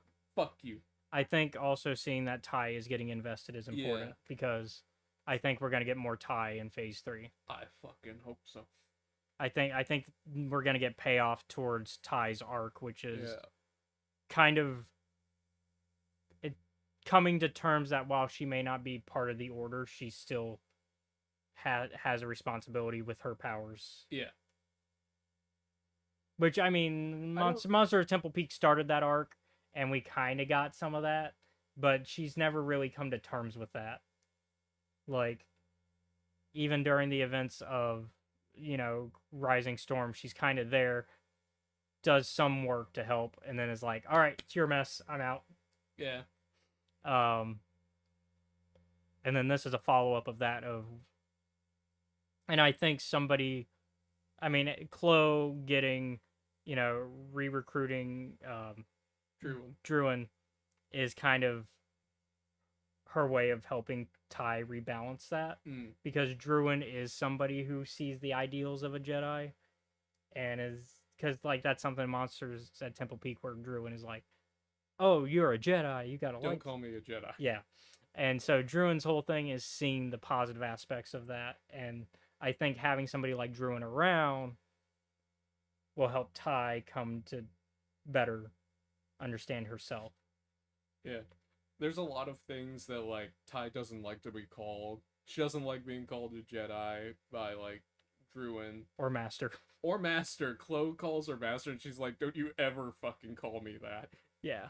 And I'm like, fair enough. So, I think this comic did what it needed to. I think, yeah, in regards to... Narratively, yes, there's that. And I enjoy seeing Ty's journey from, I am here on business and basically random chance to, taking a more active and social role in kind of caring. Mm-hmm. It's kind of the opposite of the Boba Fett effect. Yeah. Where Boba Fett's trying to distance himself more and more. Ty's story is, how do I get less distant? Yeah. But they're also, from two different... Yeah. It's two different angles. I Yeah. mean, both... Same problem, two different solutions. Both mercenaries, and both very talented in their field and known for being serious, but... Yeah. I think the difference comes in the origin of why they're in their respective fields. Yeah. Both are from trauma. Both are from trauma. Both are from trauma. Ty chose to do this. Kind of. But let's not ignore what happened with her friend. Yeah. That was not a choice. Was fucked up. That was not a choice. That was not a choice. Sorry, correction. She chose to leave. Yeah. Whereas I don't think Boba Fett really understands that there is anything else out there for a long time. And even then, he's like, nah, I'm cool with this. Yeah, now it's more of he wants to be self-employed. Yeah. Whereas that's the extent of his character arc. It's now I can do what I want. But yeah, I recommend, as usual with High Republic content, at the end of the day, recommend this. I'd give it 8.5. I'll give it a solid 8. Yeah, I was almost at an 8, but yeah. So It's a fun comic. It's short. It's 4 Yeah. issues. Like, it's a mini series. Like you could probably, if you're really like into it, read it in like an hour. Yeah, it's a good read though for that. And so that's it for this episode. Yeah. Let me pull up my stuff. So thank you all for watching today's episode of Escape Reality Star Wars Talk. I've been your host, Caleb. Be sure to like, comment, follow, subscribe to us. You can find us at Escape Reality Films on YouTube, Twitch, Kick, and TikTok. You can also show your support for us by joining our Patreon, which is at Escape Reality Films. Shout out to Jennifer Brantley. Yo. There you can watch our YouTube content. At this point, I'm catching up since my hospital visit. I'm in November's worth of content, so we've got about a month's worth of content out there on the Patreon. In fact, I was uploading a video just before we like he saw the tail end of the Patreon video getting uploaded. What? Okay. That's was- not the script for this It was week. it was the Demon Souls video. Yeah. So yeah, once I get kind of back in my groove, I'm gonna get back to Baldur's Gate 3 live streams. And then once I'm done with Baldur's Gate 3, we'll go back to our normal programming on YouTube. So if you've been missing my runs of Demon Souls, for example, or you want to watch the D&D game I've been running before anyone else, which actually we'll be having our 3rd session in a few weeks. So, or 4th session in a few weeks. So that's going to be fun with our 4th player, because we whittled down to 3. Now we're Now getting you're back. adding another. We're adding one more. And so this weekend we're actually building her character, so that's gonna be fun. Or Monday, Tuesday, somewhere soon. But yeah, that's how you can do it. It's only $10 a month though if you want to watch that content, so it's right there. You can also find me on Twitter at Escape Reality 94. Like I mentioned earlier, with me being on Twitter more, I am talking a little more. I'm not funny, but I'll post some thoughts every now and then. And you can also find me on Facebook, Instagram, and Threads at caleb.lockwood. And then we also have, speaking of D&D, we have another plug from you. I almost said Saturday. Every Sunday from 5 to 7 Central Standard Time, you can catch me and the rest of the gang at the Steam Dungeon on YouTube. At Trials of Nebu. There we go. I think we're on like session 13, 14 now. Mm-hmm. So a lot of things are happening kind of all at once. John's taking a break because he has to go and do college things. All right. Which, if you gotta go and do college things, go do college things. Yeah, work hard. Narratively though, so it is going to day 3 of the tournament, and we went in because some of us are participating in gladiator matches. The amount of contestants for that week went from 32 down to 9. Both me and Nick, the 2 people still in it, we made it. But that was, I don't know what has been happening with me and tabletop games recently, but I've been fighting a lot of hyenas. Like an absurd amount. Meanwhile, Kiari and Steven, their characters, are going to go and basically take the fight to a protection racket. Oh. They're doing it like later tonight. Meanwhile, Simon is still struggling with, do I need to do the hit on this lady? And he got another job offer from a different one. I've got to hit out on one lady to decide whether or not I want to take, and a kidnapping one on the other. Presumably on the same person I have to do a hit on. Okay. So now I'm like, I think Simon's at this point is like, just what is with the women in this town putting hits and kidnappings out on people? You consider one job and another one shows up within 48 hours. Yep. Well then. I know, right? But if you want to see how that's resolved, catch us over there tomorrow. Yep. 5. 5 No. to 7 Central Standard Time Yep. All right. at the Steam Dungeon. Well, once again, thank you all for watching. We'll see you all next week with the High Republic Adventures for Phase 2's first volume, All right. which means we'll be getting Sav, who you might have already forgotten who that is. They use a stick, don't they? Yes. Sav Maligan. Yeah, Sav As their Maligan. name. Yep. My, like, most indifferent Yeah, your Jedi. most indifferent Jedi. You're like, eh.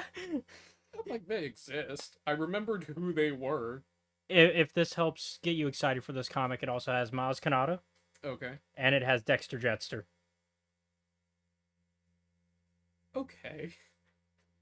So, I mean, it makes sense. These are the 3 that would do and also stuff together. Dexter is also a long lived, Yeah. because Basilisk live a long time. So, All right. yep. See what happens. So that's some stuff to look forward to next week. Yes. So, have a good one. I have spoken. Later. Be safe. Hey everybody, welcome back to Escape Reality Star Wars Talk. I'm your host Caleb. Hi, I'm Seth. I talk Star Wars with this man. Oh, I timed that wrong, huh?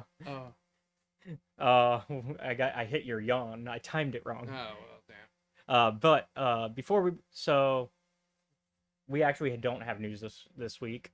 So we normally like to start the show by talking about our week so far and stuff outside of Star Wars that we've been up to.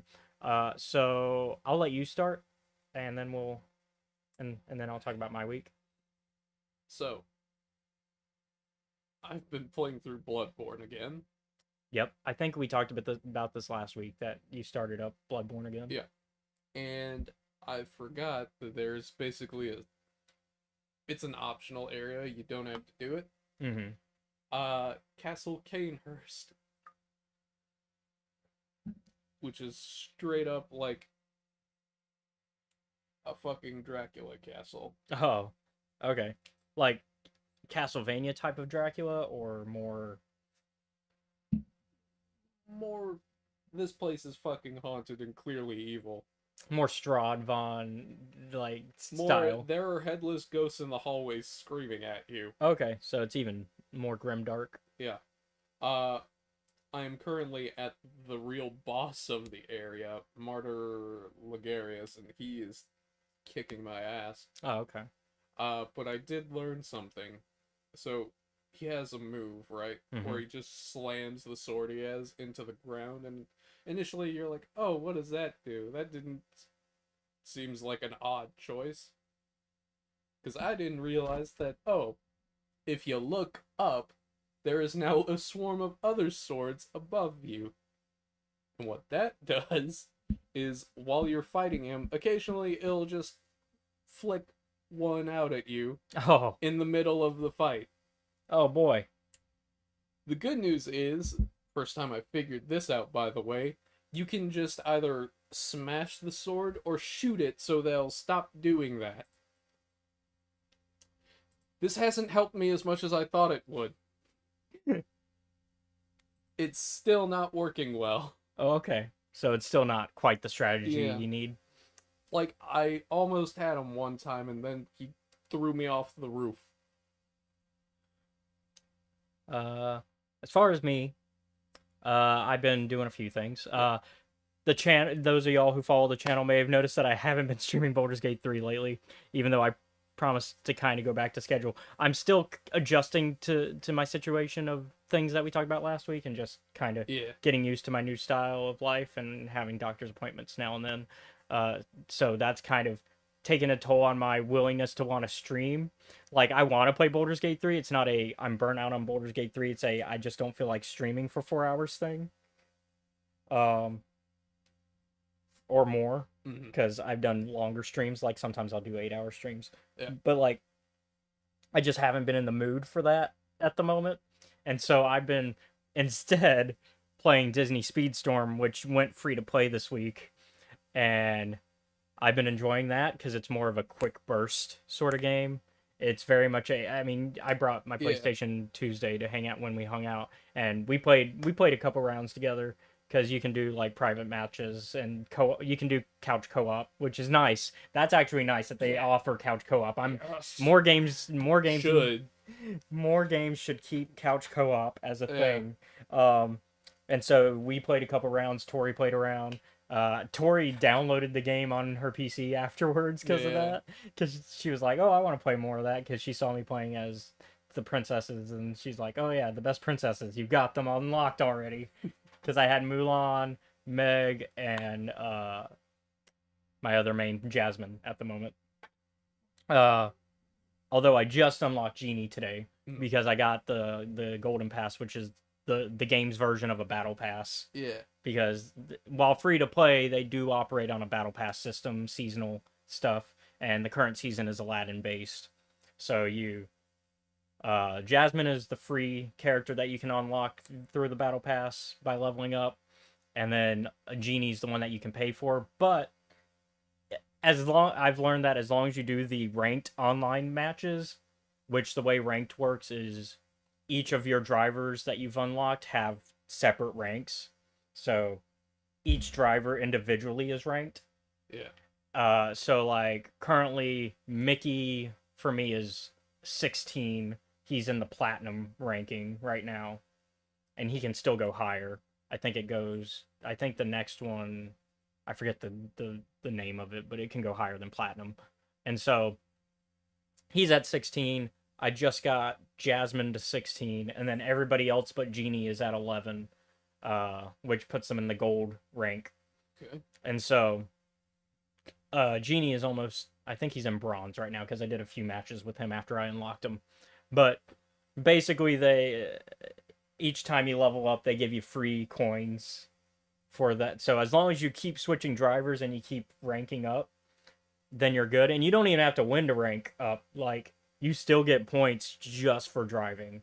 So as long as you do a race and you complete the race, you get points to rank up. Now, you'll get less points depending on where you place. But I'd say most of the time I'm hitting within the top 5 out of 8.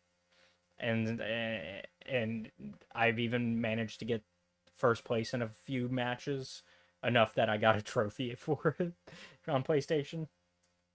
So, and of course, the other great thing is that it's cross-platform. So, because it's a racing game, there's not unlike say a first-person shooter where there's the advantage of mouse and keyboard versus a controller. There really is no advantage in a racing game, and most people that are playing a racing game are using a controller no matter what platform they're on, except for unfortunately Tori with her PC because she has no controller to connect to it. Yeah. I thought she has an Xbox controller though, so She does. Just the Xbox doesn't work, so I'm not sure how she wants to go about. I would think okay, because I would think she could probably connect her controller because she has one of the more recent control. Should work. Yeah. In theory. So I would suggest that to her. I'll probably talk to her about that Tuesday. And so like racing games are one of those where there isn't a real Yeah. like that type of situation. And then what else? But yeah, so I unlocked Genie because of that. I got enough points to unlock him, and so he's already like 2 stars, which is like how you decide how many levels you can increase them, which increases their power-ups in races. But yeah, so that's one of the things I've been doing, and then I was telling you off stream about this as well. I've been reading Crimson Climb, which is an upcoming Star Wars book, and I'm almost done with it. I've been enjoying most of it. My non-spoiler review will be on the day it comes out, so in 3 days, because it comes out on the 10th. So I haven't read any today, but I've been doing like you, except I do page count. So you do page count too, but I do I end at a chapter. When it comes to me, and we've gone over this before, but you may have forgotten, I will look at the total page count And then divide by how many days I have. And that's what I did, except I'll change how many pages I'm reading. If I'm in the middle of a chapter, I'm like, okay, I gotta finish the chapter, because that you don't want to be in the middle of a chapter, stop reading, and then come back the next day and be like, what's going on? Whereas like ending at a chapter, it tends to stick to your memory better of like what you just read, even if it's like a day or two ago. Yeah. Because if you end at the end of a chapter, I've noticed that the brain kind of just is like, oh, that's the end of that story. Here's the long-term memory, so that way you don't forget it. And so yeah, really that's been most of my. Yeah. I mean, that's been most of what I've been up to. I recently gave somebody Baldur's Gate 1 for free out of my friends because she's really been enjoying Baldur's Gate 3. She's one of my players for the Acquisitions Incorporated game, at which we're actually going to be doing a game tomorrow. So if you're in the Discord and you want to listen to that, we got a new player, Karina. She's a little bit of a D&D veteran like us, so she has a little. In fact, she runs a game herself. She's a DM, and so that's always interesting. So it's been like yeah. Sometimes DMs don't always get the chance to sit down and play, and that's the case for her. Yeah. Like, because we were talking about her character, and she was like, she's really excited because she doesn't get to play often. Yeah. So, and then on top of that, like. Matt, the one who kind of invited her, because so he informed her what's going on, and so everybody seems invested in what's going on in the game. So yeah, so one of my players, Britt, she's the one I've talked about where she's really excited about everything involving D&D. She's the one that got the dice, ordered the books physically. Yeah. Like we've talked about this, where she's all in, and then of course she played Baldur's Gate 3. She's loved it, and I don't know if she's finished. But I was like, we talked about it before, where it was like, oh, she'd be interested in checking out Baldur's Gate 1 and 2. Because I was like, not everybody wants to go back to it, because I've talked to some people who the big issue is how it looks. Even with the enhanced edition, it's the isometric, and it's also sometimes it's just fucking hard to see where people are. It's an older game. Yeah. Even with the enhanced edition, it's graphically, it's different. Yeah. It's definitely a game that was made before 2008. Yeah, because the first game came out in 98, 97, 98, because the second one came out in 2000. Yep. So the age shows even with the enhanced edition, which fixes and polishes a lot of things, including the coffee bean roads that I've told you about for the original, for the walk for the actual path I'm explaining for the audience, because I've told you the story, but for the cobblestone pathways, BioWare, who made the game, because it was in such a time when you could get away with it, they used a picture of coffee beans as the insert for the cobblestone pathways, because it created that brown cobblestone that you in a city.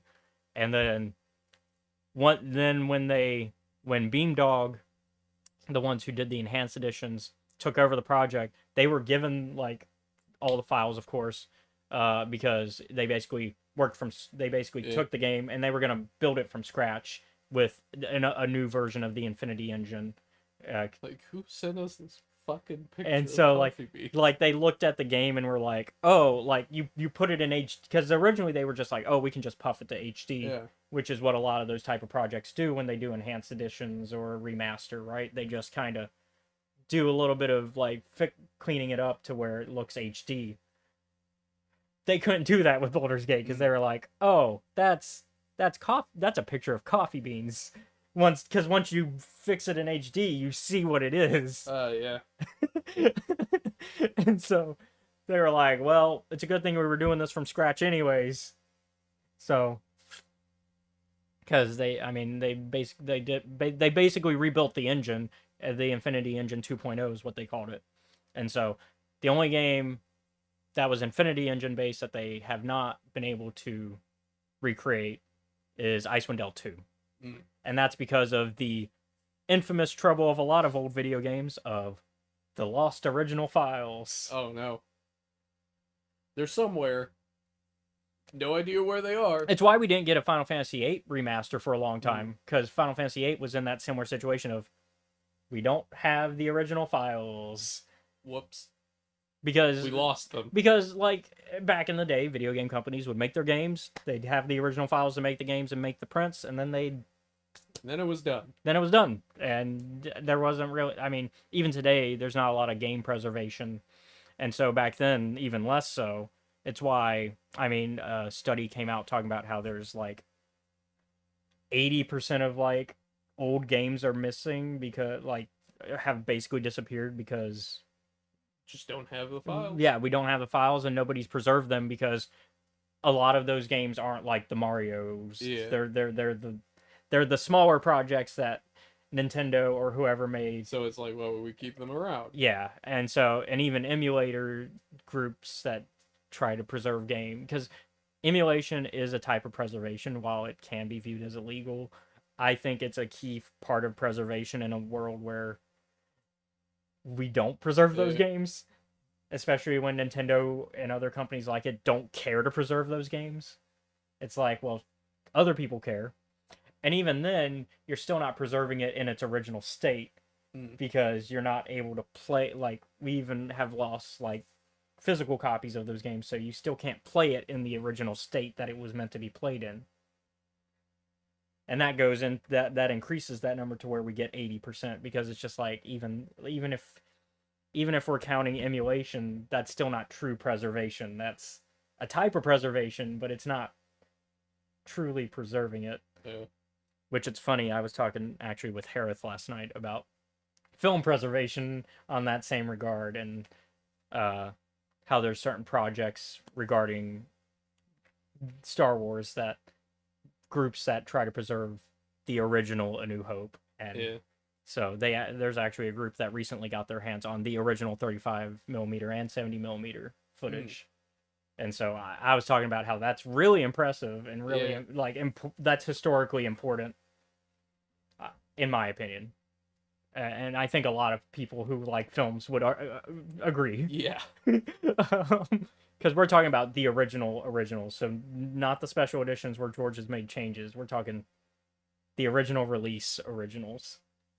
So I think all that's important. Video game and movie preservation. It's any art preservation is important. Man. This is tangentially related. Yeah. But not in regards to like the preservation. I really want the DLC for Elden Ring to come out. And I was sitting around thinking like, which members of like the main like royal god family have I not killed yet? It's funny you talk about that. I saw a video on TikTok joking about like how Elden Ring is not like this dark fantasy thing that a lot of people are. It's a dark comedy about like you going after this rich family and their dog and everything in between, and getting called a loser virgin who's gonna die a virgin. Yeah. It's really a comedy. If you can look at it that way.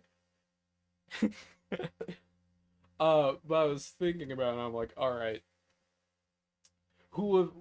Which members of the family have I not like gone and Brutally, murdered? yeah. But yeah. And I came to the conclusion there's only two. There is Mikola, who is basically cursed to always be a kid. Mm-hmm. I'm like, oh. Well, I know where he is. He's in like a cocoon. Yeah. In like hell. Oh, okay. So pretty locked up, although that's a pretty good premise for a DLC is them getting out of or either getting out or you having to go there. Yeah. And the other one is Godwin, who is embedded in a tree and making skeletons and a bunch of other shit pop up.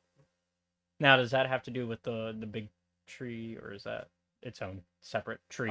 Yes and no. Okay. I forget the name of the big tree. The Erd Tree. The Erd Tree, yeah. So basically, he's in its roots. Okay. So connected, but like barely. Yeah.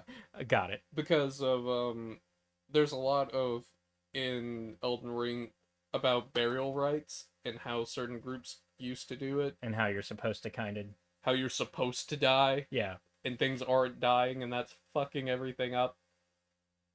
He is one of the possible, like, his path is a possible solution to the things aren't dying like they should be problem. Gotcha. It's not a good solution, But it's a it solution. is a solution though. Because originally, right, Yeah. what I guess a real proper funeral for like heroes and such is people would go, they would get turned into ashes and then put where like herb trees would That way they grow from that. Yeah. Because the it's basically the circle of life type of stuff. They skipped a step for him. They didn't burn the body. Oh, so they So just now, yeah. So when people don't burn the body like they're supposed to, it's what causes like skeletons and shit to pop up. gotcha. And he is both, his soul is dead, but the body is alive, which is bad for him. Mm-hmm. So I was also like, well, I didn't fight him. I fought like his best dragon buddy, who like he fought. Long story short, war with Langdale and dragons. Mm-hmm. He beat like their best guy and was like, "Hey man, now that the fighting's done, can we be friends?" And that worked out pretty well. Well, that's good. And then he got assassinated by his stepsister. Oh, so not so good. All that happened later Yeah. So because their oh, dad God, mom yeah. was tired of being like a Cthulhu pawn. Yeah. I realize this makes me sound like a madman trying to explain it. I mean, that's just the premise of the But game. the point is, I really want the DLCs to come out so I can keep fighting things. Yeah. I mean, they'll be soon because we know they're coming. Yeah. So let's there's like I said earlier, there's no real news this week in Star Wars, so let's kind of just get into today's topic of Star Wars: The High Republic Adventures 2022 Volume 1, and we'll go ahead and give our spoiler warning Yes. now. Spoiler warnings. You have been warned. I believe it covers the first 4 issues, Yeah. because it was only an 8-issue run, so this covers the first 4 issues. And so, if you have not read it and you want to read it, Go read it. go read it, and then you can come back and watch our video. Because we're going to talk about it. Yeah. We're not going to go point by point, but we'll get the highlights. So, what do you want to talk about first? I think I like Sav more as a child. Is it just because of the spunkiness? Yeah. It's that I want to be a pirate spunkiness. It's very I haven't Well- watched One Piece, but I feel like it fits very One Piece. Am I off base? Yeah, no. I like the way that. So the premise, let's kind of give a very summarized premise. So this is part of the Phase 2 content. So this is 200 years before the events of Phase 1. So of course we get younger Sav Maligan as our main protagonist, who is on Takodana, where Maz Kanata's castle is, and as we know, Maz Kanata is very long-lived, and therefore is involved with this story, and she's basically the pirate queen at this point. She's still operating as a pirate at this point. She hasn't like retired as we kind of see her in The Force Awakens. And we also get the fun appearance of Dexter Jettster with an even bushier mustache, and as a pirate, because Dexter Jettster is a man of many different talents and careers. Many vocations. He's a miner, he's a pirate, he's a restaurateur. He's done a lot. And we get to meet like basically the crew of Maz Kanata's group, and we also are dealing with the path and the events of like as we're approaching the Battle of Jeddah, because like it's the pre-Battle of Jeddah but post-Dalna stuff, like not Battle of Dalna, not the Night of Sorrows, but the post Path of Deceit events. Because it like I said, it's gonna lead into, because Volume 2 is like Battle of Jeddah stuff.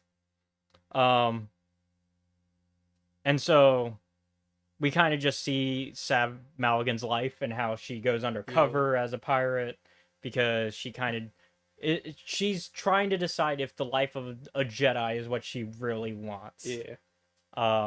Which does seem to be a theme in a lot of High Republic characters. Do I really want to be a Jedi? But I love, so that's basically that's Yeah. like the very, very baseline summary of like what the comic's about. That's like very baseline. That's like no details whatsoever, really. I like the interactions of the pirates and like the pirate hunters and Yeah. how like the politics of it, because it's very much we act pretty publicly as pirates, Yeah. but also we know that the law will come and try to get us, but sometimes the law is our friend. Yeah. It really just depends on the day, and sometimes we'll make a deal with the law. I was thinking about Maz Kanata's crew, and I was like, oh, I know what you are. You're the pirates who don't do anything. Except they do. They do, but I mean, like, in terms of other pirate crews we've seen, Yeah, like they're I'm like, you guys are so much, like, on the lower end of, like, severity for yeah, like galactic they're problems. not hurting anybody. Yeah. Like maybe they are stealing from certain ships, but they're not doing it at a rate Yeah. that like Where it's like, oh god. they're not the Nihil. Yeah. They're very much like, oh, we'll steal some shit and have like we'll do like drug deals, but that's really about That's it. about it. And like specifically with like Alec and his whole thing with what was the name of I'm looking at him right now, but I forget his name. The pirate hunter that's after him.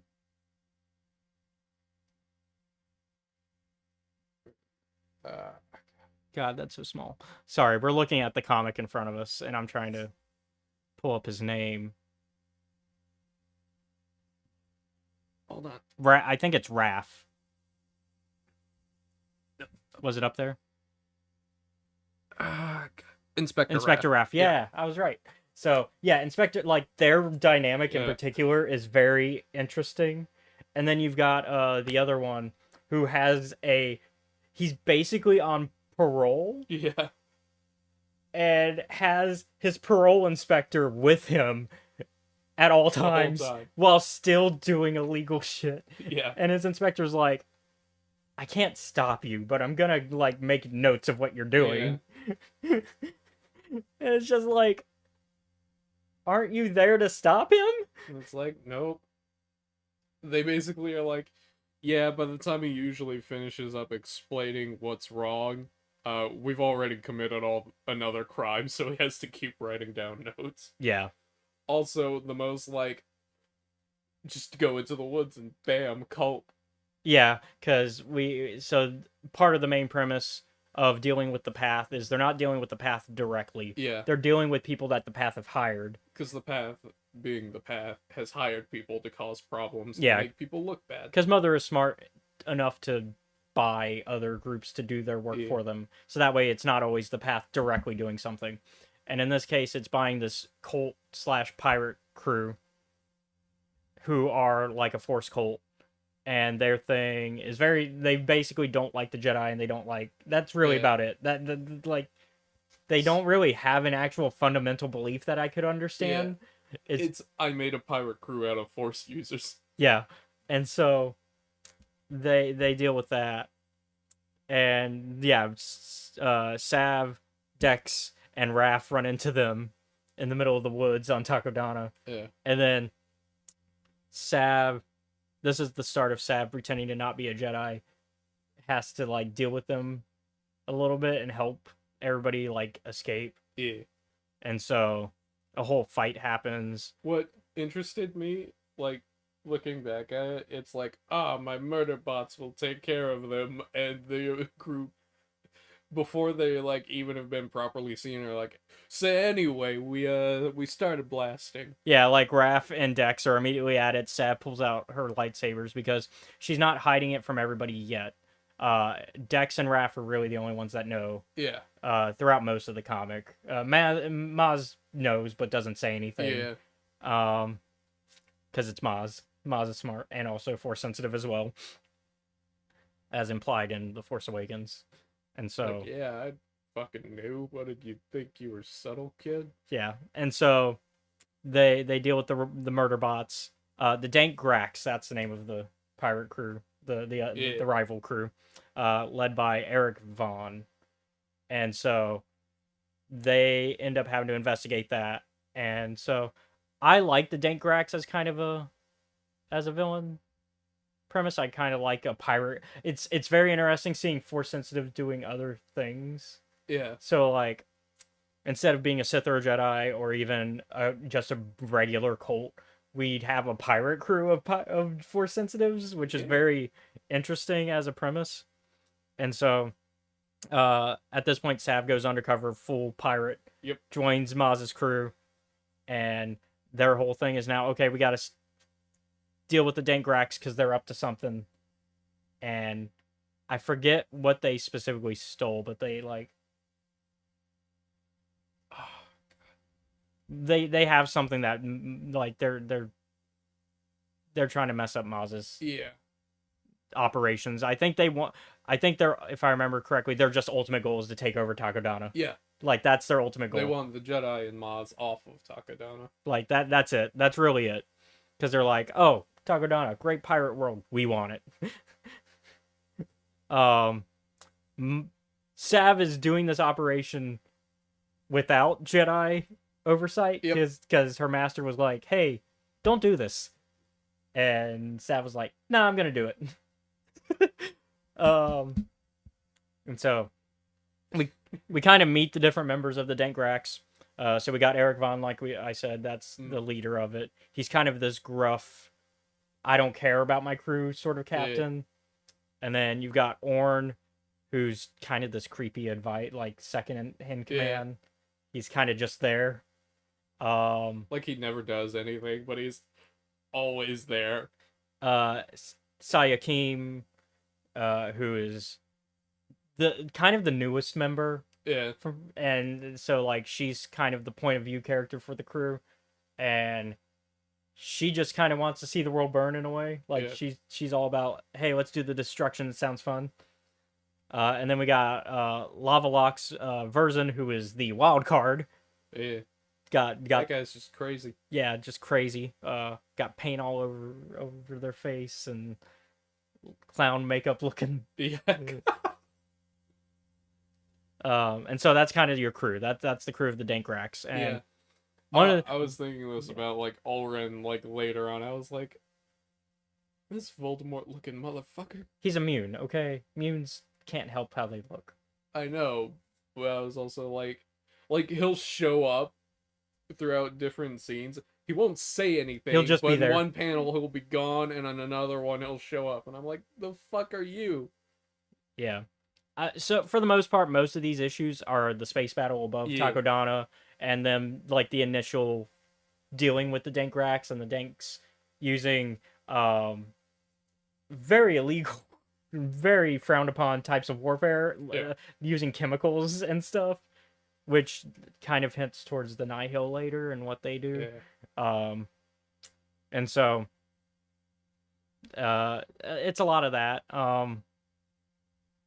Is there anything in particular that stood out to you throughout these? A very amusing moment is just Sav trying to basically fake the connection going out with her master. Oh yeah. You know, like the other members of the crew see how like she's really bad at lying, so they just start stomping on the holoprojector.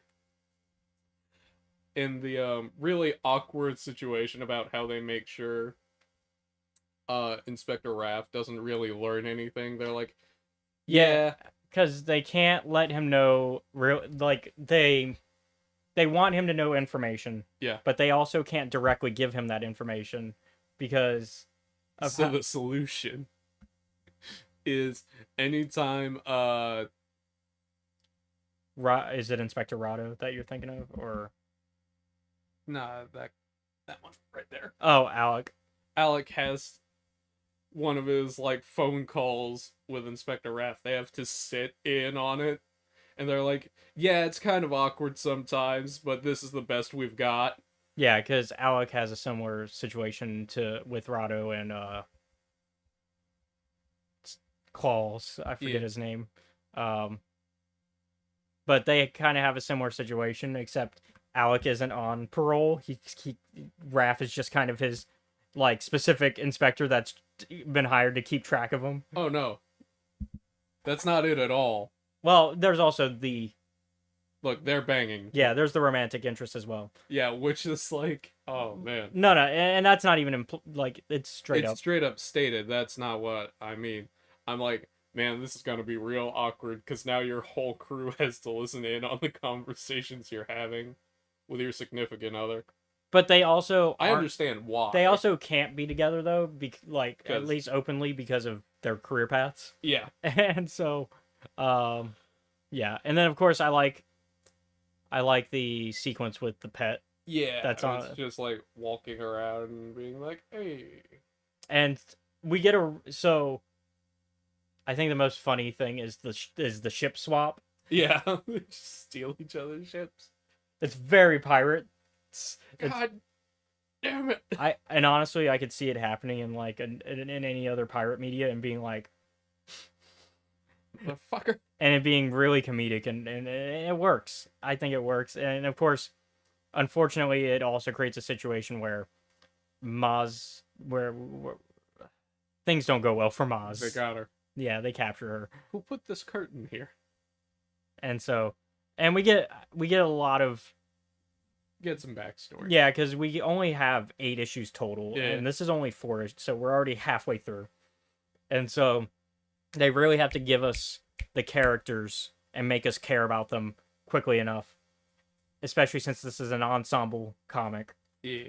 And so they have to be like, here's the characters, here's what you need to know. But I think they do it well. They and you know that's just how it works out. Oh. Way back in Midnight Horizons, a cult was mentioned made up of child assassins, Oh yeah, and this is brought back. and this is brought back.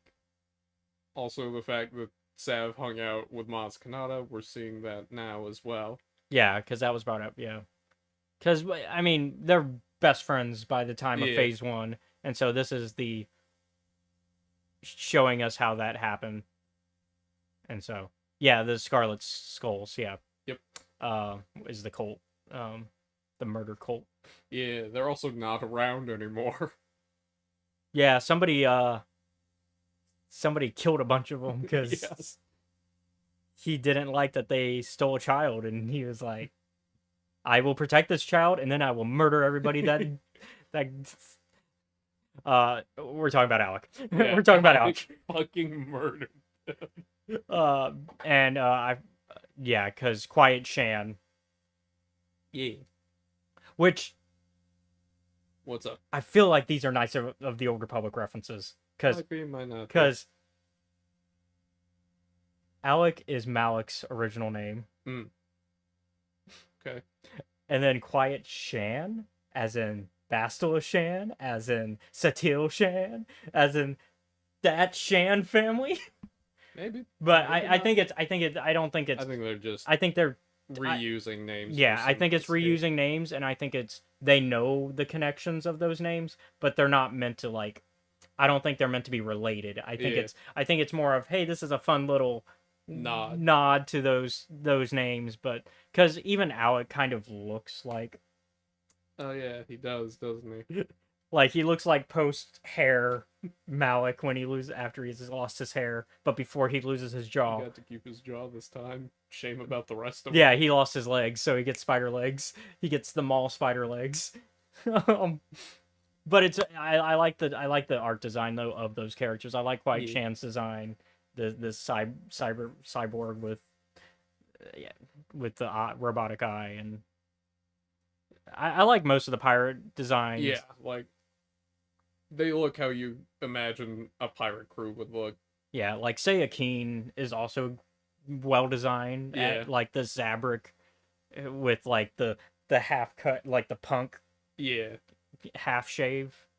And so they managed to they managed to track down the pirates to a planet, to a shipyard. Yeah. Unfortunately, things don't go well because Maz manages to get on, but nobody else does. Yeah. And like a fight breaks out as the Denkraks are trying to escape, because they kind of catch on that Sav is Something's wrong. yeah, they catch on that they're being bullshitted, and so they manage to make their escape. Thankfully though, Sav is also going undercover at this point as one of the pirates. That's 2 covers now. Yeah, so a cover for the cover. Yep.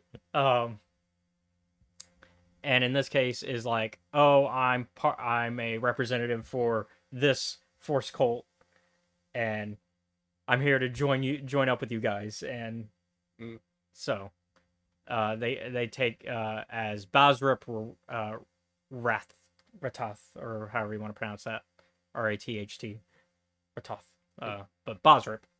So Basrup is the name that Sav is going by, and it works kind of. Everyone's like, I know you're lying, but we can't prove it. Yeah. So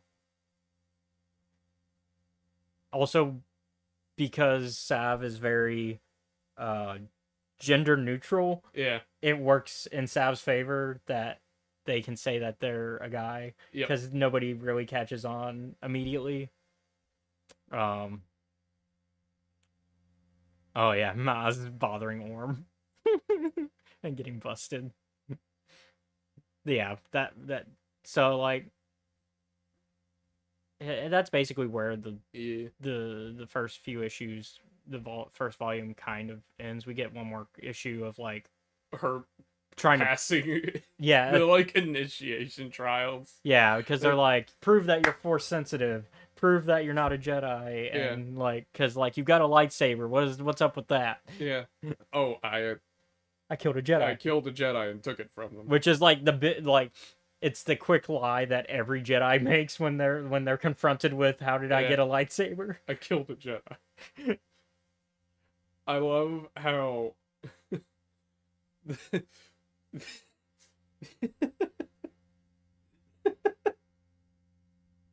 I love how later on, I think it's Savakeen points at Sav and is like, I know your secret. You're not really a boy, you're are a you? girl. And I'm like, Sav, you're lucky this one is so dumb. I do kind of like the start of the friendship that's formed between them. This is either gonna go really well or very poorly. We also get a Terra Sanube cameo, which is great because we learn that, Terra Sanube is kind of in charge of the younglings at this point. He's the kindergarten teacher. Oh, God, they always get it bad in Star Wars. Terra Sanube then again, the Obi-Wan Kenobi shows what happens to him. Yeah, they always get it bad. He makes it at least to that point. He's lived probably the longest of a lot of the kindergarten teachers that we can talk about in Star Wars. I mean, because he lives from he's already old by the time of the High Republic. Yeah. And then we see he's even older by the time of Clone Wars with the Lost Lightsaber arc episode with Ahsoka, where he's using his cane. Although he's still active enough that he can do a lightsaber fight. Yep. With his lightsaber cane. More people should employ the lightsaber cane tactic. I'm surprised Yoda never did, because he had a cane. Yeah. Like although his cane also had his drugs, so maybe that's why. Because he didn't want to accidentally ignite his stash. He's like, I gotta chew on my drugs. I don't want to. Because that's canon. That's canon. That he would chew on his stick because it made him high. Spaced out of his mind. Oh. But yeah, so I like seeing like these like these characters that like are kind of Yeah. tertiary and for even less important in Star Wars, kind of getting cameos and becoming more important in other eras, especially the long-lived Jedis who were like, oh, we know they were around, but we don't know what they were up to, and the High Republic's like, here you go. They're doing stuff. Here's- They were teaching kindergarten. They're like, here's a little treat. Here's a little treat. And so, once again, Sav proves Force sensitivity, all that stuff. Yep. And so, yeah, like you said, we have the "you're a girl" moment, and I think Orm almost figures out because he's kind of hanging back, listening in on a lot of Yeah. He's once again he's that character who's around most of the time, but you don't know it, and he's just there, which makes him a great spy and an awful, fearful character. On top of just how he looks, yeah, there he is. Yeah, like he's very have you ever seen like the Addams Family? He's like Lurch. He's Lurch. He's the Lurch of this pirate crew. He's just there and he makes noises and everybody kind of understands him. But they also know not to like mess with him. It's like, I'm not gonna say anything. And so, and yeah, we end with the pirate crew realizing, with Maz's crew heading towards Jeddah and arriving at Jeddah actually, in time for the battle to start. Yeah. Because that's the thing. They found out that the Dankrax were on their way to Jeddah to help start the battle. Yeah. And unfortunately, by the time that Maz's crew shows up to deal with it's that, already started. it's already started. The Dankrax have not showed up yet, though. Yeah, no, they haven't. Because by then, we already know what happened. The riot started because the Herald and his shenanigans. Yeah. And so, that's where Volume 1 ends, with the Battle of Jeddah beginning, and everybody's kind of separated because Things are bad. yeah, the pirates are like, hey, we gotta help Jeddah, and then the Dankrax are like, we gotta head to Jeddah and cause trouble. Yep. And also we have a prisoner, Maz Kanata, and hopefully after we do what we need to do at Jeddah, we can then take Takodana. Yep. Because now she can't stop us because we've got her. Yep, we put her in a box. And so, I like the High Republic adventure stuff. I like all the High Republic stuff. I mean, and I think it sounds like you have more of an appreciation for Sav now. Yeah. Which I think, once again, that just shows how good these comics are. Because if you can come in going, I don't care about this character, and then come out going, you know what, I kind of like this character now. That's good writing. Like, I think it's because also in her appearances previously, she is not a focal. yeah. She's there as like a mentor, but she's like background still. Yeah. And so, With her in the spotlight, it's a lot different. And and also, we get to see her internal thoughts this time. yeah, and we're also seeing how she becomes the Jedi that we Yeah. because like in Phase 1, she's very much still the same character. I'd say she is the character that we see. Like there's not a lot of change to her character. She's very much still, I'm a Jedi, but I'm willing to break the rules if it means doing the right thing. Yeah. And that's kind of where she's at in this comic still, although she's trying to figure out if she wants to stick with the Jedi. And I think her journey reveals, yes, I can do a lot of good with the Jedi. I just have to be willing to break the rules sometimes. Yeah. And that's something that we see even as her in her adult Yeah. position in Phase 1. And I need to start Phase 3 because Phase 3 is starting to come out. Like, the first few comics have started to come out, so I need to see where we're going on that journey even further, because now we're back with, I think they said it was a year or two gap between Phase 1 and 2. I mean 1 and 3. Like I think they did a time jump. I Okay. forget how big. I think it's a year. So All right. But yeah, I give it a solid 8.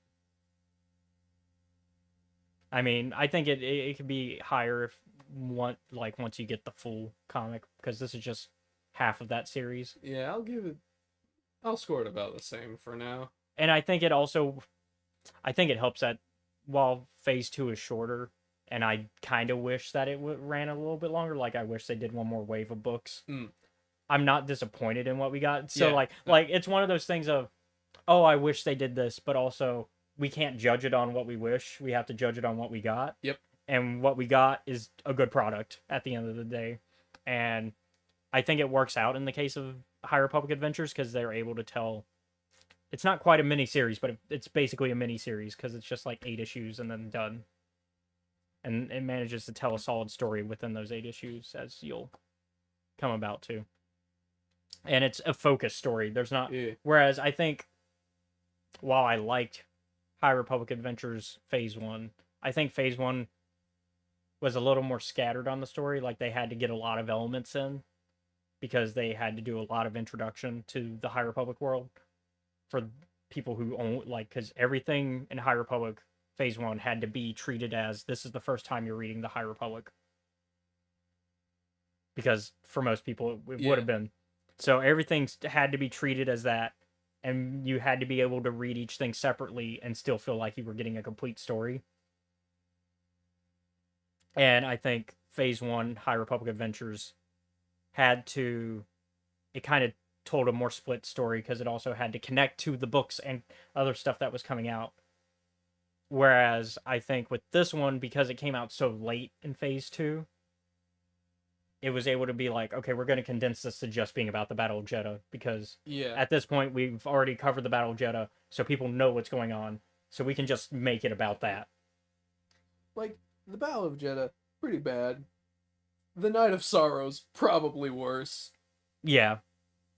I mean, it created a friction between Dawnins and Jedi for generations. 200 years. So, yeah. So, objectively speaking. Yeah. Whereas Jeddah, there's a slight more distrust in Jeddah. Yeah. But I think we see by the end of Phase 2 that they kind of improve relations almost immediately. They're like it's not fixed. Yeah. But it's definitely repairable.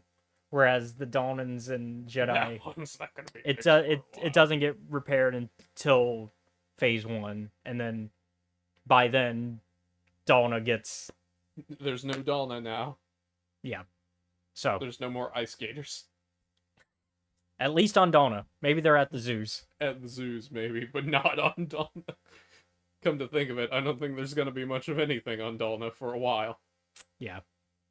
But so that was High Republic Adventures 2022 Volume 1. Thank you all for watching today's episode of Escape Reality Star Wars Talk. I've been your host, Caleb. Be sure to like, comment, follow, subscribe to us. You can find us at Escape Reality Films on YouTube, Twitch, Kick, and TikTok. You can also show your support for us by joining our Patreon, which is at Escape Reality Films. Shout out to Jennifer Brantley. Yo! There you can watch our YouTube content a week before it's publicly available, although currently I've got stuff all the way to pretty much December at this point. We're that far ahead. He's stocked up. And I'm gonna have more that I'm gonna film today after we get done here and I get some other stuff done, grab some lunch. Like I said, I'm gonna try to get back to Baldur's Gate 3 live stream soon, so that way we can finish Baldur's Gate 3 and then go back to our normal YouTube programming.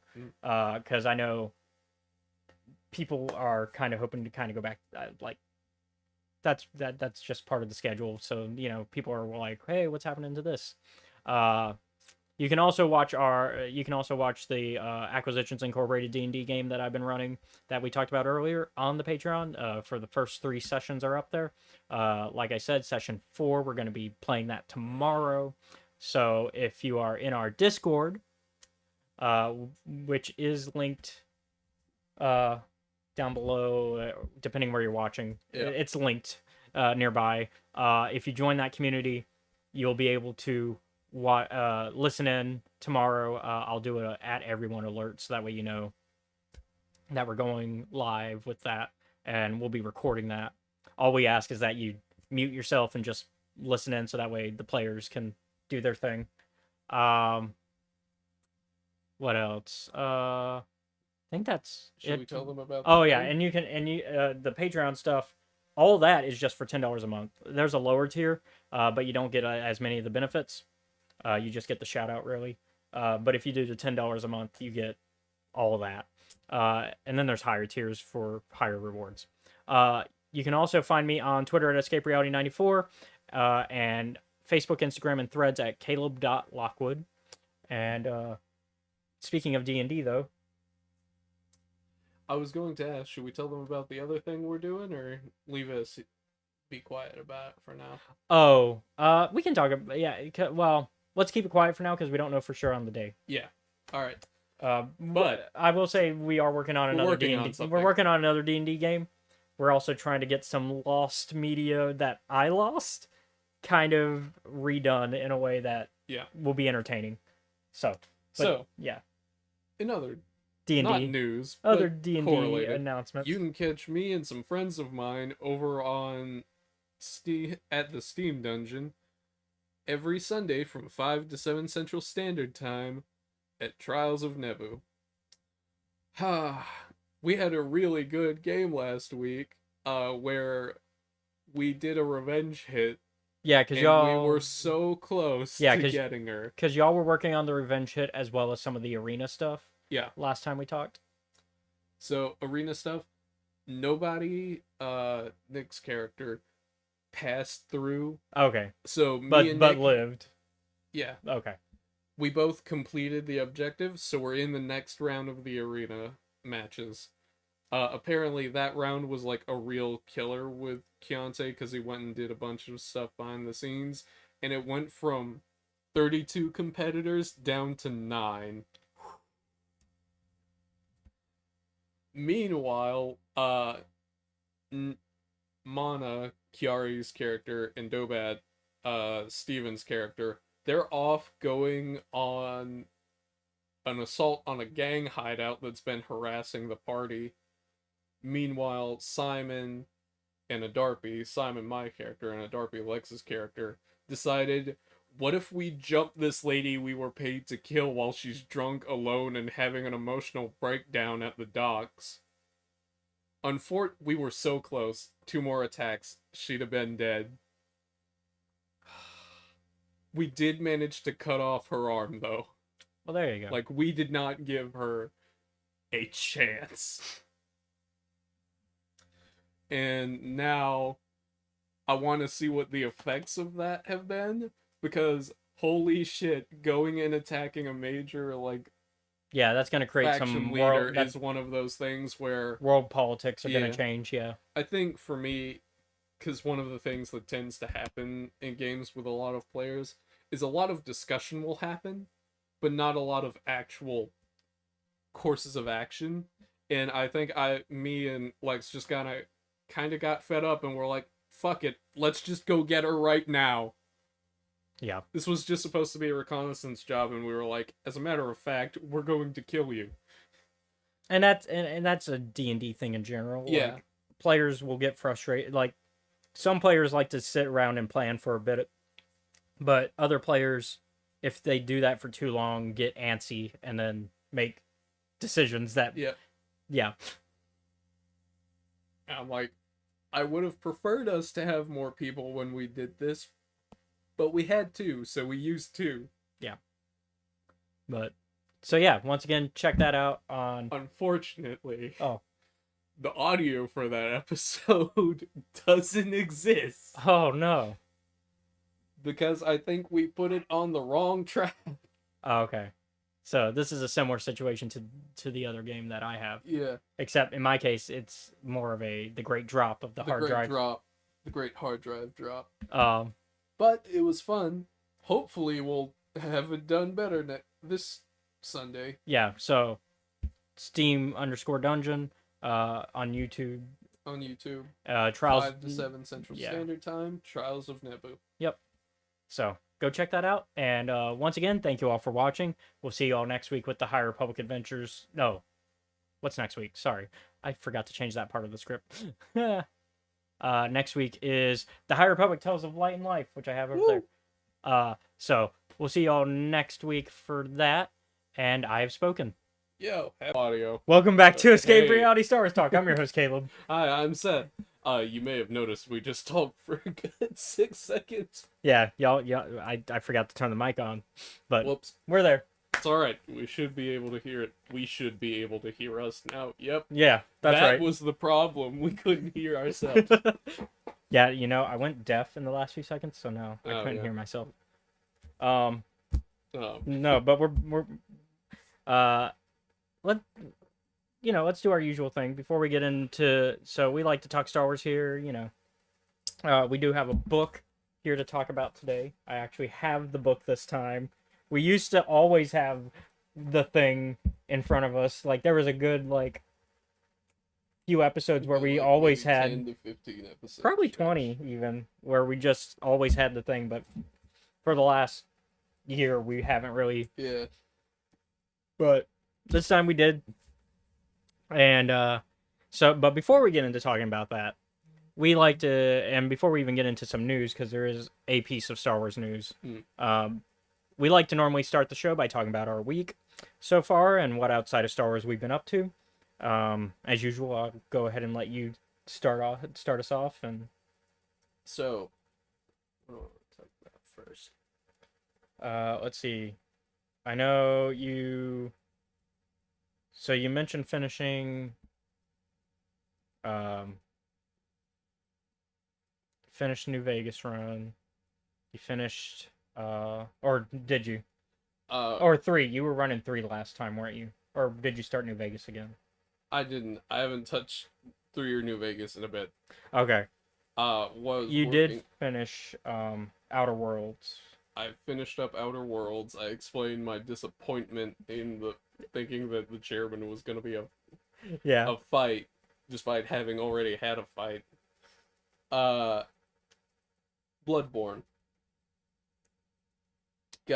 Did my first New Game Plus of it. That run is done. And dear God, I did not expect Martyr Logarius to be the real deal. He's like the boss of an optional area. You don't have to go there. You Yeah. can completely ignore him. But I was like, you know what? Why not? I'll do this fight. Some extra blood echoes, souls, runes, whatever you want to call them at this point. Yeah. What are they in Bloodborne? Are they Yeah. runes? They're or- blood echoes. Blood echoes. Okay. Yeah, you collect them, and then you inject them into your body with the help of a magic doll. Okay. So in Dark Souls Mhm. and Demon Souls, it's souls Yes. because souls is in the name. Mhm. Bloodborne, it's blood Blood echoes. echoes, and then in Elden Ring, it's runes. Mhm. Sekiro is theirs, or is that? Sekiro has like a skill point and a money system. Okay. Is that one? If I'm remembering correctly, that one is from. No. It is from FromSoft. It's another Okay. Soulsborne title. It's in the series. Okay. Although people seem to think it's not because it's got more of a different aesthetic. Although it's It- made by the same. Yeah, people. which I mean, just because it's made by the same No, people, same like director, yeah, team, and everything. okay. But It's that also could very it- different it could- because the story is a lot easier to follow. yeah, it's also a game that focuses more on the parrying system than the other Yeah. games. Like other games have them. But Sekiro focuses its combat Sekiro is focused on Combat that, is focused on parrying and which is very similar to the Jedi Yeah. Fallen Order, Jedi Survivor games. They're very much parry focused, especially in the boss fights. The boss fights, it's very much get your parries down, otherwise you will not win the boss fights, especially in Jedi Master or Grandmaster. In Grandmaster, you have to you you have to parry parry or correctly. die. Yeah, especially for Fallen Order against Malicos, Yeah, he's just up there. which I'm just surprised. hanging out. I'm surprised I beat him as quickly as I did in that my Grandmaster run, because remember I did my Grandmaster run before Survivor came out, Yeah, and I was like I was streaming it and I was like, it took me an hour still, but that's still faster than I thought it would take Yeah. me. And honestly, it ended up becoming I would do really good at parrying in the first half, and then there's that like halfway point in the fight where then Marin joins you. Yeah. So once you get Malchus down to half health, Marin joins you. And then what I learned for that is just be aggressive for me anyways. That's how I won that fight, was being aggressive, because the more I did the parrying stuff during the second half, it just wasn't working for me. Mhm. Although I know the way I did it is not the correct way to do it. I just got aggressive and it worked out. Yeah. Look, the best way to play like Souls-like games is however the fuck you need to succeed. Yeah. Like slow and steady. The methods don't matter Yeah. as long as the end result is Like in most Soulsborne games and Souls-likes, yes, you want to be methodical and slow for the most part, but not every always. once in a while. Then we'll be like, actually, you need to be really fast for this one. Yeah. Uh, And then of course, speaking of Souls-likes, the new Lords of the Fallen remake is out now. Because they decided to do a remake of it because they were gonna do a sequel and then nobody liked the first one. All because it just was like, for a Souls-like, it dragged in a weird. It was the first Souls-like that was, because out of the Soulsborne, like, because it came out in 2013. So I remember hearing about it at the time, and I also remember people not liking it then. yeah, I hear this one is better. There's on the PC end though, there was a bit of frame rate stutter, which is not good for a Souls-like game. No, you need those. You need a proper frame count. But I might check it out. I'll probably recheck out the first one because I remember having it for free at some point on PlayStation Plus. And no, it's not. So I think Or I is it have. I think it's too one. many things? Well, it's one of those games that how PlayStation Plus does their monthly free game. I think that was one of their monthly ones. So as long as you have your subscription paid, you have access to those games because those are the ones you keep forever, as long as you pay the subscription. So I think I still have access to the first game. Although I need to renew my subscription soon. I've been paying the more higher one because you get the access to the classic titles as well. So you get access to PS2, PS3 games on the PS5 in my case. So imagine how smooth that is. It's pretty smooth playing. Like, you'll hit what you think should be a load screen, and then it'll be like, nope. It's like, You're in. here you go. Like, I've been playing. I guess we're going into what I've been up to. Yeah, what have you been up to? So I've been catching up on my Patreon content, and part of that, for example, is playing Baldur's Gate Dark Alliance 2, because I beat 1.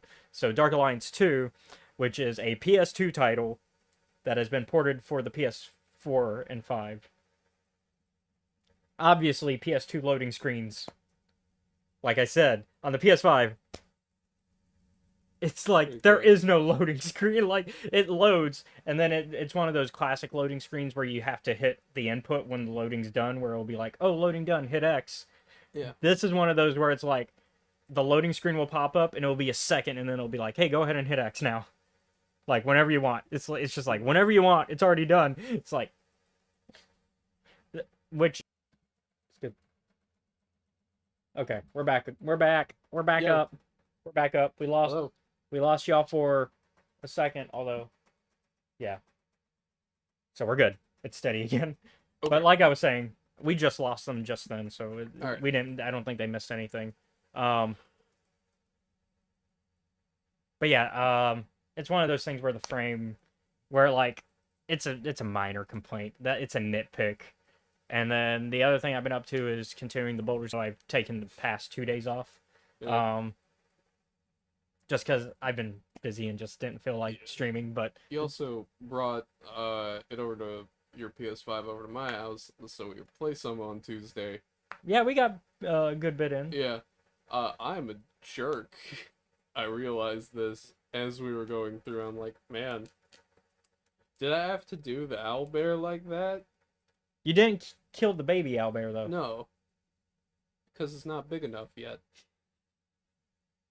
So It wouldn't be a worthy opponent. this is kind of a spoilers, but it's Act 1 stuff, so I Yeah. don't feel bad at this point because every version that's currently going to be out is out. Mhm. Although we're still waiting on an Xbox version and think that's the only one that's being waited on. That's not Yeah. out yet. But killing the owlbear was the correct. The mama owlbear is correct. If you want the cub later, I because the cub can join our camp. okay. I was just like, man, I can probably sneak through here fine, but I also see how much of like the area is. Although we also have picked up Lizelle Pick up and Lizelle and Will. Yeah. So that's currently our Karlak yet. No, we haven't. But that's because we just haven't gone to where Karlak is Yeah. yet. Haven't picked We're up- near it. We're we near. haven't picked up Withers either. I thought. Well, no, Withers is at the camp. Is he? Yeah, because we did that dungeon where Wither. I don't think we did. We didn't do the temple. Yeah, we No. did. We did. No. We didn't do the Jurgle temple. We did not. Oh yeah, you went straight to the goblin. You went straight to the Druid Grove. Yeah. Like, I remember us looking at it and then ignoring it. Okay, yeah. So I guess we got to go back and do Yeah. that. It's my fault, really. I mean, it's up to you if you want to Yeah. go back, because, once again, minor spoiler, not a story spoiler. Withers will join us no matter what. So even if we don't go back, Withers will eventually show up at our camp. He'll just be there. He'll be like, "Hey, you forgot to pick me up." Oh, shame. He's like, "I need Sorry, to." He's like, "I need to be here for story reasons." Oh, yeah. Also, like, the interactions we have with, like, different members of the camp are very... I think it's funny that you cannot talk to Shadowheart at all. Yeah. Because I have I control of remember Shadowheart, you so do. anytime you... I remember, like, I think you dismissed her from the, like, link up, Mhm. and I tried to talk to her, and she's like, I don't want to fucking talk to you. I'm like, what did I do? And I theorize it's just because you're player 2 on the split screen. It might be. Because I can talk to your party I can talk to Asterion if I Yeah. wanted to, but you can't talk to Shadowheart. I can talk to anybody. There we go. Okay. Okay. We're up. It's green. Yeah. I don't know why it keeps dropping that bad. That is the worst I've seen it in a minute. I don't know. Oh, what I was saying. Back to my stream though. Yeah. I've been I'm at the You're a point. lot further ahead in that one. I'm a lot further ahead in that I'm pretty much at the end game. I just have to do a couple. I was telling you in the car or the truck on the way here. I just got to finish a couple more side things, and then I have to fight the absolute. I'm finishing some dealings I have with Raphael. Oh, the other side thing I did. I remember now what the other side thing I Yeah. did before Raphael. I had to get Minsk and Boo in the party. Mm-hmm. So I had to do some side stuff to get them.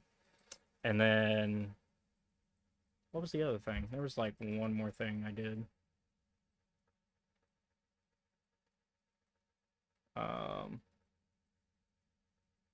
Now I can't think of it. But there was I'm basically like what's everything I have to do before I I remember the other thing. I had to go underneath the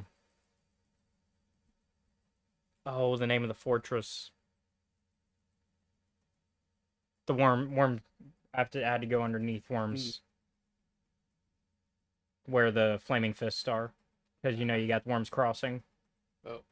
Where the flaming fists reside. I had to go underneath that because okay, this one's a bit of a bigger spoiler. Spoiler warning. And this is Act 3 stuff, so yeah, it's a bigger spoiler. There's a dragon beneath the city. Okay. Because apparently there has been a dragon there since almost the founding of Baldur's Gate. Just hanging out. Because Balduran and a dragon were cool with each other. And then Balduran went off on an adventure and the dragon hung out underneath the castle ready to defend Baldur's Gate when it needed it. And then Worms Crossing became the name of the place because it's in honor of the dragon. Because it's Worm with a Y. Not Worm with an O. That's a very confusing way to name it then. All right. But that's what I've been up to and what you've been up to. Oh, here's a dick move Bloodborne does. Mm-hmm. So once you beat the final boss, right? Yep. Credits roll. New game plus immediately. You do not get to stay in the same world. You get to stay in the same world, but you know what I mean. Yeah, it's a new instance of it, Yeah. essentially, at that point. Health has been increased. So that means any side quests that you didn't complete. Yeah, can't. I mean, you still get a chance to do them, but now it's in a new run. Yeah. I've managed to complete the side quests I was trying to go after, because there's the classic, like, FromSoft thing of, like, certain side quests are better off not being completed. Mm-hmm. Bloodborne's first one that teaches you this lesson is, there's a little girl, right? And she's like, "Mister, have you seen my mom and my dad?" And it's like, "No, but I'll look for them." And it's like, "Alright, here you go. Take this music box. Dad gets, like, fucking crazy on Nights of the Hunt, so we play music to calm him down." And I'm like, "Oh. Yeah. Alright, I'm gonna be back in a little bit." And it's like, "Oh, by the way, how do I know where your mom is?" And she's like, "Oh, she went out to look for my dad. You'll know her by this, like, red brooch she has." And I'm like, "Alright, cool, got it." Go through the gate into, like, not the first, like, story boss of the game, Father Gascoigne. And it's like, okay, this is cool. Go fight him for a bit. Once that's done, look around the arena to pick stuff up. Oh no. Well, I know where your mom was. Emphasis on was, Yeah. because she's dead. I mean, it's kind of similar, although not as Music box yeah. also works on Gascoigne. That is her dad. similar one that's not as violent is, of course, the Elden Ring, the eyes lady, The eyes one is which is more not that gross. bad. No, It's kind of gross, but not like. but it is bad because it's like I'm giving this lady eyes to eat. Yeah, you can tell her. Yeah, It doesn't stop her. I mean, still not great. I'm like, in terms of shit I've gone through in that. Although there game, is also there's also the princess one that you run There's- into where her dad. I can't remember the exact storyline there, but I know that one doesn't end well. Oh, Nepheli's? Yeah. Hers is actually fucking great. Oh. Yeah.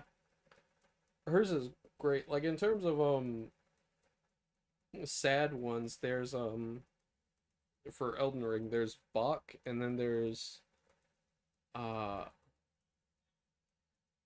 Millicent. Oh, Millicent okay. is the one that, like, is just like a gut punch, Yeah. because she has the Scarlet Rot. You've played through it. You Yeah, know I what kn- that is. yeah, yeah, And yeah. you know how you're basically fucked if you catch that. While there are, like, curing items in the game, That to, is not one of the you things. can't give them to her. Yeah. Fortunately, she has a little needle that keeps it at bay that you can give to her. Yeah. You have to go fight a couple of people. And you get her so close because she just wants to, like, see Melania. Yep. And that's an entirely optional area. You don't have to do that, but I always do it. She dies at the end of that because she's like, "I can't, body won't take any more." And I'm like, damn it, I fought, like, I wish this wasn't how it ended for you, but I'm glad that you were able to get this far. Yeah. So, I guess we're gonna kind of switch over gears. yeah. We'll switch gears, because now we're just we're doing the thing that we do on this podcast, which is sidetracking. I was trying to think of the other term. Tangent. Yeah, we're doing tangential conversations. So switching gears, we'll head into news. So the only piece of Star Wars news today actually has to do with video games, and I'm excited about this. Yeah. So we talked about Aspire's ports of old Star Wars games onto the Switch before, and also we've talked about how much I prefer physical media over digital. Well, good news for people like me. They are releasing all 7 Star Wars games that have been ported to the Switch to a physical collection called the Heritage Collection. The games that'll be included are The Force Unleashed, Republic Commando, Episode 1 Racer, Jedi Knight 2 Jedi Outcast, Jedi Knight Jedi Academy, Knights of the Old Republic, and Knights of the Old Republic 2 The Sith Lords. Now, of course, we have our opinions about Knights of the Republic 2 The Sith Lords on the Switch. We've talked about that, about how they don't have the restored content on it from the restored content mod, because they were gonna do that as a DLC, but that didn't happen. And we talked about the repercussions that Aspire's facing right now with the lawsuit, because there's a class action lawsuit since it was advertised with the DLC. Okay. And then and we spent a year with there was a year with no update on that DLC, and then a year later they were like, "Oh yeah, we've canceled that. We're not doing it." Okay, that is not as bad as I thought it was. No, going to be. it's I just, thought you were gonna. So the lawsuit is just, hey, a bunch of customers going, "Hey, we bought the game specifically with the restored content in mind," and also when they announced that the restored content was happening, all they did was offer the other games for free. I thought you were gonna tell me something. No. Worse. It's like, oh, by the way, we've been stabbing children no, in the no, back room. no, just a regular lawsuit. Okay, thank God. It's just a money thing. It's just a money thing, and so customers are kind of upset because they're like, "Hey, That's fair. I bought the game specifically with this in mind," and then some people, the person who filed the lawsuit, he bought the game with and didn't start the game. He was like, he's heard how, because a lot of people say don't play it without the restored content because it's a totally different game. And he was like, I'm not even going to touch it until they add the DLC, and they never did, and now they canceled it. So he was like, well, I spent $20 on this, and sure, and they didn't even offer a refund. They just said, here, free games instead. We'll give you a free game. They did offer the PC version of the Sith Lords, but if you're buying it on the Switch, that's probably because you don't have it on PC or you already did, like I do. Yeah.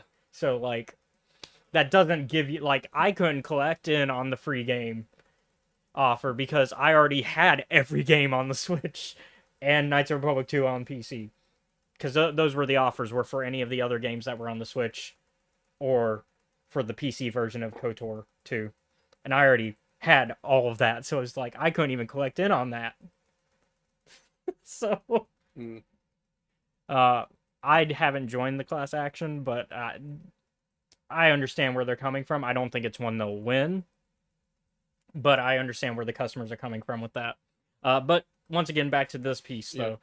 Like I said, so you get all 7 games that have been ported to the Switch in one collection.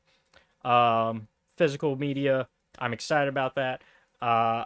It's being dropped for $60, which is honestly a really great price for those games collected together, because Knights of the Republic is about 20 to 40 hours on its own. It's not big in RPG standards nowadays, but that's still 40 hours worth of content alone, plus Knights 2, another 40-hour game.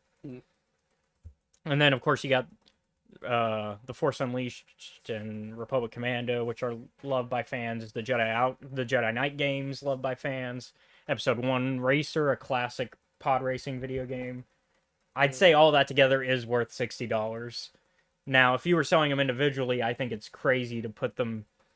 But of course, funny enough, it's cheaper than if you bought them on the Nintendo eShop digitally, because they do on the eShop have the collected one where you could get all the games together in a bundle, because that makes sense to sell them in a bundle sometimes.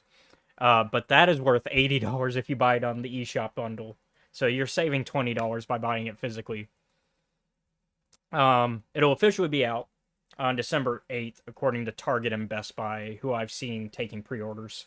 So not too long from now, a couple months. I'll probably add it to my collection. Even. Yeah. It'll be nice to... I'm kind of concerned that the way they're going to do it is the same way they did L.A. Noire on the Switch, which is they don't physically have a cartridge. It'll be a digital code for each game, I think is what's going to happen, which that kind of sucks. Yeah. Because I don't like when video games do that, where they're like, here's a physical box with just a bunch of digital codes. And it's like, no, I bought the physical box so I could have physical cartridges. Or they'll do one of the games I have. It's a Hasbro collection where it's a bunch of Hasbro board games, which is they have the cartridge, but only one of them is actually on the cartridge and the rest are digitally. But you have to have the cartridge still to download them. Yeah. You don't have a Switch, so I don't know if you have opinions on this, but Not really. I mean, I'm just excited because it's physical media. Like a lot of like you and Haley have Switches, but I don't. I'm like, why would I want this kind of thing, you know? Because in terms of like gaming, I prefer console. Yeah, that's right. That's a bold fucking take. Yeah. So I think it's just nice for people like me who like physical stuff, because I know a lot. I like having because you and me like to be our physical collect. We like to have physical for our media. Yeah. And I know, like, because you like to, I mean, you read the books. I do the audiobook thing, but I still like to have a physical book too. And so while my audiobooks are digital, I like to still have the physical book. I also like to have my movies physical. I like to have my comics physical. I'll get digital copies of those things too, just so I have both. So I have the convenience of the digital, but I still have the physical media as well. And I know a lot of people that are like us that prefer physical. Yeah. And so It's like, I would like this book in a physical format. And of course, we're in a time where a lot of things are not always provided physically. Yeah. Especially movies and TV. Especially as streaming grows, we're getting in a weird space where like where people want physical, but the people making the products don't. Whether it's because of cost of production or because they don't see enough people being interested in the physical. But yeah, that's it for news. It was basically that. I mean, just that. I mean, I'm excited. So, but let's get into today's topic. The High Republic Tales of Light and Life, with a bunch of amazing authors. Yeah, we're gonna. Authors of this book are Zoraida Cordova, Tessa Gratton, Claudia Gray, Justina Ireland, Lydia Kang, George Mann, Daniel Jose Alder, Gavin Scott, and Charles Soule. Most of the High Republic crew is here, as it should be. Yeah, and they write the stories that I think they should, because a lot of them are very much, these are the characters they started with, and so it's their characters that they're... but we'll talk about that. Here's a spoiler warning for those of y'all coming in on that. So just know we are going to get into a bit in depth with this. We are. And so this is a collection of stories that span across the Phase 1 and 2 era of the High Republic, and even starts to give us some answers for things before Phase 3's story. I already know what your favorite story is going to be, but we're going to kind of discuss them all in the order they're presented, as that is the confirmed chronological order. The only story that we won't be discussing is Rogue Element, as that was a Barnes & Noble copy exclusive, because I did a little bit of research as I was writing the script, and I saw a story. I was like, wait a minute, I don't remember reading this one, because it's written by Alyssa Wong, and it focuses on Crash, the character from Midnight Horizon, and she was also in the High Republic Adventures, one of the free comic book days, I think. But I was like, I don't remember reading that one. Yeah. And then I double not found. Or listening to it, and then I looked it up. I clicked on the hyperlink on, because I was on Wikipedia doing my research on it, and my like basic level research, because Wikipedia is only really good for basic level.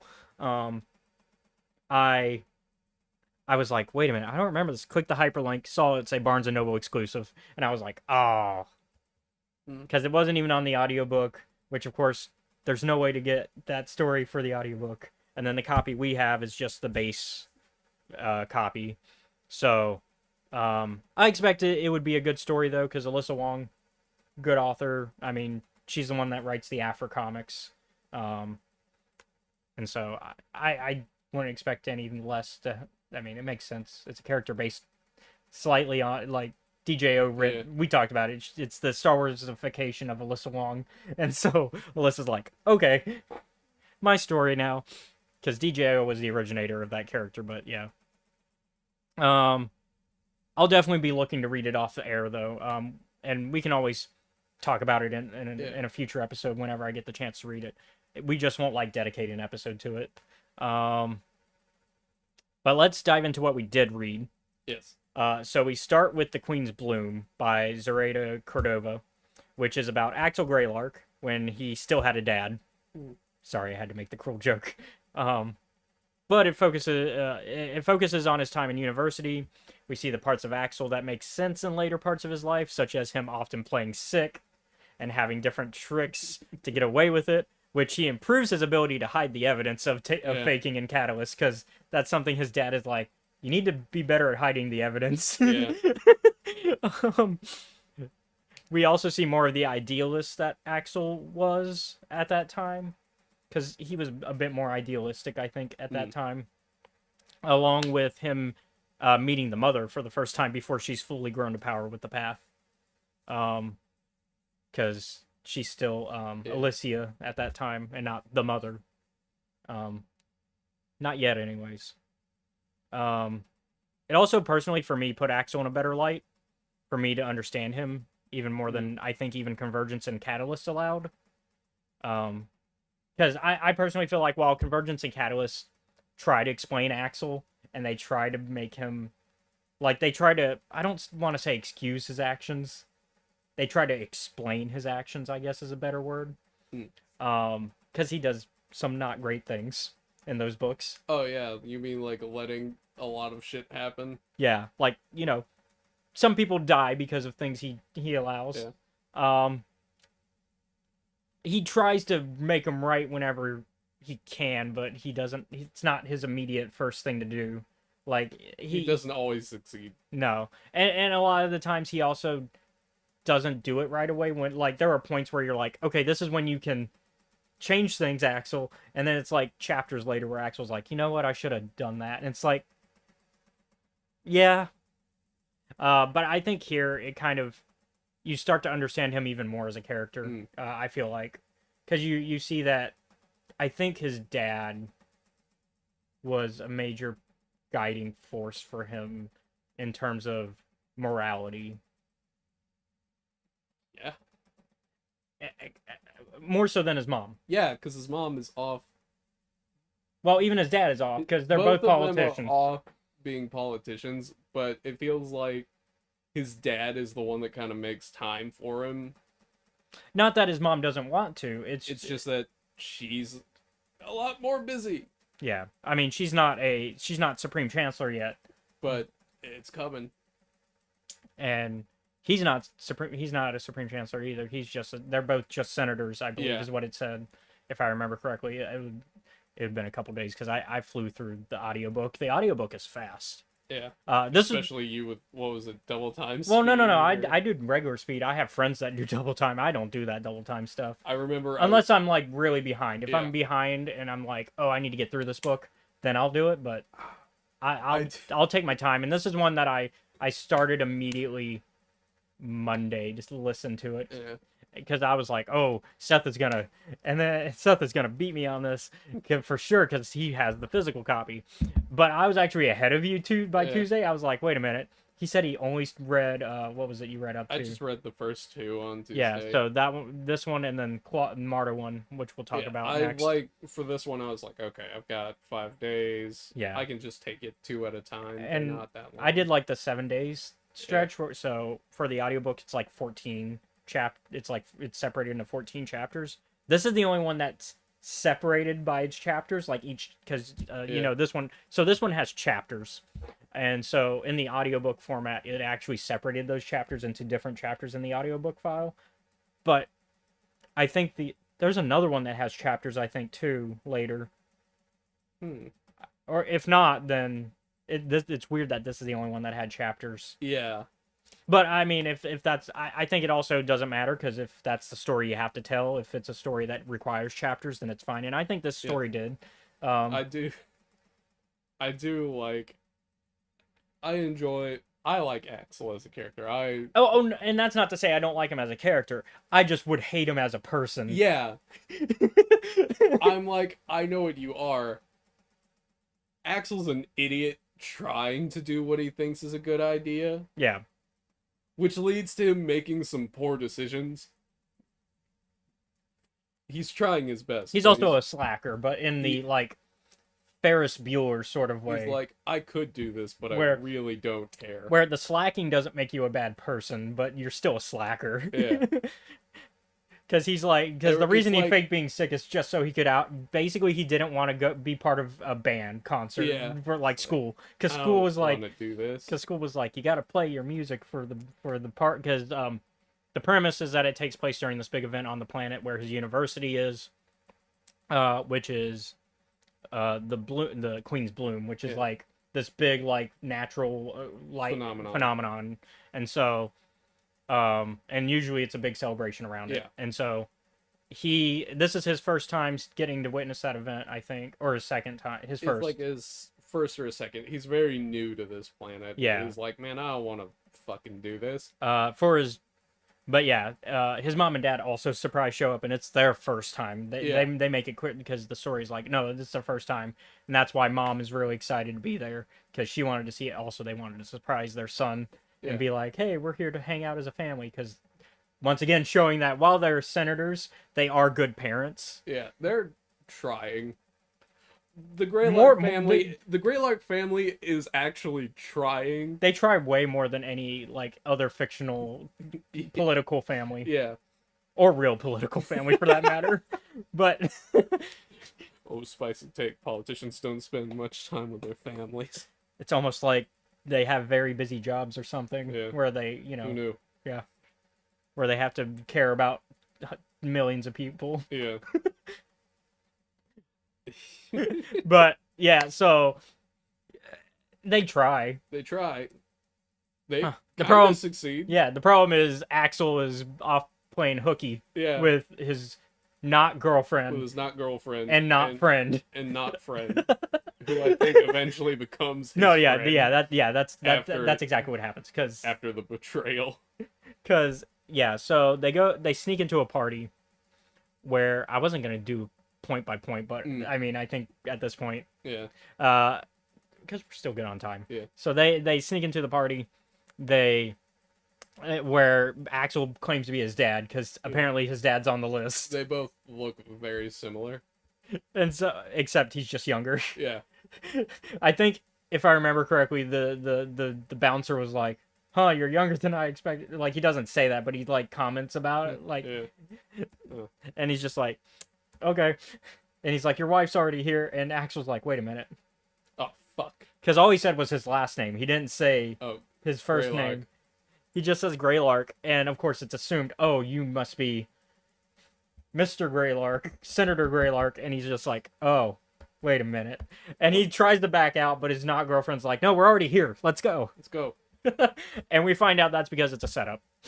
Yep. Because it turns out the mother, Alicia, at this point, is leading a group of thieves who, To rob people. yeah, basically they're gonna rob a bunch of rich people at this party, which Yeah. if you're gonna rob a bunch of rich people, it makes sense. Go to like a big house Yeah. during a big event I'm party. like, why You got to fund crime somehow. always this like it's always like mask parties, you know, where I'm like, why? Because that's where the rich people are. No, I mean not why them. I mean, why is it always a mask party? Why would you do this? You would think people would fucking learn. But yeah, so Axel and not friend, what's his name? We're gonna call him not friend until I find Not his name friend. again. Okay, Laylee is the not girlfriend. Cosmo. Cosmo is the not friend. Cosmo's the not friend. So Axel and Cosmo get shanghaied into being the Yep. thieves. And they basically say, if you don't do the thieving, we'll shoot Laylee. Yep. And since both Cosmo and Axel like Laylee, potentially both romantically, they don't Yeah. really confirm if Cosmo feels that way, but we know Axel does. Yeah. Axel thinks Cosmo does. We don't ever get confirmation on that. I remember at one point, like, Cosmo's like, look, man, she could fucking convince you to do anything, and you'd fucking do it, you big idiot. Which is exactly what a friend would say, by the way. Yeah. Whereas Axel, the entire book is like, Cosmo sucks. He's not my friend. I fucking hate him. this ass. When in reality, Cosmo's here He's just like, living I'm his best looking life. out for you right now. Cosmo is just a little guy. He's just a little guy. He wants to be best friends with Axel, and he thinks he's best friends with Axel. And Axel's like, Axel I breaks his fucking heart. hate you. I hate Axel for that, by the way. Yeah, I'm like, okay, man. You don't have to like the guy, but you don't have to be a dick about it. Like, you're not obligated to be his friend, but you also don't have to be a dick. Yeah. Eventually. But yeah, so eventually they steal what they need to. They come back, and then Axel decides to pull let's break free and not give them the money. Yeah. And it turns out Betrayal Laylee was actually part of the thieves as well. Surprise. Surprise. Surprise, motherfucker. Yep. And so they get away, and then Axel goes back to his room where his dad is waiting. Cosmo was almost killed in this. Yeah, Cosmo. He is left for dead by Laylee and them, and Alicia is like, I guess I'll see her around sometime, hinting at the fact that she's gonna run into Axel again. Because Axel is, I think Alicia is using her little force techniques that we've confirmed. Mhm. She uses it in this during this book It's like, story because why the fuck would I want? Axel's like, why would I want to do that? Because during the events of it, Axel does start to get mesmerized a little bit by her, where he's Yeah. like, she is very convincing. I don't know why, but she's convincing. It's like, wait a minute, no, that's stupid. Um, And like later on, he's like, God, I don't ever want to see her again. sorry, buddy, you're gonna see her a lot You're gonna more. see her a lot more. But no, so yeah, him and Cosmo leave once he finds out Cosmo's fine. Yeah. And Cosmo's like, I need to talk to my dad about a better bulletproof vest. Oh yeah, because he gets protected because of some. It's a little gem. I think it. Yeah. He says we need to make it out of this. Yeah. And so Axel comes back to his room and he has the conversation with his dad that we talked about. Yeah. Where his dad is already there waiting for him. It's the I'm sitting in your room with the lights off and then you flick on the light and there I am moment that you see, and it's that moment. You want to tell me where you were? Like, nope. And so yeah, It's like, I was young. His dad's like, don't worry, I was young too. yeah, basically his punishment is you need to hang out with me and your mom. Yeah. You also might want to take a shower, son. You smell of booze, and although not the worst case of it in this book Yeah. of collections, there's one that's worse at the end. But yeah, so happy ending. Yeah. I was partially thinking that we were gonna see Axel's dad die in this story before, like, because we know his dad dies, and we know that Axel blames the Jedi for it. And there's that moment where Axel runs into a Jedi because he like bumps into them. Yeah. But nothing comes of that. So I'm just Yeah, like, because this is like pre-dad dying, which I think is where a lot of the Jedi hatred came from. yeah, the Jedi hatred is from his dad dying because Yeah. they mentioned that in at the end of Yeah, Convergence. they explain like why he's like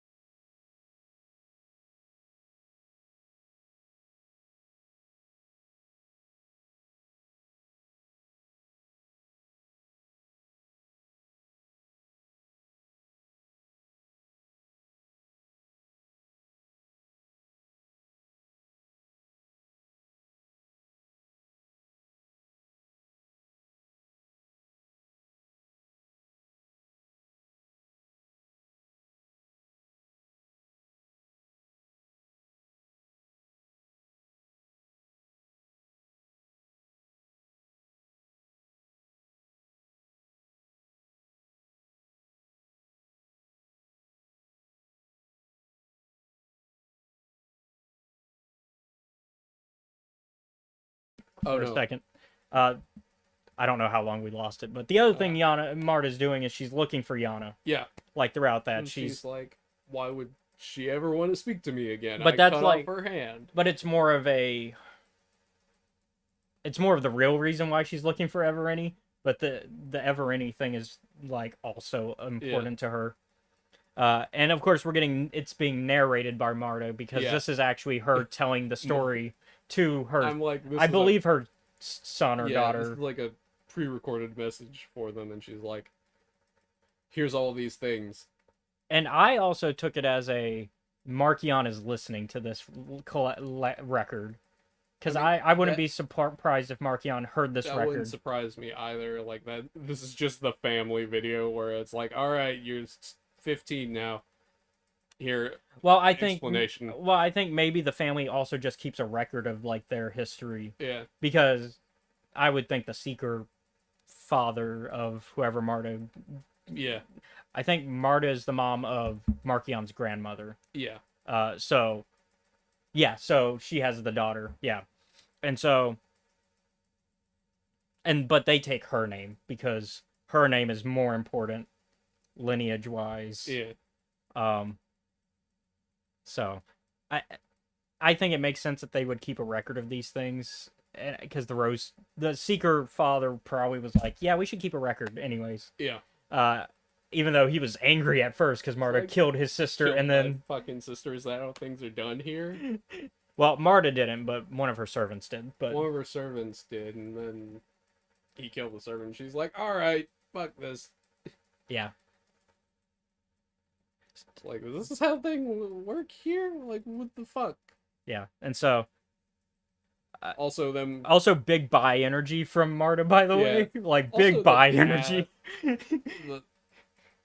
the Nihil being formed in the background and Marta being like, I don't fucking care who you recruit, Yeah, like because this is the provided like they're not force 'Cause it's not really if the- they are, yeah. I'll feed them to the nameless. well, I don't even think it's really the Nihil yet because the Nihil it's not. because the It Nihil will become them. well the Nihil also don't show up until we know that the Nihil are a separate group, anyways, outside of the Rose, because remember, Markion's dad recruits the Nihil separately because he runs into what's his name the big helmet guy, the one that Markion kills like twice, and then Fuck. the Tempest Runner guy. Yeah.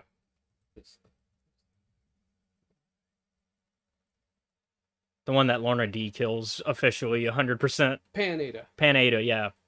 Panada. Why is it when you tell me like who kills them, my brain goes, I know who you are. But yeah, Markion's dad recruited Panada, remember? Yeah. Who was Okay. already in charge of the Nihil. So the Nihil are a separate group entirely that they're just like, we could use you. Yeah. Because the reason they join is because they have the jumps, the hyperspace jumps, the paths. hmm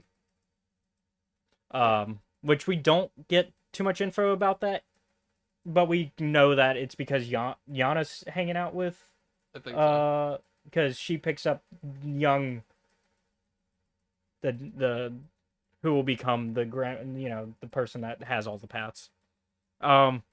Anyways, that's it for that story, really.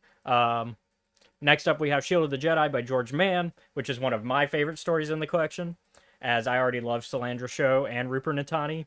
And this story does what I think Phase 1's story did well, which was show the characters that were Padawans at the start of Phase 1 becoming knighted. And we get that story for Rupert here, as well as the lesson that Jedi often need to learn to be protectors, that there's a story on both sides of a conflict. Mhm. Because that's kind of Rupert's lesson, is Yeah. that you protect all, not just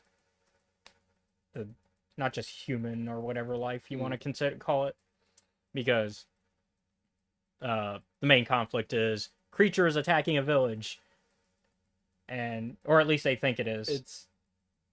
It killed one of their guys. Yeah. But it's been just stealing trash that's shiny. It's both been stealing. It's more along the lines of it's like it stole basically like our power generator, and now we don't have power. Yeah. And when we sent people out to go and get it, it fucking killed them. Yeah.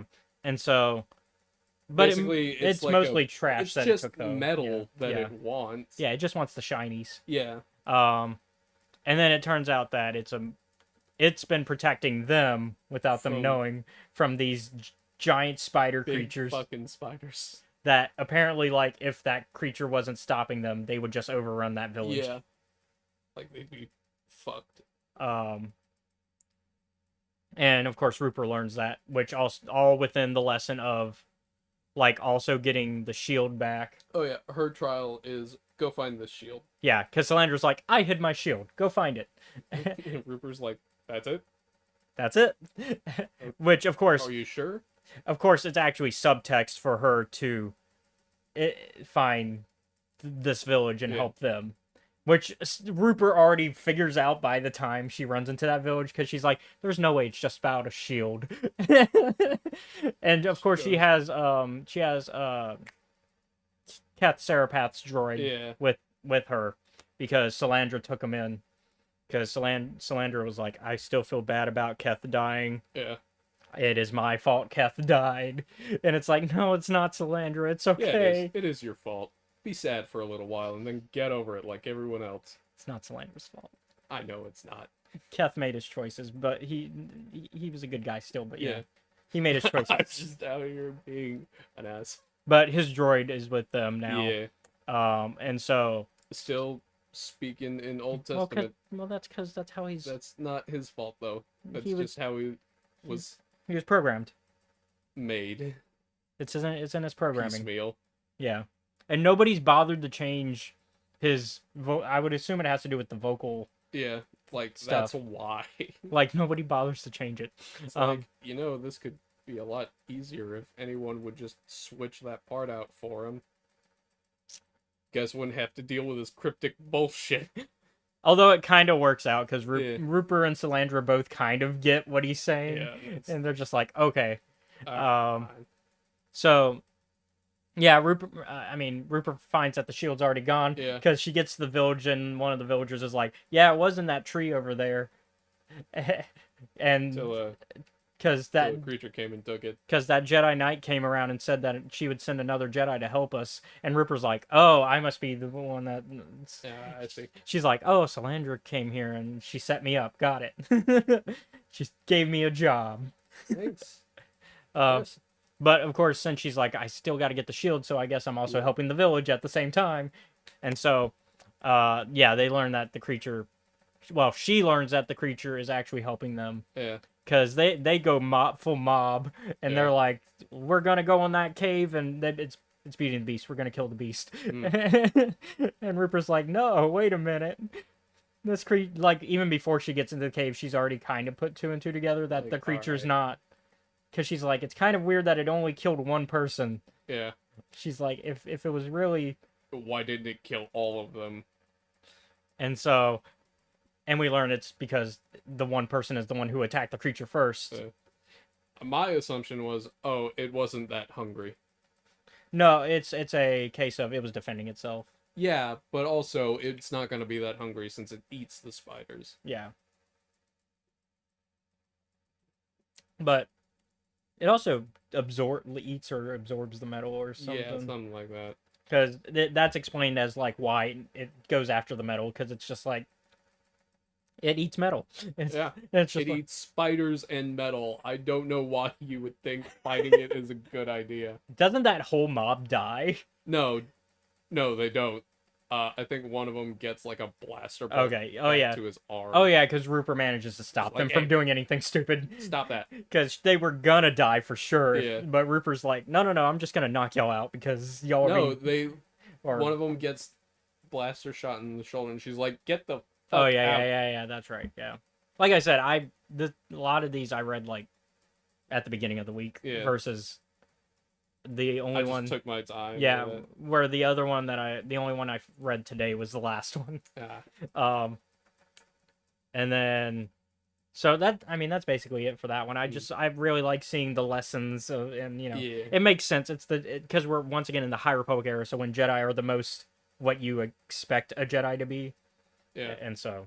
Also, this is a good lesson for Rupert because I will say this: she's a very proactive protagonist. she also does not think things through very often. Yeah. So this one was a good one for her, like, okay, if you get this, then trial complete. Speaking of like proactive versus, wasn't there something you were gonna say about Axel when we were in the truck? Oh yeah, Axel is a static character. Yeah. He doesn't change, but the circumstances around him change. Yeah. So, yeah, because you were gonna mention that in the truck, and I was like, oh, we'll probably have this Yeah. conversation on the podcast. So I was like, wait a minute, there's something he was gonna say, and then when you said that, I was like, oh, we need to go back. But moving on though, we then get The Lonely Traveler's Home Yes. by Daniel Jose Older, DJO, which gives us our first Phase 1 story, where we have Ram Jammer Ram trying to cheer up Zine Morala. But I quickly predicted that he was absolutely projecting his feelings onto Zine for his own homesickness. Like, Yeah. I like when he was like, oh, she's obviously homesick, and like there's no signs of that on Zine. Like, I think she's upset more. I think it's Crix and also I think Lula are gone. Well, but this Crix is is an asshole and Lula's well, this is before missing. this is before she's missing, I think, because no, because I Lula's look, not there. but this is the way I read it was that it was, and like the timeline when I looked, because it takes place before Starlight Beacon falls, but it's after the Takodana battle. So it's before the Midnight Horizon events and all that. Oh, this is when they're not talking to each other. And so, And also Crix is being an asshole in Yeah. containment. yeah. So this is before Midnight Horizon stuff, but after Takodana. And we know it's after Takodana because we have I forget our sweet boy's name. Court? Court. Orzala? Yeah, Court. So Court no longer has his mask at this point. So it has, and they mentioned that it was during the Battle of Takodana that. So, and I like Court in this where Yeah, he's doing, He's like doing impression. he's like, and it's even better in the audiobook because you can hear it and you're like, yep. It's just like, that's Elzar, all right. And that's also why you have to know it's before Starlight Beacon, because it would be kind of cruel that they do a Stellan Geos impression after Stellan dies. That would be so fucked. Also, because at the time we know that post destruction of Starlight, Torben's missing. Yeah. I don't think he's Torben- dead, but he's not actively with the Yeah, party. he's another one of those MIA at the moment. Yeah, because remember we had because in Shadow, and what was it, the Like, we Trail see him- in Trail of Shadows we see We him give his clothes. yeah, And then and then in the this year's Free Comic Book Day we see him again still alive Yeah. after that encounter with the Nameless, so we know he survived that, yeah. but we don't know if he got everybody back to the that was still on Starlight back to the ship again. Yeah. Because we don't follow him. We follow Lula and Crix. Yeah. He's one of the ones that's also missing. Yeah. We know Court's alive 100% because and Farzala because they're knighted. Because we get their knighting, and then we know that they leave with the Jedi investigator in Trail of Shadows. Yeah. Emmerich. Yeah, Emmerich. So we know they're alive. Yeah. But Lula, Crix, and Torben are MIA. Yep. So that's why this has to take place before that, because Torben appears in this, and they're making jokes about Stellan. so it's it's like during Phase 1. Yeah, and also that this story happens on Starlight Beacon. Is it on Starlight? It is on Starlight Beacon. Okay. I thought it was in the Jedi Academy ship that It's they. Okay.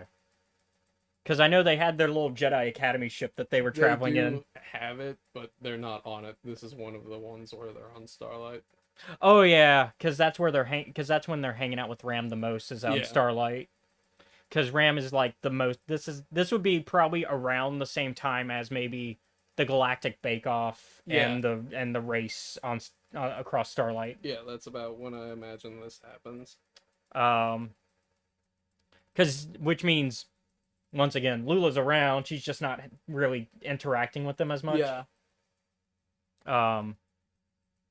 But that's really all that I got for this Basically, one. like, It's very much a story of it's probably one of the happier stories. Yeah. I was like, did you fucking forget your own birthday, Ram Joe Maria?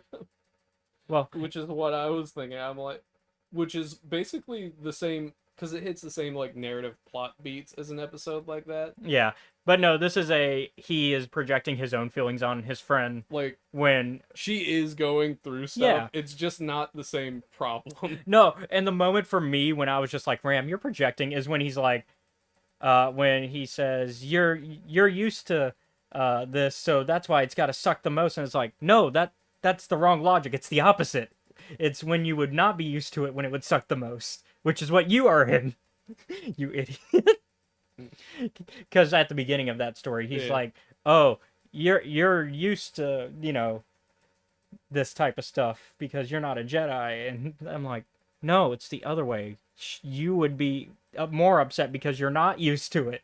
Because usually a big change is what would make that type of thing more upsetting. But if you're used to change, then you're not gonna be as affected by it. You'll still be affected because we know Zine is, because Zine admits so. Yeah. But it would be more hitting in Ram's case, which is why I was like, he's projecting.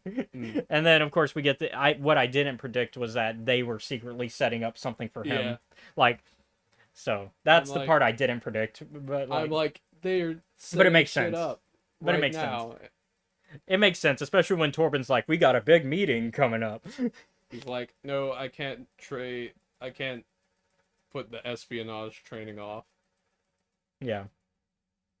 And so, but I It's like, good. yeah. It's so much nicer than some of.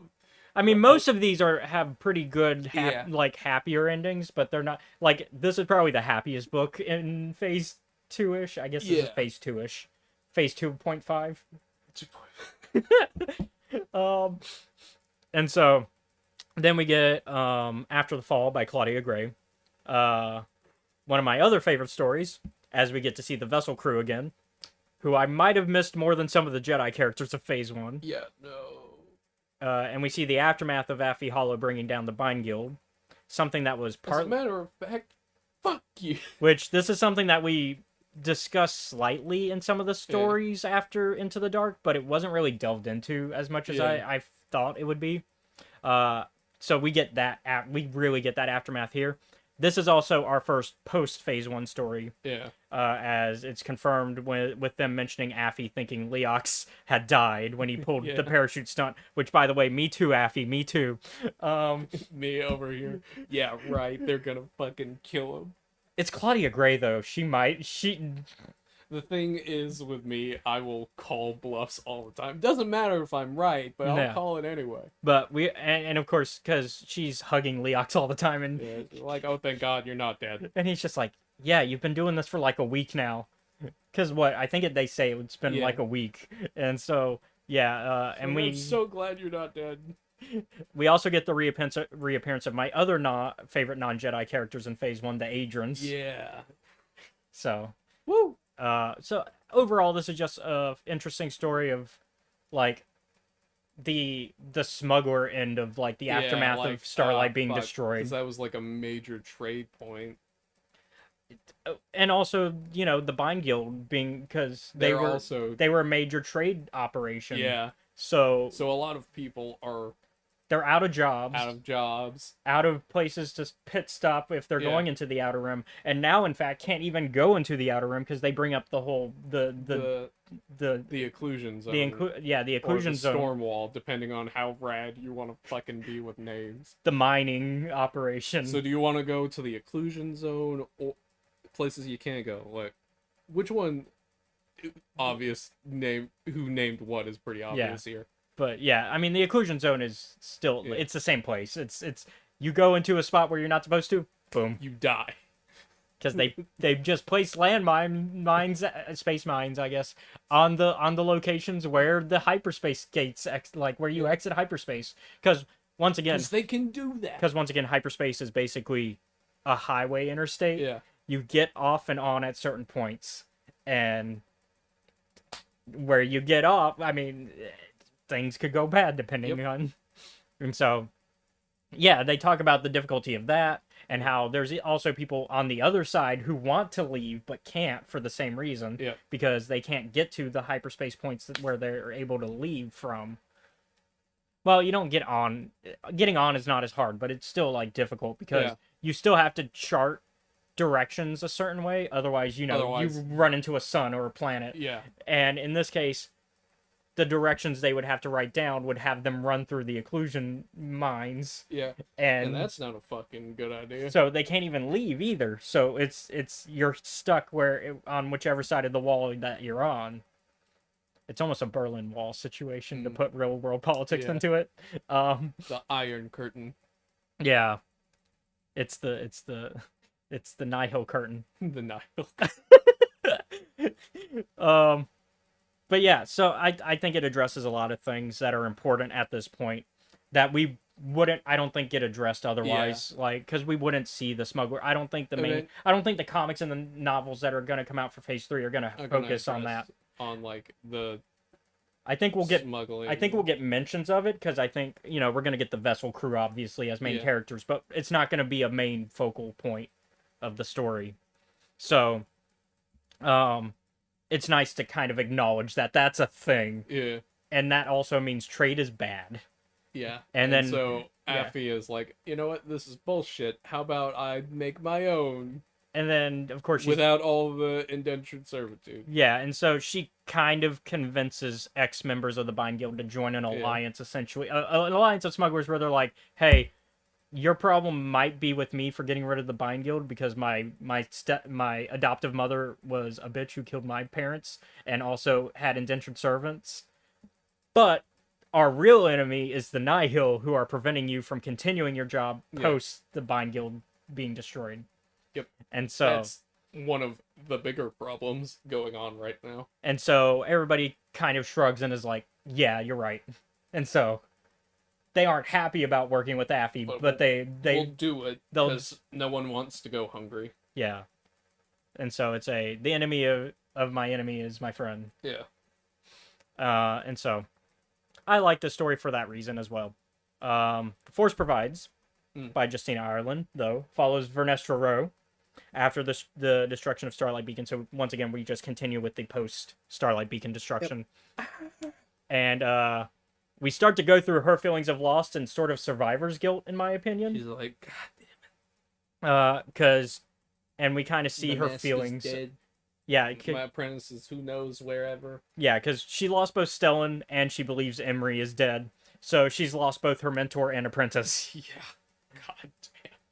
all within the same 24-hour span. She's asking the question, do I even want to Be a Jedi? be a Jedi anymore? Which is stunning to think about for Vernestra, but Not really. Well, because Vernestra's never questioned it.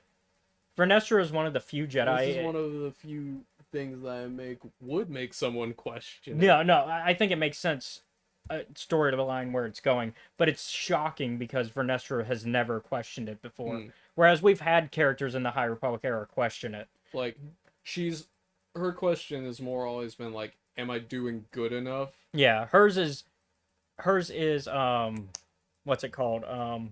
It's got a little bit of perfectionism in her. Well, I'm trying to think of the term. It's what something burnout. It's a gifted burnout. She's the because you know how like in the real world you Yeah. have those kids that are really good in school early on, and then like as they get older, like they go to college and they kind of burn out Yeah. at that point. Which I was one of those. But, Mm. well, I burn out closer to high school, but yeah. But yeah, she has gifted burnout because she She is the is- youngest. because what she's 18. She's 18 at this point. I don't even think she's 18. I think she's. Because I think she's 16 at the start of Phase 1, and Oh yeah, and then 2 years 2 year past. gap. Then she would be. so I think she's 18 at this point, Yeah. which is still really young Yeah. because she was knighted at 16, and then she already had an apprentice around that time because Emery Yeah. she takes in. So by 18, she has an apprentice that she's been training for 2 years, and then he's possibly dead. Yeah. And we were talking about this in the truck. She also still never revealed the light The whip light whip. to Stellan, which was a big conflict for her. Because that goes into the am I good enough as a Jedi? Because I have this weapon that's potentially related to the dark side that I like to use. And she wanted essentially Dad's approval, Yeah. but now she'll never get that. I was thinking, like, I remember the whole light whip plot point. I'm like, you know, Which, of course, I think. I mean, I'll let you say what you're going to say first. I'm like, it doesn't matter as long as it does what you need it to do. Well, I'm going to say. Like, I understand why as like a spiritual Yeah. kind of thing that she wants to make sure, but I'm also like, at the end of the day, it's still yours. Do what you want with it, kind of thing. And I thought she had got past this. Like, as a character, I was like, But we I thought you made yeah. peace with this shit. Like, she doesn't make it a big deal in this story, but it is overtly referenced. Yeah. I personally see it as a thing of, I think spiritually she's fine. In reality. Yeah. Obviously, in her head, she's not. But I think in reality, it's fine. Because the only reason she built it is because she opened herself to the Force. And the Force said, hey, build this. And it's Whereas the came dark... in more useful than... Whereas I think if it was a dark side thing, it would be because she forced that to be Yeah. how she... Because the dark side is very much a twisting of the Force. It's always... Yeah, I force my interpretation of the Force to be this. But she doesn't do that. She says, I opened up and the Force told me to build this. like, I'm like, Vernestra, you have other problems right now. Yeah. So That are far more serious. So this is probably the most depressing Yeah. of the stories in this collection. Oh yeah, God, the poor man in this one. Like his wife sold him out like to the corporations. Oh yeah, yeah. And then tried to kill his mom. But Not necessarily in that order. yeah. Actually, yeah, in that order. So we now though get to what I know is your favorite story. All Jedi Walk Their Own Path by Charles Soule. I'll just let you take the reins on this I discussion. am so happy that he's back and that Belle finally got some fucking closure. So context, Buryaga's back. Buryaga is back, baby. I like that we get more Loden in this story. Yeah, where Loden. I love the interact. yeah. I love Loden's like teaching style of. It's almost It's like he's the gruff teacher. He's like, Yeah. we're gonna learn things the hard way. I'm nice to you, but we're gonna do things more like you're gonna learn these lessons. you're going to sink or you're going to swim. Damn it! and I'll save you if Like I you're not absolutely gonna be in real danger. Yeah, like, but if- you're gonna think you are. Yeah, like if you're about to die, yes, I'll intervene. But until that point, nah. Our introduction to this man was throwing his apprentice off a cliff. No, out of a ship. I forgot about. Out of a ship. Hey, yeah, catch yourself. Because like not quite atmosphere, but just under atmosphere. He was like, I mean, that is how. Like, I forget if I've told this story on the podcast. I know I've told it to you. well, that was your introduction to the High Republic. No, I mean how my dad taught me to swim. Oh yeah. I think you've told me, but not the Yeah. podcast. So my dad, Maybe you did when we talked about maybe because we've it's talked been a it's, lot. It's well almost- it's also been almost 2 years since we Yeah. talked about the very first book, Light of the Jedi. Yeah. So it might have been brought up during Light of the Jedi, but yeah. My dad. So we live out by the Gulf. Dad, one day while we're on the beach, Dad he grabs me and he drags me out like to where if I don't swim, I will drown. mhm. And he like, let's go. And I'm like, I fucking figured it out. And I swim back to shore. And I lay down, and after a while, my mom comes up and is like, "Hey, do you like a good 20 to 30 minutes? Hey, do you want to go and get back in the water?" No. Why would I want to do that? But do you like swimming now? It's okay. Like, I know how to do it. I've gotten better. See, I love swimming, so like I can't relate. Like, I I also don't- wasn't tossed into. I don't mind it, and the reason why I had such like a problem with it for a long time is Well, I mean, I would figure that would create some trauma. no, trauma existed before this. Oh, When I was young, we went to like Orlando, Florida to go to Universal Studios and ride the rides. Did that for like a week. On the trip there, we stopped at a hotel that had a pool. And me, being like 6 or 7, didn't understand the concept of a deep end and a shallow end. oh no. So me thinking, oh, it's not that deep. I can just walk across to the other side. Oh, fuck, I can't. Did you slip? Like, because there's like that. Because No. it's always, because especially at hotel pools, it's always like a sudden dip, and it's always like a slip, like Yeah. a slippery slope type sudden dip. Yeah. Like you put one foot down, and you're like, whoa. Yeah, and then I went like way further than I should have. And my granddad, he actually came and he got me and he put me on the side, and I was like, fuck this, I don't want to do this ever again. So, pro tip, drowning doesn't feel good. But yeah, I got over, like, I know how to swim Yeah, now, yeah. because fuck, I don't want that shit to happen again. yeah. But yeah, so, but yeah, I like seeing our boy Loden, and Yeah. I think it fits narratively to have him here because the whole point is that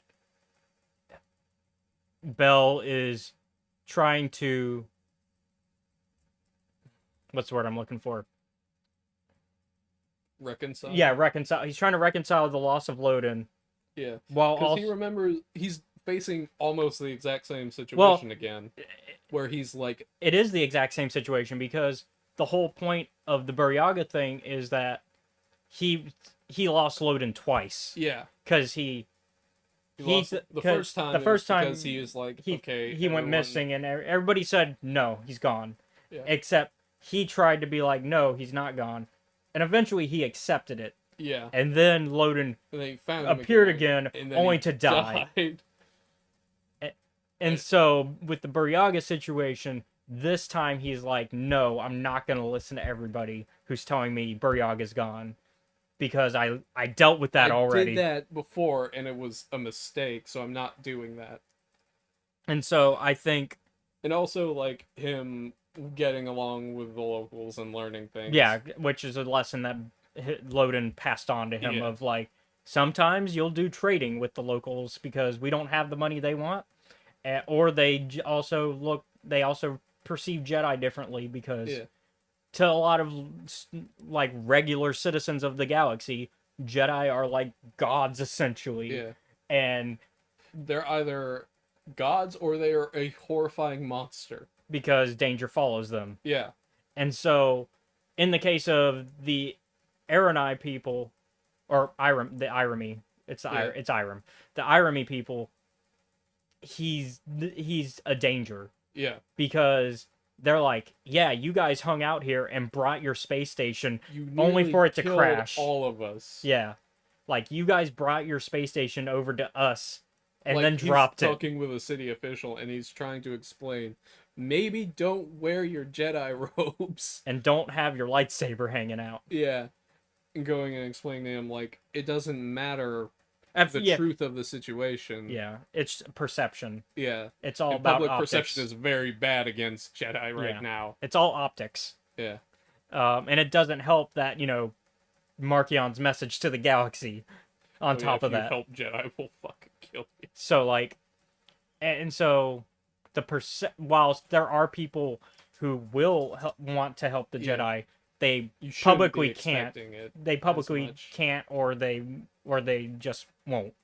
And that's the government official stance. Yeah. Is he's like, I would like to help you, but I can't. can't. Because I'm a government official, and it would be bad optics for me to Yeah. help you in this moment when It's my one of people are those not. things of like, I can't help you, but I also can't make you go away. Yeah. And so, So if you need help, you might need to ask around. I'm not saying that you couldn't. Yeah, or and- you should. and you it- should do what you think you need to do. I think it also... It's very much like I think we also start to see this disconnect of Jedi and the galaxy at large, because when the official is trying to explain the whole "don't wear Jedi" things, at first Bell thinks, "Oh, is it because I look sloppy and I need better clothes?" And he's like, "No, no, no, no. You could be wearing rags, and I wouldn't mind helping you. It's the Jedi robes specifically." yeah, And like that's a disconnect. I think that shows like the Jedi don't understand public optics. yeah, And so I think even the ones that are more down to earth, like Bell is more down to earth than a lot of Jedi that we've seen throughout the entire franchise. But even he's a little bit naive because of how he was raised within the Yeah. Jedi Order. And so, yeah, he goes on to help these fishermen. And Also, it's he's funny that lost, like- conversation, yeah. Also, he's lost like 2 masters as well. Yeah, because, yeah. And I'm like, if there was one person who's like never giving up on people being alive again, it's fucking Bell. Yeah. He is so done with hearing people are dead until he sees it for himself. I'm trying to remember, was she officially dead or Indira Stokes, she bit it pretty hard. that's what it's been a minute. She got like fucked up by the Nameless. That's right. That's two masters by the Nameless. Yeah. But yeah, so I think it's funny the fisherman interaction where he's like, "I've never fished before, but I will do my hardest to help y'all." And Yeah. they're like, "Okay, sure. We need an extra hand. They Why not?" kind of like have like a group huddle moment, and they're like, "Do we? Okay, yeah, sure." Sure, why not? An extra hand won't hurt. And he's also not asking for money, so Yeah, which they have to tell him the term. They're like, "No, the term you're looking for is this for like when you just want room and board." yeah. And so they go. It's like after like Once again, showing that disconnect of like just not knowing the wider world. yeah, But yeah, they eventually find Buryaga stranded on like Yeah. this island, essentially. it's like go deal with fucking Charybdis, and you'll get your friend back. And it's like, all right, Because it turns out he's like stranded on this island, and poor Buryaga's lost weight because he Yeah. hasn't had food in forever, and yeah. He's also like kind of he's all wet like, and everything. He's wet, and he's had to like basically in order to be like, hey, I'm still alive. He's like ripped off bits of his fur and tied them to sticks and sent them out. I am curious. Which I'm I curious, imagine but I fucking hurt. yeah, I'm curious, but I don't want the answer. Mm. Wet Wookiee has to smell worse than wet dog, Probably, yeah. because Wookiees don't bathe Yeah. traditionally. You don't groom a Wookiee. But yeah, so we get our happy Yeah, the boys reuniting. I'm uncertain as to how they'll leave, but hey, They're reunited, which is that's a Yeah. start. Also, we're getting a year jump. yeah, I imagine they'll get out. Because I think I remember they said that it's a year jump between phase 1 and phase 3. Yeah. So we're getting a jump. Also, we see Elzar, and he makes a brief appearance in this story, and he is not there. Well, because he's going through it still. He's gone. He's like, man, Because I got my best friend killed. Fuck. yeah, And I've been tapping into the hate juice a little too much. him and Avar gonna have a serious conversation because Avar also had her moment, Yeah. which was surprising to see Avar have that moment. But then she had that moment, and then it was Keeve, which, speaking of, our next story, Light in the Darkness by Kevin Scott. Yep. Follows a woman named Mira, and we get her perspective on the Jedi post-destruction of the Starlight Beacon, and see our favorite Phase 1 comic characters with Keeve and Sarah and Tarek. I like Keeve. I don't like the twins. We've been over this. Just because they're a little bit shining creepy. Is it because of that? Is it because they kind of have the shining creepiness Yeah, factor? a little bit. They're good people. I know. It's one of those things where I'm like, that I don't like you're not bad, but you creep me out a little bit. But yeah, so they're trying to help this village, who have lost faith in the Also, Jedi. I'm glad they recovered because like I remember Yeah, it was Tarek bad. and Zarek being really fucked up. Although now one of them has like a voice. They both mod. have cybernetics. Yeah, they have cybernetics now because they physically require them. Yeah, Um, one of the we've gone over this. I think there was a point where because we had a dead cat, like we were trying to calculate how many people had died to the nameless, and I Yeah. think there was a point where we said one of them had died. Yeah, But now, I'm glad they're okay. yeah, Like as creepy as they are, I don't want them to die. yeah, and Skier gets a mention, I think. I think Skier is mentioned. But I know he's mentioned in the other. He's mentioned Yeah. a few stories back. He's mentioned in the Ram one because that's one of the impersonation. That's one of the impressions that Court Yeah. does. But I think Since he's this is- mentioned here as well because Yeah, since this is after the fall, I think they're like, oh, Skier's done. He's retired. yeah, he's retired because 'Cause he because basically- Mira brings up your master, like something about your master, and Keeve kind of has like this like yeah, Yeah, he's no longer he's going with through Trandoshan, he well, she doesn't say that, but she's like he's no longer with me because she mentions like don't Jedi normally have their masters with them, and she's like, well, I'm no longer need him, but also he's not around anymore. like he's gone off. Yeah, like she's like he's alive, he's just not around. Yeah. Because Mira's like, is he dead? And she's like, no, just not around. No, he's in like the sad part of being a Trandoshan. But she doesn't mention all that because No, she doesn't, but we know. we know. Because obviously you don't bring that up to a stranger. Yeah. You're just that's trauma dumping right there. But I yeah, have some stories about that and like why seeing Skier like that fucked with me real bad. but yeah, this is a story of like a village who's lost faith in the Jedi, Yeah, and they're like, and for good reason because they were like they weren't there when we needed them the most. yeah. But that also isn't fair to the Jedi. Yeah, it's not their fault that they weren't there. It's just, here is the truth of the matter. The Jedi weren't here when we needed them, and we still kind of need them, and things are not getting better. And the only one really holding out faith is Mira. Yeah. Because like she's passed on the traditions her grandfather like in the stories of Jedi that he taught her, and she holds on to those pretty her father.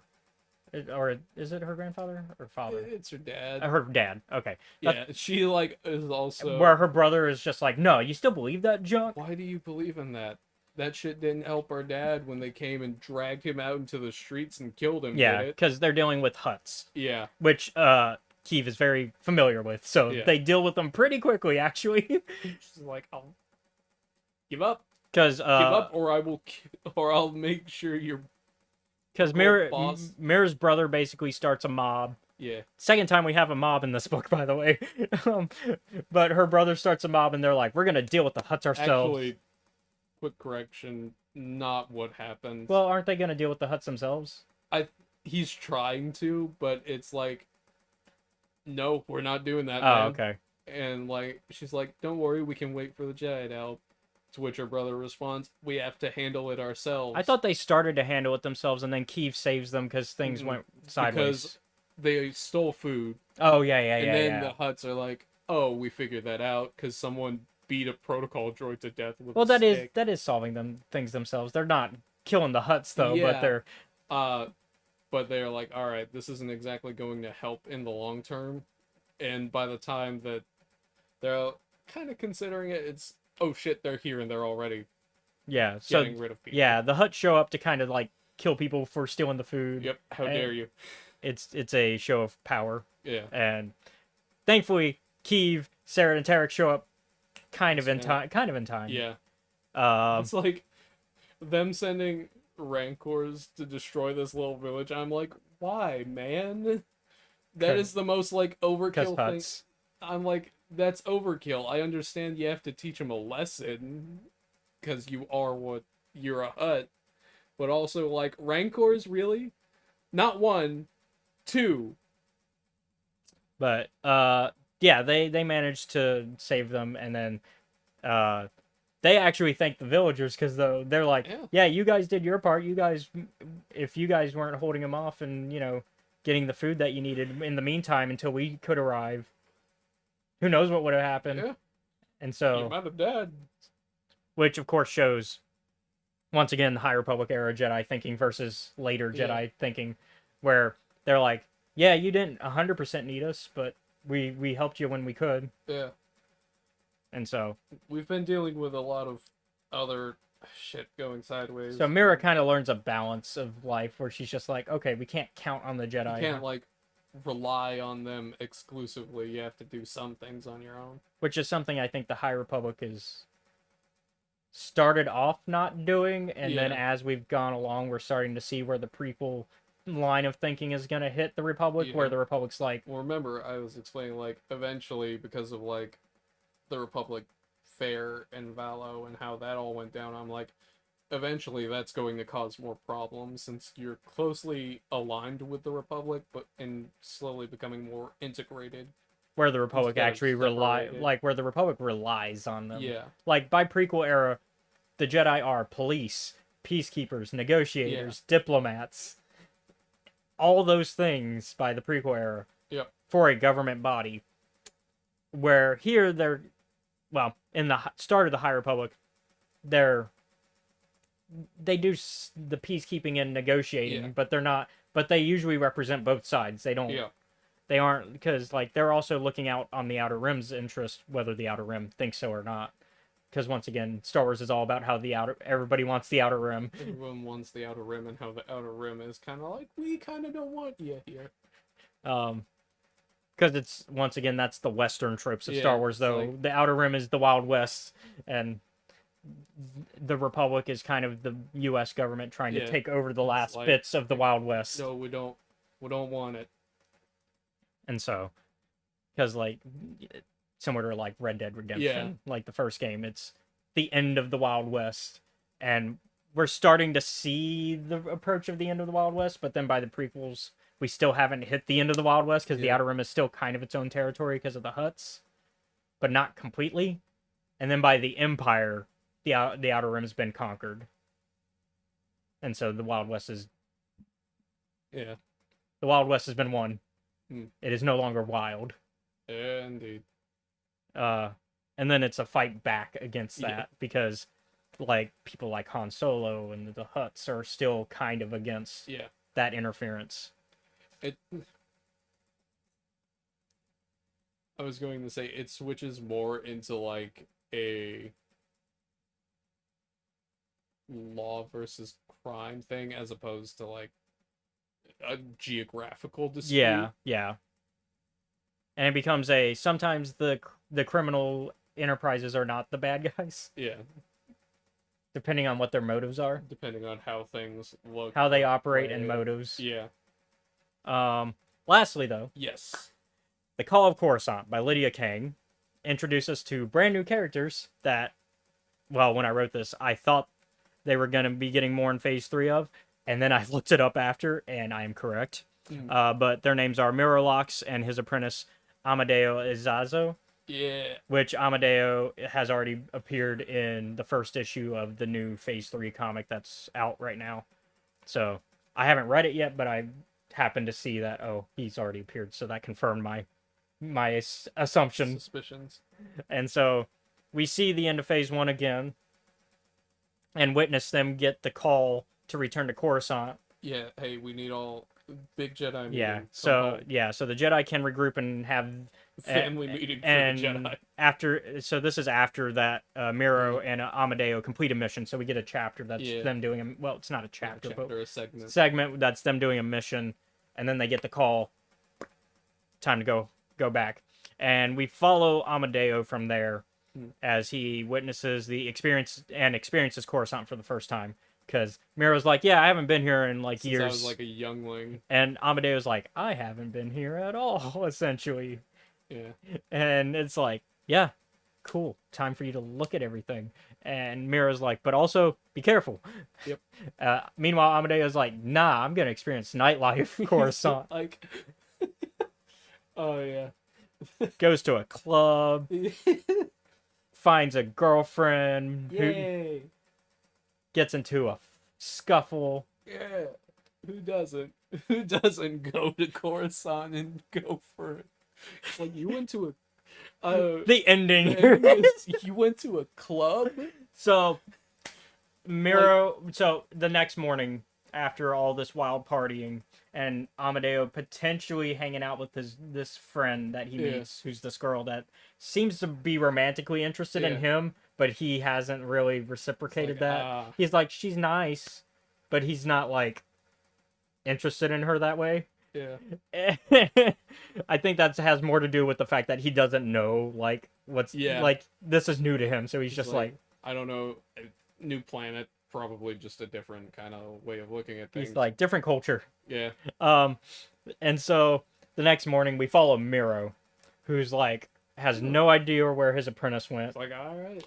Has And he's- anyone seen my apprentice? and he assumes that he went out late, he'll be Yeah. back.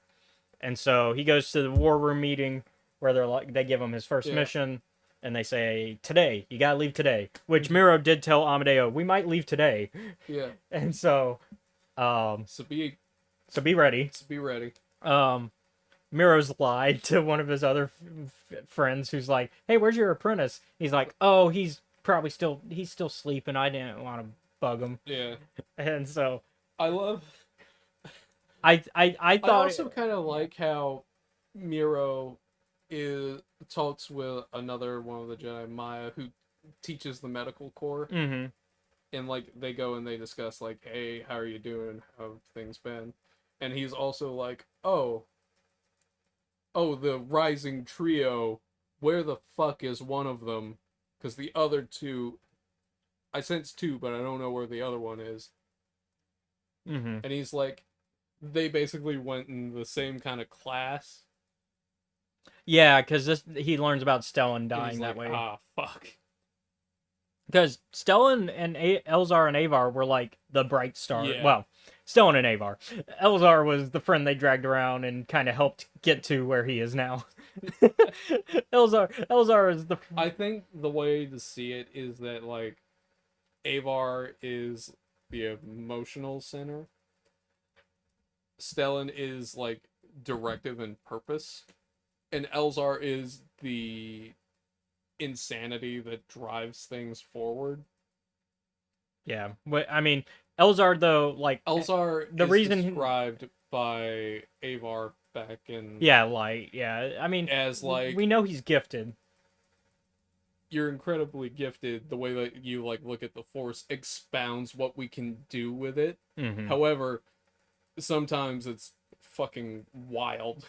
And it's scary Yeah, because of that. And I think also like that's part of the reason why the Jedi Council was kind of hesitant about Elzar. The other thing we learned is that he has a bit of a Qui-Gon tendency to talk back to the yeah. council. Sometimes they need to be talked back to. And that's the other reason why he wasn't knighted as quickly as them. And so like they were like, we don't really want to make him a master Mm. either.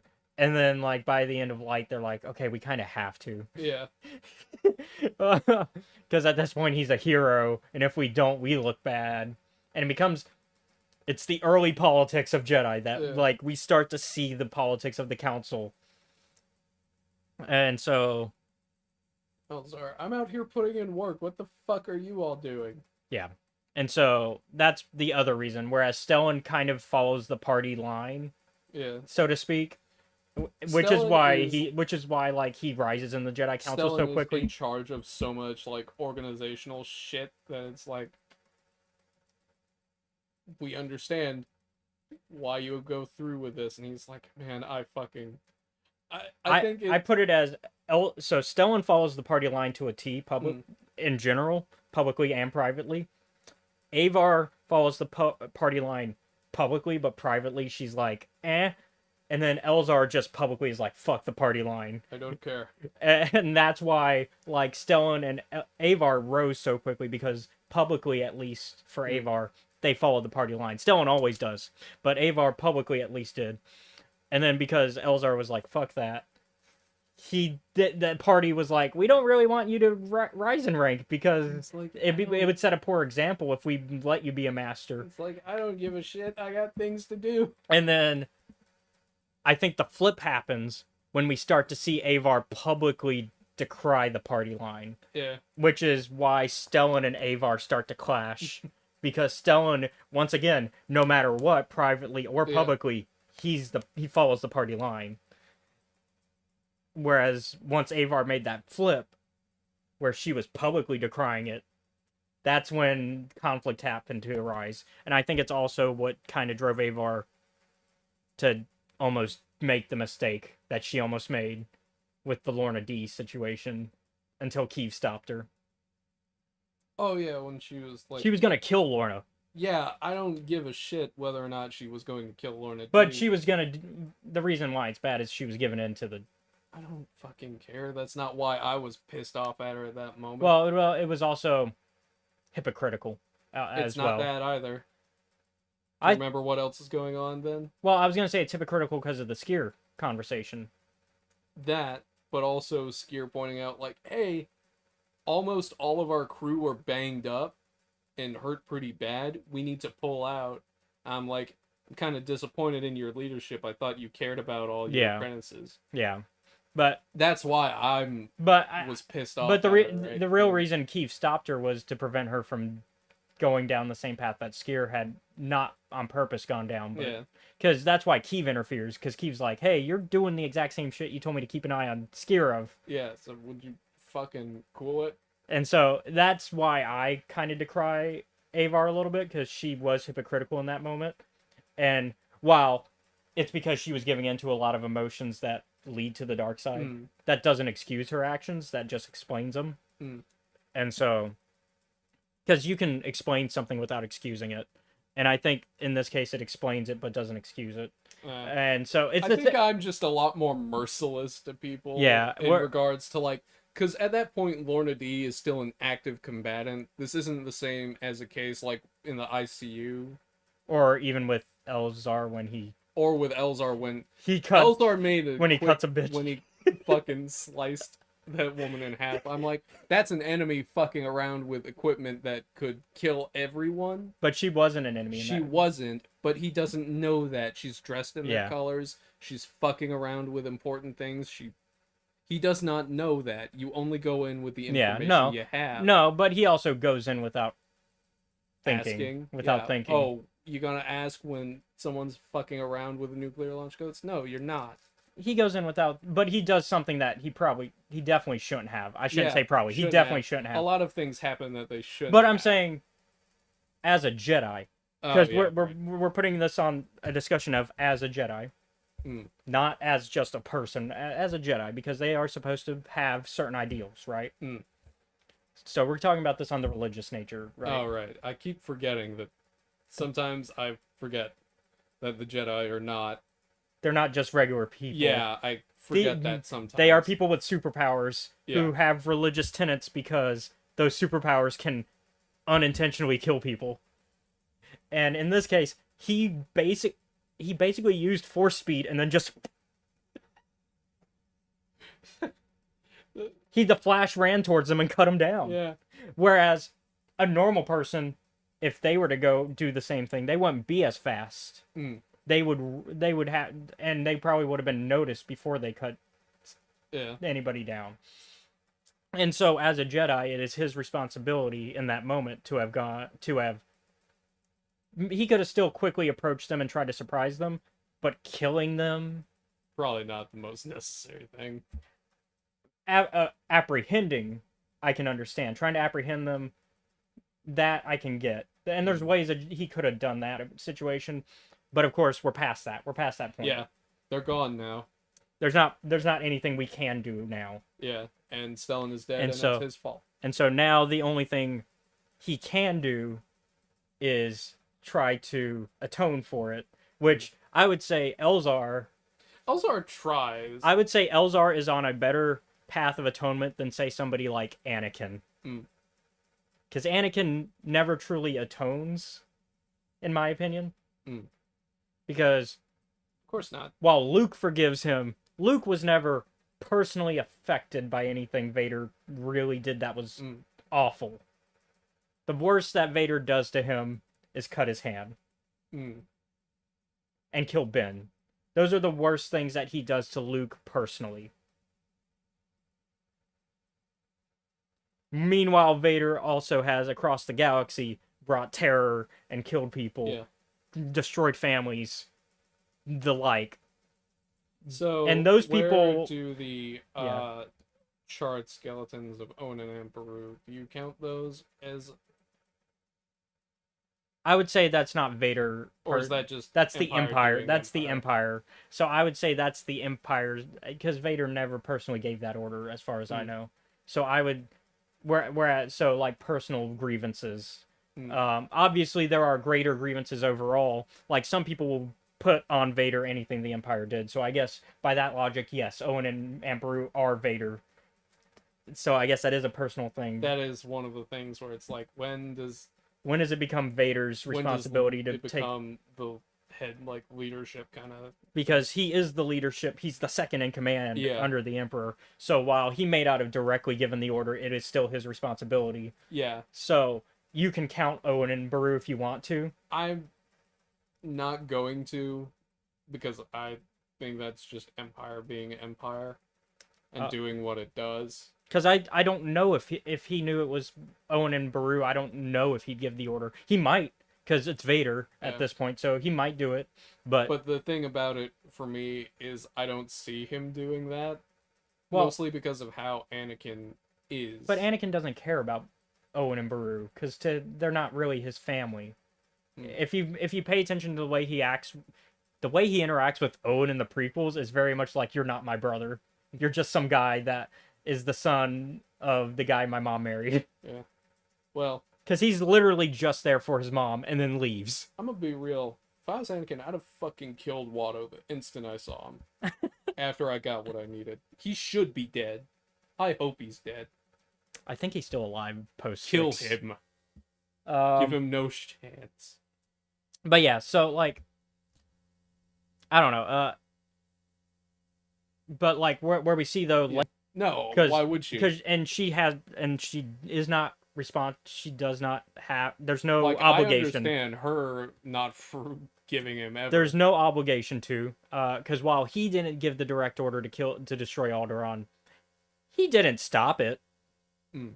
Tarkin gave the order, but he didn't stop it, and he was there, and he stopped her from doing anything to stop it, because he did hold her back. Like, what was she going to do? I mean, she could have probably kicked some of those stormtroopers down that were in charge of the control panel, but like, Probably, but not. it wouldn't have done anything in the long term. But Yeah. like Vader, like he holds like, Like, physically. no, we don't. see him physically restrain her. So yeah, he's I'm responsible. like, in terms of, Well, at that's that, another one. although that's where- a one where it becomes gray because Tarkin is technically. It's a weird hierarchy thing because Yeah. Tarkin is technically in charge of Vader, but Vader is also in charge of Tarkin. Yeah. Because Emperor's kind of like, y'all watch each other, okay? Because he wants them competing, because the Emperor plays those mind games all the time. Fucking Tarkin and Vader being like, look, after that instance with the ISB and the Inquisitorius fucking up and going to the same place at the same time, we're never letting that shit happen again, okay? Yeah. But we're gonna come back to But- Amadeo and them. But I actually really like Amadeo and Miaro's kind of like relationship and how I Miaro's like- I'll just cover for him. He's probably got well, this. I also like the end where when he starts to doubt Amadeo, right? Yeah. So he goes, okay, maybe Amadeo isn't coming back. Yeah. He goes quickly through the process, very quickly through that grieving, where he's like, man, I hope he comes back. Kind of sucks that he's leaving the order. But then he's immediately like, oh, but it's fine. He'll be fine. Yeah. Like, if he chooses to leave the order, it's fine. Like Amadeo is Whereas, like, a lot of Jedi would be like, no, you're not leaving the order, and very controlling about Yeah. the matter. But he's very much like, Miaro's if- like, look, if he left, he left. yeah.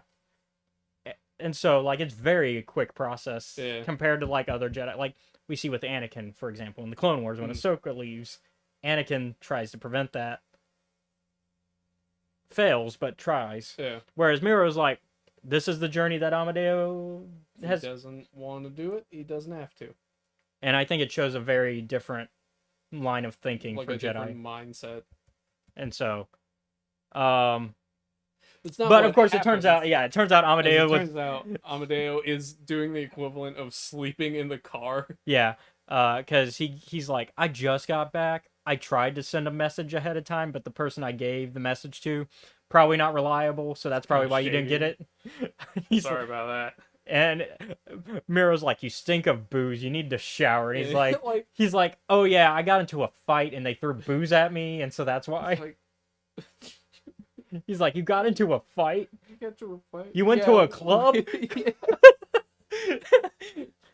It's so great because it's just like it's like if your dad had like come to the And of well, course, Amadeo's like, what, 16? yeah, Which is, we've talked about this, technically the legal age within Star Wars, because, it's like 13-ish, I think. what's that? I think it's just 16. It's like it's Straight up. very low. I think like, it's just 16 straight up, because that's Yeah. what Wreath is in Into the Dark, and they have their graduation party, yeah, and it's like, all right, or going away party, yeah, the going away and party. so Amadeo is like explaining to Miyaro like, oh yeah, and then he starts freaking out like, oh, am I in trouble? Am I in trouble? And he's like, no, just it's like, Amadeo, I'm so sorry. I didn't think it would get like this. I'm sorry, Amadeo. I don't know what I was thinking. He's like, no, Amadeo, I'm just trying to go tell you to take a shower. And then he asks him, was there anything else you got up to? And Amadeo gives like a shit-eating grin and is like, no. No, And nothing that comes to mind. Amadeo absolutely slept with He that did. woman. No hiding it. He's like, It's that if you've ever experienced, so this is where personal things, there's that glow mm-hmm. from the first time. Amadeo absolutely has that glow, and that's why Mira's like, yeah, you did, but you're not gonna say, because Amadeo has that glow. like- Absolutely. like, I fucking knew it. That could also be the booze, though. That could be the booze. He did spend a lot of time drinking. He even has like that morning after, like, I've been out all night eyes they talk about. I've been I've been Yeah. out all night It's like- drinking. Like, I did it. I made it home on time, but also I like passed out in the car before going to work. Yeah. Because it's like, I know I got to be in the car in the morning anyway, so I'm just rather gonna than go- going to bed. I'm just gonna sleep in the car. But it's not even that. He got to the car just as they're about to leave for work, Yeah. is essentially what happened. He's like, I was out all night. I'm not even going to get to sleep. But thankfully, I'm carpooling. So I'm just getting I'll get in the carpool passenger seat and just nap there. Yeah. And so Uh, it ends well, it's though. so great. I like the Call of Coruscant. And I think that's a great way to Yeah. end the book. So that's all the book stories that are in this book. This is almost a 10 out of 10 for me. It's almost there. Just because it's such a good I'll collection. give it a 9. Yeah, I'll give it a 9. Because once again, it's not a 10, but it is so close. It is so close. What would have taken to get a 10? I don't know. It's definitely an in the moment thing. Maybe adding the last story. Maybe adding the last story. Give us Crash in the book without me having to get a special edition version from a different store. I can't complain though. This was a free Overall, this though. was a free copy, so I can't complain. Yeah, overall, I Um, enjoyed it. It was great. Yeah, it was great. I definitely recommend this. If you are a High Yeah. Republic fan and you've read Phase 1 and Phase 2 and you're getting ready for Phase 3, You should. this explains so many things that are going to be upcoming. And plus there's so many, they're all just good stories anyways, even if they weren't explaining what was going to happen. They're just such good stories anyways. But yeah, so thank you all for watching today's episode of Escape Reality Star Wars Talk. I've been your host, Caleb. Be sure to like, comment, follow, subscribe to us. You can find us at Escape Reality Films on YouTube, Twitch, Kick, and TikTok. You can also show your support for us by joining our Patreon, which is at Escape Reality Films. Shout out to Jennifer Brantley. Thank you. There you can watch our YouTube content a week before it's publicly available, although currently you can watch our content almost 3 months before I plan to release it, as we've been uploading the normal YouTube content there, but waiting until I'm finished with my Baldur's Gate 3 livestream run, which we're almost there, to go back to normal programming on the YouTube end. So if you've been missing my runs of Demon Souls or want to watch the D&D game, I began running before anyone else can see it. That's how you can do it. For actually, I've always said $10 a month. It's actually the $5 one that lets you watch content ahead of access. The $10 is just what Jennifer's at. So that's why I wrote $10, but it's actually the $5 one that gives you access to that. You can also find me on Twitter at Escape Reality 94 and Facebook, Instagram, and Threads at Caleb.Lockwood. And then, of course, we also have D&D stuff on your end. You can catch up me and some friends of mine over at Trials of Naboo at the Steam Dungeon on Sunday from 5 to 7 Central Standard Time. And that's on YouTube. That's on YouTube, yep. Any current updates? I may have caused an international incident. I think we should leave it at just that. Or do you want to explain? So you remember how that lady, we were like, let's just go jump her at the docks? Oh, were they a diplomat? They were an admiral of the Noxian Navy. And we knew that going in. We didn't expect her to live. Like, we cut off her arm. We damn near killed her. The only reason she is alive is because of a magic get me the fuck out of here whistle. And so because they got One away, of the things that we couldn't have prepared for. So because they got away, know they had that kind of gear. So because they got away, they were able to report back and yeah. Womp womp. And I'm like so close.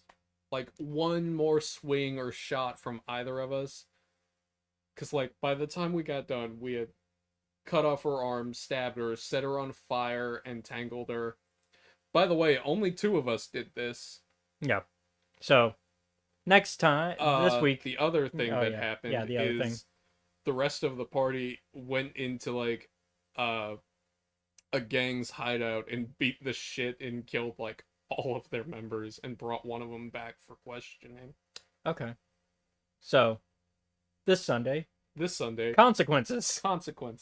All right. So once again, that's the show name is Trials of Naboo. Yes. And it's on the YouTube channel Steam _ or is it Steam _ Dungeon or just Steam Dungeon? Steam Dungeon. Okay, because I know on Twitch it was Steam _ Dungeon. Yeah. Okay, so YouTube it's just Steam Dungeon, and Sundays 5 to 7 Central Standard Time. Yes. All right, and once again, thank you all for watching. We'll see you all next week with From a Certain Point of View: Return of the Jedi. I have spoken. Did you get that thing I sent you?